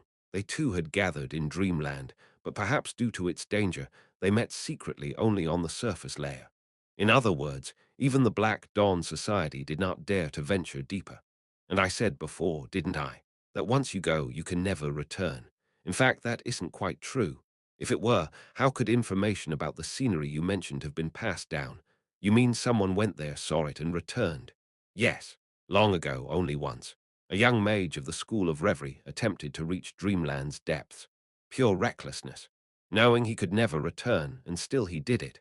The mages of the School of Reverie are a little fanciful. They say dreams must be held grandly. Of course, that one was particularly eccentric. Even if he could not return, that was fine.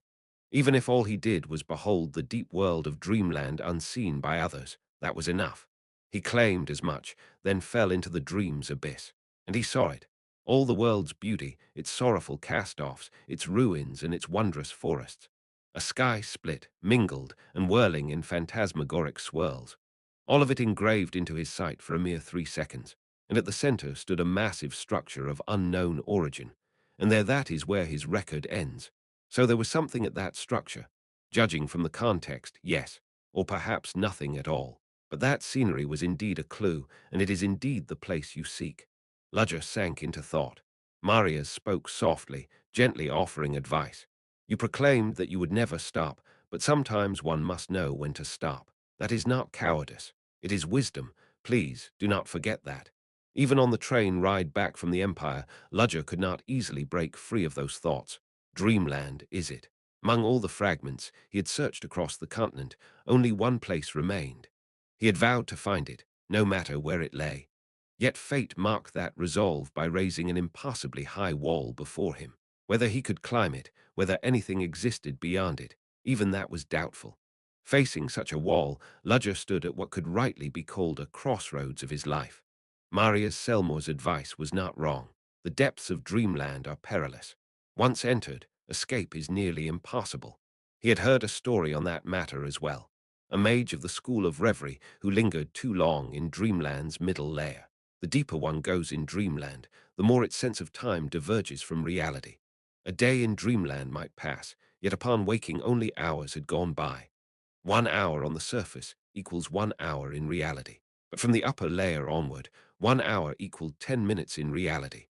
1 hour in the middle layer equaled a single minute. And the disparity widened further the deeper one went. From the middle layer downward, it was divided into upper, middle, and lower sublevels, and with each descent, the time scale shifted drastically. One mage seized on this idea. If research continues within a dream, time is no longer wasted, and so he became obsessed with dreamland. He thought it harmless, but the result proved otherwise. In short, the reverie mage who lingered too long in a dream went mad. He had lived decades in the dream, only to wake and find the real world unchanged. Imagine aging into an old man through relentless research in a dream, only to emerge outside and see nothing altered. He himself had not experienced it, but surely it felt as if the world outside had stopped altogether. The years of his mind had long since passed, while his body's time stood still.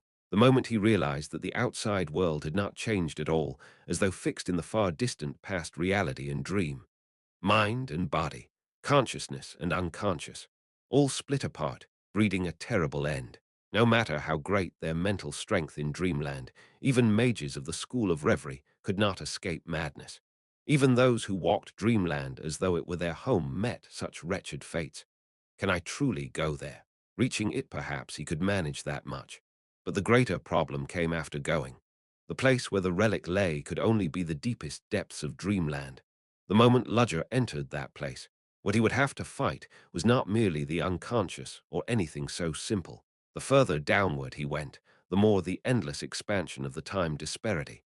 He would have to endure years approaching eternity. Years no superhuman willpower could bear. Even Grander, after all, had grown weary of the ages and sunk into boredom and ennui. Can I truly do it?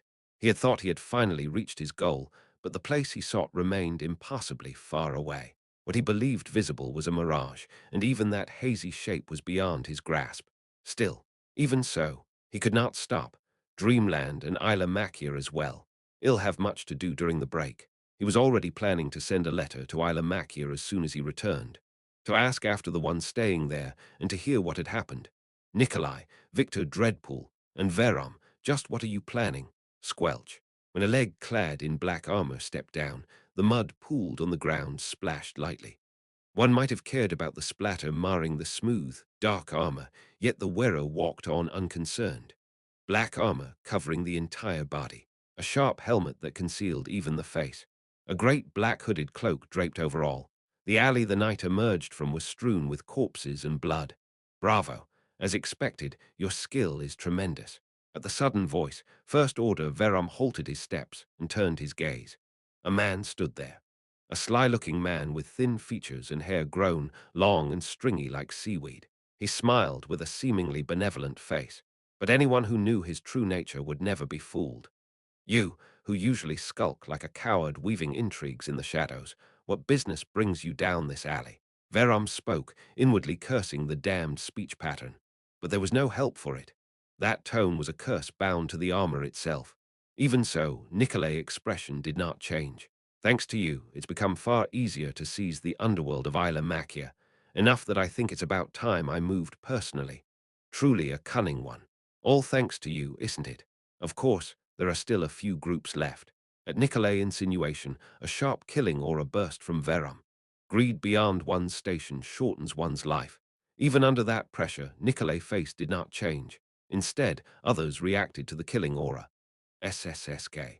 A series of figures suddenly appeared, surrounding Verum. Clad in black, rag-like hoods, their skin glimpsed beneath was unnaturally pale, like white powder.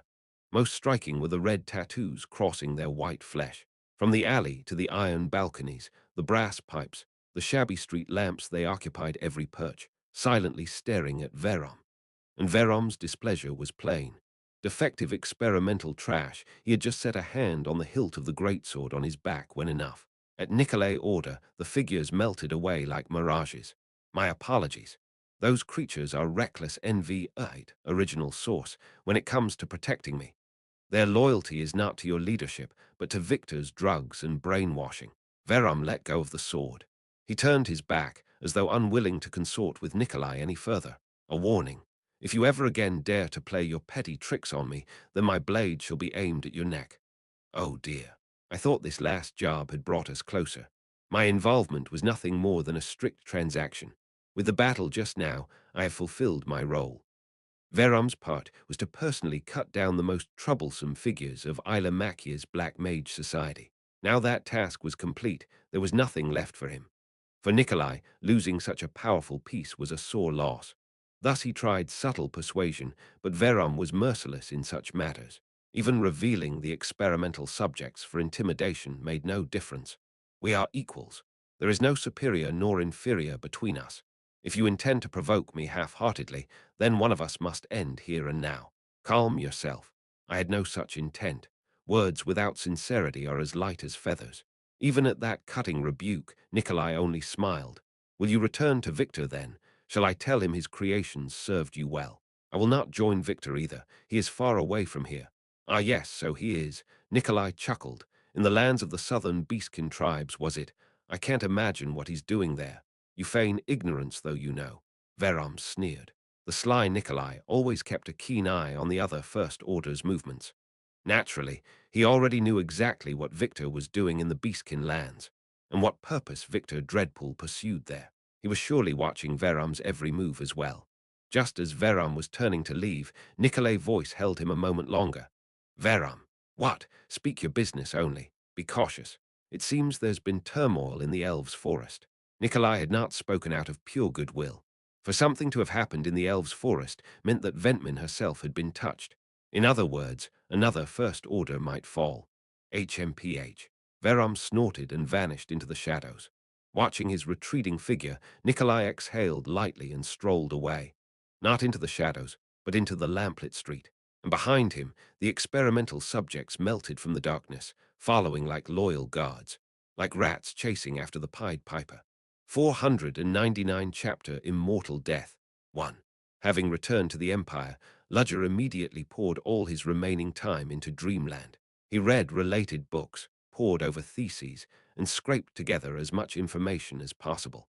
But no matter how much he tried to learn what had not been properly made known, it amounted to nothing more than a superficial skim. In the end, Ludger had to make the choice he had been putting off. Master, it's me. Ludger lightly knocked on the door of the room where Grander resided. Even such a simple act required quite a bit of resolve to perform. The other party was a vampire who had lived for a very long time, a capricious master, and the legendary Eighth Circle Archmage. Thinking of the usual Grander, it was obvious she would rake him over the coals for not coming to see her until now. Or, conversely, she might scold him as heartless, asking if he had come only because he had a particular reason. If it ended with a simple rebuke, that would be a relief, because it was impossible to guess what strange demand Grander might make, using it as a pretext. But perhaps that worry had been excessive.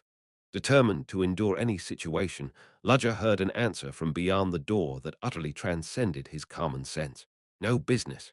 With those words, she cut off the conversation as if she would speak no more. Ludger could only stand still for a while on the other side of the door. What is this? Is Master in a bad mood right now? Grander had never refused a meeting, whether on a good day or a bad day. If anything, when in a bad mood she would deliberately try to torment him, so allowing him to enter was to be expected. But what on earth was this supposed to mean? All sorts of thoughts inevitably ran through Ludger's head. Could she be angry? If so, should he apologize? If she truly thought it was nothing, then? If she simply felt too tired to meet anyone right now? For Ludger, it was extremely difficult to fathom her intentions. One thing, however, was certain. Grander did not particularly wish to see him. Understood. In the end, Ludger had no choice but to withdraw. He knew that if he tried to forcefully ask Grander for help here, it would only backfire. For some reason he did not know, Grander seemed unwilling to meet him. Whether that applied only to this moment or would continue going forward remained to be seen.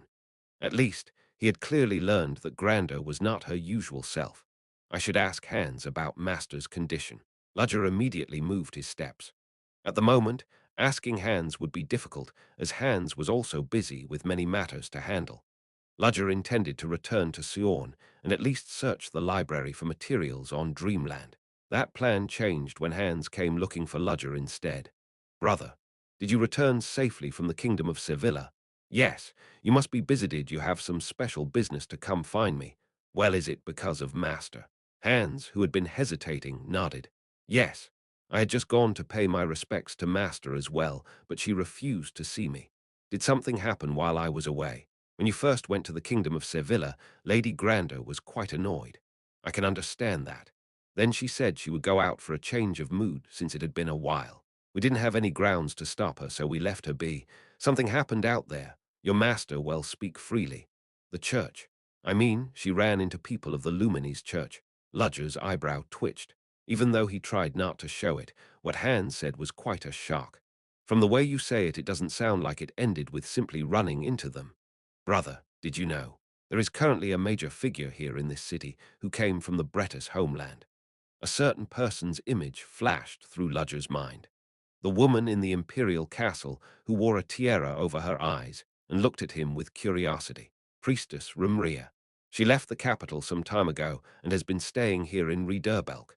Bishop Preden seems to be providing her with considerable convenience. Preden was someone in Ludger's memory as well. On a rainy day, he had subtly tried to recommend the faith after reacting to Ludger's divine sense. He had a keen eye for recognizing another's talent. Regrettably, he had not known that the person he was trying to recruit was of the bloodline of the holy sovereign he served, a priestess who innately responds to the holy sovereign's blood, and a man who discerns talent. Those two were together. And on top of that, the priestess had even run into Grander while she was out for a stroll. Was there any damage? It wouldn't be strange if at least one district of the city had been blown away. There was no fight. It's astonishing. Considering Grander's identity and personality, it was indeed astonishing how quietly it had passed. But precisely because of that, Ludger felt uneasy. The two of them spoke. They had quite a long conversation, in fact. Since then, your master has been as you saw. She shut herself in her room after returning. I couldn't bring myself to eavesdrop on the details. Still, to me, it almost seemed like it would have been better if they had just had a clean fight on the spot. Not that I am in any position to pass judgment. No, it's enough that you told me. What do you intend to do about your master, brother? Ludger recalled Grander's voice from inside the room telling him she would not see him. His gaze turned briefly toward the direction of Grander's quarters, then fell away. For now, I'll leave her be. If I force a meeting now, it will only disturb her temper further. Was there any need to risk triggering a time bomb by poking at its detonator? Yet Ludger dimly sensed it, that the countdown was beginning to appear atop a time bomb that, until now, had had no set due date. What about the church's side, then? Leave them as well. They aren't people we can touch to begin with, not for now, and also that not much time remained. Priestess Rumria sat in the yard, leisurely drinking tea. The cathedral's back garden was beautifully landscaped, even on NV-light ordinary days. It was the perfect place to rest outdoors. Of course, Rumria was not here simply because she wanted to relax. Priestess Rumria. Welcome, Bishop Preden. I was waiting for you. As if she had known he would come, Rumria welcomed Preden with a faint smile, even though her private time had been intruded upon.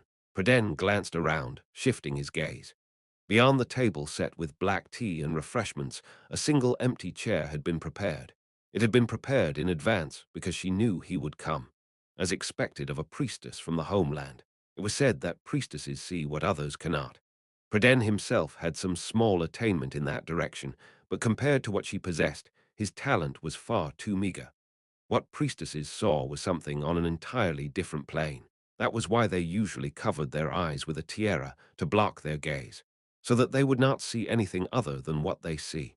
Preden naturally took the empty seat. Since she had known he would come, there was no need to beat around the bush.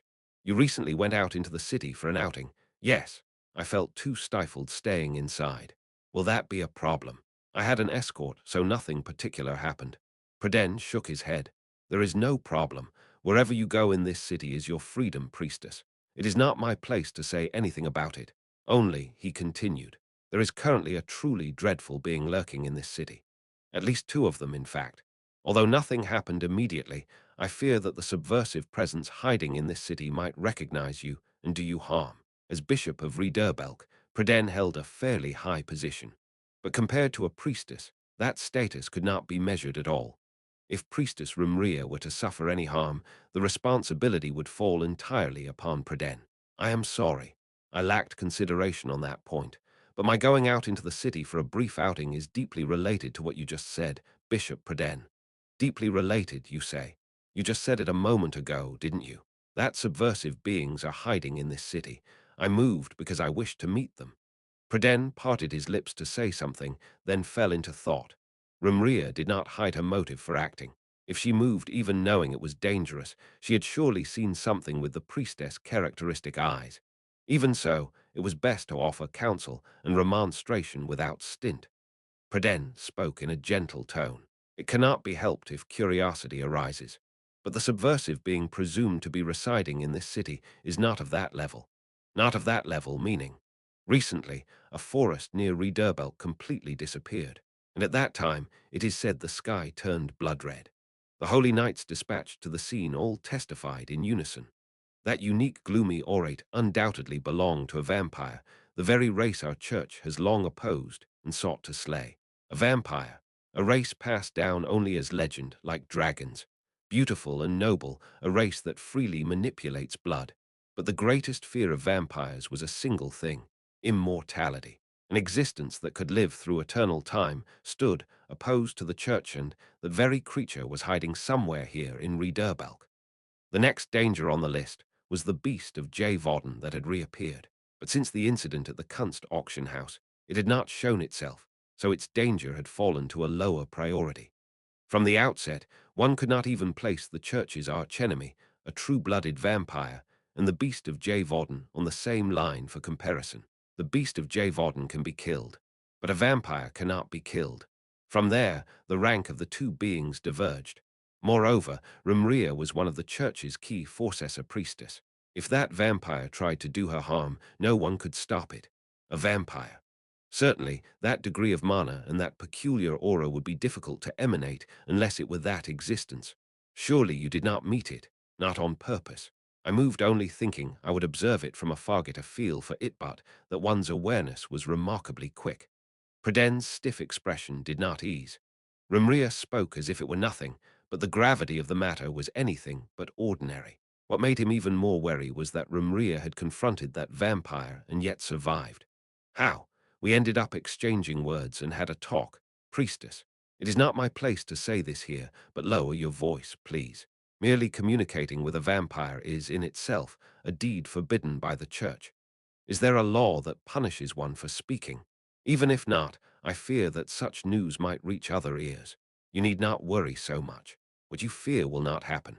A smile full of delight curved Rumria's lips. Rather, the situation may turn out even more interesting. How could you? Did you perhaps see something? Rumria did not answer.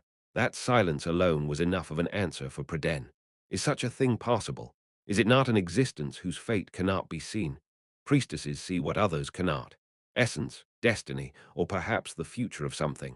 The range is broad and at the same time ambiguous. But at the very least, their words were seldom wrong. In the past, the homeland had mobilized the church's main forces to subjugate the vampire. But even with priestesses deployed, the subjugation failed. Instead, the creature marked the homeland's forces as if flaunting itself, then vanished. The reason was that the vampire's fate could not be seen by a priestess' eyes. It could truly be called an existence on par with a demon. And now she had not only faced that vampire, but had also seen something. It seems that vampire has undergone a change. Curious, isn't it, that a fate which originally did not exist could not be seen has become twisted. What is even more fascinating is that the change was not wrought by her own will. Someone changed the vampire's fate. The vampire's fate changed. What on earth did you see there?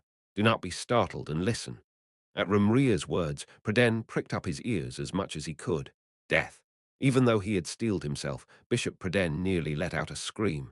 I saw that vampire's death. 500 chapter Immortal Death. 2. The words death of a vampire struck Preden as unfamiliar. Was there any pair of words more incompatible than immortality and death? It was the fate of an overwhelmingly powerful existence that no one had ever witnessed until now, and Priestess Rumria had seen it. What's more, she had seen the death of the church's archenemy, a fact far too difficult for Preden to accept. But Priestess Rumria would never lie to me. Those words were far too grave to dismiss as a mere jest. Though she said it with a smile, the way she dismissed others and explained only to him made it clear. If one had to choose between truth and falsehood, it was certainly the former. Preden's thoughts raced. The death of a vampire and a twisted fate. He did not know what it meant, but there was no need to think deeply. Whatever it was an immense blessing for the church. He wondered why she had bothered to tell him such a thing, but it was better not to try to fathom the meaning. That was the conclusion Bishop Preden reached. I understand. If there is anything related to this that I or my subordinates must do, please say the word. No, not really. Nothing in particular. Rumria's voice brimmed with cheerfulness, as if she had no idea how great a shock her words might bring. This matter will be handled by the homeland. All you need do, Bishop Preden, is to carry on as usual. At that, Preden felt a slight bewilderment. If that were so, why tell him such a grave fact? Was it a passing choice for amusement, or was some other hidden meaning cleverly concealed? As Preden pondered such things, Rumria's eyes glimmered beneath her tiara. Fufu, he's deep in thought. She fully understood that Preden's mind was troubled. She herself had been astonished when she saw that fate. It was surprising enough that such a monster was quietly residing in this city, but to have seen the death of an existence that had never been able to be killed before Priestess Rumria revised her thoughts there. What had changed that being's fate was no longer important. What seized her attention even more strongly was the vision she had seen. The moment she saw that vision, she thought nothing else mattered, because it was utterly exhilarating. Though Rumria's face still held a bright smile, within she was overflowing with rising expectation, excitement, and rapture. She had seen only fragments, merely a part of the scene. Even then, the indistinct image had made her eyes throb as if they would split apart. But it was worth the pain. For in the scenery where the vampire's death existed, she had clearly seen it. a massive black hole torn open in the sky. It was not something that sucked everything in. It was a gate that existed to vomit forth something far greater. How was it for you, brother? I heard there was an incident in the kingdom of Sevilla. Black mages had slipped in, quite a large group, enough to form a proper school. That would be a considerable force. Did you fight them? I only helped a little. Someone else did the real fighting. The important thing isn't that. It must be the reason those black mages drifted there. Did you look into it? Rumors have been flying lately. Word is, there's been a massive purge among the black mage groups in Ilamakia. I heard the Samathat, entirely new players appeared and swept the area clean. Yes, established schools collapsed helplessly. Many black mages were killed or absorbed. The astonishing thing is, even after all that, no one knows who they are. Hans rubbed his chin and glanced at Ludger's reaction. Perhaps you know something. Ludger silently nodded. I have a bad feeling. Could this be connected to that place again? It's the place you're thinking of. Damn, the Black Dawn again. To Hans, the Black Dawn stirred tangled feelings. If he had to put it plainly, they were the most accursed bastards. Some of his misfortunes were due to them, and most recently he had fought a battle with the First Order Ventmen. The Elven Kingdom, Mystic Night and now Ilamakia. It seems there's no place they aren't involved, and lately there's been another strange movement. Another one. This was news even to Ludger, beyond Ilamakia. Recently, Phantos has left his place. Phantos, that's unexpected. Normally, unless something exceptional happened, Phantos remained in place, meditating and training. For him to leave meant he had gone far. Where did he say he was going? He said he would return to his homeland, where his kin live, to attain his final enlightenment. Phantos' homeland, that would be the southern continent. This did not apply only to Fantas, it applied to beastkin in general. Most beastkin lived in the vast plains and mountains of NVLGT, official version, the southern continent. They were divided into countless tribes, but now stood united under the command of a great chieftain. By nature, beastkin were free-spirited and warlike. Before the Union, they were split into hundreds of factions, fighting wars day after day. But something forced them to unite, the race war. Human armies, armed with gunpowder and firearms, had swept away beastkin without mercy. If the beastkin had been united, they might have endured somehow, but divided as they were, the damage was devastating. Elves and dwarves had managed to defend themselves, but beastkin suffered enormous losses. After the war, the beastkin clasped hands, formed a union, and established a powerful force under the great chieftain. Ironically, it was human greed that pushed the beastkin to unite. So what is Phantos planning to do there? He has no reason to visit the union. But Phantos was somewhat different. Even though the beastkin had formed a union, many still did not belong to it. Those who could not give up their wildness, who lived for nothing but battle and strife. Among beastkin, they were called outsiders, living in separate factions. Phantos himself was one of these outsiders. For one like him to seek out the Union, what is he thinking?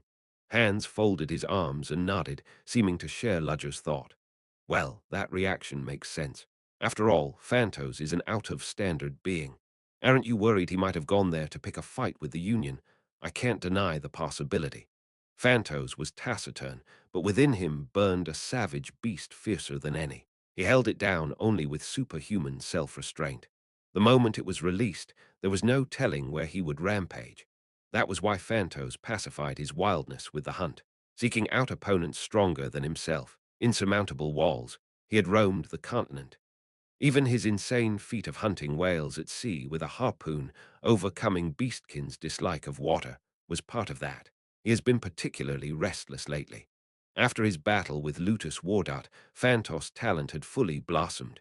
Even before, his talent had been great, but now it was on another level. The insights he had gained by fighting someone overwhelmingly stronger than himself, he had succeeded in fully digesting them. But a realm achieved only in spirit was still incomplete. To complete, it required a final piece. It could be a different state of mind, or a battle fought with life on the line. Phantos' journey to the Beastkin Union was surely to find that final piece. If he grows stronger there, that's fine. I don't mind. Well, as long as he doesn't make a mess of things, but the reason I mentioned this isn't just because of Phantos. There's something else. Among the students in your class, there's that boy Aiden, or whatever his name was, right? Yes. Why bring up that name here? Ludger felt a suspicion. Where is that boy now? What else would it be? One of his friends is Beastkin, isn't she? Iona Arbelli. Yes, that was it. Do you know who that Beastkin girl is? She is of the bloodline of the current great chieftain of the Beastkin Union. At that, Ludger understood at once. So right when that boy and his friends head to her tribe, Phantos also goes there. What a coincidence. But that's not all. Another. Ludger raised an eyebrow. Hands wiped cold sweat, even though he wasn't guilty of anything. Recently, trouble caused by the Black Dawn has been brewing in Isla Makia. Yes, you said there was strange movement. The place in question is Beastkin land. To humanity, still an uncharted territory. So the Black Dawn is moving there too. That's what we've confirmed. The uncharted lands attract mercenaries chasing money, so rumors spread thickly. And lately, many incidents have been reported. Disappearances have greatly increased. Disappearances are common in the wilds. The uncharted lands were full of dangerous cryptids, as no industrialized cities existed there. Moreover, it was Beastkin territory. Among the races, Beastkin had suffered the greatest in the race war, and they bore deep hostility toward humans. Outsiders especially were infamous for killing humans indiscriminately. If adventurers exploring the wilds died to outsiders, mercenaries simply marked it as missing. It was hard to recover bodies, and they preferred not to spark disputes with Beastkin. Hans shook his head. Even accounting for that, the recent surge is abnormal. And it isn't only adventurers and mercenaries. Then who? Beastkin tribes in the area are also seeing a sharp increase in missing members. Mercenaries who had good relations with them all testify to it. The Beastkin are now frantic to find the culprit, but they believe it to be the work of humans, and the atmosphere is volatile. You saw traces of the Black Dawn there. Anyone could see it. They're sowing discord between the sides while profiting for themselves. We don't yet have complete information, but I strongly suspect there is a Black Dawn base nearby. Hans's voice carried firm conviction, and the scale of this is beyond what an average second order could pull off. For things to be this big, yet still quiet, I judge at least a first order of the Black Dawn is involved. If you're right, then yes, it would be a first order. Do you have any guess who it is? I think I do. Several first order seats are vacant right now. 3 of the existing first orders had died. Esmeralda, Ventman, Leslie. One of the empty seats had been filled by Helia, but the power vacuum was not so easily patched. Nikolai was handling Isla Makia. The Black Knight Verom was assisting Nikolai there, which left only one remaining First Order, Victor Dreadpool, the mad scientist with the eerie laugh, the villain who carried out cruel experiments everywhere, from Rederbulk onward. And among the First Orders, the one most unpredictable and thus the most dangerous, the one surely connected to the events in Beastkin land. This is growing larger than I expected. What will you do? I'd like to go deal with it myself, but unfortunately I already have too much on my plate. Well, that's true, but I can send someone else. Phantos was already there, but one person was not enough. In such a situation, someone was needed to fill the gap. Send Sheridan to join Phantos. Sheridan might look like a reckless explosion maniac, but among the members, she was actually quick-witted. Given her skill in engineering and taking apart any machine, her mind was razor-sharp. And if the opponent was Victor Dreadpool from his automatons to his liquid golems, Sheridan could analyze everything. In terms of compatibility, it was not a bad match. She will be able to fulfill her role well enough.